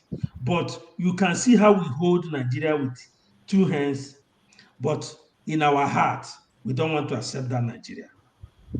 You say you are one Nigeria. You are telling me, I had one of our brother, Kanayo, analyzing the number of Igbo votes. And I was asking myself, you are believing in one Nigeria, and you want everybody to vote the best candidate, but now you have dropped it to be an Igbo affair. How is he going to make us have a progress? He's not going to give us any progress. So what keeps me late at night, I'll be honest with you, the way black people reason. We copy. We run with something that is strange to us, and we want to defend it even with the life of our brothers and our children. Nigeria is a fake creation by Britain. You can see how they're using bullet and gun to force unity. Fulani man don't like me, I don't like him. A Yoruba man don't like me, I don't like him. I don't need to like you to have a business dealing with you. But today, we don't like ourselves. We don't speak with one voice. We don't know. We always come, let's keep Nigeria one. Let's have unity. But at the end of the day, none of us want to have that unity. And we still want to keep that thing one. I don't know how it works. If it is in Europe, I'm sure by now, they will understand their differences. They will understand what makes them, what unites them. And I'll give you an example. I'm rounding up with this. I asked a British woman, see what Britain did in Africa. They merged a whole entire nations with, they don't understand the same language, they don't eat the same food, they don't go to the same religion, they don't have the same religion. They put them together as a country, call them Nigeria. Even the name is a slur, but let's not go there. They call them Nigeria. After calling them Nigeria, now for the past 62 years, all we fight every year is who is going to be the president. And I asked her, why did a United Kingdom left European Union? Do you know what this woman told me? He said they left European Union because somebody should mute his mic. I'm getting a feedback. Let me round up, please. So he said they left European Union because what German cannot do with weapon, they're going to do it economically. If they continue on European Union, that Germany will use economic policy and step out Britain from Europe. In the next 10 years, you'll not hear about Britain again. That's why they left, so that they can preserve the life of their children. But why can't we understand that self-determination is preserving the life of our children as a black people? That's what keeps me up at night. Thank you very much. Thank you, Justice. Eddie, you're next. One, I have to time everybody now. 2 minutes, Eddie, so we can get out from here. Otherwise, it'll be another 30 minutes. I don't have Doctor, I will be staying up at night because I don't understand anymore. That's it. Forefathers, what I want to say about forefathers, I give you my time, man. Use my time to. I give you my time, but the problem is too much for me. All right, Paul, you're next. I think Justice nailed it. Yeah, it's taking me to somewhere completely different from what I want to say. And I appreciate what he's saying in his own way because truly, I won't lie to you.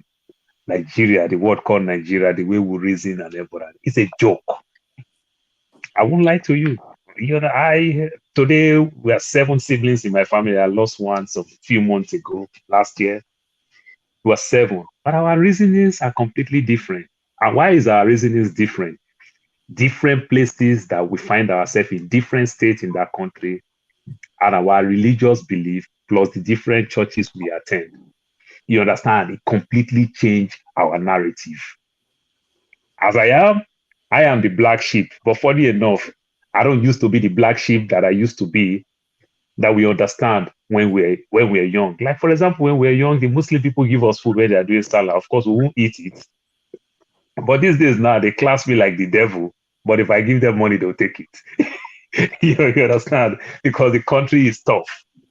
But for the fact that I can call some pastors crook, I can say pastors kill my mother. They hate it so much.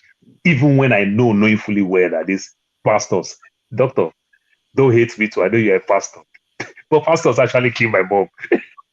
Yeah, they kill my mom. They take all my mom money and they give my mom granite oil, called olive oil, for my mom to be robbing.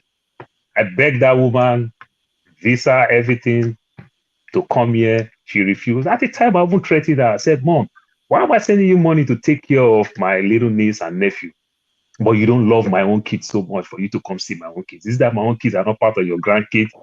Or is it that because they are speaking in tongues, they are speaking language that you don't understand? And if I challenged her, she felt bad. But she just told me one day, she said, she just don't want to die in a foreign land. That's why she's scared because of her health. And then for that day, I felt bad, but I know I'm just teasing her. But that's how Nigerians can be bad. These people, they don't want my mom to leave because they understand if my mom go live with that his nonsense son, how will she give them money? They brought the church to my father's compound to take my mom money and everything. They brought the church to my father's house. Pastors was living in my father's house for 5 years, didn't pay rent. Immediately my mom died. I choose the flat that the pastor was staying. I am the second son. I choose that particular property. I give the pastor emergency notice. Not be eviction, emergency notice. I told the pastor I'll use money, resources, and everything. I will humiliate you. I will seize all your property plus your TV because you didn't pay rent for 5 years. So you don't need 3 months notice. He left the property. This is how Nigeria can be bad. You know, this is what keeps me up at night. I see my siblings. I give them money every other day. They pray to me. The good God will richly bless you. I say, hey, I reverse that prayer. Pray that prayer to yourself. Why your prayer won't look like herbalist that can help people rich and make your own prayer cannot make you rich? You understand? This is how bad the country can be. The ideology of the people is so myopic and shallow. That country does not even worth calling a country the way we reason. Doctor, we just enjoy that place because we have memories in that place, but we can't call that place a country. That's how bad it is because nothing that you can put together to make a nation out of Nigeria, it's not there. I have a young daughter that's about to go to college. I told my daughter, she said, Dad, maybe I'll just go to Unilag and go to school. The fun of it. Even our own grandpa said, don't try it. Don't come to Nigeria. Where did you see that they reject somebody that is coming from America not to come to Nigeria? Where did you hear that? Because they meant well for that little girl who loves to go to Nigeria. My son don't want to go, don't want to eat the food. My daughter loves Nigeria, loves his grandparents. Even the grandparents say don't come. Even when we also use my daughter to cash out.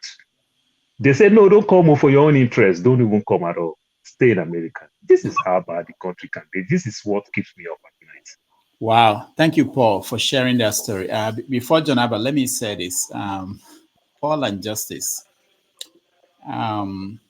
This will take conversation, a long conversation, but just to put it out there so that you think about it whenever we have time. After the election, we think about these things more in details. If you know the history of Europe, you know that there is nothing that Africa is going through that is you can compare to what Europe went through. Okay, I teach post-colonial African history. The Europeans were in Nigeria or Africa for about 60 years, from the time Lord Lugard got to Nigeria to the time we got independence. Jomo Kenyatta was in Kenya. He lived in Kenya that had no white person. He saw the white people come. He fought the white people. He became president of Kenya, all in a lifetime. So what Africa went through is not the worst thing that any group of people could go through. The problem is that you, Justice, you, Paul, you, all of us here, if we have figured out what is going on, what are we doing? What are we going to do about it? How do we convince people? You write books, go and give lectures, come to shows like this, do anything. Win people, Doctor, convince I people. have 2,000 movie on Netflix. Why am I here? I keep saying this thing. I have 2,000 movies on Netflix. I know. Better one self, even though the nude and the porn, all of them day. Who are going to enjoy? Why am I here? It's not for Nigeria problem. I appreciate that the time you are spending here. That's the beginning, but we should do more. Because if one comedian said that people who know how to run the country are busy in the barber shop cutting people's hair, we are busy doing other things when we know the solution to the problem. We know the problem, we know the solution. So we have to move to finding the solution and doing something about it. And it's not just about complaining and blaming people who do not accept your viewpoint, because you can't. Remember, Jesus and Paul, John Abba will speak next. He's a pastor. Whatever prophet you have, whatever philosopher you have, they didn't just say, this is my idea and everybody embraced it. They fought, they taught, they went out there preaching.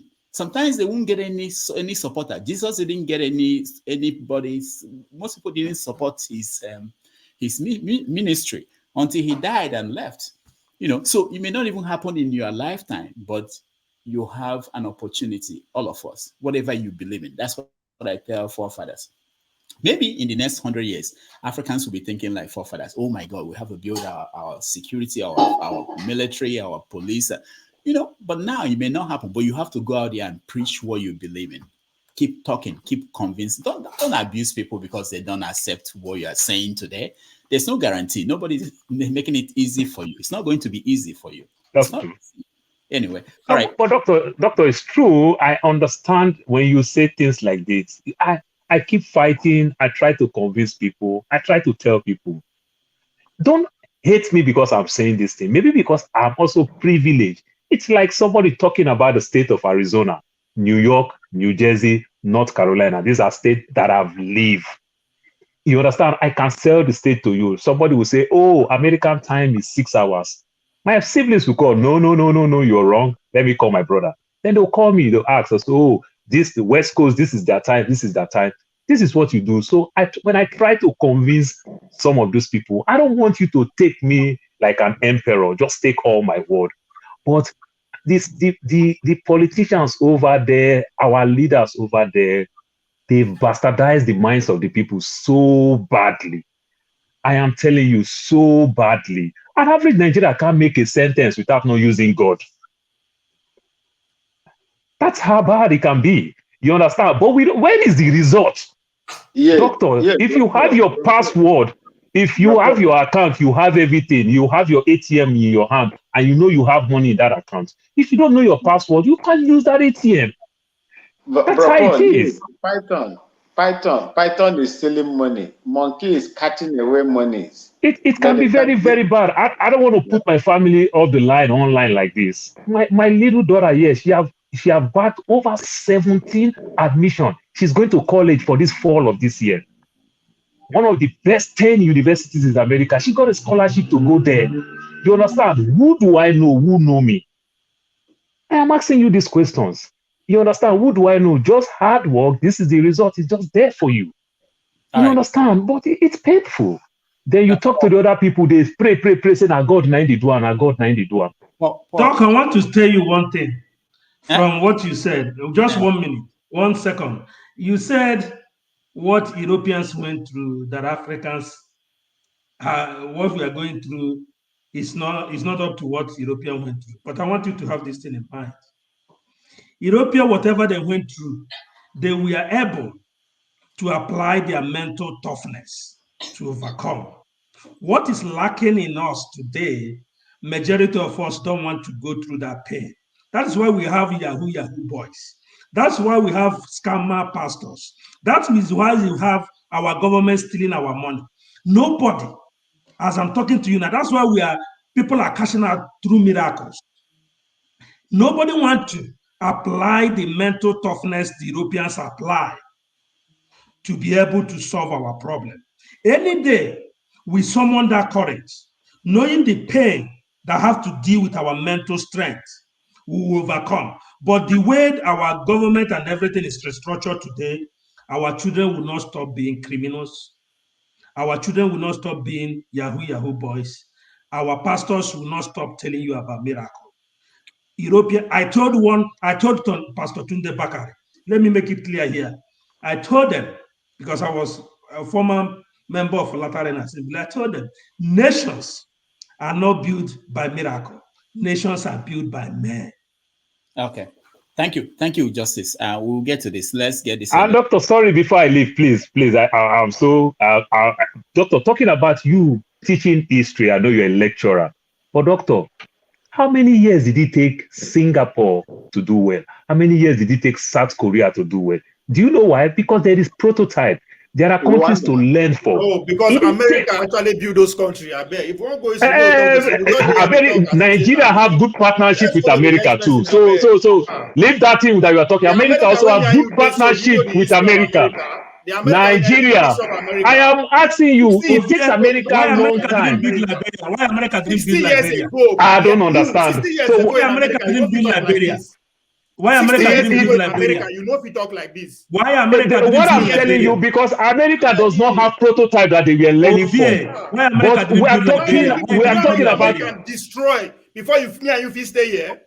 Why America didn't build Liberia? I'm asking you, why America didn't build Liberia? Let him keep deceiving himself. My brother, let us take blame where we are wrong.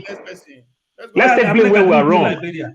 It was easy for Nigeria is older than South Korea with 5 years. We are older than Singapore with 5 years.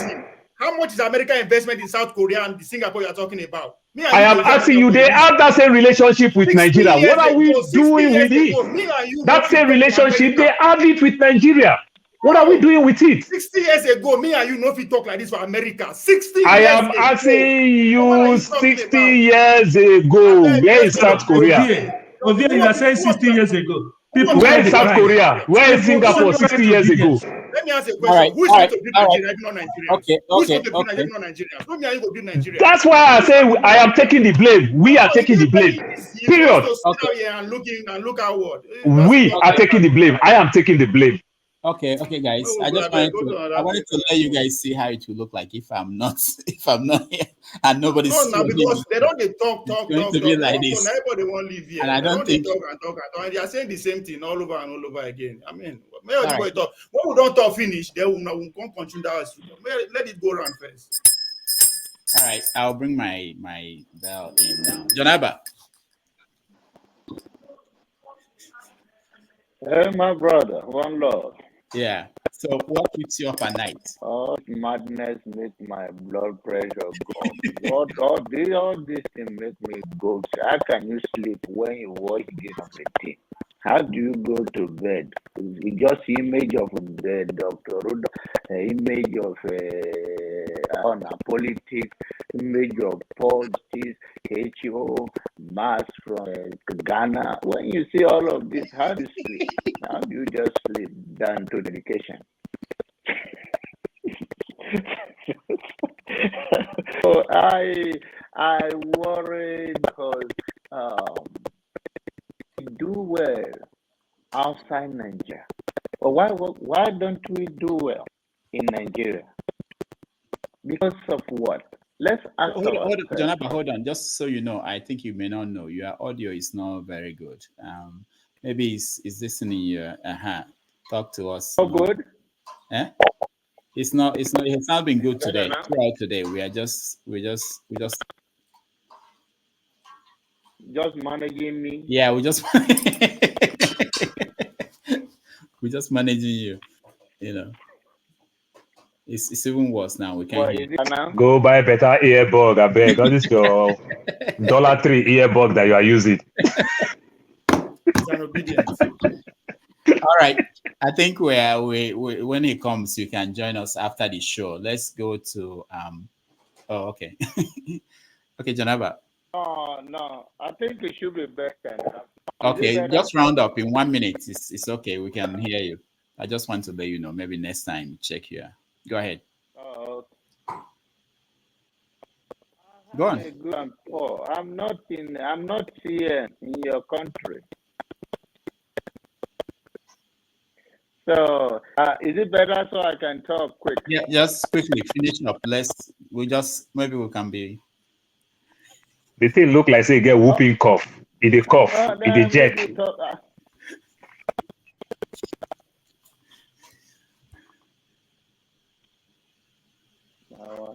It's not a free one. I'm from Paul now. That's what Nigeria produce. All we do is fake. All right. So it's all good. Let's go to I'll wait until after the program we talk. I just want to reserve my comment, and after the show we talk a real talk. Because some of these things I say to Paul, I don't know why it's Paul. I don't know why it's Pastor kill your mama the way you live for your house. You are not enough until your mama die before you pursue past. Come on. All right. Thank you, Junaba. Forefathers, you're next. Jonathan, don't be me want to kill my mama now. That's why. Forefathers, you're next. Unmute yourself, forefathers. Oh, the same problem. Forefathers, we can't hear you. Oh, Lord. Hello, can you hear me? Okay, good. I was about to play our closing song. Yeah, about what Justice said about how we reason. I think this is why many of the stuff he's talking about seems to be heading in the right direction, but the basics of his knowledge seems to be faulty, because if you had reasoned beyond where the Europeans put us together, you realize that we were in the position you are currently advocating for. We were very, very weak at that time. It led us to a point whereby they were able to take over our territories and create a nation out of it. I'm basically advocating that we should go back to a position where we are weaker. And Europeans learned that lesson themselves, because they were doing the same thing in Africa, coming from the French come for their own, everybody goes for their own, until they decided, you know what? If we want to really deal with this, we'll come together and we take over the continent. And that's exactly what they did. It's a very, very simple principle where they said, when hands come together, you are stronger. This thing we are fighting for to become smaller and smaller is not going to get us anywhere, because the threat around the world right now is getting bigger. Not when we were when they colonized us, it's gotten even worse. They fought 2 world wars and learned a bigger lesson and created NATO and the EU.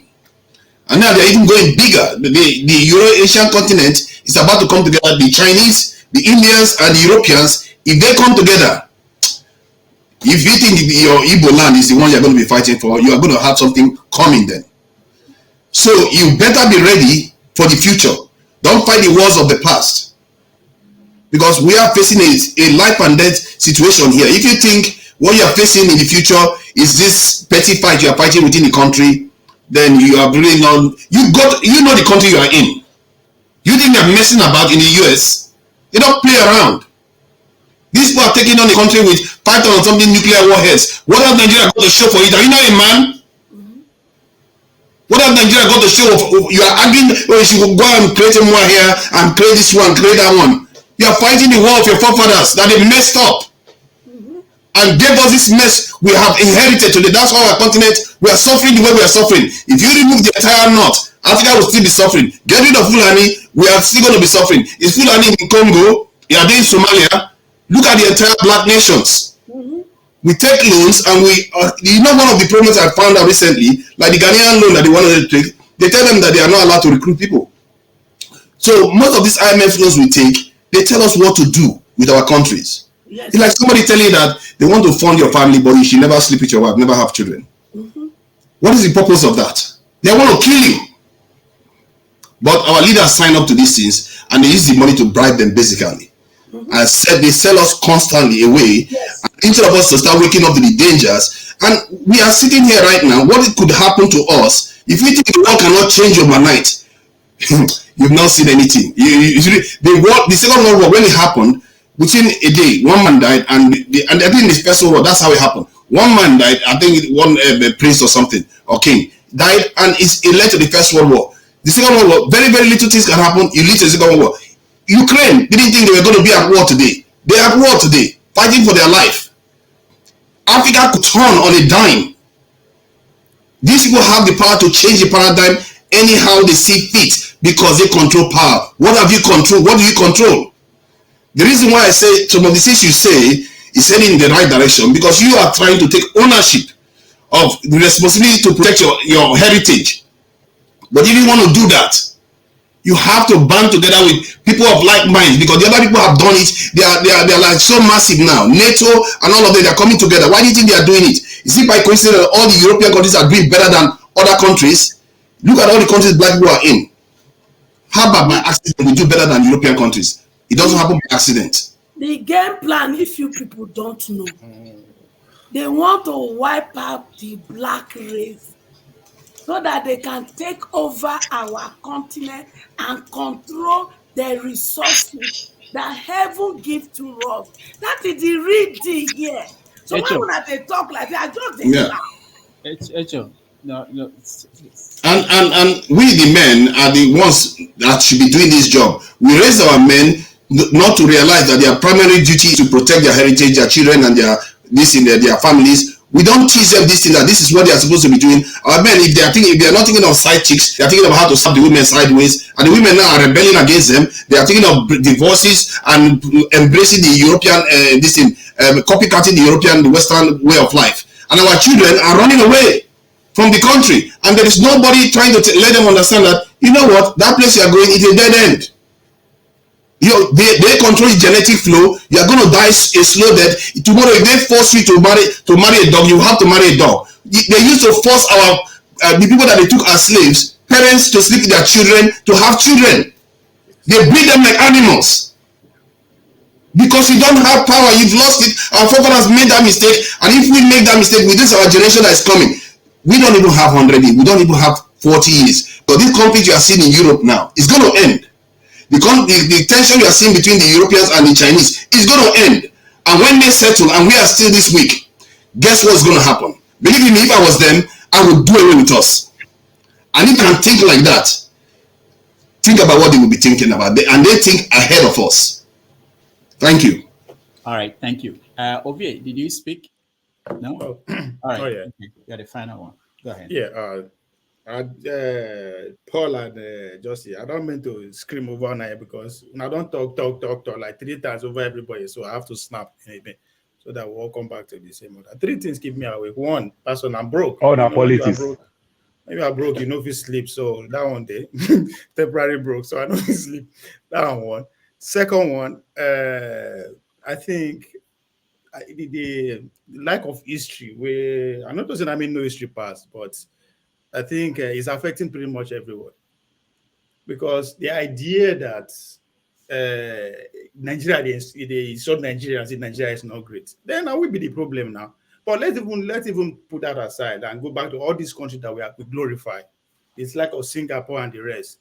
Go find out how much America and the Western was invest in those places just to build that economy. Today, trillions of dollars has been earmarked to rebuild Ukraine back after the war. The war never finished, but trillions are already put aside just to build that country back, right? The country where me and you there, America, a particular race was wiped out so that me and you fit stay here. Nobody's talking about that. If you are in that race, what you go to think? You go see that they useless? No. 60 years ago, we know if you have this conversation, people that look like me and you in this country, and they had their independence when 1667, close to 300 years now. 60 years ago, 9 people like me and you even talk. But even as we speak today, 100 people are being murdered every freaking day in this country. Nobody's talking about it, right? They protect whatever they're on. But these are deliberate attempts. But now see that America build America. Now Nigerians go build Nigerians, but we run away. It's easy for us to see in our comfort zone, say, oh, Nigeria is not working. Nigeria is not working. That means we are not working. We are Nigerians. Nobody is going to build our country for us. Those leaders, they are our parents. Now they give them, now they force them to do what they are doing. So the idea is Nigeria is not working. Yes, that means we are not working. It's as simple as that. And there's a reason we are not working. Who's going to build the country for us? Nigeria cannot change overnight. Sacrifice has to be made, and now me and you go make that deliberate attempt. Say this is the country we want, and we are ready to die for it. But this one we go encounter one hardship. All of us, everybody go take off. Then when we take off, we don't look back and say, "Oh, those people are useless." We don't like the way they reason. We don't like the way they think. You were once like that.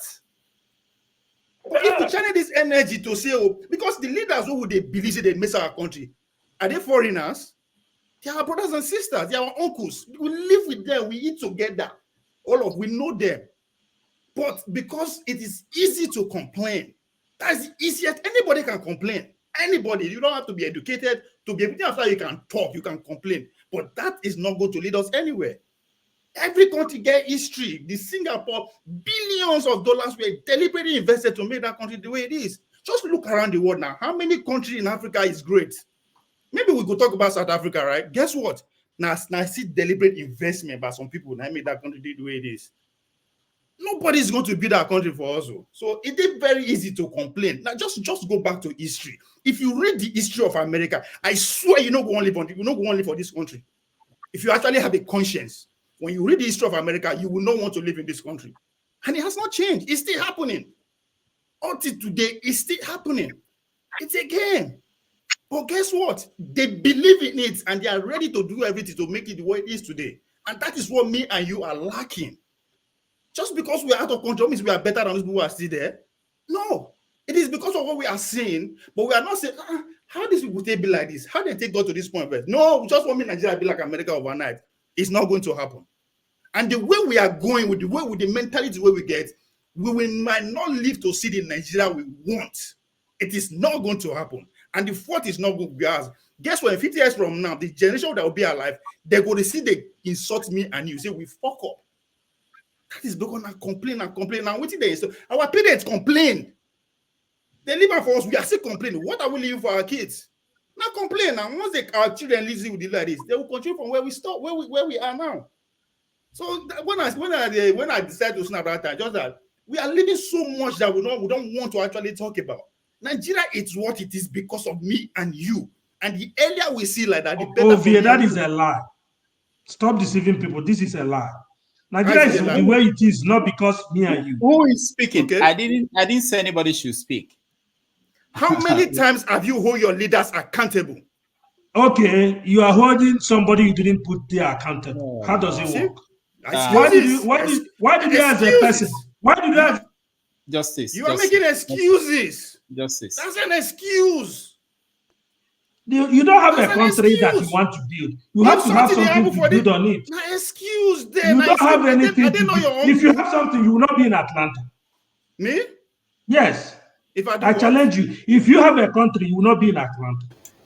What? Of course, I don't get a country. That's why I did Atlanta. Am I complaining about my country? Okay, because you don't have a country. If you have a country, you build it with your blood. You don't have a country. So Europeans are in Africa. They don't have a country. That's why they are in Africa. The difference between what kind of reasoning is that? The difference between me and you are looking back to that country. That is why they are there. And you are blaming those people that you left behind. But we too can do the same thing by going over here. That's what the Taiwanese did. When the Taiwanese were in the US, they brought them back and used them to create the semiconductor superpower that they are today. They use their diaspora. Everybody uses it. The Chinese did the same thing. The Asians did the same thing. The only problem is that people have not started tapping into their diaspora to actually create and industrialize. I'm in the UK. I'm in the UK. Father, you just spoke my word. So when we try to impact the people and they refuse, but they are not refusing. The leaders are not doing it yet. Why are you in UK? I'm asking you a simple question. Why are you in UK? Because I came here for a reason. And the reason why I came here has nothing to do with whether we should build our country. That's what other people did too. Because the Chinese did the same thing. The Indians did the same thing. Don't be dishonest. Your country cannot give you what you want. What does that matter? It doesn't matter. There are millions of people. See, hold on. There are millions of people in Nigeria right now. You say the country gave them what they want. Sorry, you're going to have your chance. See, my point is that the reason why I'm here is not because I am comfortable here or I'm comfortable in Nigeria. It's because the work that we need to do, we are never going to be comfortable doing it. It's a hard job that we have to do. Don't deceive yourself. You are in UK because Nigeria cannot give you what you want. Some of you are depending where you are. One of us left because Nigeria fell all of us. But why do you think? This is not a political rally. This is not a Labour Party rally. This is a town hall.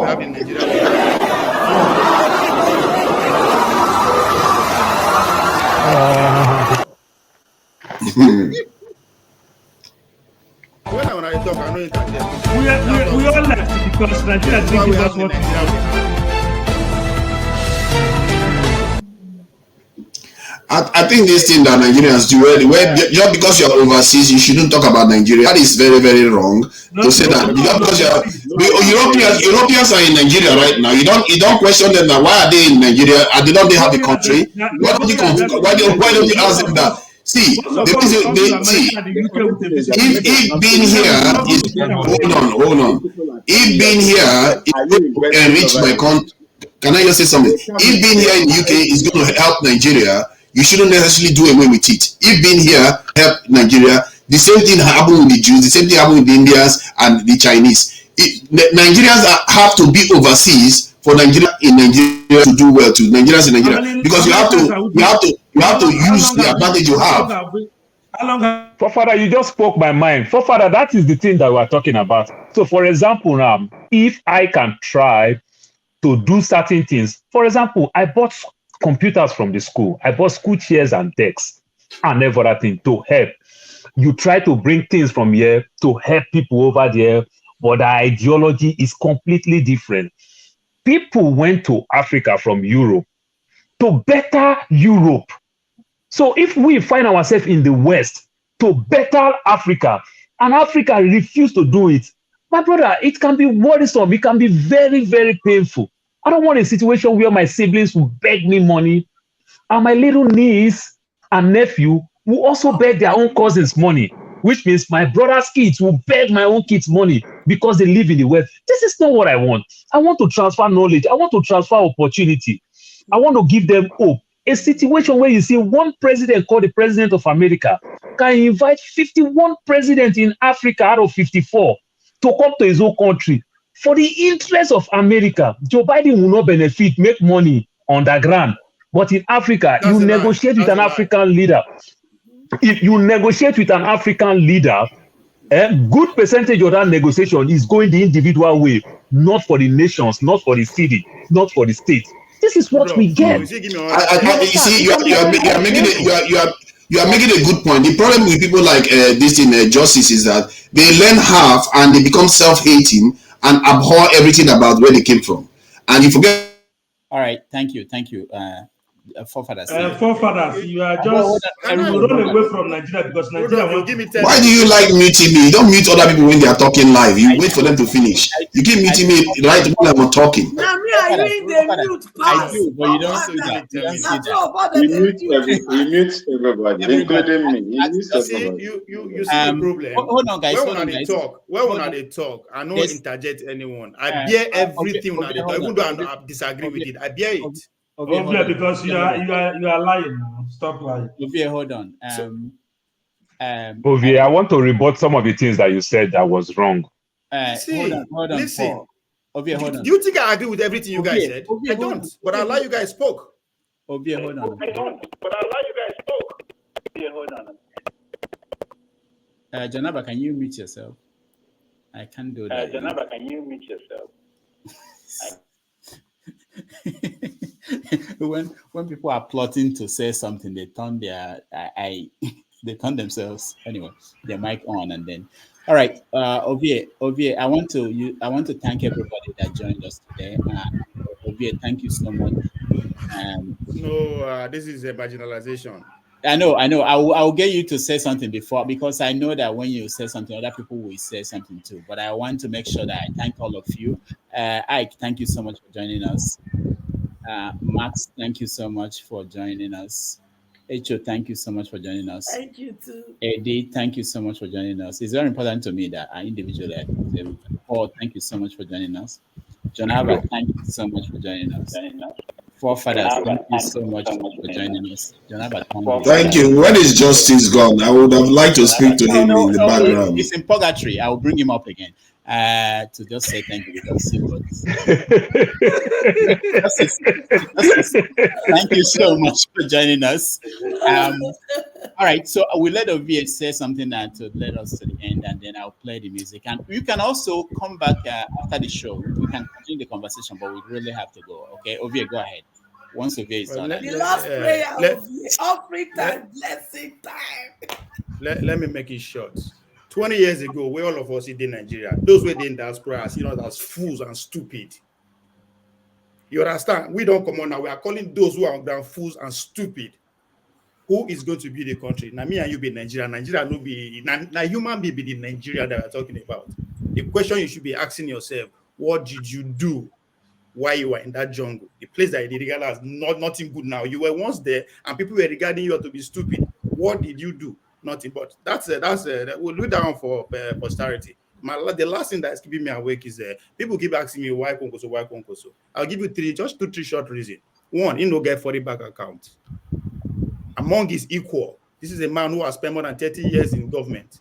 He no get 40 accounts. That one stand out for me right there. No scandal so far among his equal. No scandal. We know here say carry 250 million for boots for Papa being from Anambra to Papa. We know here say get caught up with offshore bank account. There's no scandal. He knows still nothing. But he's been in the system for 30 years among his equal. That one another reason. Even though those who no like him face, give him the credit that when it comes to education, is above his equal in this race. These are the three reasons I'm voting for him. We are the Nigerians that we talk shit about. That is the whole thing I wanted to say. Now we be the Nigeria that we talk crap about. If we say Nigeria is useless, now me and you be useless. Yes. Nigeria is not working, now me and you know they work. Exactly. Nigeria know the reason, now me and you know the reason. So simple as that. On that note, on our politics. Thank you so much. Tomorrow we have maybe Kachuku joining us, the presidential candidate of the African Democratic Congress Party. So if you can join us tomorrow, 10:30 New York time, 4:30 Nigerian time, we appreciate it. For those that watched those on the comment section, we appreciate all your comments and all your viewpoints. And I hope to see you tomorrow, if you can, or next Saturday. Thank you, everybody. Please like and share this video. Yes, please like and share this video. Yeah. Like and share. It's one of our best, and nobody abuses somebody. But anyway, thank you, guys. Manager, they call me human trafficking. Yeah, Rudolph, you should be doing more of this thing, you know. I will. Thank you. Yeah.